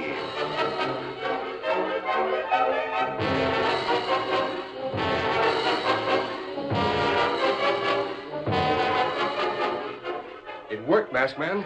I still can't believe it. But we've signed a partnership agreement, and Miller's gone east to buy machinery and tools. And look, he left me $1,000. That's just to hire a few men to get the ground ready. When will he be back? 3 months. But the machinery will start arriving before that. And he'll send more money, too. By the time he gets back, we'll be ready to start work. And when I get through, folks won't be laughing at me anymore. Are they doing that now? Yes, some. They won't even believe that Miller's backing me. You're going to surprise a lot of people, Jerry, including Miller himself.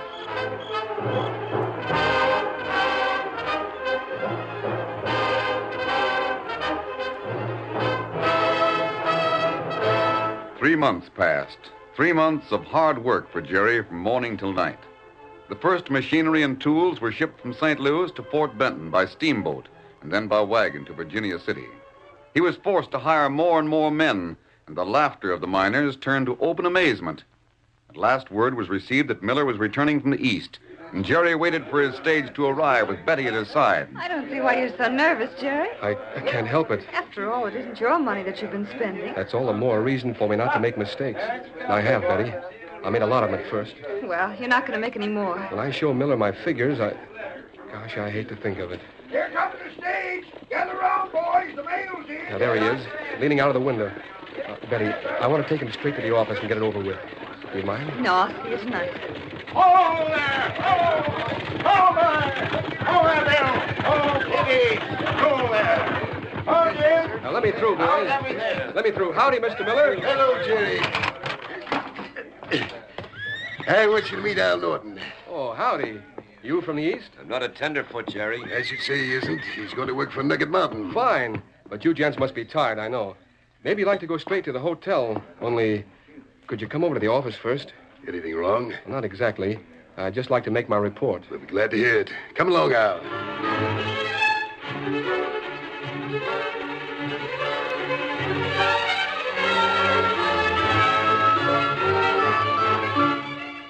And there's the figures.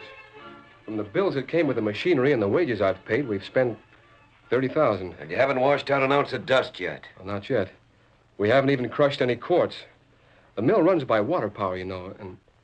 Well, I've done my best, but there it is. I didn't expect you to be any further ahead in this year. You didn't? Of course not. It's a tremendous undertaking. Well, I picked the wrong spot to build the dam at first. We had to start all over again. Yeah, I'm glad you discovered your mistake before the dam was built. It cost us money. We'll get it back. Don't worry about money. Just get on with your work and do the best you can. As a matter of fact, from now on, I'll take charge of all the financial details myself. You stay at Nugget Mountain, I'll stay here. That suits me. I never did like figures. I do. I think I'll go over these again. Run along, Jerry. You're doing a fine job. Thanks, Mr. Miller. So long, Al. Yeah. Carl. Wait. This whole scheme's loco. $30,000 and not an ounce of dust. I can trust you, Al, because I know you so well. I'm going to explain a few things. It's about time. According to the partnership agreement I signed with Jerry, I won a half interest in Nugget Mountain. Yeah. But while I was in the East, I decided it might not be a paying investment. It hasn't got a chance. So I sold my interest. You did? Then what are you hanging around here for? I sold it 6 times. You mean 6 people got together and bought you out? No, Al. I sold my half interest to 6 different people. Each of them thinks he owns a half interest in Nugget Mountain. How much did you get? Not a cent. You sold and you didn't get any money? No, Al. But each of them agreed to pay half the expenses and losses of the mine. Of course, they're supposed to get half the profits, but there'll never be any profits. I can follow you now, boss. Let's see how we stand so far. $30,000. Half of that is 15. 6 people pay me $15,000 apiece. 90,000 for the 30 I invested. It's slick. It's the same thing I worked on Great Western. Who are the 6? Here's the list. Colonel Ferris in St. Louis. Roger Mason, New York. I was careful picking them, too. They all believe in the future of the West, and they all have plenty of money. I can get $10,000 a month from them for at least a year. 10,000? Then Nugget Mountain will stop operating. Very simple, Al. As long as you keep on losing money. How can we help it? The whole idea is absurd. Yeah, but just the same, if it started making money, where would you be? In jail, I suppose. Say. What's the matter? I just saw an Indian at that window. You sure? That's him out in the paint. I don't like Indians snooping around. Get him up, Scout! Put that gun in your holster. This isn't Tombstone. You won't come snooping around again. Mr. Miller! What's the matter, Jerry? Nothing. Everything's swell. One of the boys just rode down from the mine. They got the mill started this afternoon and threw some of the ore in the sluices. Well... We're rich. What? Sure, $200 for half an hour's work. We run $1,000 a day. 1,000? Maybe 2 or 3. We'll pay off that $30,000 in 2 weeks. And from then on, it's all profit. Yippee!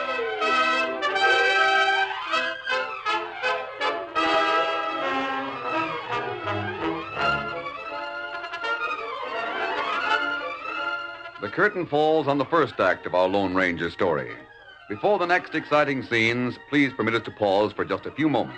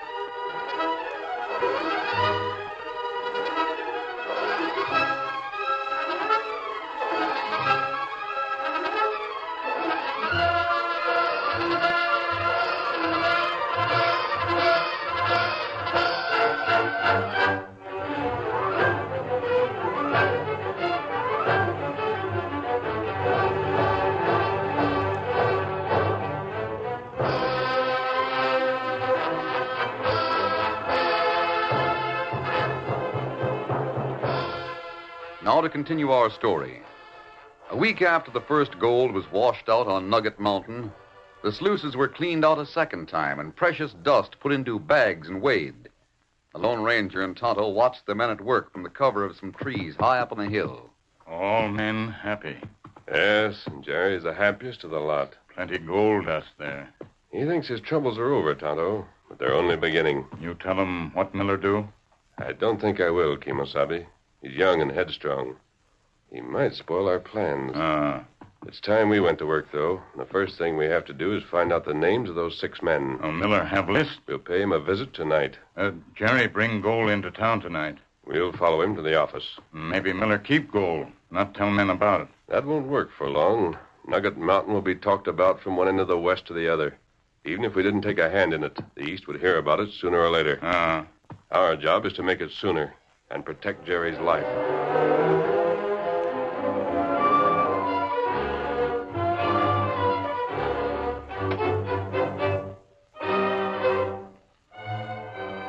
Yep. Your scales make it the same as mine, Miller. $10,000. We'll apply this on our expenses. Sure thing. And next week we'll pay them off. Good night. Hey, where are you going? To see Betty and set the date for our wedding. Go on. 10,000 in 1 week. You've been a fool, Carl. Shut up. Just too smart for your own good. Now, wouldn't it be nice if you'd kept your interest in the mine and you were getting half of everything that came in? Who could have guessed it would ever amount to anything? Yeah, that kid, for instance. Yeah, I've got to think. You can't wriggle out of this. Not and stay inside the law. That doesn't bother me now. Up with your hands. The masked man. That engine we saw. I'm glad you're being sensible. We aren't making any trouble. That's gold dust on the desk. You welcome to it. Do we want it? No. No, turn around and walk it in the other room. Didn't you hear me? I said... And fast. You move. Sure thing. Lock it, Tonto. Maybe him have list on him. Even if there isn't any list, there must be letters. You'd have to keep in touch with them. Here. What you find? Just names, no addresses. But I know where some of these men can be found. Colonel Ferris lives in St. Louis. We'll get the others later. We go now? Yes, Tonto. And we'll take that gold with us. Well, why you do that? So Miller won't know why we came here. Now, come on. Hey, open up. We must be gone. Come on, let's break it in. Yeah, he's gone and he took the dust. Yeah, good riddance. We'll have to notify the sheriff. Give him time to get away. This was a lucky break. But we can't expect an outlaw to hold us up every week. I know one around here that might oblige you. You, mean that? Yeah. We could, try. Another hold-up's out of the question. Do you know an outlaw? Sure. Lefty Dawson. He and his boys are making their headquarters just outside of Bannock. Good. We can use them. Oh. Somehow the work at the mine must be stopped. Just make me the head man and I'll stop it for you. We won't try that until later. Why not? Because it's part of Lee's contract that he have charge of the mine. To let you step in, we'd have to get rid of him. Lefty could arrange it. That's it. Let him arrange accidents and delays. Let him do everything he can to slow up the work. An explosion, maybe. Yes. An explosion is good. Get going.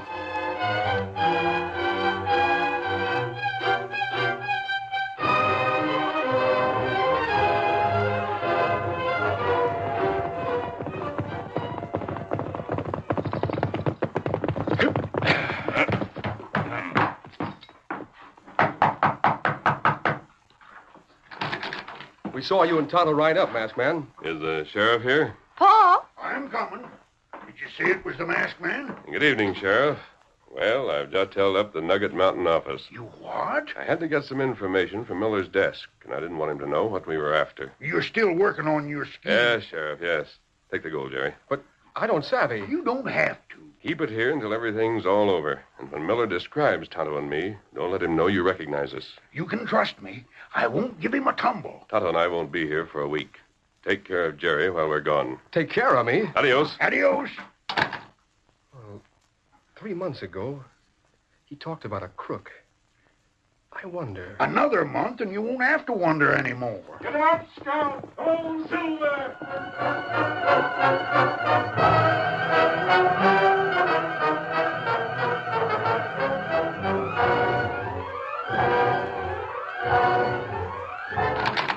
Hello, Terry. Well, Al, what brings you up here this time of night? Say, can you put me up? Oh, sure thing. Figured I might stay around if you did. What the... Hey, grab that lantern and come on.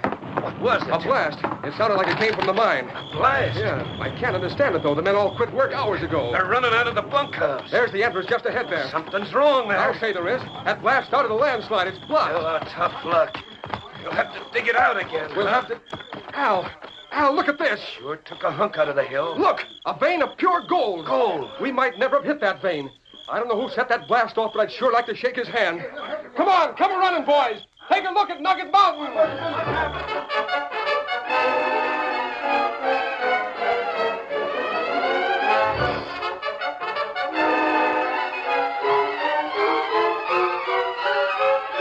There's the week's take, Miller.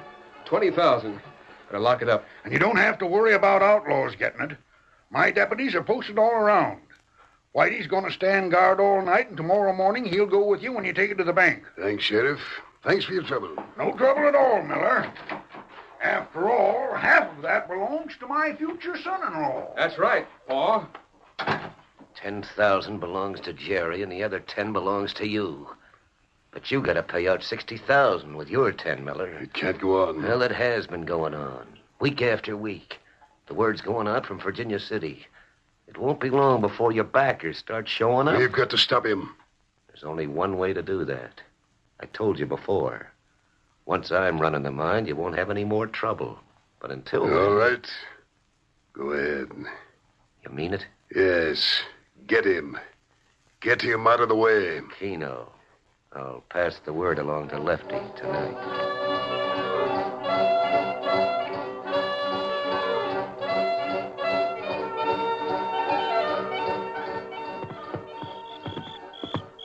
There he goes, Tonto.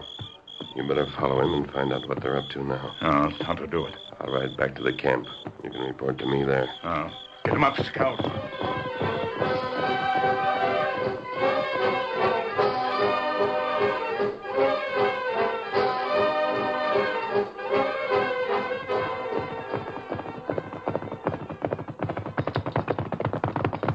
Hurry, Kemosabe. Here, Silver. Al, feller.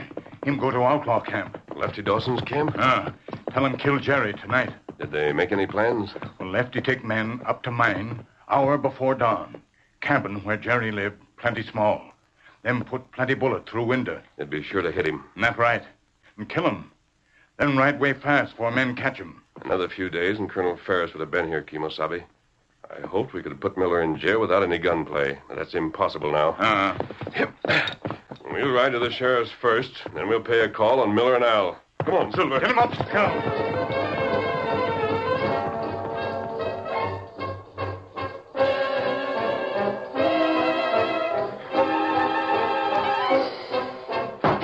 What the... Masked man. The same one that held up the office. Don't go for your gun, Al. You're covered. What do you want here? The gold's in the safe of the office. Tonto, get gun. You're taking a little ride. Both of you. A ride? Where? To Nugget Mountain. Well, if you've double-crossed me... No, I swear I haven't. It's all set like I told you. Why do you want us up there, masked man? There isn't time to answer questions. There's only a few hours before dawn. Get moving.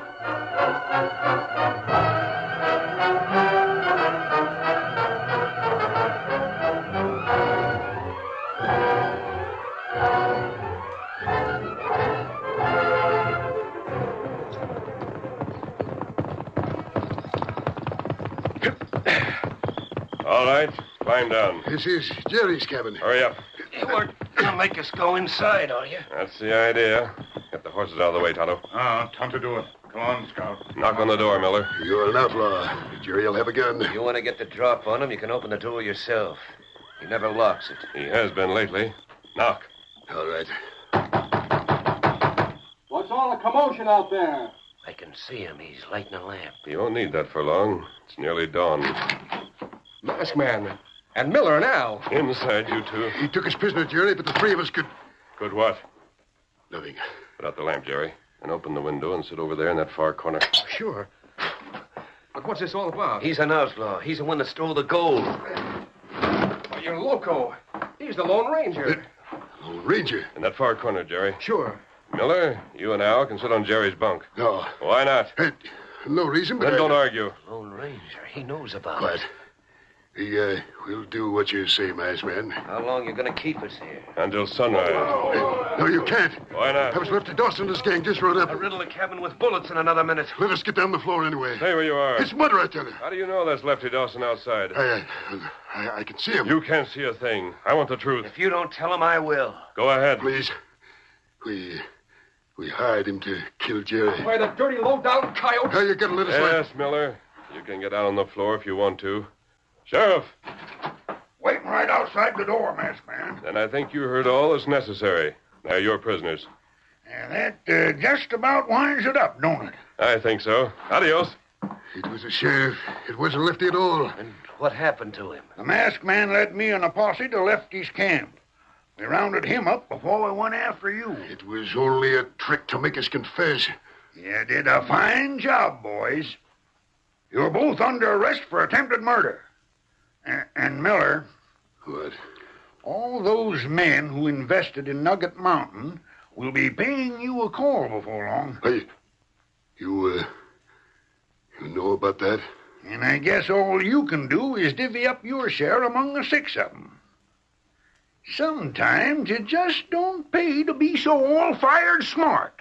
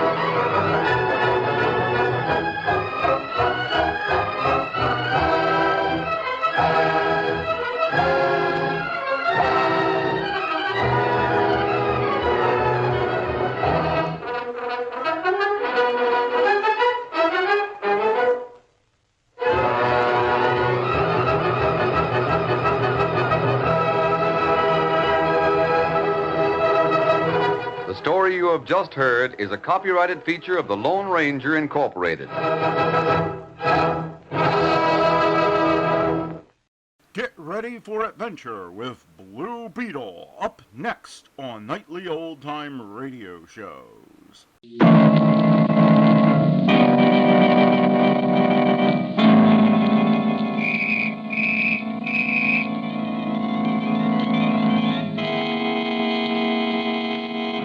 The Blue Beetle.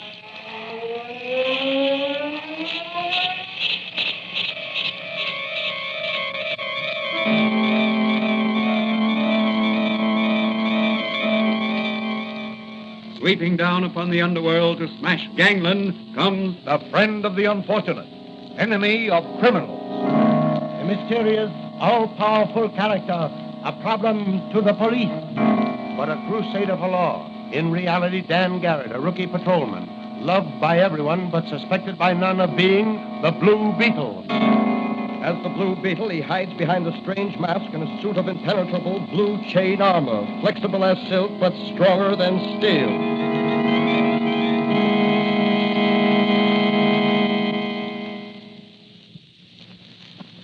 Today's episode of the Blue Beetle is entitled Blasting the Dynamite Ring. A band of desperate underworld characters have started a reign of terrorism throughout the city. Their motive is wholesale burglary. Will they succeed in forcing the authorities to accede to their demands? Can they successfully defy the forces of law and order? Or will the Blue Beetle checkmate their efforts and bring their leader to justice? As our story opens, Patrolman Dan Garrett, a rookie cop who operates as the Blue Beetle, has stopped for a little early morning chat with his friend and advisor, Dr. Franz, before reporting for duty. Well, Danny, what assignment has the commissioner given you in this new drive? I don't know yet. I hope it's something exciting. You'll probably get your wish. You and Mannigan always get plenty of action. What do you suppose is back of these dynamitings, Doc? 3 this week already. It's very strange. Fantastic, in fact. What can these racketeers hope to gain? Blamed if I know. Looks as if they were trying to scare the authorities into meeting some exorbitant demand of theirs. But surely the police can apprehend the ringleaders. Believe me, if I get a chance, I'll run them to earth. If I can't do it as Dan Garrett, I'll do it as the Blue Beetle. Oh, what's that? Sounded like an explosion over on the west side. Someone's up front in your store, I'll Doc. go see. Excuse me. Oh, hello, Doc. Is Dan Garrett here? Hello, Officer Mannigan. Yes, Danny's here. He was just what's up, Mannigan? Me and you've been assigned to the west side to investigate them explosions. I thought I heard one just now. That's right. Come on, I got the police car outside. Let's get going. Okay. So long, Doc. Let's go, Mannigan.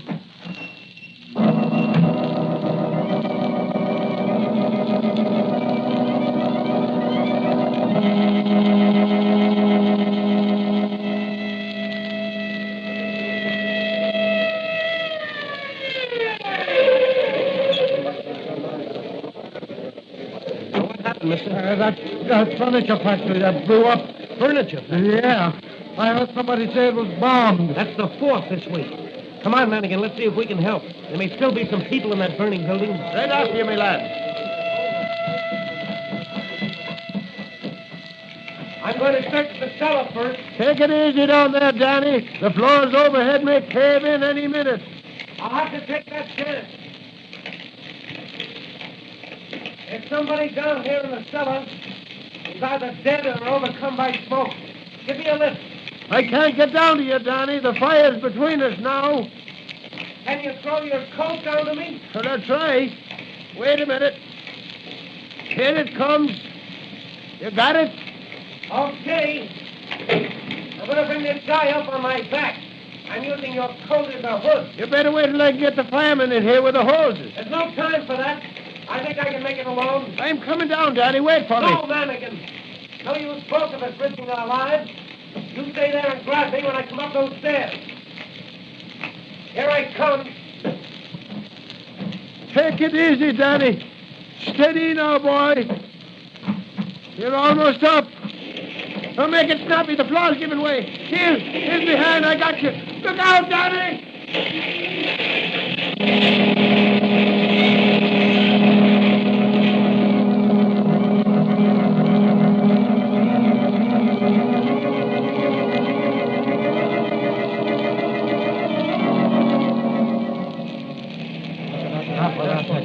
He's coming around. Yeah, he'll be all right. Look, he's opening his eyes. I sure is a brave cop. Yeah. Danny, are you all right? Did I get the old man out? Oh, you did that, boy. Thanks to you. I didn't do nothing. You done it all. Mannigan, if you hadn't been there to give me a pull, I'd have collapsed right at the head of the stairs. Well, now, you'll be all right after a rest and plenty of fresh air in your lungs. Here comes the ambulance for the old man you saved. Why don't you take a ride along with him? Maybe they'll give you a bed and a good meal, too, at the hospital. Well, I think I'll take the ride. That bed and meal can wait. I want to talk to that old man when he regains consciousness. He may give me a clue to that dynamiting.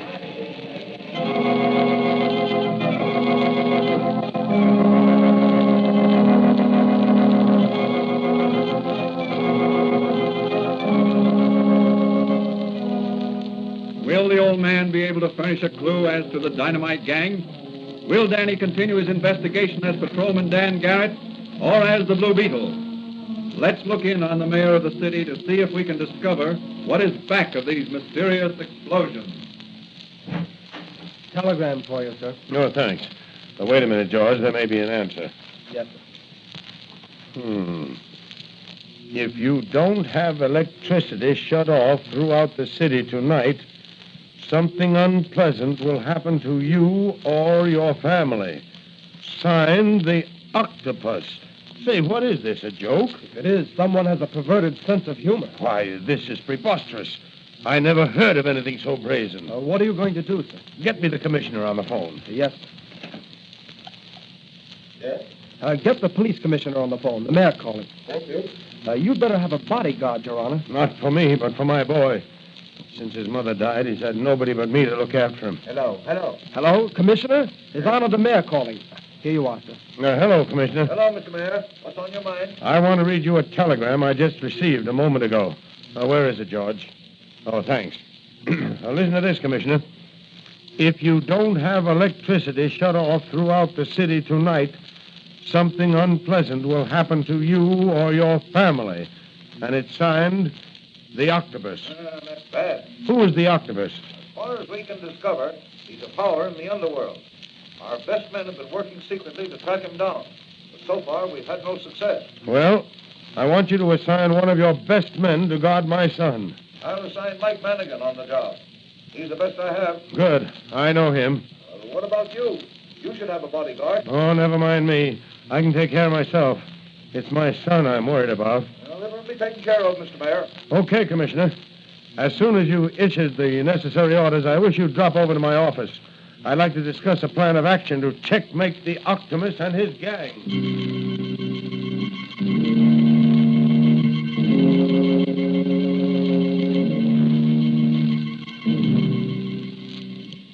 In the meantime, Dan Garrett has talked with the old man whom he saved from the burning building. He learns that just before the explosion, the old man, who was the janitor of the factory, saw a bearded man with a limp disappearing up the stairs just outside the boiler room. Danny decides to keep an eye out for a bearded man with a limp. We next find him in the little apothecary shop of his friend and advisor, Dr. Franz. Well, what do you make of it, Danny?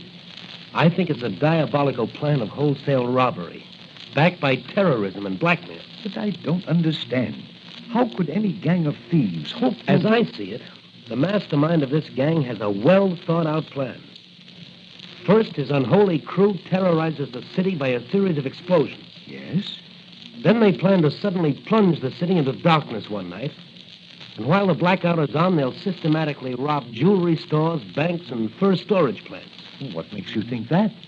The mayor got a telegram today warning him that unless he ordered the city's power supply shut off, something unpleasant will happen to him or his family. But that's preposterous. I never heard of such unmitigated nerve. These men are desperate characters, and their chief is a cold-blooded fiend. What's the mayor doing about it? He's talked with the commissioner of police. The commissioner assigned Manigan to guard the mayor's young son. He's also ordered every known gang hangout in the city raided. Every racketeer, big or small, is to be arrested, brought in for questioning. And what are you going to do? I'm going to put on my blue Beetle armor. Going to take a little trip down to the municipal power plant. I have a peculiar feeling the Blue Beetle will come to grips with some of that gang tonight.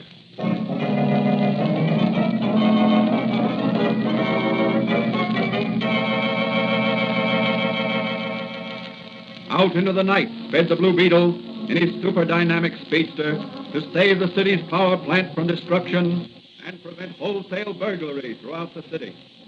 From another point, a fast motor car filled with dark-visaged men is speeding toward the same destination. Will they meet, or will one outspeed the other to prevent or commit a crime? As the Blue Beetle nears his destination, he sees another car pull up in front of the power plant.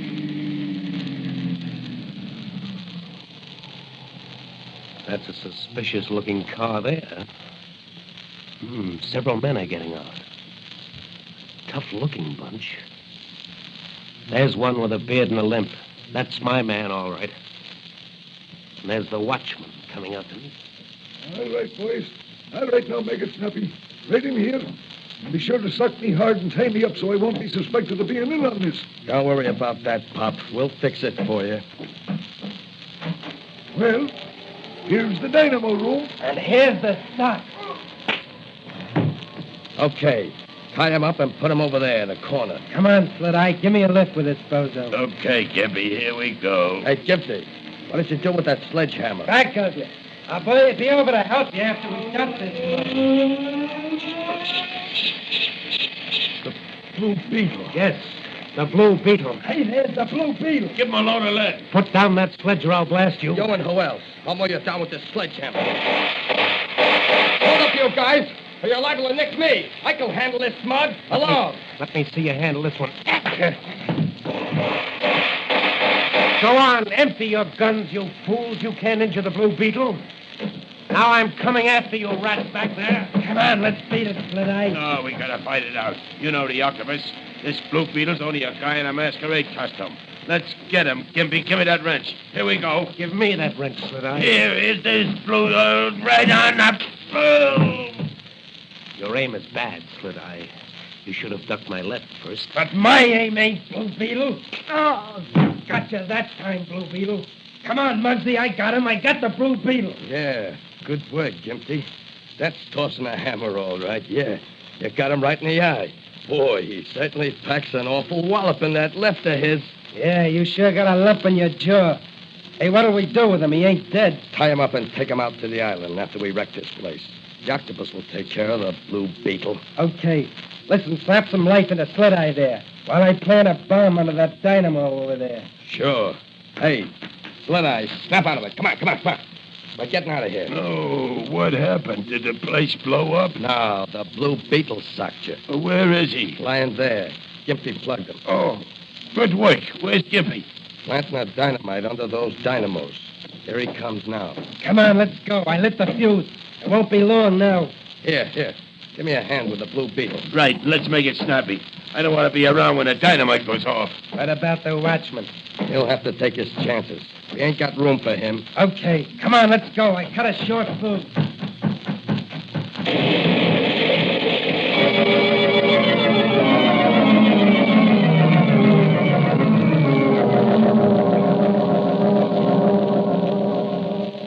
What will happen to the Blue Beetle when the octopus gets him in his power? Will that be the end of the Blue Beetle? How can the police protect the citizens of this vast city against the depredations of this ruthless band of arch criminals? Criminals. The Sears Radio Theater is up next on Nightly Old Time Radio Shows. Enjoy. I'm Andy Fisher, WNEW News. At 8 minutes past 10, time for the Sears Radio Theater. That's the theme from the Sears Radio Theater.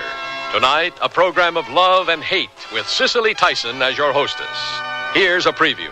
Listen, the hamster gestation period's only 16 days or so. Only 16 days? Mm-hmm. Each litters between 8 and 11 babies. They're weaned in 3 weeks, can be taken from their mothers in 5 weeks, mature in 6 to 8 weeks, and are ready to breed in 10 to 12 weeks. The Sears Radio Theater will begin after this message from your local station. Hello, I'm Stan Martin. It's sad that many youngsters feel the only way they can make their mark on our town is with a destructive act or a smear of graffiti. One building on New York's Lower East Side stands apart from the others. Its walls are spotless inside and out.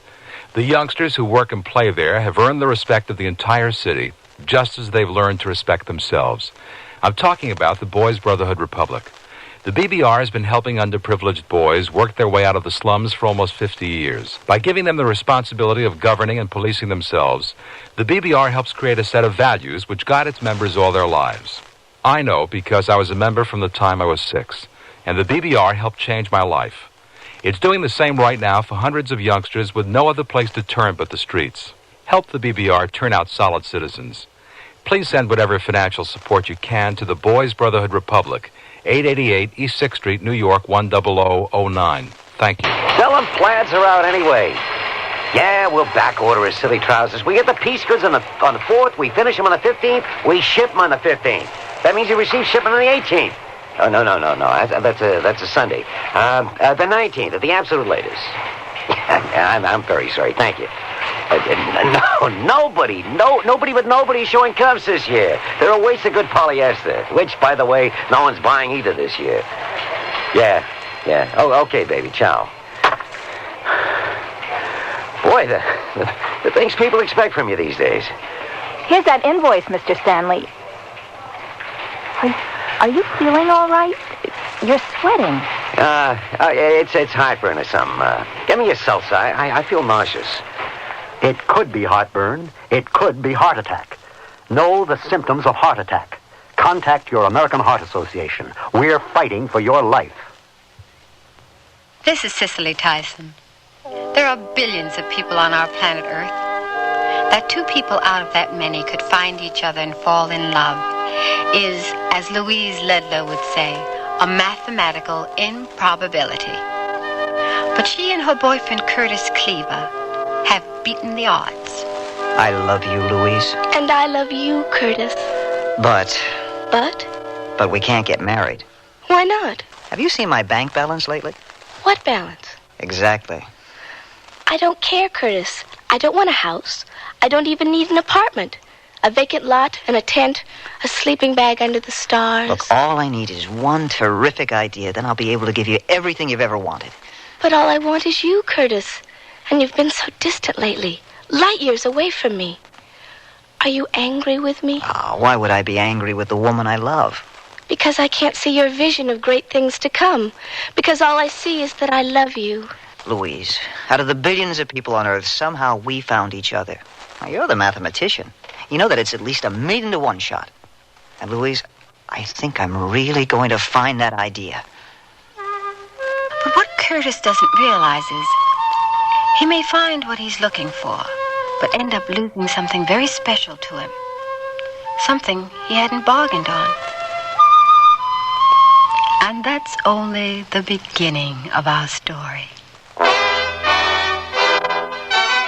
Sears Radio Theater, a new adventure in radio listening. 5 nights of exceptional entertainment every week. Brought to you in Elliott Lewis' production of the Sears Radio Theater.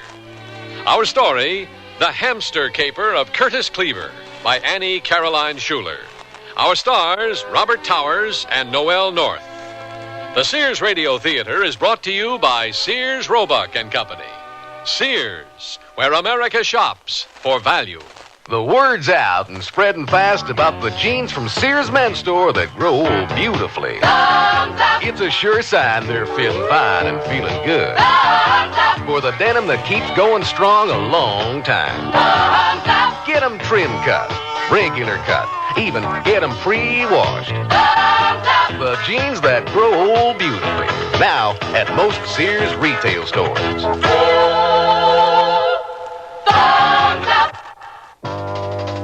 They wear them in Alaska, in Texas, in Maine. Wherever the territory's tough, the kids wear Sears Tough Skins, the toughest jeans in Sears Tough Jeans territory.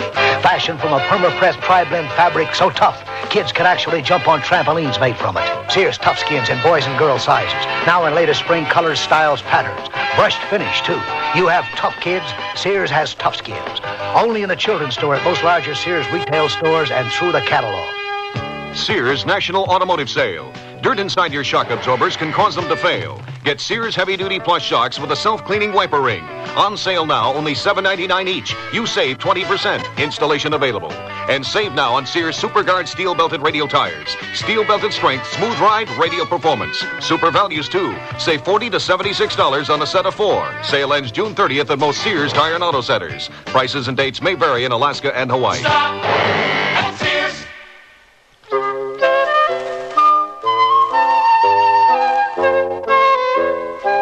The shops on Main Street in Sedgley, California, supply students from nearby Snellenberg University with the necessities of college life. There's the university bookstore, the Sedgley stationery shop, the all-night pizza parlor, and coming out of the Sedgley print shop, Curtis Cleaver and Louise Ludlow. Curtis has just dropped off another edition of Snellenberg's student newsletter, of which he is the editor. Well, Snellenberg Speaks is tucked away for another week. And it was a long week. Yeah, I missed you, too. Was this edition a difficult one? Is that why you've been so far away from me? Louise, every situation in the world doesn't always have a logical, mathematical reason. I'm sorry. Oh, I am too, Louise, really. But lately, I don't know. There are so many things spinning around in my head. Once they come together, everything will fit into place, but until then... Oh, lonesome me. Seems like the entire world's lonely lately. You know that column in Snellenberg Speaks, Dear Donald? The advice columnist? He's been buried under an avalanche of letters from students who come from big cities. There isn't all that much to do around the university, and they're lonely. So what does Dear Donald advise? Valley's Pet Shop. Valley's Pet Shop?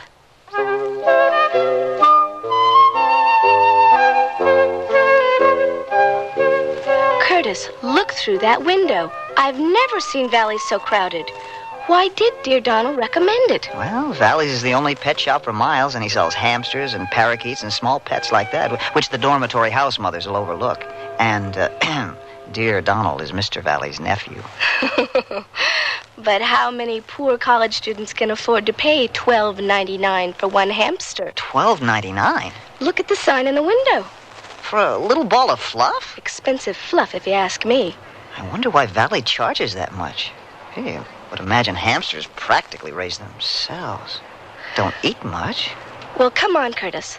Our one day together's quickly dwindling away. Louise, wait. Uh-huh. Yeah, I'm getting it. No, gone. It's right on the tip of my fingers and it's gone. Good. Good? How can you say that, Louise? All this thinking all the time. I'm doing it for us. So we'd have more time together, lots of money. Wouldn't have to slave away doing You all... won't change your mind, will you? You don't intend on getting married until we're millionaires. Well, maybe just half a millionaires. At the rate we're going, we can celebrate getting married and getting Social Security in one grand sweep. Ah, you know I want to get married very, very much, but not until we're more independent financially. And when do you think our Independence Day will happen, Curtis? Louise, I can feel it within my grasp. Think for a minute, Louise. Just look around you at all the super ideas other people have had that have made it big. Look at the pet rock. And how much thinking did it take to pick up a rock and put it in a box? But that guy was probably straining for years. Then in one golden moment, whammo. Or how about the saying, keep on trucking? 3 little words on T-shirts, buttons, bumper stickers. They've gotten worldwide attention. Curtis, all I'm asking is your attention to 3 little words that are very important to me right now. I love you. Louise, just a couple of minutes. I want to go inside the pet shop and look around, huh? Please? I guess I wouldn't be so in love with you if you weren't a crazy genius. Lead on.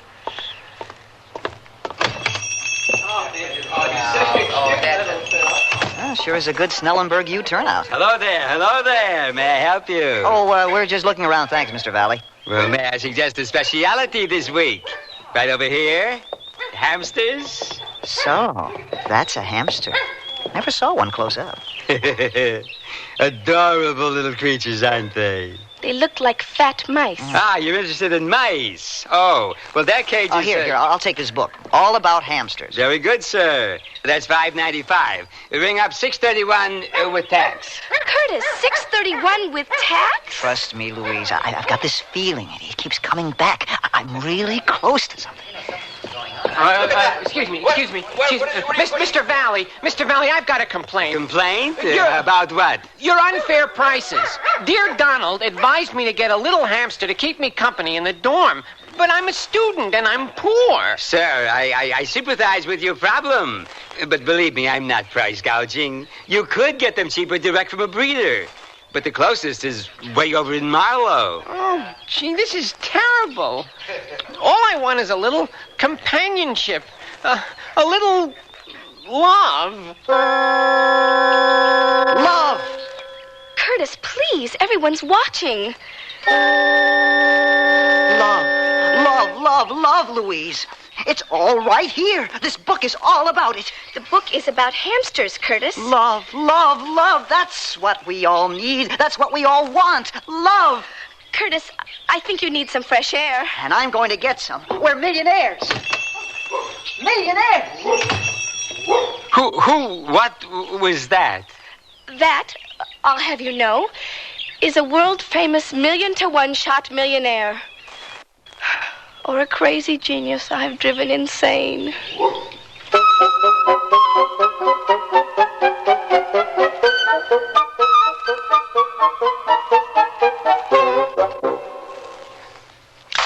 Sears wants to break the ice when it comes to buying a Kenmore refrigerator, so we're taking $50 to $100 off 3 models through June 30th. You save $100 on the 19 cubic foot side-by-side and $70 on the 17 cubic foot top freezer refrigerator. Both have automatic ice makers and Sears exclusive humid drawer. Save $50 on a Kenmore 17 cubic foot refrigerator freezer without ice maker. All are frostless. Kenmore, solid as Sears. Dates may vary in Alaska and Hawaii. Fill up on sunshine in cool, colorful sundresses from Sears, each so different, with shoulders bare or gently draped, in flounced or freewheeling lines, with details such as ruffles, smocking, and ribbon accents, too. Each a splendid sip right out of summer, in vivid solids, glorious prints, or clever combinations you'll have to see for yourself. So soak in lots of sun, in lots of sundresses, because each sundress is a great value, too, in misses and half sizes from Sears Dress Department. It's here! It's here! The Great American Paint Sale is here! Now, save $3 to $5 on the same Sears paints that help preserve the homes of John Paul Jones, Betsy Ross, and other great American homes like yours. Save $5 on Weather Beater satin exterior paints, now $9.99 a gallon. Save $3 on Easy Living flat, ceiling, and semi-gloss interior paints, $8.99 to $9.99 a gallon. The Great American Paint Sale is here! Prices may vary in Alaska and Hawaii. All items available at most larger Sears retail stores. By the time Louise catches up with Curtis, he's halfway up Main Street. Curtis has had a vision in Valley's pet shop, and he wants to start turning his dream into a reality. But Louise has other ideas. Curtis, are you all right? Guess where I'm going? Over the deep end. I give up. This is it, Louise. You've got an idea? Louise, we're going to be independently wealthy, socially secure. Well, this must be some idea. Love makes the world go round, Louise, and it's going to make us rich. Look, I'll take you home because I've got to start working on it immediately. I promise we'll have plenty of time together later. Take me home? Yeah, I have lots of organizing to do. Couldn't use my help? Well, I don't think you want to spend your free time. I know I'm the mathematician of this team, always dealing with realities, certainties, and sure things. But it's dull sometimes, you know? Always finding out in advance how something will turn out. Well, your logical mind has kept my feet on the ground when my head was in the clouds. Many times. And I don't know if that was right of me or not. Curtis, your world is so topsy-turvy, upside down and totally unpredictable. But very, very exciting. So at least, for a little while, can I share your scheme with you? You want to hear about it first? I love you and I trust you. Just tell me what to do first. On our way to the first million? Well, we get a loan. But we have no collateral, Curtis. Who'll give us a loan without collateral?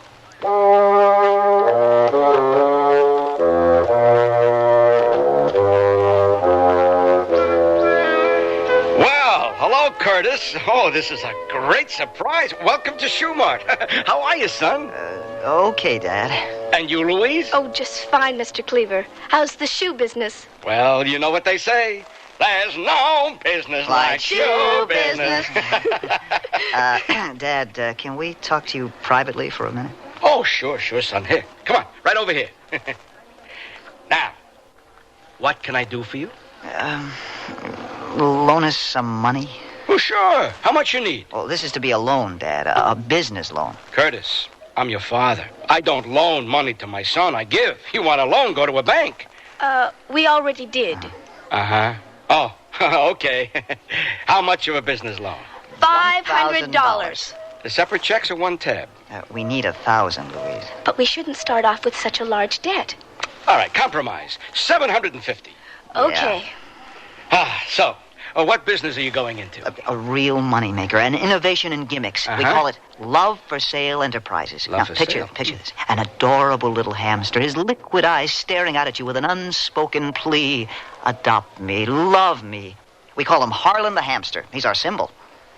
A symbol for what? Oh, buttons, bumper stickers, T-shirts, any place we can stamp his little image. Oh. In light of the present trend in fads, we believe it to be a sound financial investment. Listen, my son is always a good investment, even when he goes bankrupt. Bankrupt? When? It was nothing, Louise.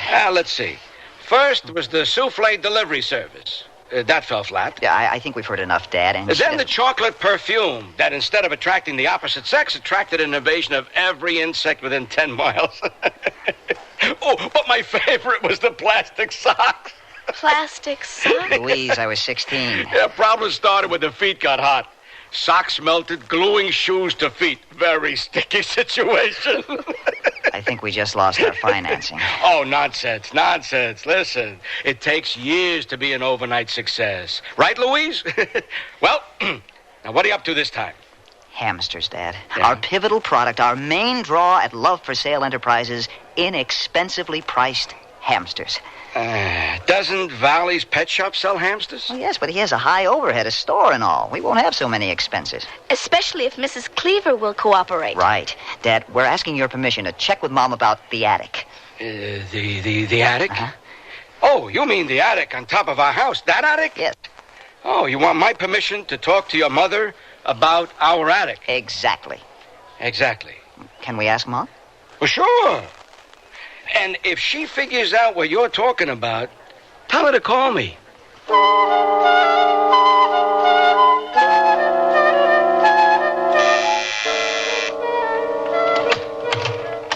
Curtis, Louise, come on in. Hi, Mom. Good seeing you again, Mrs. Cleaver. Thank you, Louise. Did Dad phone? Yes. I hope he didn't try to explain. No, but he warned me about your explanation. He said if I understand it, I definitely need professional help. It's simple, Mrs. Cleaver. We simply want to use your attic. Well, that is simple. So why'd your father sound so strung out? Unfortunately, Mr. Cleaver heard the unedited version. Well, you're both welcome to our attic. Now, what can I do to help out? Well, we'll be breeding hamsters up there. I can't help. Why? You want to breed rats in my sparkling clean house? Oh, not rats, Mom. Hamsters. Cute little money-making hamsters. Fat mice. My first impression exactly, Mrs. Cleaver. But Curtis has a really great idea here. It's far out, but it's great. Curtis, how many cute little money makers are we talking about? Oh, about 10 pair. That's 20 hamsters to start. She can To add. start?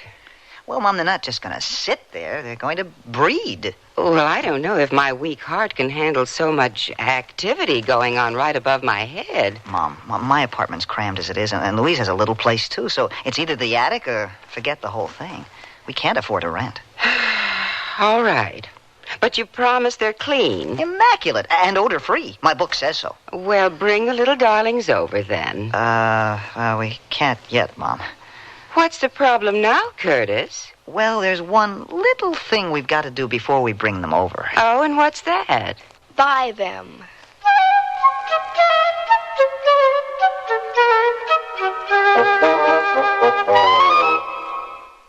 Sears Radio Theater will continue after this message from your local station. This is Lorne Green. I'm very proud to be part of our great television and radio industry. In this country, we're very fortunate to have instant communication about everything that happens anywhere. But do you realize that it's possible only because a small group of amateur radio experimenters developed homemade transmitters about 60 years ago and began broadcasting to their neighbors? Today, the same sort of ham operators are continuing to devise better ways to communicate electronically and worldwide. Today's amateur radio operators have their own television and teletype stations, as well as relay satellites circling the globe. These men and women are an important reserve of technical talent for the nation. Their public service networks provide us with emergency communications in times of disaster. And, of course, hams are always improving our international friendships. You want to join in? Anyone, any age is welcome. Write Amateur Radio, Newington, Connecticut, 06111. Amateur Radio, in the public interest. Mystery by the Masters. Edgar Allan Poe, Sir Arthur Conan Doyle, Robert Louis Stevenson, Guy de Maupassant. You'll hear radio dramatizations of their most popular works on our CBS Radio Mystery Theater Weekend Classics. I'm E.G. Marshall, your host for Mystery 7 times a week on most of these stations, with original radio plays Monday through Friday. And on the weekends, we bring you the classics, modern adaptations of the world's greatest stories of mystery, adventure, suspense, and even humor from the pen of Mark Twain. If you've read them before and want to enjoy them again, or if they're new to you now, listen here. and enjoy our radio dramatizations of the world's great literature every Saturday and Sunday on CBS Radio Mystery Theater. And, of course, listen in Monday through Friday, too, for original tales of the macabre over most of these CBS Radio Network stations.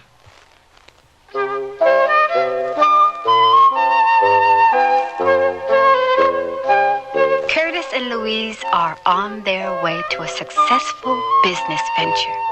They have the capital.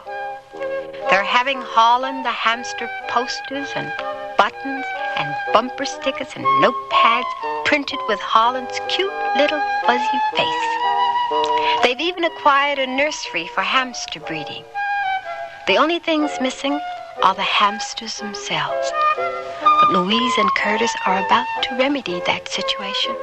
What else does the book say about breeding, Curtis? It's so simple. Listen, the hamster gestation period is only 16 days or so. Only 16 days? Mm-hmm. Each litters between 8 and 11 babies. They're weaned in 3 weeks, can be taken from their mothers in 5 weeks, mature in 6 to 8 weeks, and are ready to breed in 10 to 12 weeks.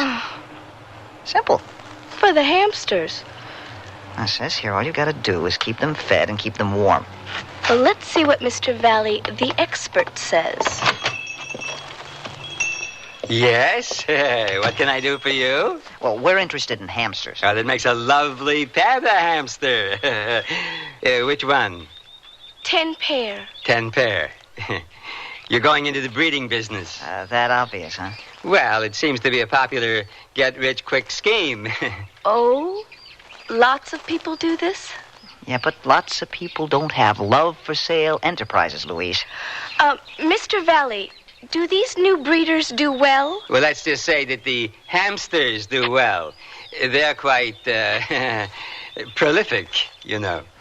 Yes, but the breeders themselves. Well, no, they don't get rich quick. For one reason or another, the hamsters don't sell. Curtis. It won't be that way for us, Louise. Remember, love-for-sale enterprises. Oh, keep reminding me, okay? Sure thing. Mr. Valley, I seem to have this lurid fascination for depressing information. What are the reasons the hamsters don't sell? You are obviously pumping me for free information. Yes. Well, at least you're honest. And buying 10 pair entitles you to some helpful hints. Now, first, keep in mind at all times it is a business. Right. Not as easy as it sounds. You are dealing with a product that's cute, cuddly, and very appealing.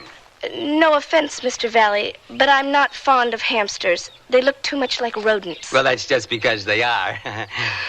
I mean, rats and mice and such. I know. I like the little critters. Good for you. Now, what is the young lady's job in this business you're planning? The young lady's caring for the finances. Okay. Then you, sir, will do the feeding and the caring for, right? According to the book, it's not terribly involved. No, but there are a few suggestions. Never buy large quantities of food that goes rancid and it sickens the animals. Right. And a word of caution for you and these adorable, furry little balls of fluff here. This is very important. Don't name them. How's that again, Mr. Valley? Is that some kind of superstition or something? Oops, yeah, the customers. Just a moment. I think I've given enough information to the competition. Just wait a second till I'm finished over there, and then we'll pick out 10 nice pair, and I will box them for you, okay? Sounds good. Sure does. I should tell you this before you buy the hamsters, though. If this business of yours falls through... It won't. It won't, believe me. But if it does, I can't buy back the hamsters. I can't even take them for free. How come? Well, you see, I buy them from a licensed breeder with a very good reputation. And remember, if somebody buys a hamster from me and it gets sick or dies, I'm responsible. So I've got to know the breeders I'm dealing with very well. Oh, sure, we understand. Right, Louise? Sure we do. Well, I'll be right back then. Oh, Curtis, we could be stuck with over 200 hamsters. You won't be, Louise. The posters and buttons and T-shirts and bumper stickers are ready to go on sale. Anticipation runs high. The whole campus at Schnellenberg University's talking about Harlan the hamster. I've got at least 100 advance orders for them. We won't be stuck. As our financial advisor, I hope you're right. Why is that? Because after this hamster purchase, we're broke. Totally. Oh, that was certainly a fast 750. I may cry. Well, we've got to spend money to make money, Louise. And when do you foresee a reversal of that trend? As soon as our 20 hamsters start doing their thing in our attic. Curtis, you romantic devil.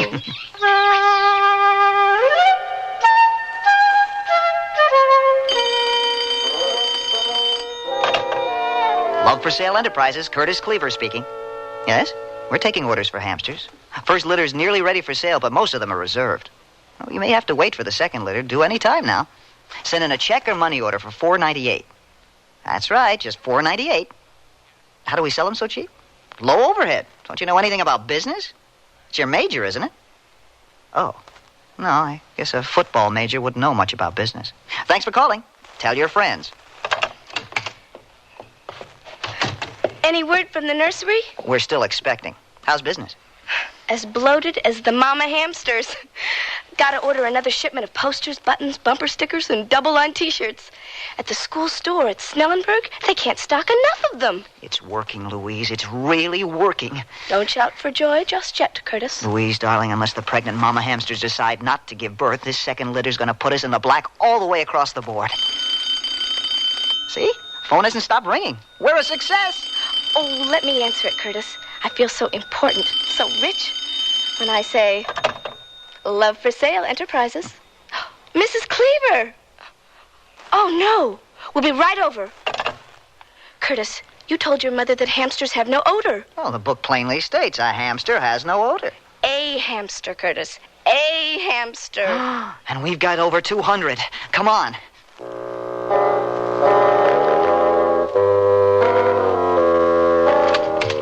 Mom? Oh, Curtis, just smell.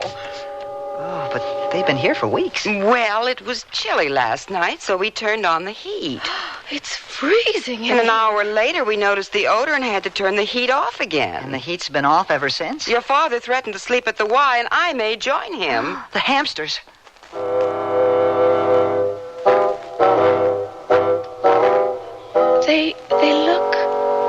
They look asleep. They shouldn't be, not at this time of day. Hey, boys and girls, wake up. Hey, gonna have to poke you all awake? Uh-oh. Louise, they're all cold and stiff. Oh, I can't look. Gotta call the vet, gotta call... Oh, good grief. What if they're all... You know...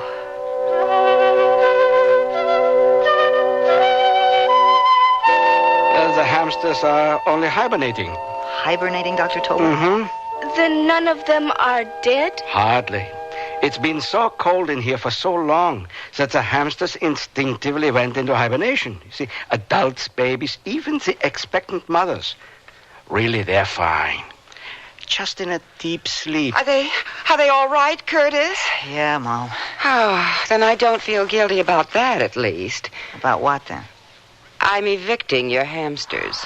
Oh, Mrs. Cleaver. Either that or somebody's going to leave this house permanently. Dad threatened to... No, I did. Well, Louise, it's your place or mine. Not mine. I handle finances, remember? And you're the one who likes the little monsters. But we're running low on food, and tomorrow I plan to go to Valley's and buy some. You move the hamsters to your place, Curtis. I've got to go downtown, so I'll pick up the extra cages we need and plenty of food.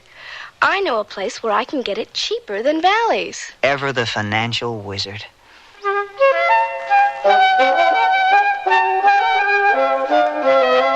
Hey, Curtis, your apartment is certainly filled to bursting, and you're still rearranging cages? It's been 2 days. Well, I have a choice here, either a clear path to the kitchen or a clear path to the bathroom.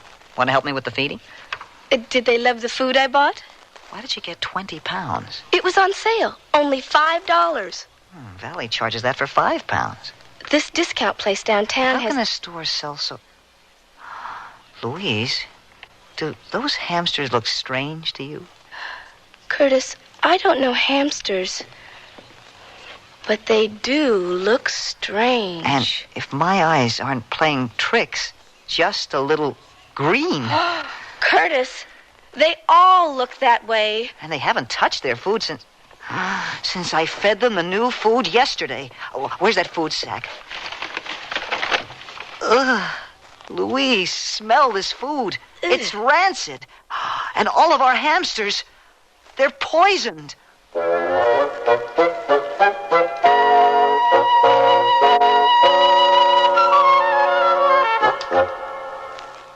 Sears National Automotive Sale. Dirt inside your shock absorbers can cause them to fail. Get Sears heavy-duty plus shocks with a self-cleaning wiper ring.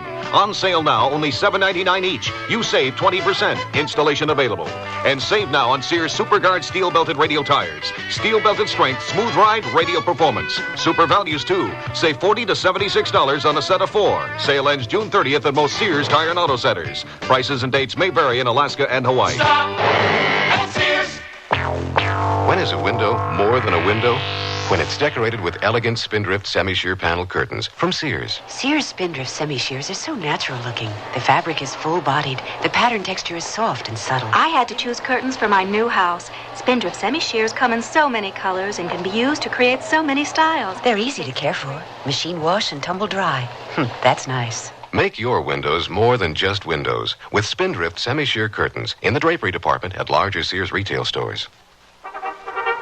Here they come. More values from Sears, like $1.44 pull-on shorts and $1.99 tank tops for women.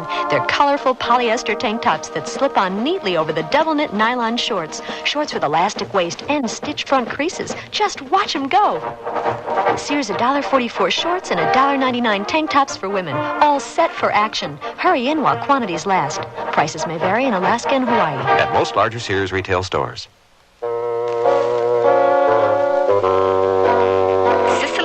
Again. And here's the concluding act of The Hamster Caper of Curtis Cleaver. Mm-hmm. Yeah, it's food poisoning, all right. Oh, I'm a murderess. No. They will be all right as long as they get no more of that bargain basement food that you were giving them. That, Dr. Tober, is a promise. Good. Now, they need a tonic to cleanse their systems, and they need to be watched for the next 48 hours in case some of them are sicker than the others. You mean watched constantly? Yeah, if you want to ensure their good health. Look, this whole mess is my fault, so we'll move them to my place.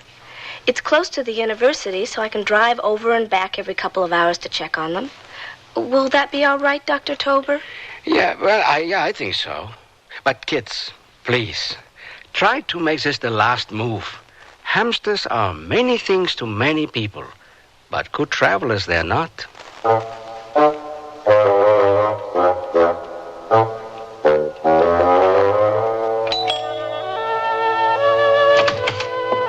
How goes the hamster sitting, Louise?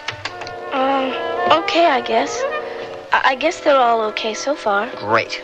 Now, tomorrow morning at 10, we got a meeting with the T-shirt people about expanding to Harlem the Hamster jackets, sweatsuits, hats, sneakers. Sure. Let's see. Then we meet with the poster people at 11 about printing up stationery and notebooks, and maybe pens. In the PM, button people want to talk to us about kites and skateboards. And a graduate art student in Snellenburg wants to do a cartoon strip called Harlem the Hamster. He's got connections, so it's worth the time. Sounds terrific. Yeah, the way business is expanding will... Anything wrong? No. In fact, we've been getting calls from radio and TV people about interviews. Magazines, too. Wow, we're really taking off. Our products are selling as far north as San Francisco and as far east as Tucson. Why, some of our people figure we should plan on going national. Eve's been in labor all morning. Eve? We know an Eve? I didn't see any name tags on the cages, so I named some of them. Just my favorite ones. Let's see, there's Adam and Eve and Romeo and Juliet. Wait a minute. Louise, we seem to have a problem here. Is this the hamster hater I'm in love with?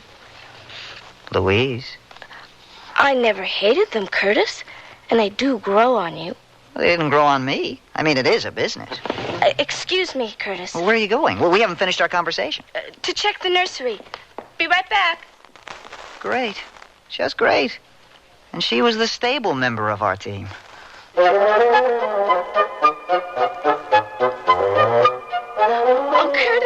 Curtis. Juliet's had 9 babies, and Eve's had 11. What? What? That's $4.98 times 20? Curtis, they're just babies. Don't be so cold-hearted. We're in business, Louise. Now, let's see. Since the second letter's arriving, we can get rid of the first. I'll advertise in the next Snellenberg Speaks. Then everyone who ordered a love-for-sale hamster can stop by and pick it up. But the special Harlan the Hamster carrying cases haven't come in yet. Well, I'll get some regular boxes from my dad at Shoe Mart. Kids over at school are so eager, they won't care. They just want their hamsters. I'll bring the boxes over here. So soon? Yes, Louise, yes. Now we finally start raking in the dough. At last, monetary return. And let me tell you, those college students are going to be thrilled when they finally have little furry pets to love. Louise, love for sale is a reality.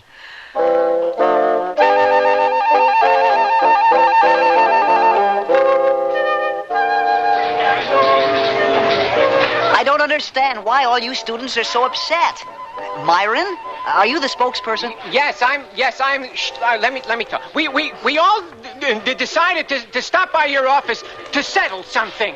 Now, where are the hamsters that we paid for? Well, like the announcement said in Snellenberg Speaks, at 5211 Orkney on the front porch. Now, Louise Ludlow, my partner, is there, and she'll just... No, we have just come from 5211 Orkney, and there is nobody there. Yeah, we didn't find nothing. Right, no hamsters either, just those shoe boxes. The hamsters are in the boxes. The only thing in the boxes are these big holes. Oh, good grief. The hamsters gnawed themselves out of the boxes. Oh. Why didn't Louise stop them? Well, we gotta find... Oh, come on, gang. Now, let's round up our pets.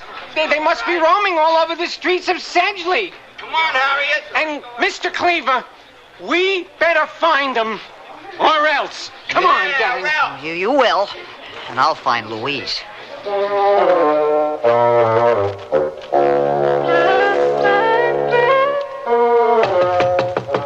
Louise? You in there? Louise? I know you're in there, Louise. I'm using my key. Louise?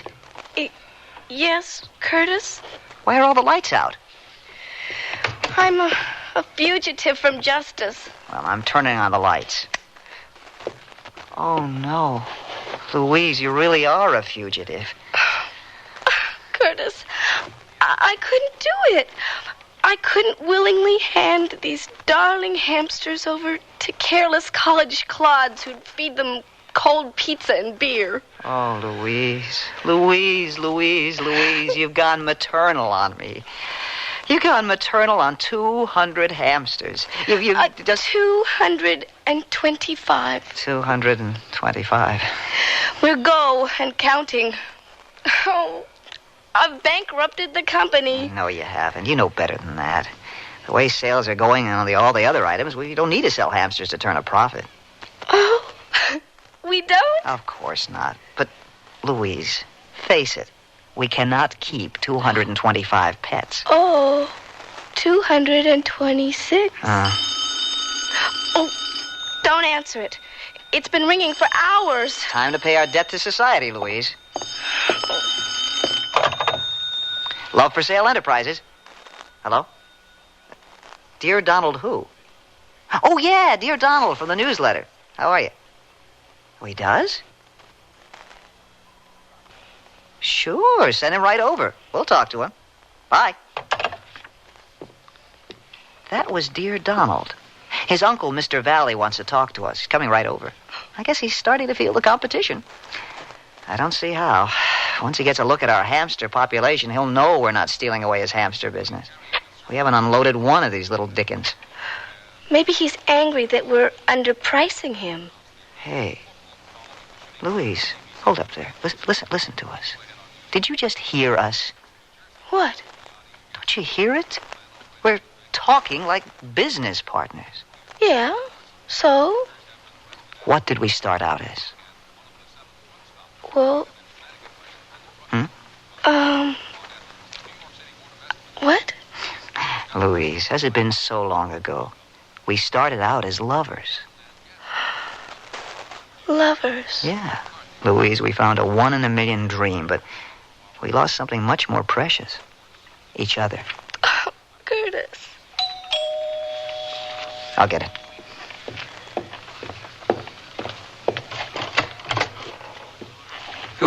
Well, hello, Curtis, Louise. You want to know something? You two have become real celebrities, and you're doing very, very well. Look at the lovely hamsters you're breeding. Hey, this one's a real winner. Oh, that's one of Adam and Eve's babies. Oh, no. You did it. You named them. Just a favored few. And, that's what you warned us about, isn't it? You give something a name, an identity. It's no longer business, it's personal. You can't give a friend away. That's what we're finding out. I've come with a proposition that may help you resolve your problems. You see, I would like to buy into your business. I've got some money tucked away, and I thought... You want to buy in with us? Curtis, in case this fact has escaped you, I will fill you in. Your love for sale gimmick, along with Harlan the hamster, is the moneymaker of all time.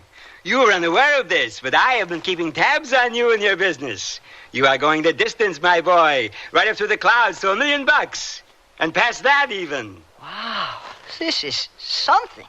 Why, with your creative genius and my connections, we can be set for life. But do you want to take on a partner? Do we want a partner? Do we want a partner? Yes, we want a partner. So, it's okay, Louise?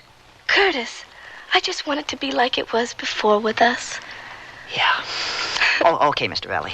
You got a deal, if you agree to our demands. Demand away. Well, first, I have complete creative control over all new products. We won't tamper with success or genius. Second, Louise keeps control of the bookkeeping. You'll have access to the records, but Louise handles the money. She's a financial wizard. That's agreed. Okay, and third, we both have a vote in all new love for sale ventures. You got it. Then you've got a deal, Mr. Valley. Terrific. And, we need a favor. Name it.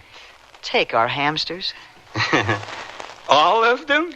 Except for Adam and Eve and Romeo and Juliet. Yeah, we'll keep several. But...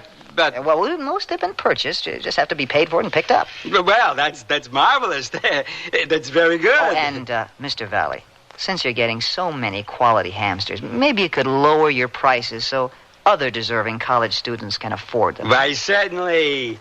I'll even expand my shop to accommodate them. And all the love for sale items I'll soon be stocking. Partner. See you later.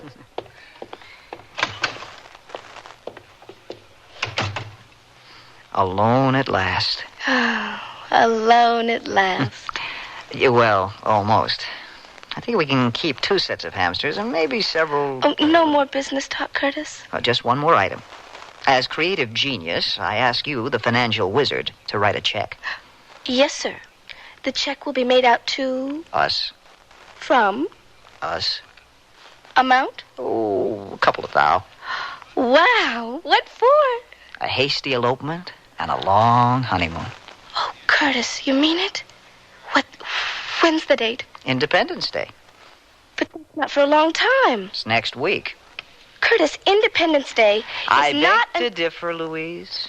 Our Independence Day is any day we want it to be, right? Now that we're almost millionaires. Yeah, so by the time we wrap up business, when can we be ready? At the latest, tomorrow. My sentiments exactly.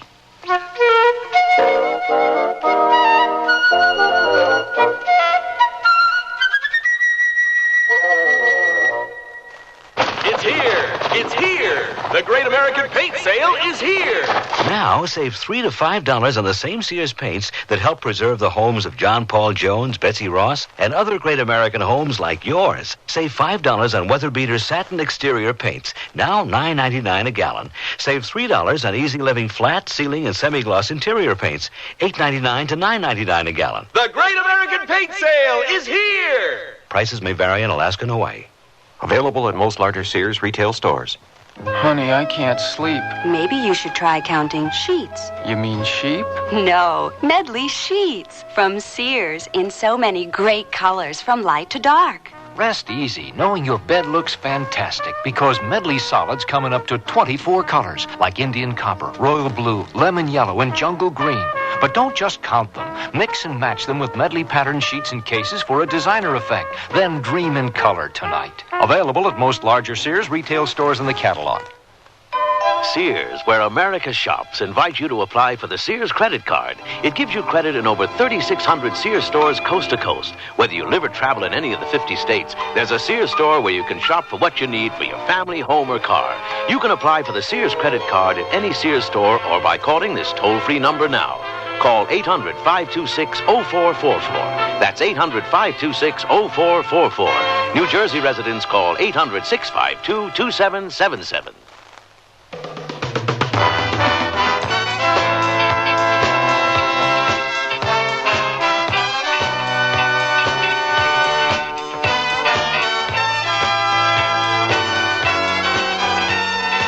The Sears Radio Theater has been brought to you by Sears, Roebuck and Company, where our policy is satisfaction guaranteed or your money back. Sears, where America shops for value. The Hamster Caper of Curtis Cleaver was written by Annie Caroline Schuler, produced and directed by Fletcher Markle. Your hostess was Cicely Tyson. Our stars were Robert Towers and Noel North. Featured in the cast were Dawes Butler, Lillian Baeff, Jack Crucian, and Lou Horn. The music for Sears Radio Theater was composed and conducted by Nelson Riddle. This is Art Gilmore speaking. The Elliott Lewis production of Sears Radio Theater is a presentation of CVI. Where do we stand in the cancer fight? I'm Kirk Douglas, and in my work as an American Cancer Society volunteer, I've learned that we're saving cancer patients who might have been lost only a few years ago. These additional lives have been saved because of advances in research. And it's particularly gratifying to know that some of our greatest strides are being made against the kinds of cancer that strike children and young adults. This is not to say that we're close to conquering cancer, but we do have the knowledge to save 1 out of 2 cancer patients if the disease is detected and treated in time. And each year we're able to save more and more patients. As one leading scientist said, I believe there's an end to the road, and I'm confident that we're going to get there. Help us get there. Please give generously when your American Cancer Society volunteer calls. Remember, it's your American Cancer Society. You've changed, Bernard. You're not the man I married. What do you mean, Francine? Remember the way you were, vulnerable. You made mistakes. But now look, you're confident. Everything you do turns out right. It's that book you sent away for. It's just a catalog from the Consumer Information Center. It lists more than 200 federal publications you can send for on building, fixing, eating. Buying, selling, working, playing, living. And more than half of them are free. Yes, Francine, the man you married is gone for good. All right, Bernard. But would you make just one more mistake for old time's sake? All right. For you, I'll just replace that window glass like I used to. Whatever you do, learn to do it better. Send for your free catalog. Just write Consumer Catalog, Pueblo, Colorado, 81009. Francine, send for that publication on first aid. What was that address? Pueblo, Colorado, 81009. Tomorrow's Sears Radio Theater will be a story of adventure with Howard Duff as your host. Let's listen. Ollie, please take it easy. I can't keep up. I'm a great deal older than you are. Yes, you are. But then I'm a great deal younger than you are, so it all balances out. You see that valley ahead of us? Yes, I'm not blind. I'm just tired. So be sure and tune in tomorrow to the Sears Radio Theater. Sears Radio Theater. Sears Radio Theater. Sears Radio Theater. Sears Radio Theater. Sears Radio Theater.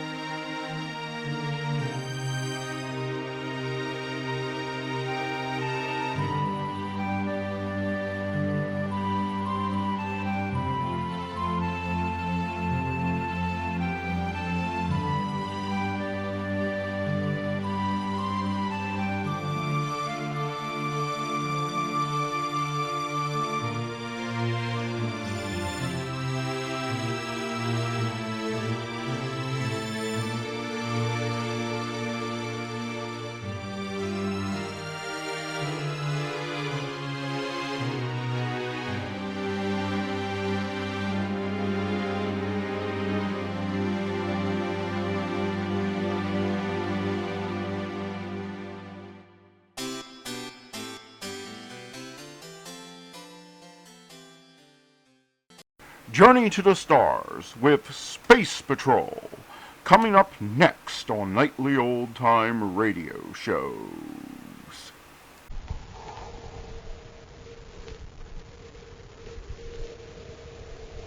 Rice Chex and Wheat Chex, the bite-sized cereals in the red and white checkerboard packages, present Space Patrol! High adventure in the wild, vast reaches of space. Missions of daring in the name of interplanetary justice. Travel into the future with Buzz Corey, Commander-in-Chief of the Space Patrol! In today's transcribed Space Patrol adventure, Buzz and Happy are walking through a warehouse at the Terra spaceport where two suspected criminals are standing by the controls of a loading crane. That's anchor, all right, Commander. Yes, I wonder just how much of that cargo up there on the train is stolen. Probably plenty of it. Uh-oh. He sees us. Just a minute, Zanker. Lieutenant, release that holding brake. Drop the load down there. Look out, Hap. Move!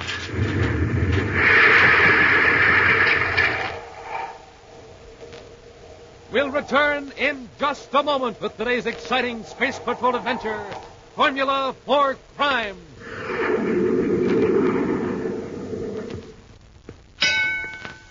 The winner by unanimous decision, Rice Chex! Yes, sirree, Space Patrollers, Rice Chex is a 3-count winner. Tops them all 3 ways. Tops for taste. Sunny Gold shredded rice toasted 3 times for that luscious, fresh from the oven flavor. A triple treat, a super treat, out of your breakfast bowl, out of the red and white checkerboard box for snacks. Tops for size, bite-sized biscuits, modern in design, 3D because they're hollow inside, filled right up with milk or cream, streamlined for easy, breezy eating. Tops for get up and go. The kind of get up and go that helps to make you a winner by a wide margin. A real Space Patroller like Commander Corey and Cadet Happy. So, gang, why don't you win with a winner? Start eating Rice Chex right now. For breakfast, out of the bowl. For snacks, out of the box. Be a go-getter. Go get Rice Chex. And for a neat whole wheat treat, go get Wheat Chex. Bite-size and power-rich. A real winner because it's tops for taste, tops for size, tops for get up and go. Look for Rice Chex and Wheat Chex in the red and white checkerboard boxes with the picture of Commander Corey or Cadet Happy on the outside. And now, today's Space Patrol adventure, Formula for Crime.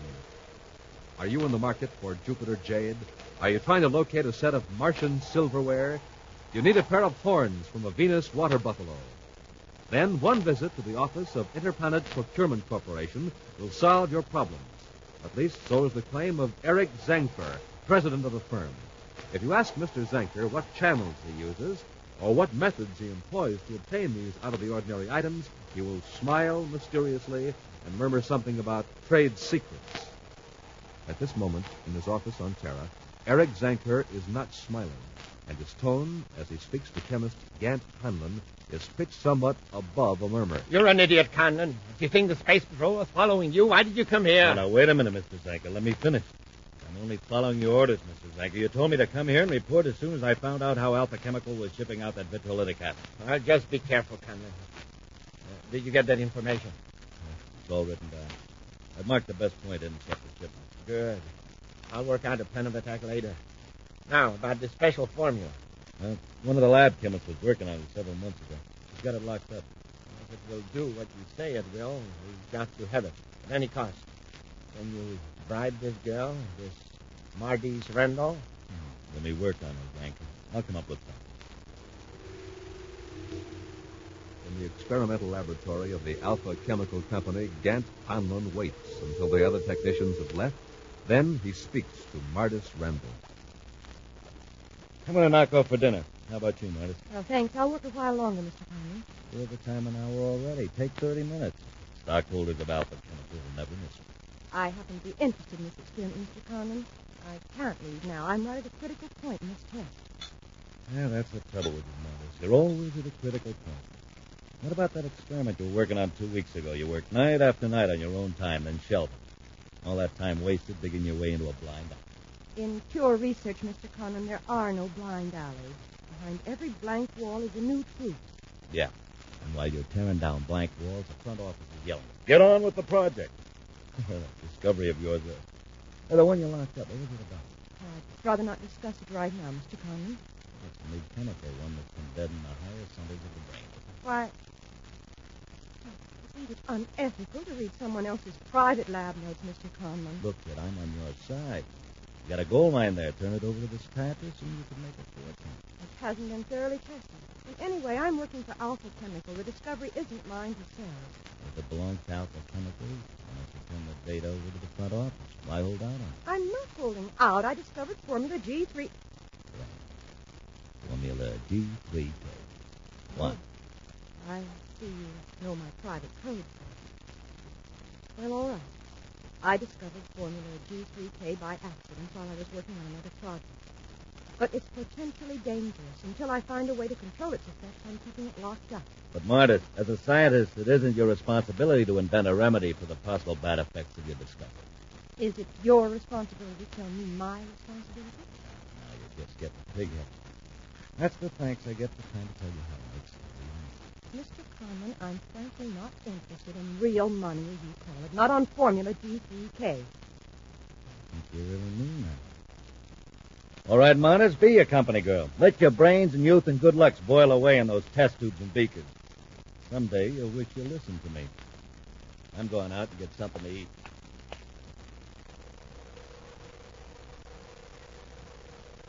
The following morning in Space Patrol headquarters on Terra, Commander Corey receives a visit from Martis Randall. Yes, Miss Randall. I've received a report on the fire and explosion in the Alpha Chemical Company lab.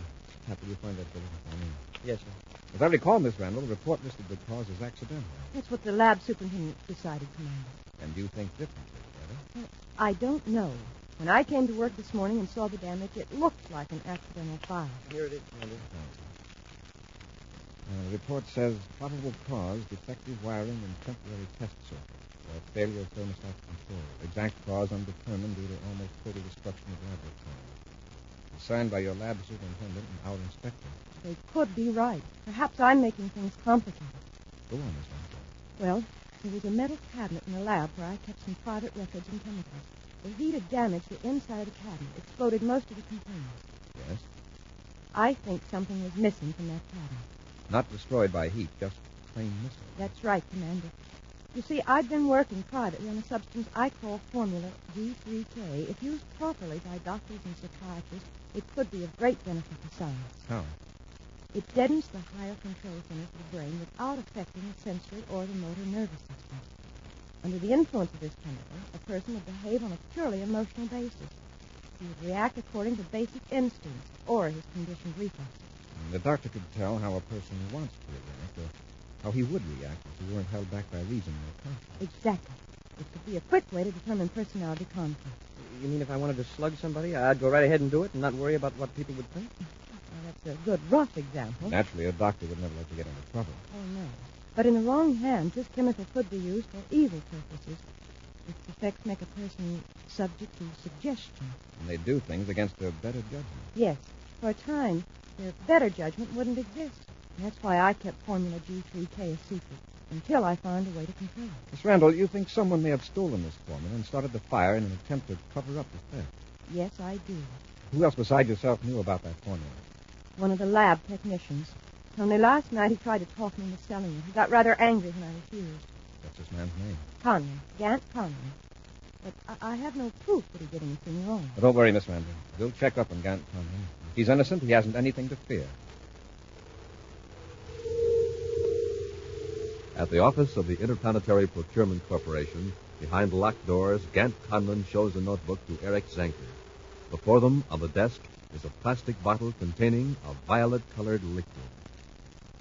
Well, there you are, Mr. Zanker. Complete facts of the formula. G3K. How to use it, what it does, and how to make it. That's fine, Conlon. But will it be missed? That's quite important, you know. You should see that lab. After I took what I wanted out of the cabinet, I fixed things so that accidental fire would destroy all three. Good. Now, how do we administer this stuff and skip the scientific details? An ordinary ultrasonic infuser will do the trick. Unless the victim sees the gadget, he won't even know what's happening. And he'll do anything we tell him after the treatment? Just read Martis Randall's experiments. Formula G3K will make him tell us anything we want to know or perform any act we suggest right away. Before we put it into practical use, I want to make a few tests. And Mars will be an ideal place. Why Mars? First, because it's several million views from Corey's headquarters here on Terra. Second, because one of my ships is now being loaded at the spaceport. When it's ready to blast off for Mars, we'll be aboard. Buzz and Happy are walking through warehouse number 5 at the Terra spaceport. Cargo is being hoisted from platforms by giant loading cranes and placed on cargo trucks that will take them to waiting space freighters. It sure is a busy place, Commander. If the man didn't know his way around, he could get hurt awful easy. Keep inside the yellow line. You'll be okay. This is Section 4 we're passing now. The next one is Anchor. Maybe Martis Randall's suspicions of Conlon weren't wrong after all. Funny that he'd be having so many dealings with Zanker when Conlon's just a lab technician for Alpha Chemical. There's Anchor, Happy, standing on a platform up ahead. While I'm talking to him, you take that list and check the cargo. Yes, sir. With Zanker personally supervising the loading, he's probably got some hijacked stuff in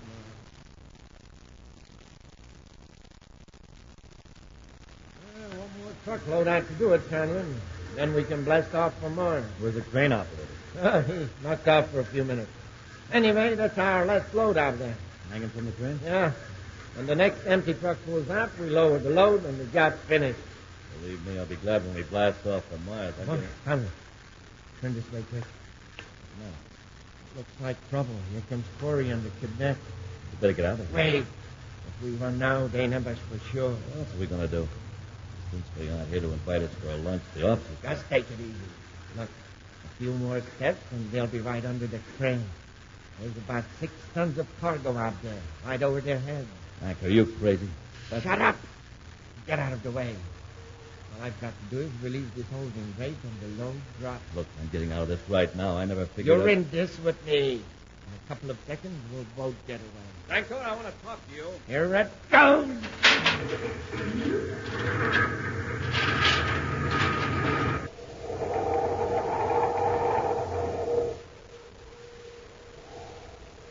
We'll return to Space Patrol in just a moment.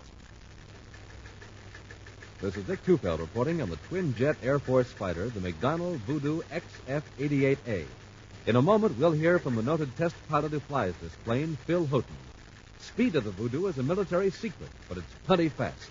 Wingspan is 40 feet, length 55, weight 10 tons. And now, Phil Houghton recorded at Lambert Airfield. After seeing the Voodoo, I guess you know why I like my job. There's one thing about it, though. The test pilot has to stay in good condition, get lots of sleep, and eat good, healthy food. That's why I like rice checks and wheat checks for breakfast. They've got plenty of energy in them, and they really taste swell. I think you'll like them, too. Make sure you stay in condition the way Phil Houghton, J. Ray Donahue Jr., and other top test pilots do. Every morning, eat a good, nourishing breakfast with rice checks or wheat checks, the cereals that are tops 3 ways. Tops for taste, for size, for real get up and go. That's checks, rice or wheat. Remember, they're tops with America's top pilots. And now back to our Space Patrol adventure, Formula for Crime. Buzz and Happy go to a warehouse at the Terra spaceport, where Zanker is supervising the loading of a spaceship. As the space patrollers walk under a loading crane, Zanker releases the holding brake, and the 6-ton load of cargo hurtles down upon them. That's Zanker, all right. We'll have Look to... out, Hap! Move!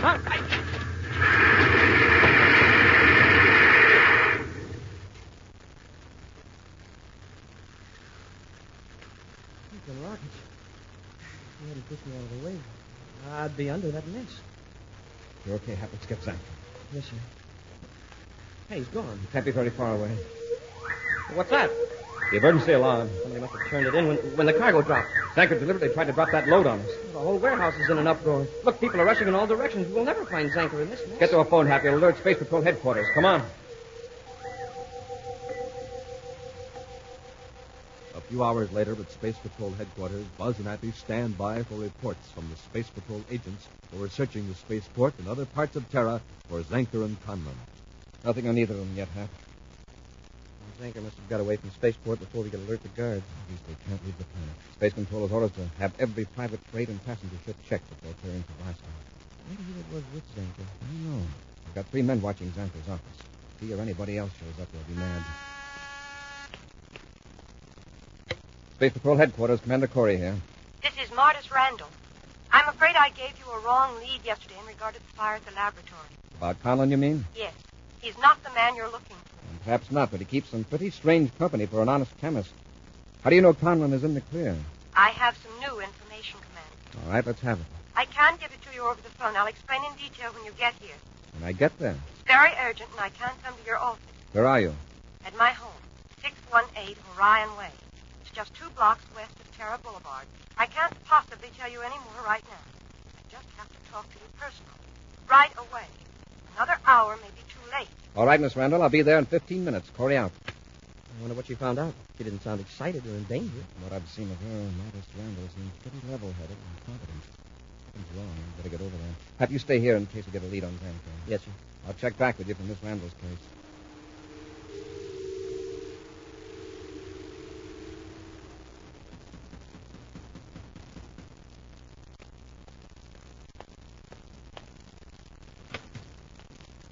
Come in, Commander.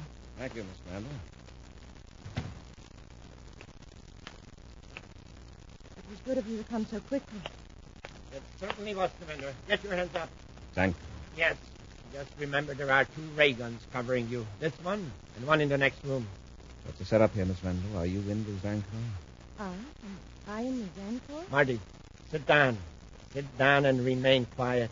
Yes, Zanker. What have you done to her? Have you ever heard of Formula G3K? Got her under the influence of that chemical. Exactly. And you're next. Conlon. Yeah. Come in here and bring the infuser. So you're Conlon. You were with Zanker at the warehouse. That's right, Corey. I've got quite a score to settle with both of you for what you tried to do to Happy and me. Conlon, I'll keep him covered while you use the infuser on him. Roll up your sleeve, Corey. This won't hurt a bit. Come on, let's have that arm. Sure. You're not going to shoot that stuff into me. Zanker, get him off me. Use the ray gun. No, that's what's putting him out too long. Break loose, can't Drop you? that gadget, Conlon. Zanker, do something. I'll fix him. This chair will slow him down. There. Nearly broke my wrist. Never mind that. Pick up the infuser. I want Corey under control when he comes to. All right. I'm not sure the chemical will work on him. Of course it will. Now, Martis, you just sit there and keep quiet. Yes, Zanker. Corey's arms are ready. Use the infuser. Okay. It's very neat, this ultrasonic infuser. Doesn't even break the skin or leave a mark. I think he's coming to. Good. We'll give the chemical time to take effect. Then we'll give him his instructions.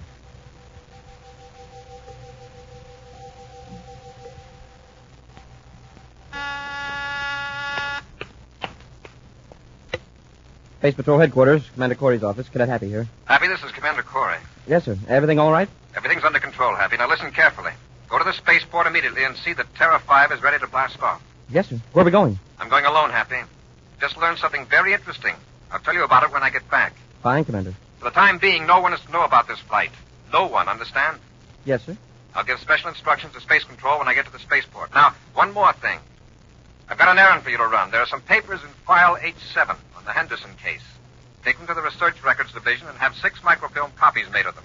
Research records. That's in the Michelson building on the south side of the city, isn't it? Right. Wait there until the job's done, then deliver those microfilms to the first 6 addresses on the distribution sheet. Got that? Yes, sir, but I thought the Henderson case was... I'm in a hurry, Hap. Just follow orders. Yes, sir. I'll go to the spaceport right away and check the ship. Fine, Hap. Corey out. Half an hour later, at the Terra spaceport, Commander Corey strides toward the Terra 5. With him are 2 men who walk close to Buzz, watching him carefully as he returns the salutes of various Space Patrol personnel. The men engage in light conversation, masking their tenseness, until they board the spaceship and close the hatch. Well, worst of it's over, Zanker. Yeah. All right, Corey.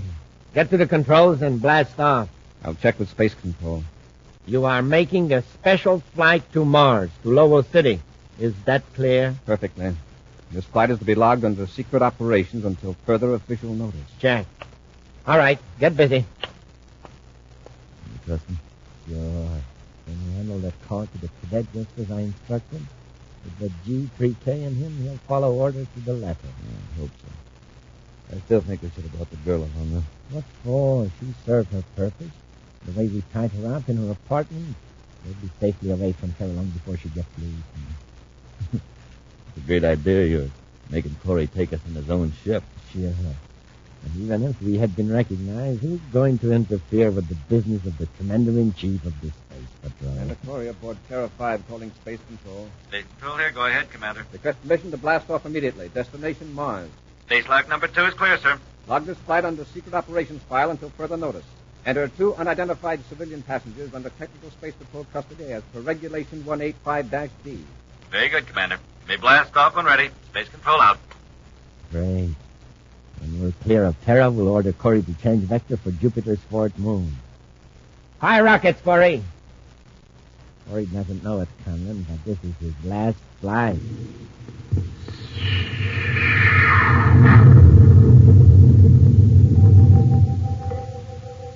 Cadet Happy stands before the door of an apartment at 618 Orion Way. On his face, an expression of worried indecision, for he has deliberately disobeyed an order from Commander Corey.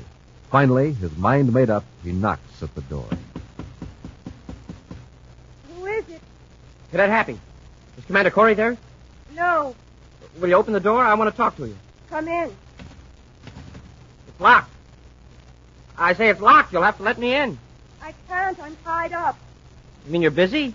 No, tied up with rope. Smoking rockets. Why didn't you say so?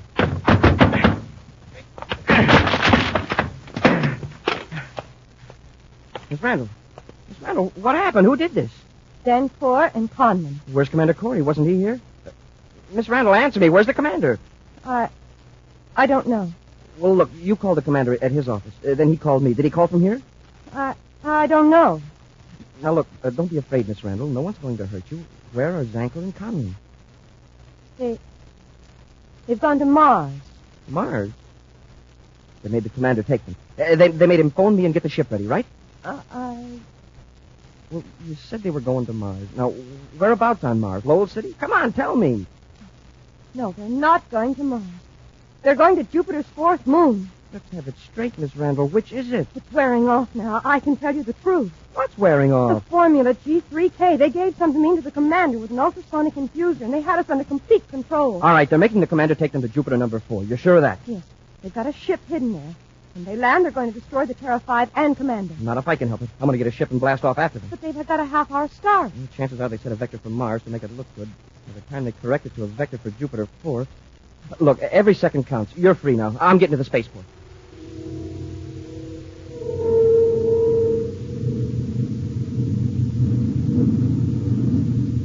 That's Moon 4, all right. What's your viewscope reading, Corey? 50,000 DUs. The anchor will be there in less than an hour. Yeah. Oh, come back here, Tom, then I want to talk to you. Okay, what is it? When Corey lands, you make sure our ship is ready to blast off. Then I'll finish Corey. Conlon, look at the rear view scope. Someone's on our tail. The Space Patrol cruiser. One of Corey's men must have got suspicious. Well, it's too late to back out now. Commander. Yes? There's a ship approaching directly behind us. Fire your rear space torpedo gun. Fire? On that ship? Fine. You will destroy that ship immediately. Set the rangefinder. That's it. Gonna do it. Now, fire.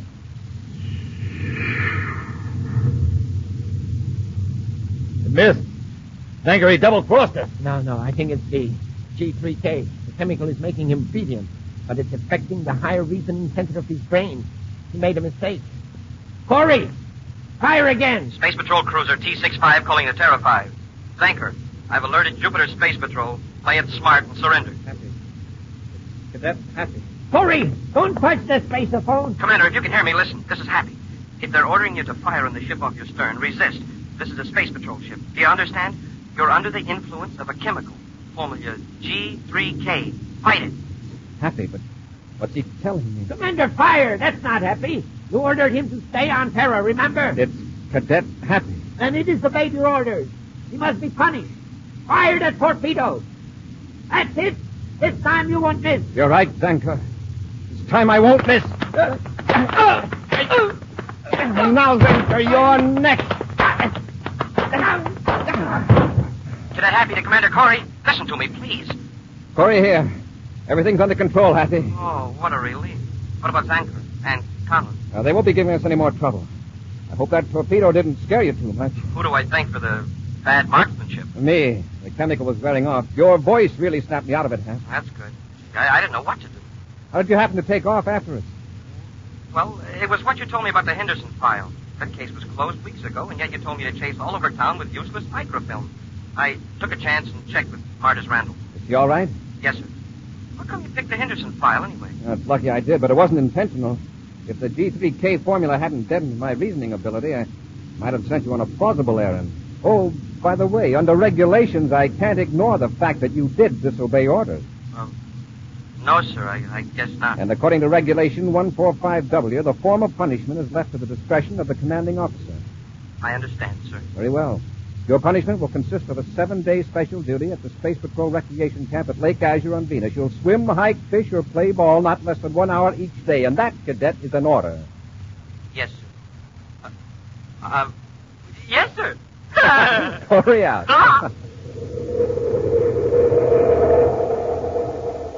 An action preview of next week's exciting Space Patrol adventure in just a moment. Hi, Space Patrollers. This is Captain Tufeld. And Cadet Happy. I'm reporting to you on Rice Chex. And I'm reporting to you on Wheat Chex. Rice Chex. Triple toasted spreaded rice biscuits that taste mighty good. Tops for taste. That's Rice Chex. Wheat Chex. Boy, they've got a swell whole wheat flavor that can't be beat. Tops for taste. That's Wheat Chex, too. And Rice Chex are made in that modern, bite-sized design for easy eating. It's tops for size. That's Rice Chex. Wheat Chex are bite-sized for super easy eating. Tops for size, too. And after a good, nourishing breakfast with Chex, rice, or wheat, you'll see their tops for get up and go. Real Space Patrol get up and go like the Commander has. Chex, a good word to remember at breakfast time or any time because they're tops 3 ways: for taste, size, and get up and go. So look for the red and white checkerboard packages with the picture of the Commander or the swell picture of me on the outside. Rice Chex. Wheat Chex.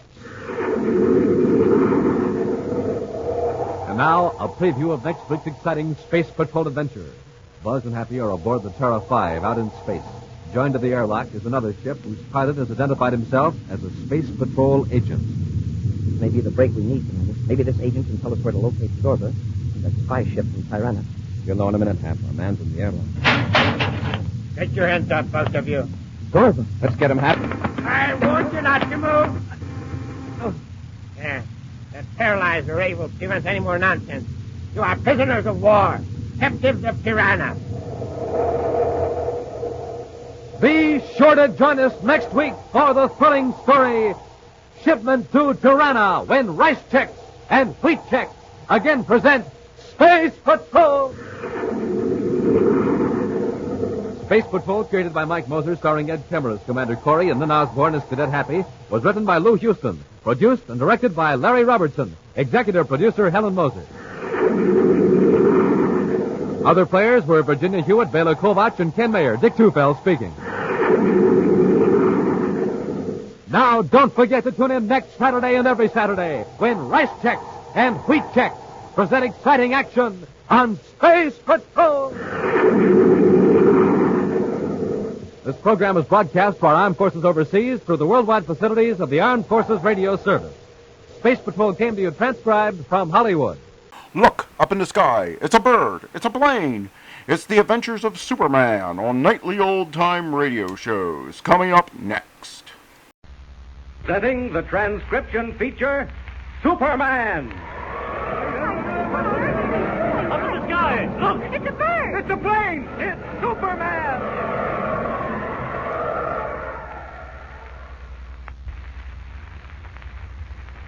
And now, Superman, mighty visitor from another world, who came to Earth when the planet Krypton was destroyed by quakes and explosions. Superman, who can twist steel in his bare hands, race a speeding bullet to its target, and who walks among human beings disguised as Clark Kent, news reporter for the Daily Planet. As our story opens, Kent has been called into Editor Perry White's private office. White has another visitor with him, a little silver-bearded old man who is immediately introduced to Kent. Listen. Oh, come in, Kent. I want you to meet an old friend, Professor A.B. Thorpe. Professor, this is Clark Kent, my star reporter. Oh, I'm glad to know you, sir. How do you do, young man? Sit down, Kent. Make yourself comfortable. Thank you. Now then, do you know anything about ichthyology? Ichthyology? No, I can't say that I do. Well, Professor Thorpe will explain. Well, to put it simply, Mr. Kent, ichthyology, as you probably know, is the study of fish. In my case, the deep-sea variety. Now, then you're the Professor Thorpe who's invented a new type of bathysphere, sort of a deep-sea diving bell? Yes, I am. Well, that's why I called you in, Kent. The professor sails from Key West tomorrow to the island of San Monacan in the Caribbean Sea. He's going to do research on the tropical marine life in those waters. And you want me to get a feature story on the expedition? Well, I'm more interested in the bathysphere itself. From what I hear, there's nothing like it in the whole world. Oh, now you're exaggerating, Perry.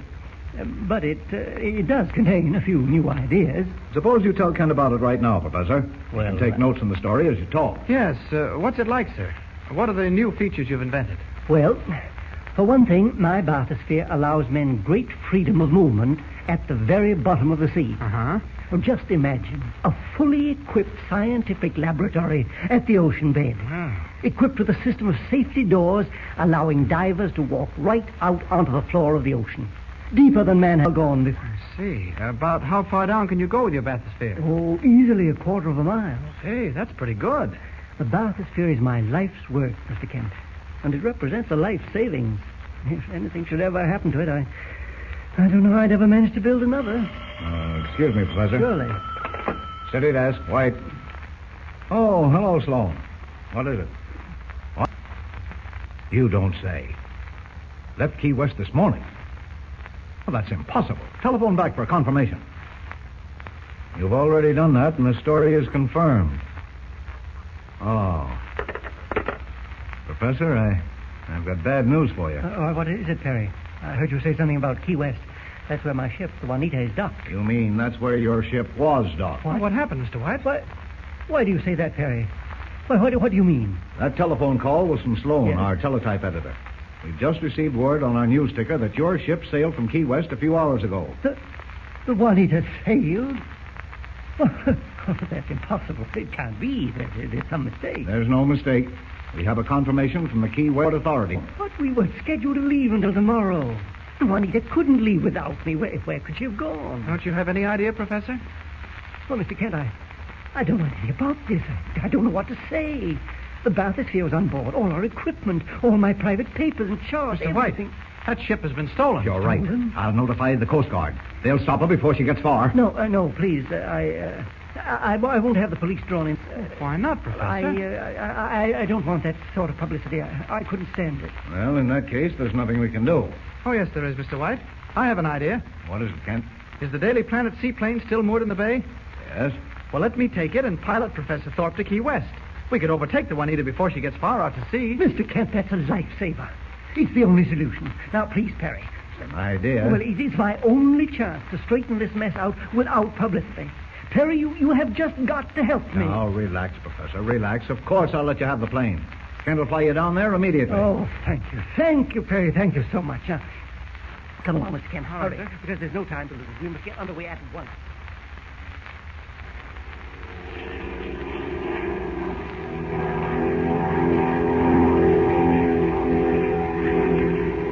There, Kent. Look, there's the Juanita below us. Are you sure, Professor? Oh, absolutely. We're sufficiently low to make out enough to tail ship for reckoning. Look there on the bridge. That must be Captain Maddox. Look, with that bandage on his head. He sees us. He's waving up at us. There, you see. I knew the ship wasn't stolen. I guess you're right. Well, we'll land. I'll put the plane down in the water close by. All right. Here we go.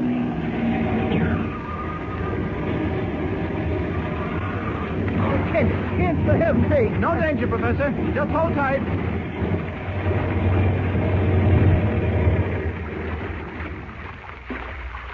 Well, here we are. Now we just wait here for your captain to send over a small boat to pick us up. Yes, and when I see him, he's going to get a piece of my mind. I want a complete explanation of this business. Yes, he has a lot of explaining to do. Kent, I say, Can you see what those sailors are doing at the ship's rail? Well, I guess they're launching the small boat. No. Great Scott, they've wheeled a gun up on deck. What's that? A gun? Yes, a small cannon. Why, so they... Professor Thorpe, it's being aimed straight at us. Look, you'd better stand up there near the motor in plain sight. Yell for them not to shoot. Oh, bless my soul, indeed I had. Captain Notrs! Stop that! Don't fire! It's I, Professor Thorpe! Can't they don't seem to hear me. You're right, sir. They're getting ready to fire. They have fired! Oh, Scott, they almost hit us. Well, they only missed us by a few feet. Did you see a splash in the water there? Yes, and they've reloaded for another shot. Get down! Are they mad? Jump, Professor! Jump!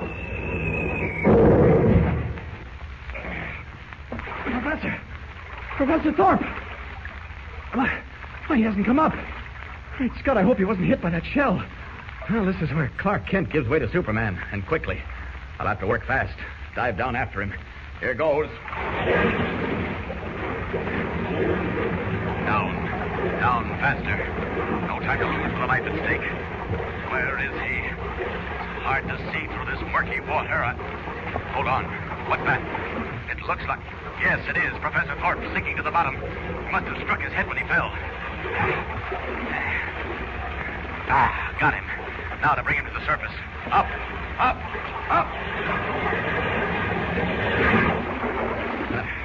I'm above the surface now. Thorpe's still unconscious. Fortunately, the coast is clear. Sailors are all on the other side of the ship where our plane went down. I'll have to take Thorpe on board. Up, and away!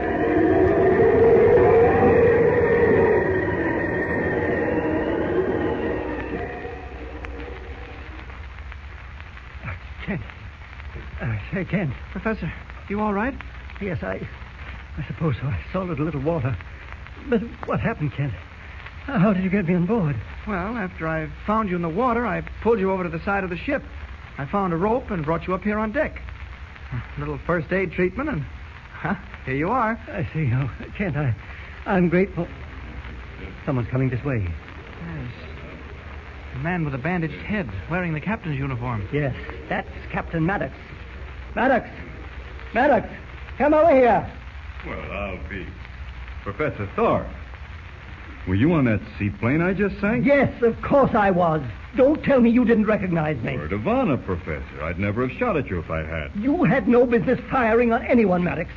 And why did you report without me? Why, I was only following your instructions. My instructions? Confound it. What on earth are you talking about? Your telegram, sir, ordering me to sail from Key West without you. But I And to fire on any craft that tries to stop us. Maddox, now one of us is insane. I never sent you any such message. Well, I got it. Got it right here in my pocket. Kent, I can't make head or tail of this. Just a moment, Professor. Captain, you say you've got that telegram handy? Sure have, sir. Here.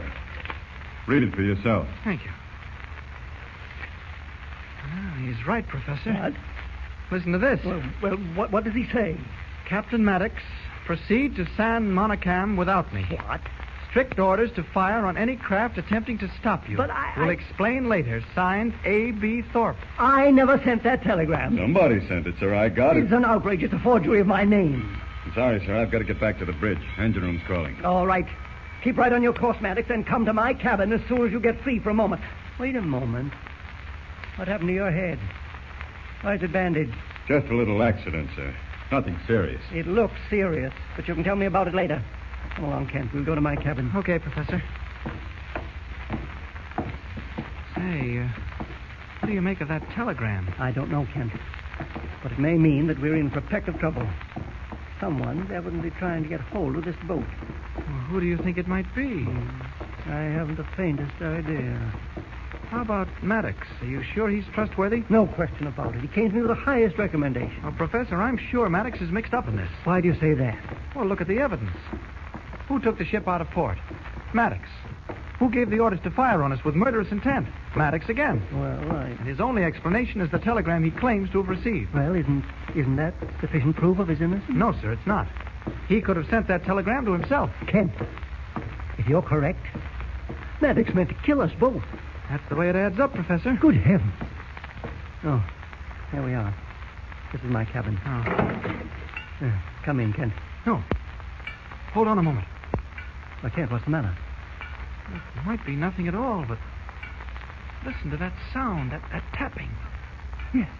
Yes, it seems to be coming from beneath the floor. What's down there, Professor? The hold of the ship. Storerooms, motors. Kent, you don't suppose... That tapping is a signal, Professor. I'm sure of it. Listen. And 3 short ones, 3 long ones, and 3 short ones, over and over again. Why, Kent, that's the Morse code. Morse code for SOS. That means help.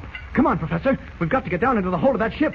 Somebody needs help. Yes, but who could it be? Well, that's what we've got to find out. Lead the way, Professor, quickly.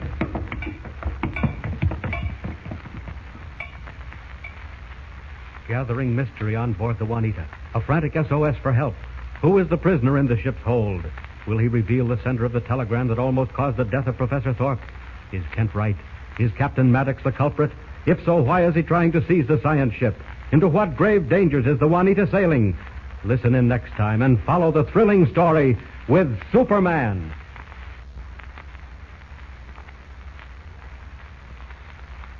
And remember, tune in the next thrilling installment of the transcription feature, Superman. Up in the sky, look! It's a bird! It's a plane! It's Superman!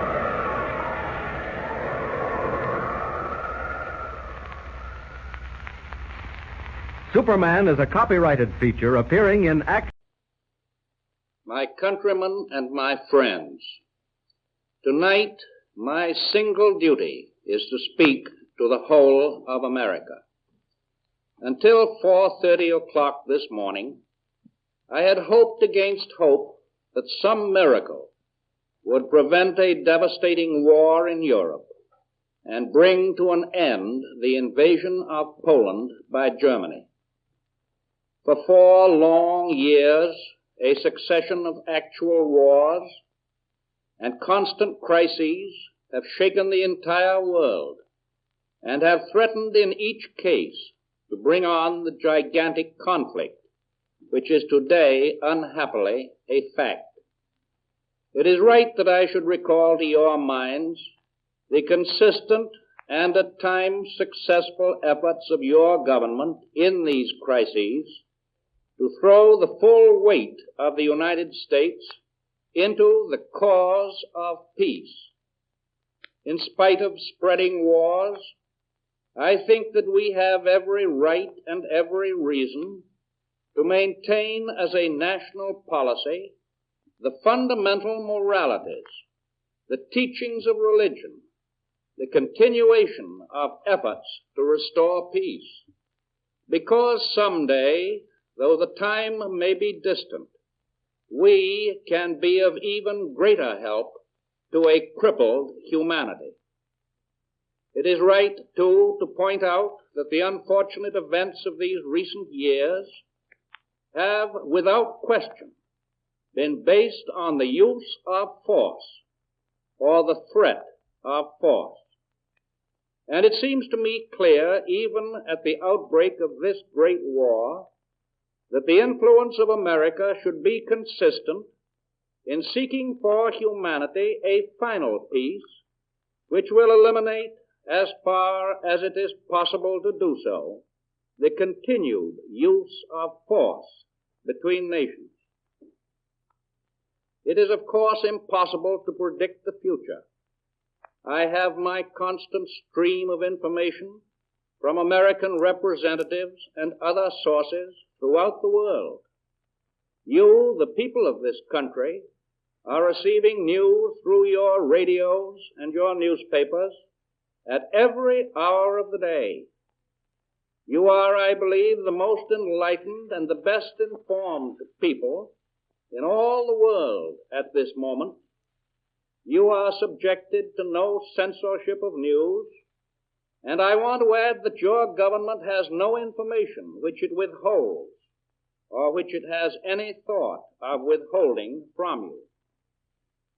At the same time, as I told my press conference on Friday, it is of the highest importance that the press and the radio use the utmost caution to discriminate between actual, verified fact on the one hand and mere rumor on the other. I can add to that by saying that I hope the people of this country will also discriminate most carefully between news and rumor. Do not believe of necessity everything you hear or read. Check up on it first. You must master at the outset a simple but unalterable fact in modern relations between nations. When peace has been broken anywhere, the peace of all countries everywhere is in danger. It is easy for you and for me to shrug our shoulders and say that conflicts taking place thousands of miles from the continental United States, and indeed thousands of miles from the whole American hemisphere, do not seriously affect the Americas, and that all the United States has to do is to ignore them and go about its own business. Passionately though we may desire detachment, we are forced to realize that every word that comes through the air, every ship that sails the sea, every battle that is fought, does affect the American future. Let no man or woman, thoughtlessly or falsely, talk of America sending its armies to European fields. At this moment, there is being prepared a proclamation of American neutrality. This would have been done even if there had been no neutrality statute on the books, for this proclamation is in accordance with international law and in accordance with American policy. This will be followed by a proclamation required by the existing Neutrality Act. And I trust that in the days to come, our neutrality can be made a true neutrality. It is of the utmost importance that the people of this country, with the best information in the world, think things through. The most dangerous enemies of American peace are those who, without well-rounded information on the whole broad subject of the past, the present, and the future, undertake to speak with assumed authority, to talk in terms of glittering generalities, to give to the nation assurances or prophecies which are of little present or future value. I myself cannot and do not prophesy the course of events abroad. And the reason is that because I have of necessity such a complete picture of what is going on in every part of the world, that I do not dare to do so. And the other reason is that I think it is honest for me to be honest with the people of the United States. I cannot prophesy the immediate economic effect of this new war on our nation, but I do say that no American has the moral right to profiteer at the expense either of his fellow citizens or of the men, the women, and the children who are living and dying in the midst of war in Europe. Some things we do know. Most of us in the United States believe in spiritual values. Most of us, regardless of what church we belong to, believe in the spirit of the New Testament, a great teaching which opposes itself to the use of force, of armed force, of marching armies and falling bombs. The overwhelming masses of our people seek peace, peace at home, and the kind of peace in other lands which will not jeopardize our peace at home. We have certain ideas and certain ideals of national safety, and we must act to preserve that safety today and to preserve the safety of our children in future years. That safety is and will be bound up with the safety of the Western Hemisphere and of the seas adjacent thereto. We seek to keep war from our own firesides by keeping war from coming to the Americas. For that we have historic precedent that goes back to the days of the administration of President George Washington.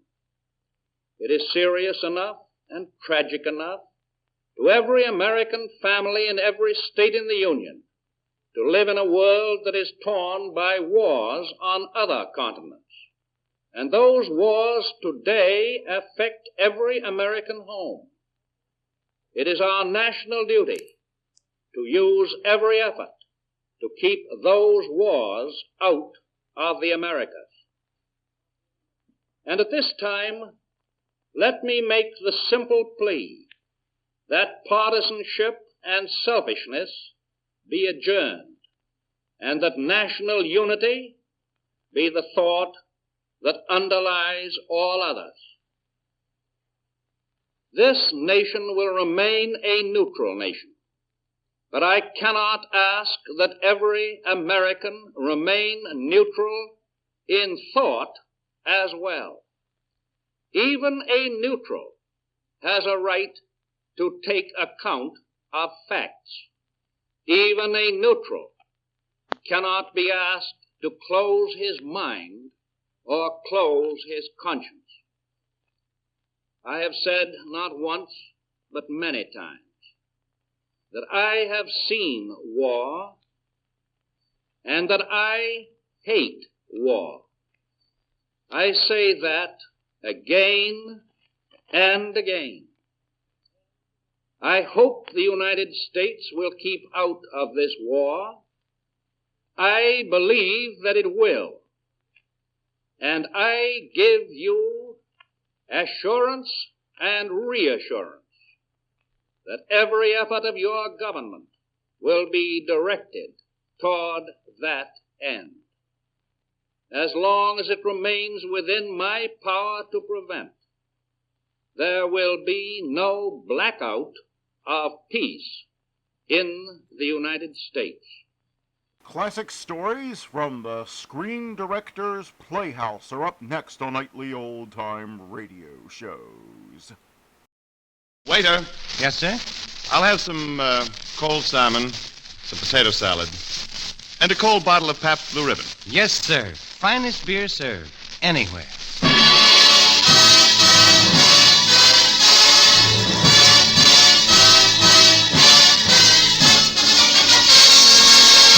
From Hollywood, Pabst Blue Ribbon. Finest beer served anywhere. Proudly present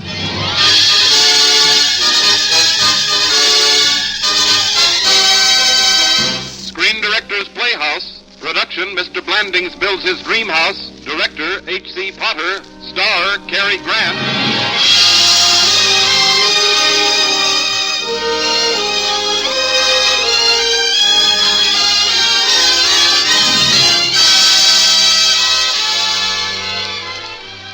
The Hollywood Screen Directors present a blueprint for laughter. Mr. Blandings Builds His Dream House. Starring Cary Grant and introducing the director of the film, H.C. Potter.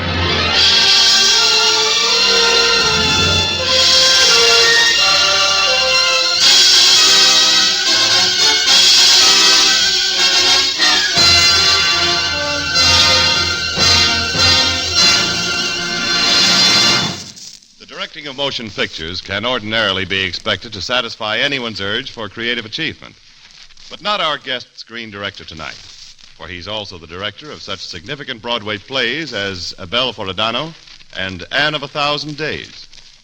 On the screen, he's brought you such fine entertainment as Mr. Lucky, The Farmer's Daughter, and tonight's story, Mr. Blandings Builds His Dream House. Ladies and gentlemen, Mr. H.C. Potter.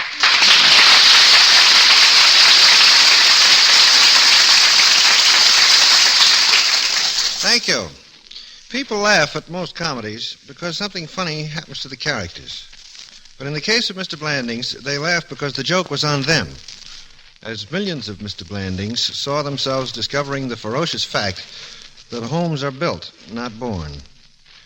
Now, Mr. Blandings builds his dream house for the first time on the air, starring Cary Grant in his original role of Jim, with Frances Robinson as Muriel.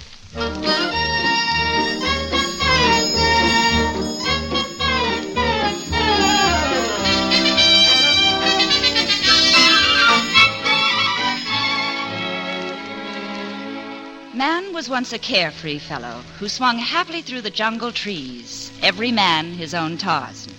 But then he wanted to get out of the trees and into caves. Then he yearned to get out of the caves into a house. He's still yearning. This is the story of Jim Blandings, New York apartment dweller, who yearned to get out of his cave. Tall, good-looking, college graduate, advertising business, VP in charge of the Wham Ham account. Has 2 fine daughters and 1 lovely, intelligent wife named Muriel. I'm Muriel. Every morning in our apartment, we fought for firsts, with the bathroom the big bonanza. Started first thing in the morning. I'd open one eye, and there would be Jim nuzzling the furniture like a strange dog. Looking for something, dear? My socks. Why don't you look in your sock drawer? That's where I found my underwear. Try your underwear drawer. I am in my underwear drawer. Well, what did you find? Your underwear. Then the great American bathroom derby. And there goes Jim Blandings, an odds-on favorite. He's at the door. He opens it. Sorry. Father, I wish you'd knock. That was Betsy, age 10. Joan has a different scream. Mom, you just might wear a dressing gown. Conditions being what they were in our apartment, Jim would shave while I brushed my teeth. Oh, Muriel. Sorry, did you cut yourself? I cut myself every morning. I kind of look forward to it. Bill Cole uses an electric razor and... Bill Cole does not have my beard. Bill's beard is just as tough and stubborn... I am not interested in discussing the green and texture of Bill Cole's hair follicles before I have my orange juice, please. And so forth. Until one morning, Jim saw an ad in the paper.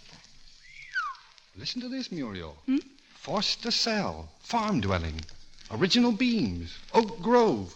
Trout stream. Meadows. Superb view. Will sacrifice. So? Spend $6,000-$7,000. We can have a home of our own. A dream house. Oh, Jim. Do you really think we could?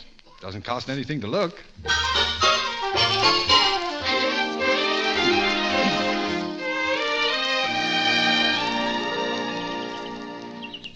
Well, there she stands, folks. The old Hackett place. Finest old house in Connecticut. My, it's just charming. Dear, we're just looking. First year she was here, General Gates stopped right there to water his horses. Yes, sir. If you act fast, you can get that place for a steal. And I mean a steal. Tell me, Smith, what are you hoping to get for that broken-down old relic? Well, we're asking $10,000. $10,000? He's asking. How much will you take? $10,000. Well, that's more like it. We'll take it.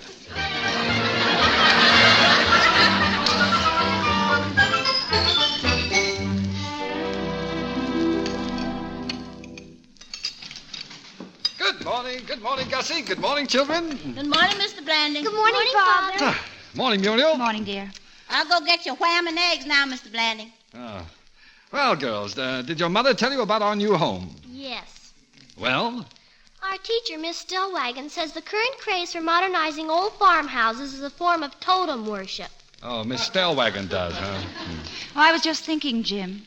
$10,000 was more than you wanted to pay for a place. It was a steal, Muriel. It was larceny. Shouldn't we see a lawyer? Bill Cole would have... For once in my life, I want to make a decision without Bill Cole. Well, he's your lawyer. Only because he was your old college beau. Now, I don't want Bill Cole puttering with this. That's final. No Bill Cole.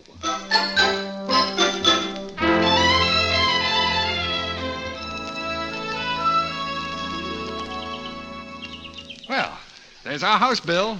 What do you think? What's that? Just a few shingles.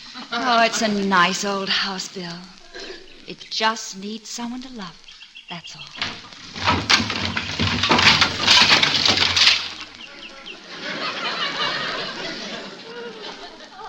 It's a good thing there are two of you, one to love it and one to hold it up. What'd your engineer say when he checked the foundation in that roof? Who needs engineers? This isn't a train. I just saw it move.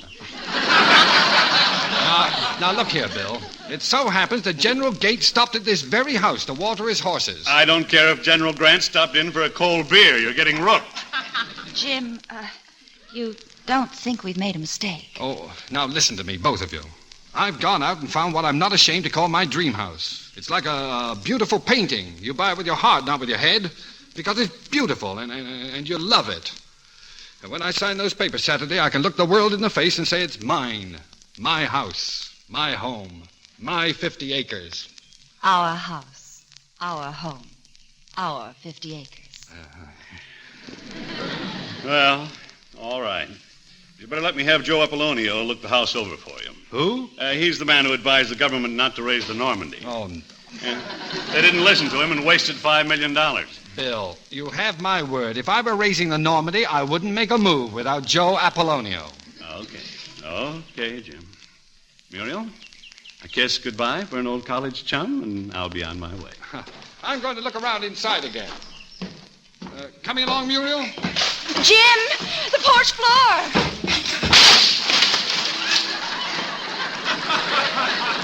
Oh, dear. Well, don't just stand there. Get me out of this hole. Bill? Hey! I guess you'd better get in touch with Joe Apollonio.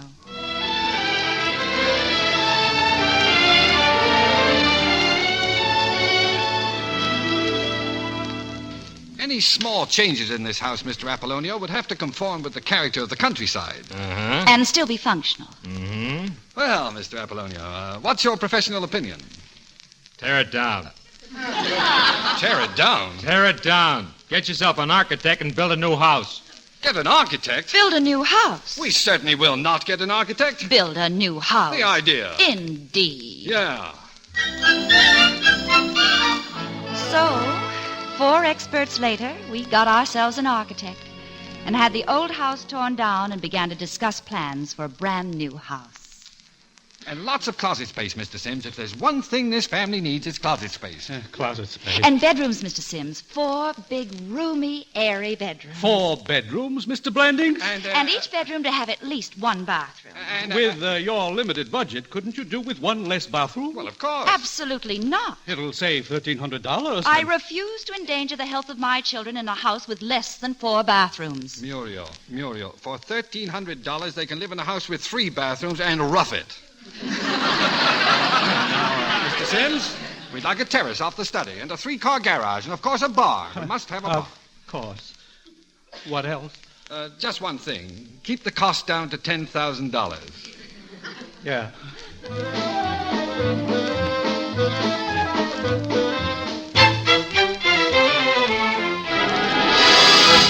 Well, Jim, you've done it again.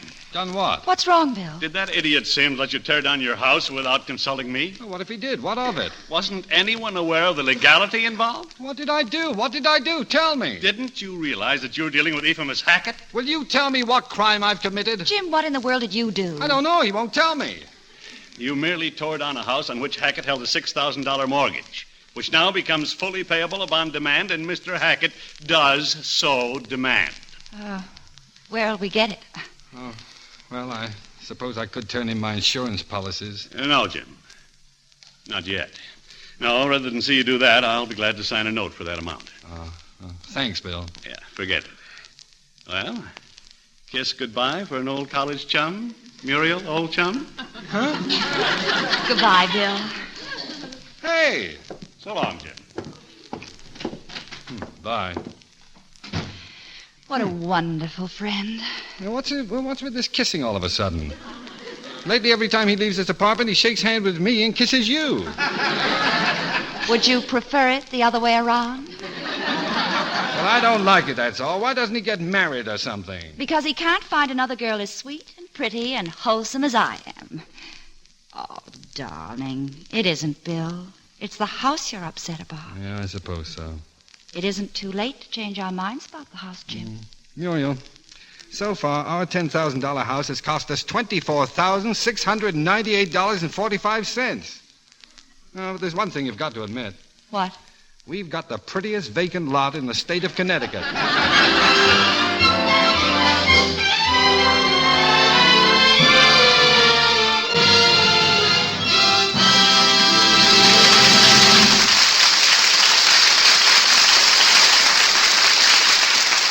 listening to Screen Director's Playhouse, starring Cary Grant in Mr. Blanding's Builds His Dream House, and introduced by the director of the film, Mr. H.C. Potter. You are in Detroit. It's quitting time. You, hot and tired from the day's work, push out through the factory gates. Right now, you'd give your wilted shirt for a cool breeze. Wait a minute. What's that sign across the street in a cafe window? Oh, brother! Pabst Blue Ribbon. Finest beer served. Anywhere. Yes, during these hot July days, you're just one of millions of men all over America to whom that Pabst Blue Ribbon sign means welcome relief. For Pabst Blue Ribbon does something more than quench your thirst. It gives you taste. Blue Ribbon taste. The kind of taste you can't get anywhere else in the world except in that Pabst Blue Ribbon bottle. And fortunately, you can get that Blue Ribbon bottle all over the world. Yes, you hear it everywhere. In Detroit and Dayton and Dallas and Davenport. Pabst Blue Ribbon. Finest beer served. Anywhere. Your taste will tell you why.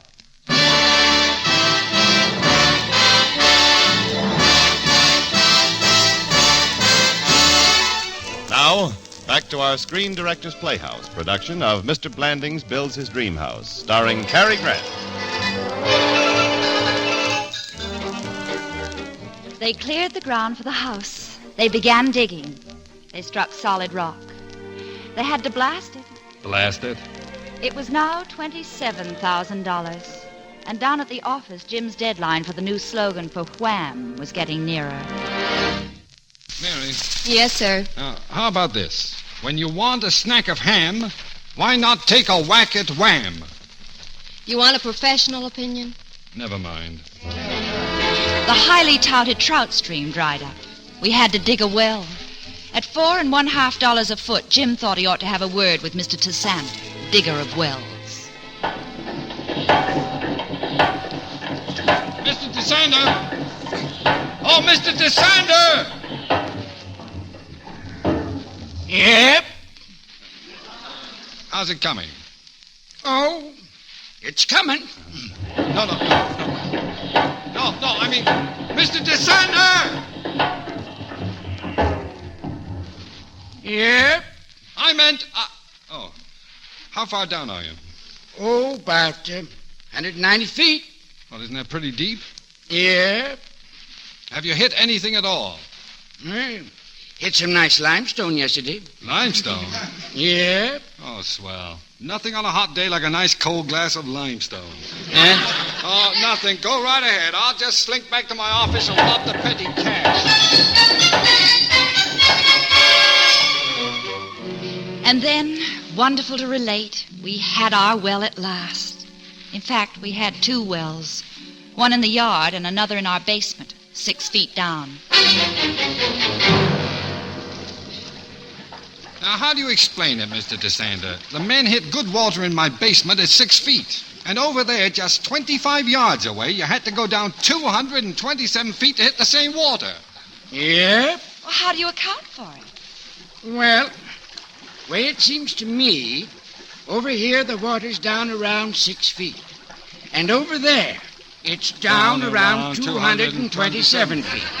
Yep.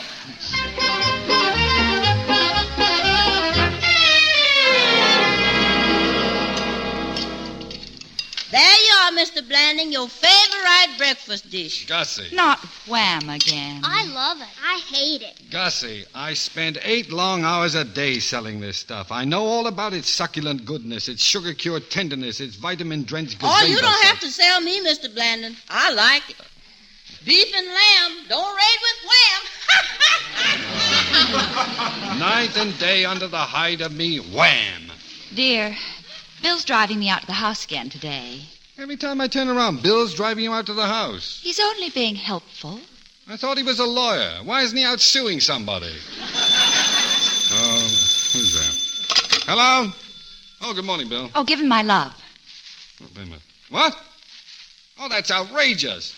Just what does the owner of this apartment mean I've got to move in 30 days? Oh, fine. No.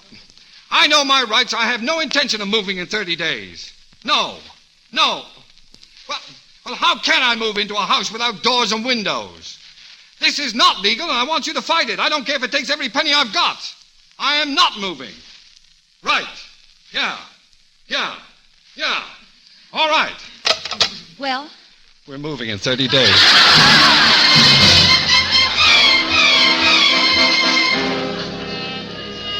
We moved in 30 days into a house with no doors, no windows, and no carpets. We walked around in our overcoats, and at no time did General Eisenhower drive up to share a cup of hot toddy with us. Instead, the green-eyed monster showed up, that old devil Jealousy, because Jim, while unpacking, came across Bill Cole's fraternity pin and my college diary. He didn't say anything until just before we went to bed. I merely asked a question. What is Bill Cole's fraternity pin doing in your jewel box? Especially after you told me you gave it back to him 15 years ago. Jim Blandings, I think you're jealous. Yeah, and his name all over your diary. Oh, now you've been reading my diary. Well, it just happened to fall open. I'll just bet. If you were so crazy about the guy, why did you marry me? I'm beginning to wonder.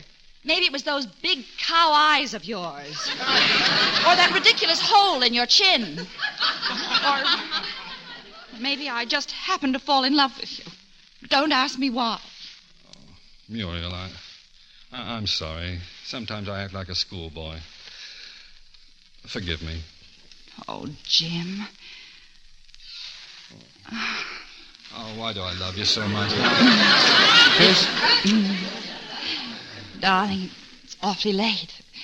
Maybe better go down and lock the doors. Well, what for? The windows are all out anyway. We'd better get to bed. Yeah. Do you think the mattress will hold on these 4 chairs? Certainly.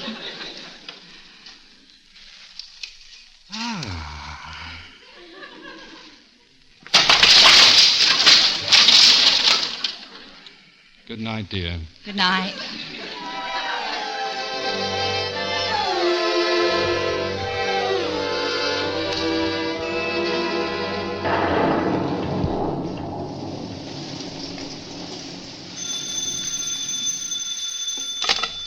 Good evening, Danton and Bascom Advertising.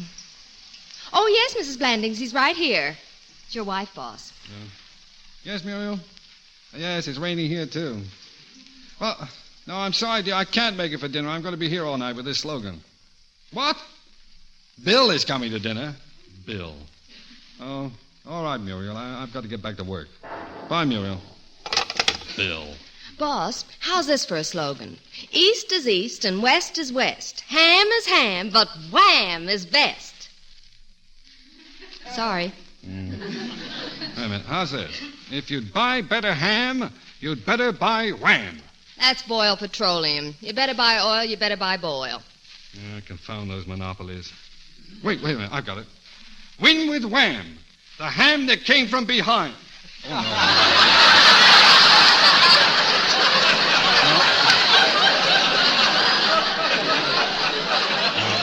Brother.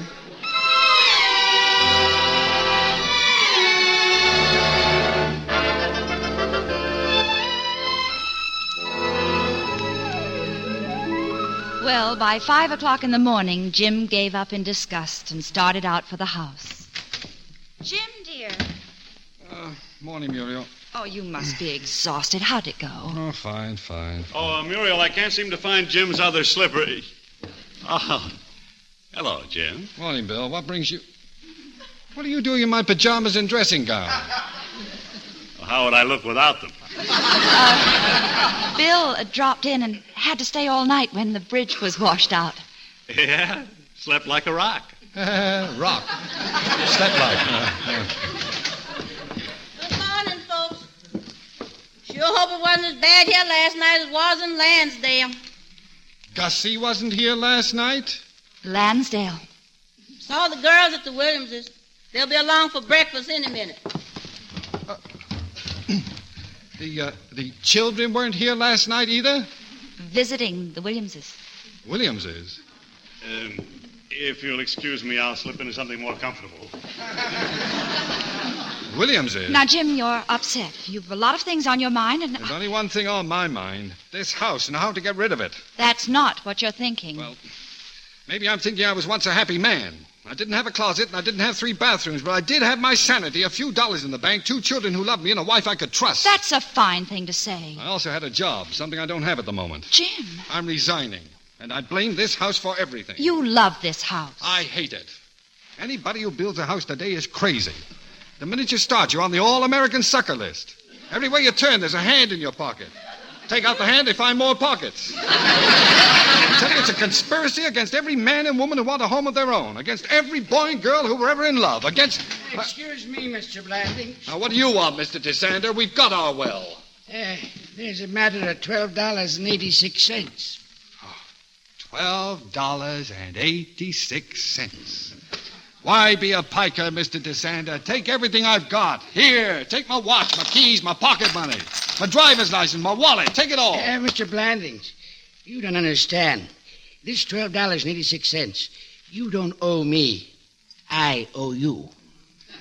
Huh? I found overcharged you on the well. Almost 3 feet. 3 feet. Oh, thank you very much, Mr. DeSander. Well, guess I better be getting along. Sure got a mighty pretty place here. Now, you folks take good care of it. Goodbye. Wonderful man, DeSander. Come and get it, folks. Orange juice, scrambled eggs, and you know what. Ham.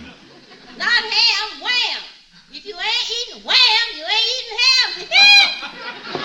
Wait, what is she saying? If you ain't eating wham, You ain't eating ham. Darling, that's it, the slogan. Give Gussie a $10 raise. Oh, Jim.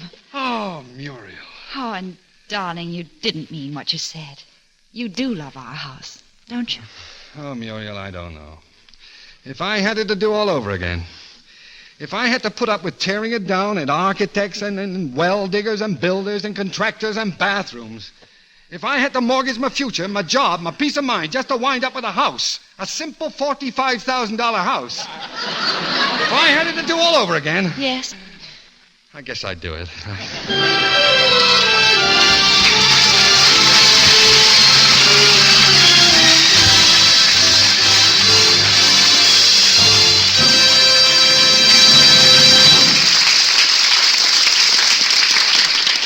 In a moment, our star, Cary Grant, and screen director H.C. Potter will return to the microphone. In spite of the glamour and publicity surrounding Hollywood, you'll find that most of the movie stars lead a quiet home life, just like you and me. When they entertain, more often than not, they'll serve a simple but delicious buffet supper. A baked wham, perhaps, with potato salad, toasted English muffins, and cold bottles of Pabst Blue Ribbon beer. Yes, everything in perfect taste. Blue Ribbon taste. And it's that Blue Ribbon taste that makes this internationally famous beer so popular here in Hollywood. For instance, I happen to know that Pabst Blue Ribbon is served in the home of Mr. Blandings, who is standing right here beside me.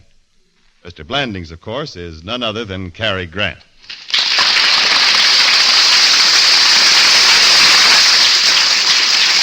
Cary, it's true, isn't it? You serve Pabst Blue Ribbon in your home? James, when beer is called for, it's Pabst Blue Ribbon. Well, I think it's time that Director Hank Potter and I revealed the truth about the real Mr. Blandings, huh? Oh, you mean the fellow who actually built the house? Ah, it's a sad story, isn't it, Hank? Poor Mr. Blandings. The inevitable finally caught up with him. Mm-hmm. His house was finished. He bought his furniture. He planted his lawn. The dream house was complete. And then they came. The little men in white coats. Yeah, they took him away, Jimmy. Daffy? Leaky faucets. Well, good night, Hank. Good night, Hank. Good night, Jim. Good night, everyone. Good night. Right. And good night to you, Cary Grant and H.C. Potter. Just to remind you that tomorrow is the beginning of the long and glorious 4th of July weekend. 3 whole days of relaxation. You'll be planning picnics and backyard barbecues.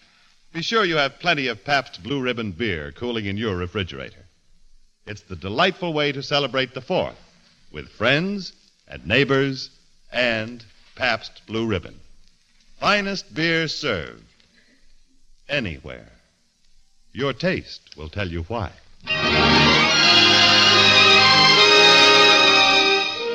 Next week on Screen Directors Playhouse, Pabst Blue Ribbon presents The Big Clock, starring Ray Milland and Maureen O'Sullivan. Mr. Blandings Builds His Dream House was presented through the courtesy of RKO Pictures, producers of The Big Steal, starring Robert Mitchum, Jane Greer, and William Bendix. Cary Grant is starring with Ann Sheridan in the soon-to-be-released 20th Century Fox production, I Was a Male War Bride. H.C. Potter is preparing the MGM production, Europa and the Bull, starring Greer Garson. Included in tonight's cast were Frances Robinson as Muriel, with Ann Whitfield, Don Bender, Fred Howard, Willard Waterman, Frank Gersel, Wilms Herbert, Herb Butterfield, Betty Moran, Ruby Dandridge, and Dan Riss. Mr. Blandings Builds His Dream House, based on Eric Hodgins' novel, was adapted for radio by Milton Geiger, and original music was composed and conducted by Henry Russell. Production was under the supervision of Howard Wiley, associate producer Bill Karn. Listen again next week when Pabst Blue Ribbon Beer presents Screen Directors Playhouse. Production, The Big Clock. Director, John Farrell. Stars, Ray Milland, Maureen O'Sullivan.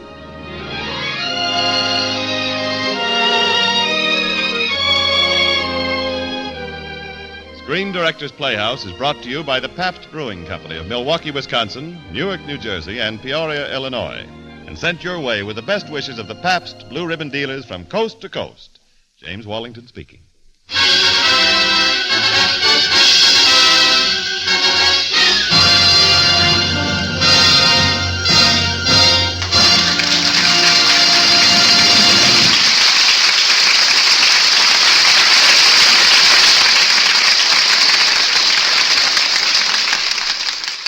This is NBC, the national broadcasting company.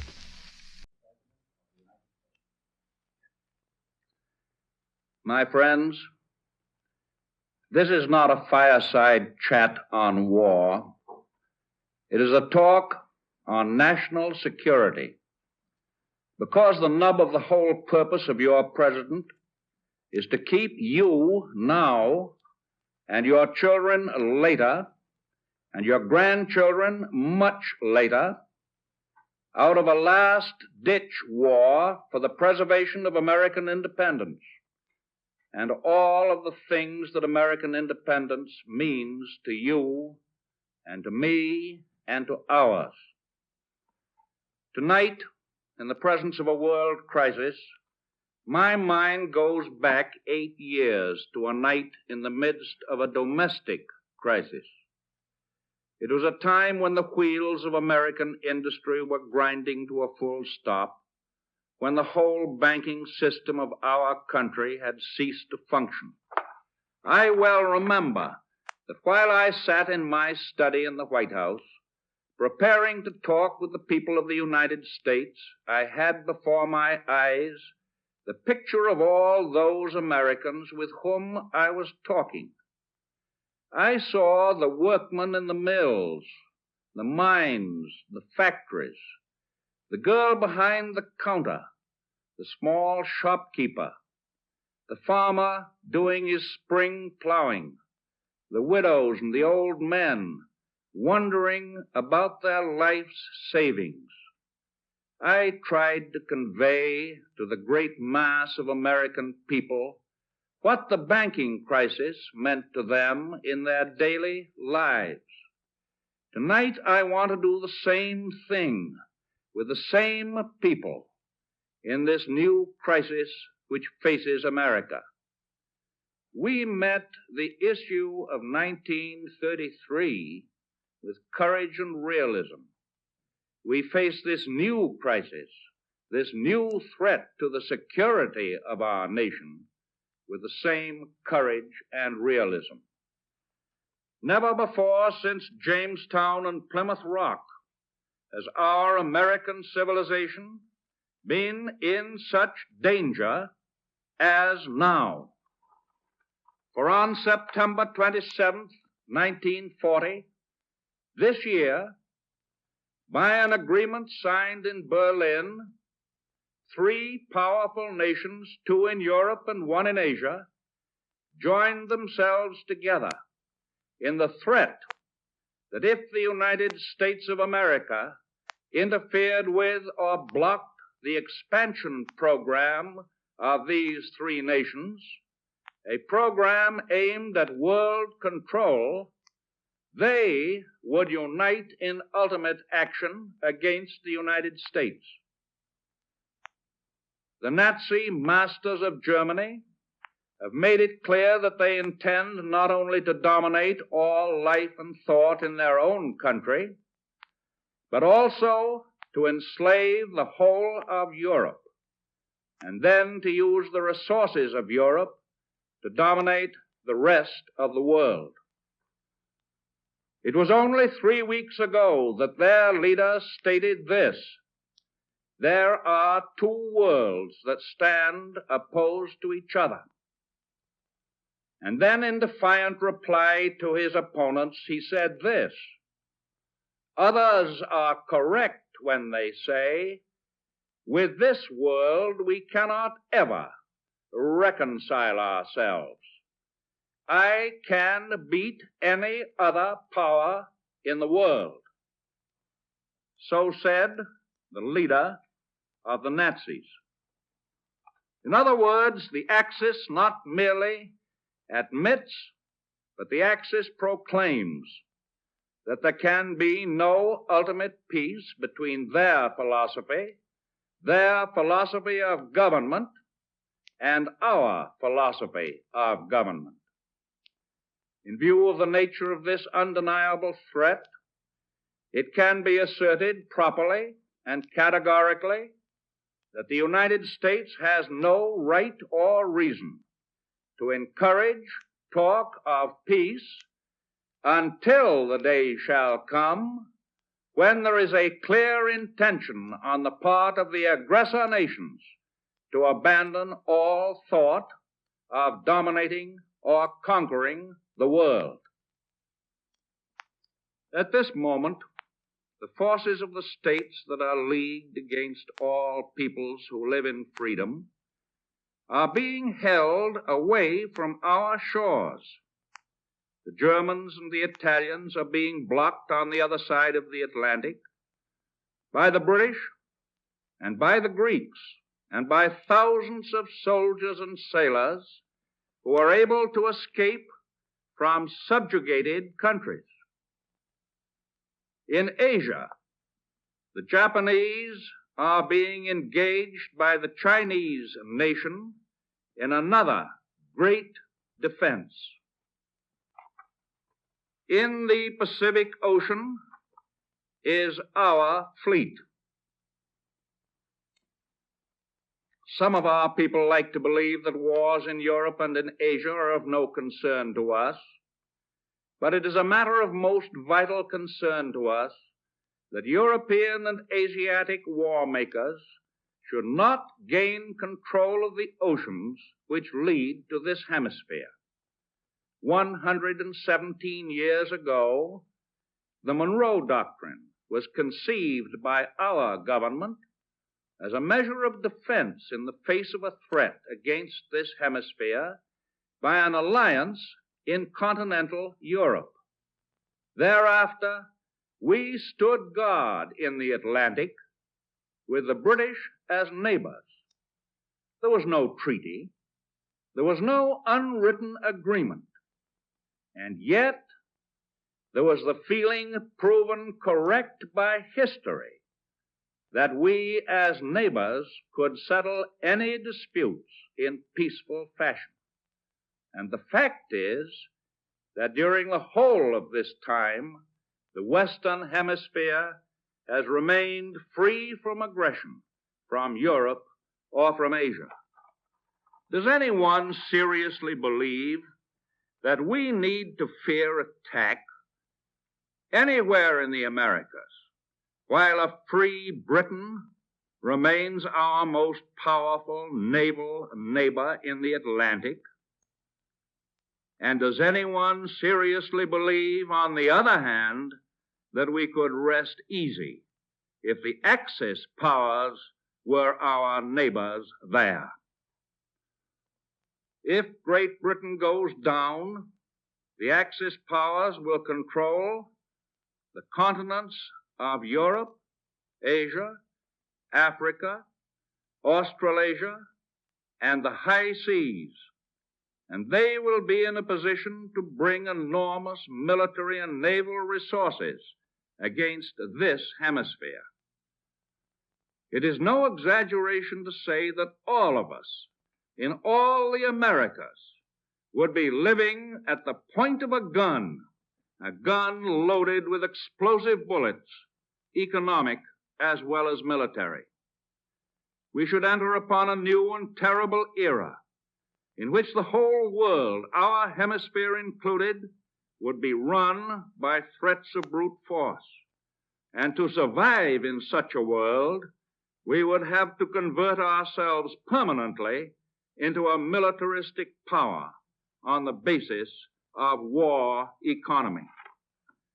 Some of us like to believe that even if Britain falls, we are still safe because of the broad expanse of the Atlantic and of the Pacific. But the width of those oceans is not what it was in the days of clipper ships.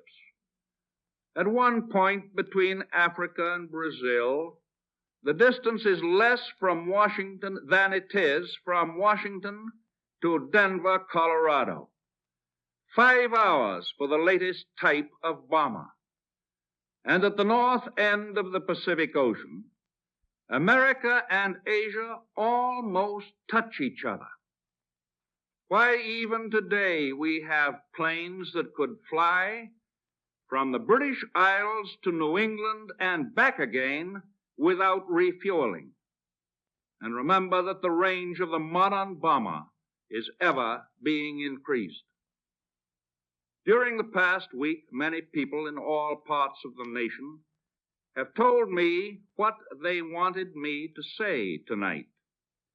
Almost all of them expressed a courageous desire to hear the plain truth about the gravity of the situation.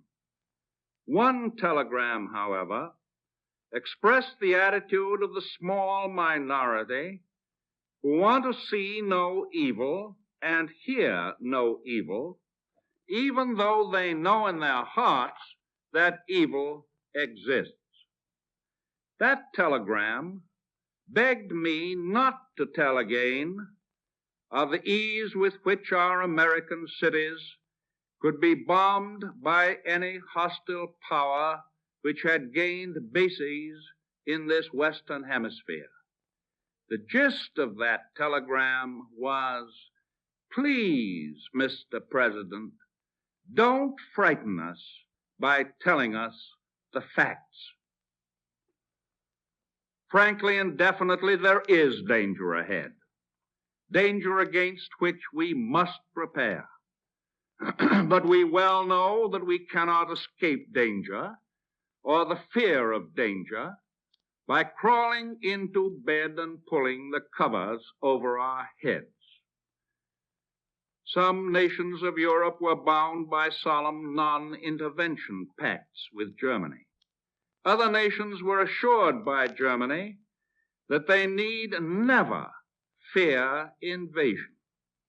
Non-intervention pact or not, the fact remains that they were attacked, overrun, thrown into modern slavery at an hour's notice, or even without any notice at all. As an exiled leader of one of these nations said to me the other day, the notice was a minus quantity. It was given to my government 2 hours after German troops had poured into my country in 100 places. The fate of these nations tells us what it means to live at the point of a Nazi gun.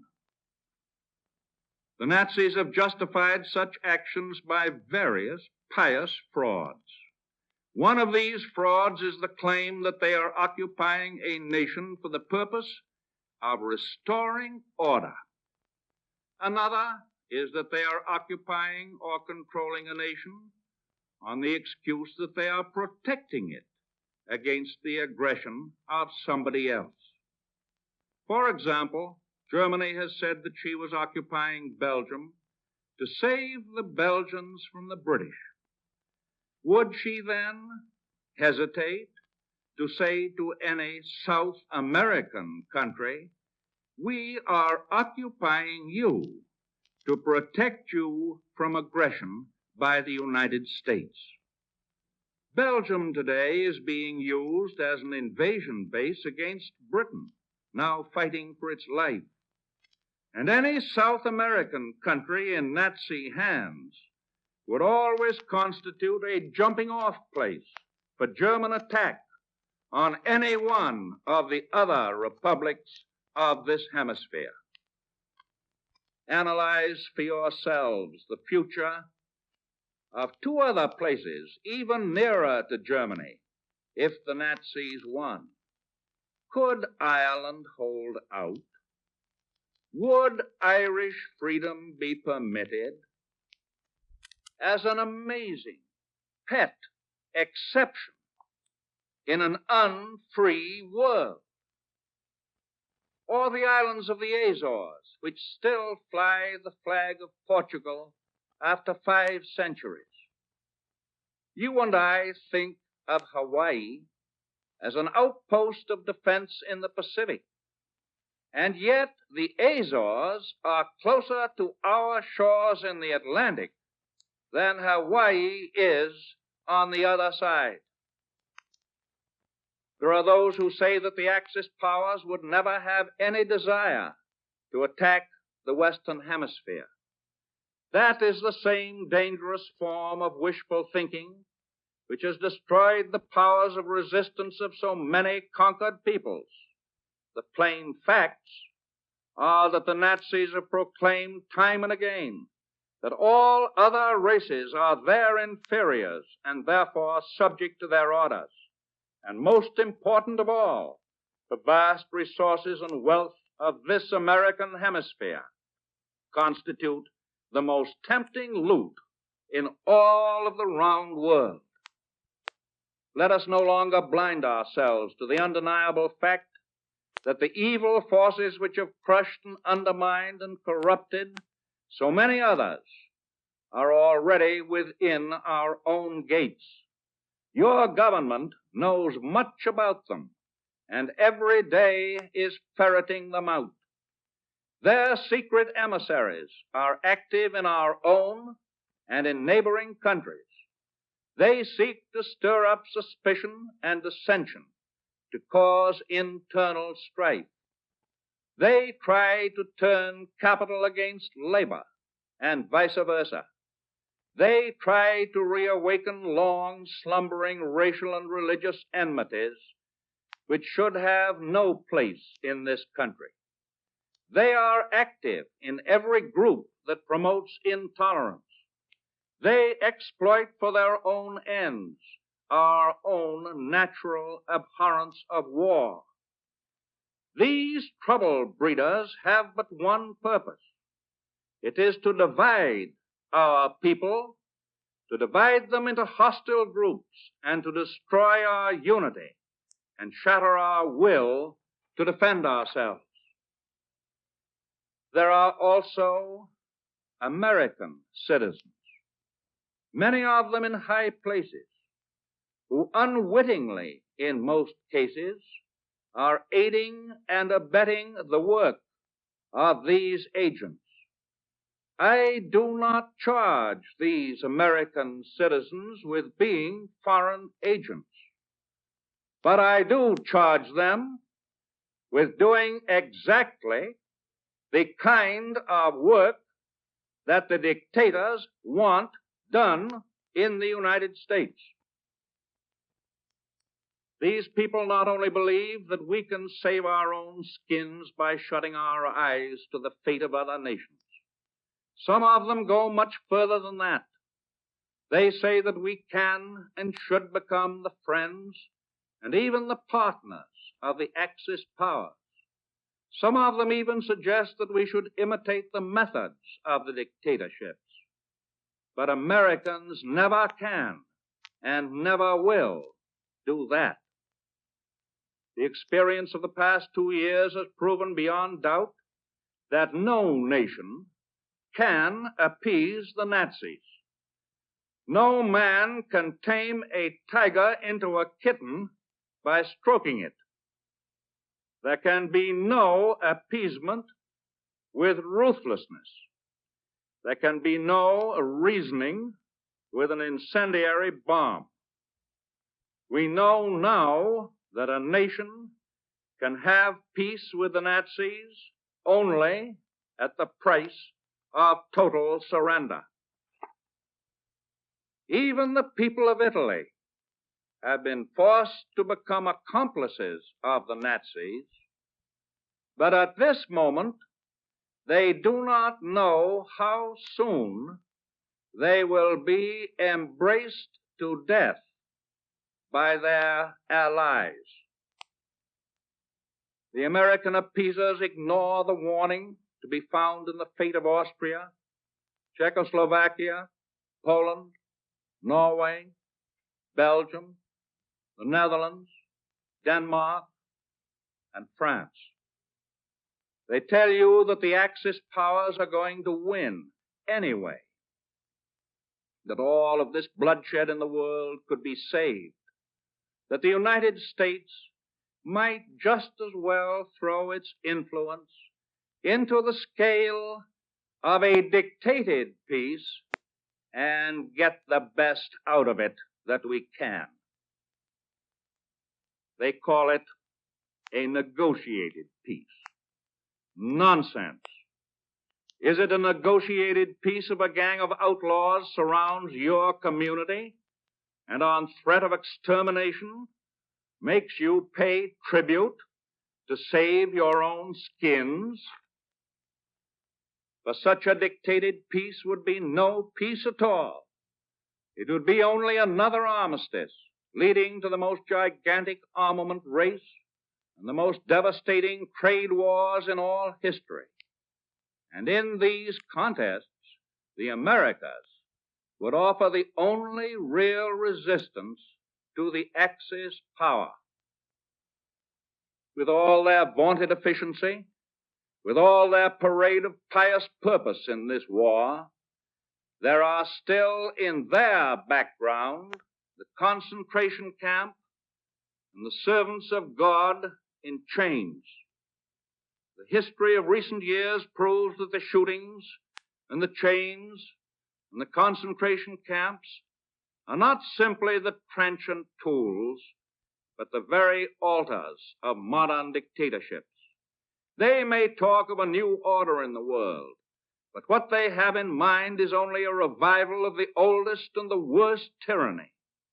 In that, there is no liberty, no religion, no hope. The proposed new order is the very opposite of a United States of Europe or a United States of Asia. It is not a government based upon the consent of the governed. It is not a union of ordinary, self-respecting men and women to protect themselves and their freedom and their dignity from oppression. It is an unholy alliance of power and pelf to dominate and to enslave the human race. The British people and their allies today are conducting an active war against this unholy alliance. Our own future security is greatly dependent on the outcome of that fight. Our ability to keep out of war is going to be affected by that outcome. Thinking in terms of today and tomorrow, I make the direct statement to the American people that there is far less chance of the United States getting into war if we do all we can now to support the nations defending themselves against attack by the Axis than if we acquiesce in their defeat, submit tamely to an Axis victory, and wait our turn to be the object of attack in another war later on. If we are to be completely honest with ourselves, we must admit that there is risk in any course we may take. But I deeply believe that the great majority of our people agree that the course that I advocate involves the least risk now and the greatest hope for world peace in the future. The people of Europe who are defending themselves do not ask us to do their fighting. They ask us for the implements of war, the planes, the tanks, the guns, the freighters, which will enable them to fight for their liberty and for our security. Emphatically, we must get these weapons to them. Get them to them in sufficient volume and quickly enough so that we and our children will be saved the agony and suffering of war which others have had to endure. Let not the defeatists tell us that it is too late. It will never be earlier. Tomorrow will be later than today. Certain facts are self-evident. In a military sense, Great Britain and the British Empire are today the spearhead of resistance to world conquest, and they are putting up a fight which will live forever in the story of human gallantry. There is no demand for sending an American expeditionary force outside our own borders. There is no intention by any member of your government to send such a force.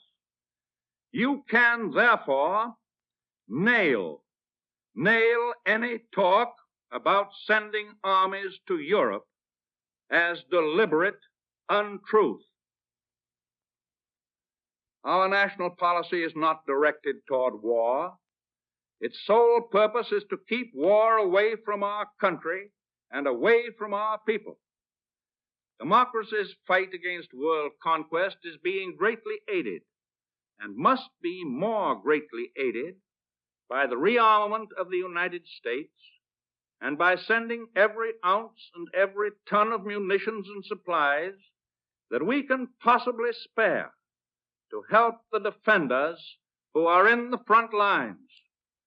And it is no more unneutral for us to do that than it is for Sweden, Russia, and other nations near Germany to send steel and ore and oil and other war materials into Germany every day in the week.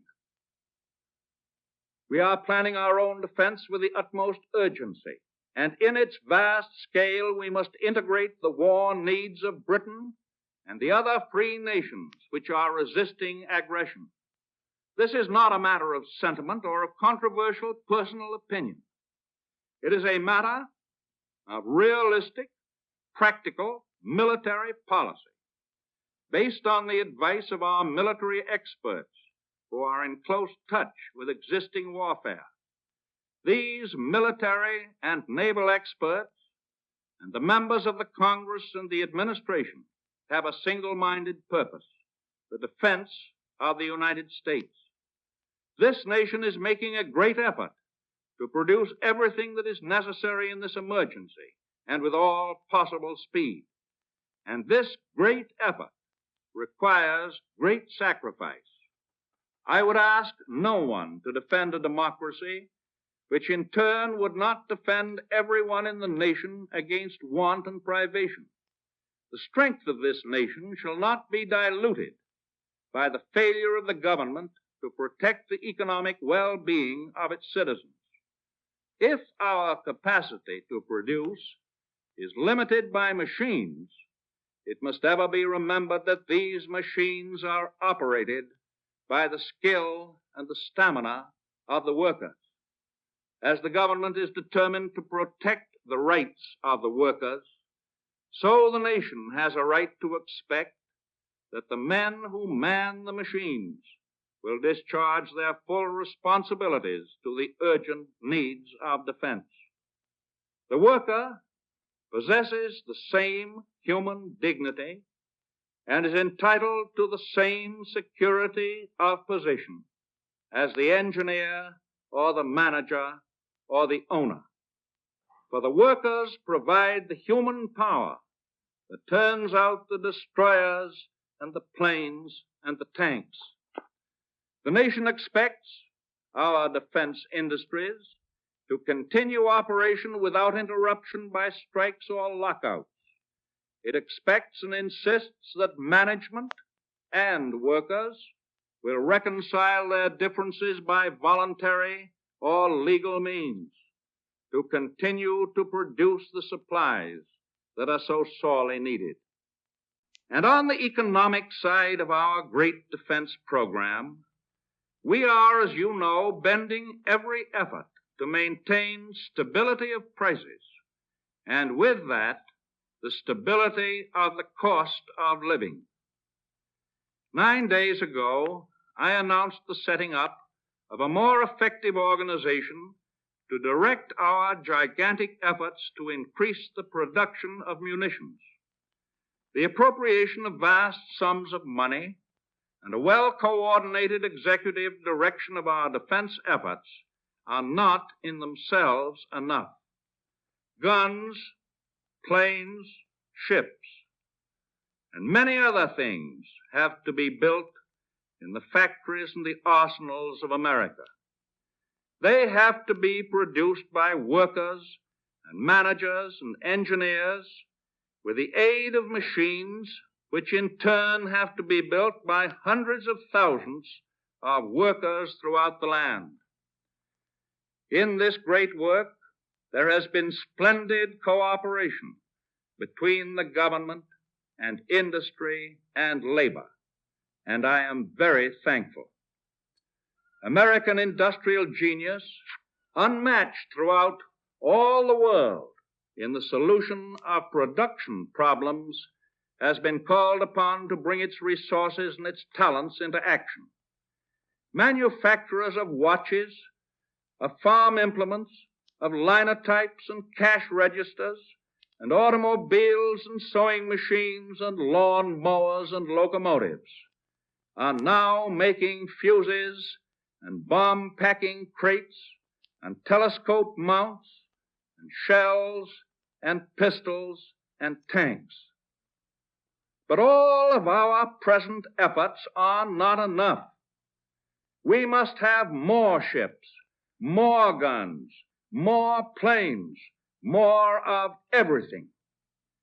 And this can be accomplished only if we discard the notion of business as usual. This job cannot be done merely by superimposing on the existing productive facilities the added requirements of the nation for defense.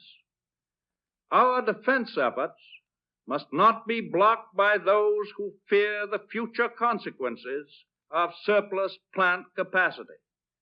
The possible consequences of failure of our defense efforts now are much more to be feared.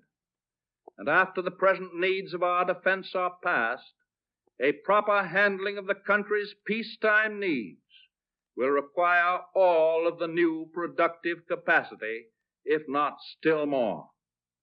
No pessimistic policy about the future of America shall delay the immediate expansion of those industries essential to defense. We need them. I want to make it clear that it is the purpose of the nation to build now with all possible speed every machine, every arsenal, every factory that we need to manufacture our defense material. We have the men, the skill, the wealth, and above all, the will.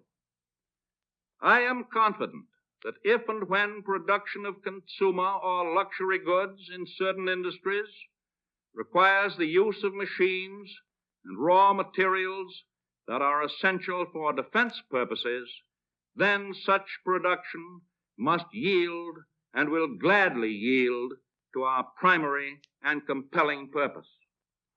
So I appeal to the owners of plants to the managers, to the workers, to our own government employees, to put every ounce of effort into producing these munitions swiftly and without stint. With this appeal, I give you the pledge that all of us who are officers of your government will devote ourselves to the same wholehearted extent to the great task that lies ahead.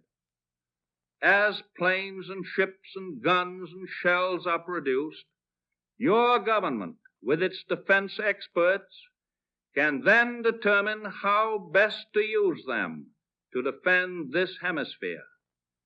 The decision as to how much shall be sent abroad and how much shall remain at home must be made on the basis of our overall military necessities. We must be the great arsenal of democracy. For us, this is an emergency as serious as war itself. We must apply ourselves to our task with the same resolution, the same sense of urgency, the same spirit of patriotism and sacrifice as we would show were we at war. We have furnished the British great material support, and we will furnish far more in the future. There will be no bottlenecks in our determination to aid Great Britain. No dictator, no combination of dictators will weaken that determination by threats of how they will construe that determination. The British have received invaluable military support from the heroic Greek army and from the forces of all the governments in exile. Their strength is growing. It is the strength of men and women who value their freedom more highly than they value their lives. I believe that the Axis powers are not going to win this war. I base that belief on the latest and best of information. We have no excuse for defeatism. We have every good reason for hope. Hope for peace, yes, and hope for the defense of our civilization and for the building of a better civilization in the future. I have the profound conviction that the American people are now determined to put forth a mightier effort than they have ever yet made to increase our production of all the implements of defense to meet the threat to our democratic faith.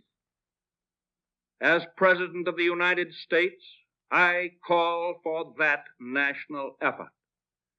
I call for it in the name of this nation which we love and honor, and which we are privileged and proud to serve. I call upon our people with absolute confidence that our common cause will greatly succeed. And now you will hear the rest of the story with Paul Harvey up next. Hello, Americans. This is Paul Harvey. Well, maybe we can talk about some less horrendous things this date than what's usually accepted as news. But first, I have a word for you on page 2. When I'm traveling, I like to stay in a Hampton Inn, and I want to tell you what sold me on that idea. We travelers these days have a lot of choices, and most of them are better than most any place else in the world. But Hampton Inn is something different. With 2-room suites in which we big guys can stretch out, and Paul Jr. is even taller than I. They're always clean, they're always comfortable, the laundry service is right on the premises, free breakfast and a free USA Today every morning. But what really sold our family is when they told us about Hampton Inn's unique 100% satisfaction guarantee. You get clean, comfortable accommodations, you get friendly, efficient service, or they do not expect you to pay. And that did it for me. If it does it for you, telephone for a reservation, 1-800-HAMPTON. You might want to figure after the holidays to have a weekend away with the family. And they have some special weekend rates at Hampton Inns. You can also log on to hamptoninn.com. Or for reservation information, just telephone 1-800-HAMPTON. You know, the real miracle of Christmas is that any religious significance remains. Despite the gaudy tinsel wrapping, the meaning of the Christ Mass remains somehow intact. Above the cacophony of razzmatazz, there's yet audible the simple grandeur of the carillon. Mercenary merchants decorate bottles with images of angels and yet somehow fail to drown them. And though our eager eyes now search the skies for man-made stars, we yet remember best the one which once upon a time stood still over a stable. This is the miracle of Christmas. Not that so many profane the day with self-indulgence, but that so many still trudge through the snow to an early service or a midnight mass.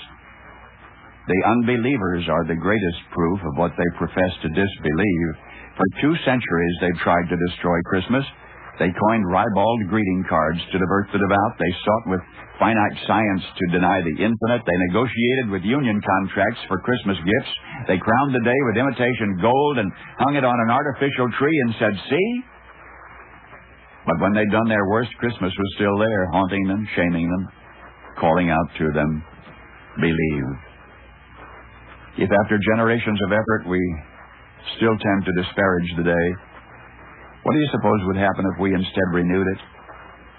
There are no more lengths to which we can go to dilute its significance. Perhaps we should revert to reverence.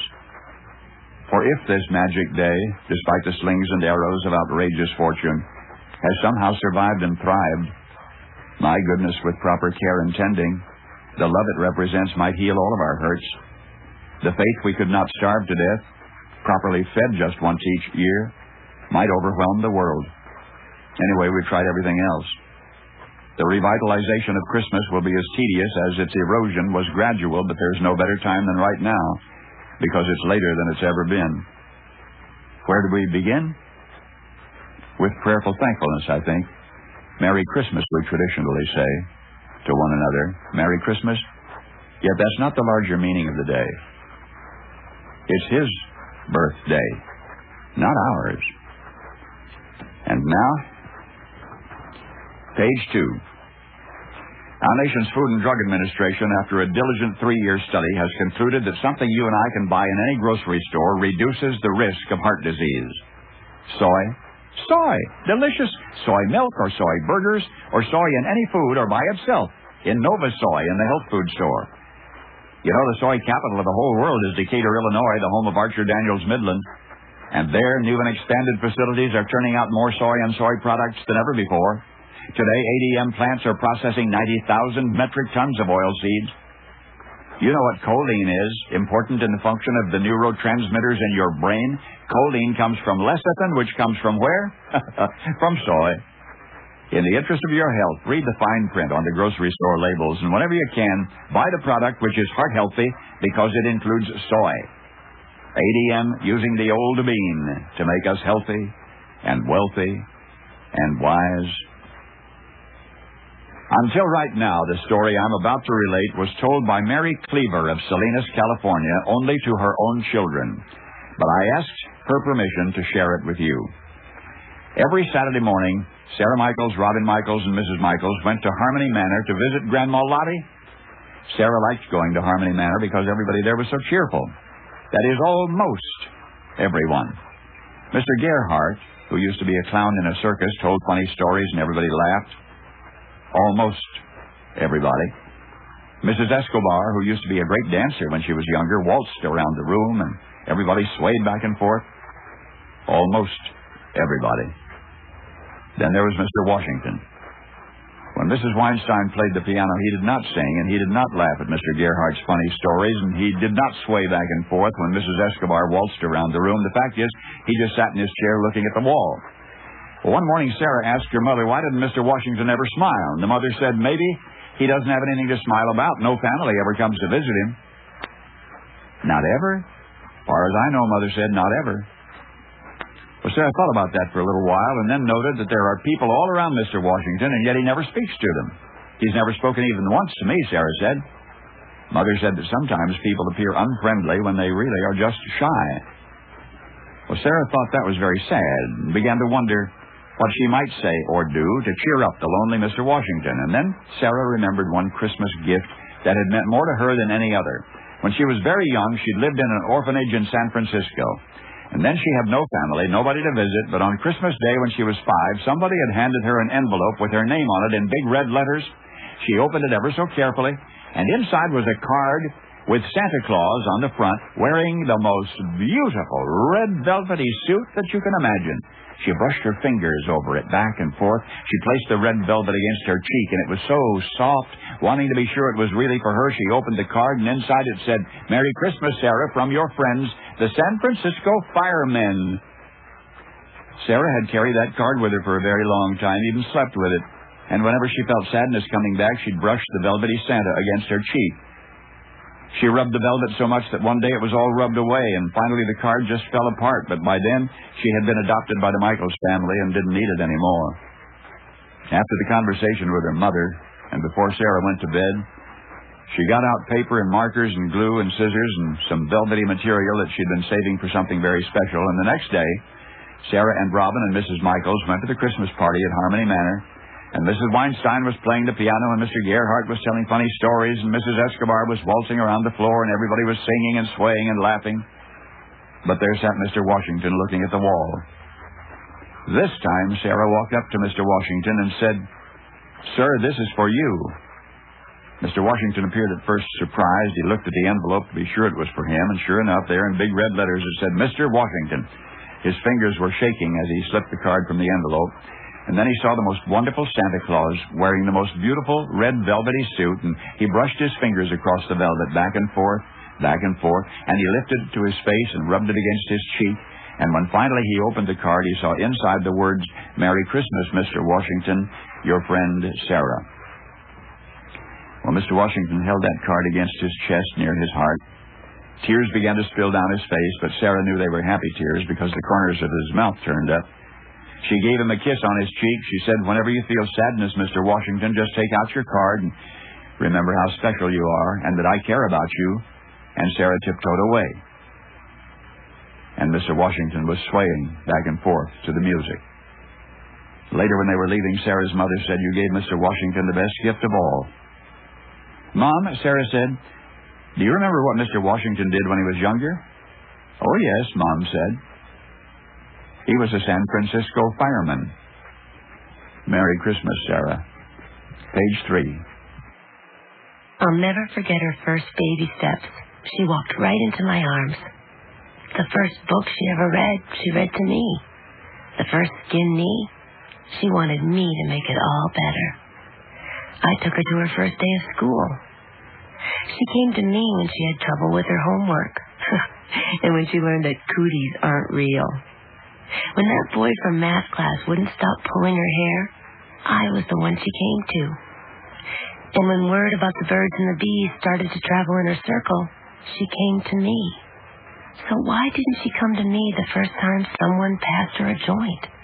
Don't wait for your child to come to you when it comes to drugs. Talk to them first. If you're not sure where to begin, call 1-800-729-6686 for a brochure. You'll learn all you need to know to take that first step. It's not too early to talk to your kids about drugs. A message from the Partnership for a Drug-Free America. So that I can respond properly to a perennial request of yours, you mind if I leapfrog ahead to page 4? I've been telling you how most of 1 million seniors lost their HMO-provided Medicare supplement coverage this past year, and how for the third straight year, the independent insurance industry rating service, Weiss Ratings, advised seniors who lost their HMO Medicare coverage, do not join another HMO. Now, choosing the right Medicare supplement policy is important. And I want to tell you about United American Insurance, which has been around since the start of Medicare, and it'll be around whenever you need them. Because I'd like you to have a copy of something called a Guide to Health Insurance for People with Medicare. This booklet is free, and it'll help answer your questions about Medicare and Medicare supplement policies, including the exclusions and the limitations. United American has no connection with Medicare, but this helpful information will be provided at no cost if you'll just let me have your address. Telephone 1-800-424-7000. Before the new year begins now, let's telephone 1-800-424-7000. Write down that number. It's an 800 number, 424-7000. And all you need to do is ask for the free Guide to Health Insurance for people with Medicare.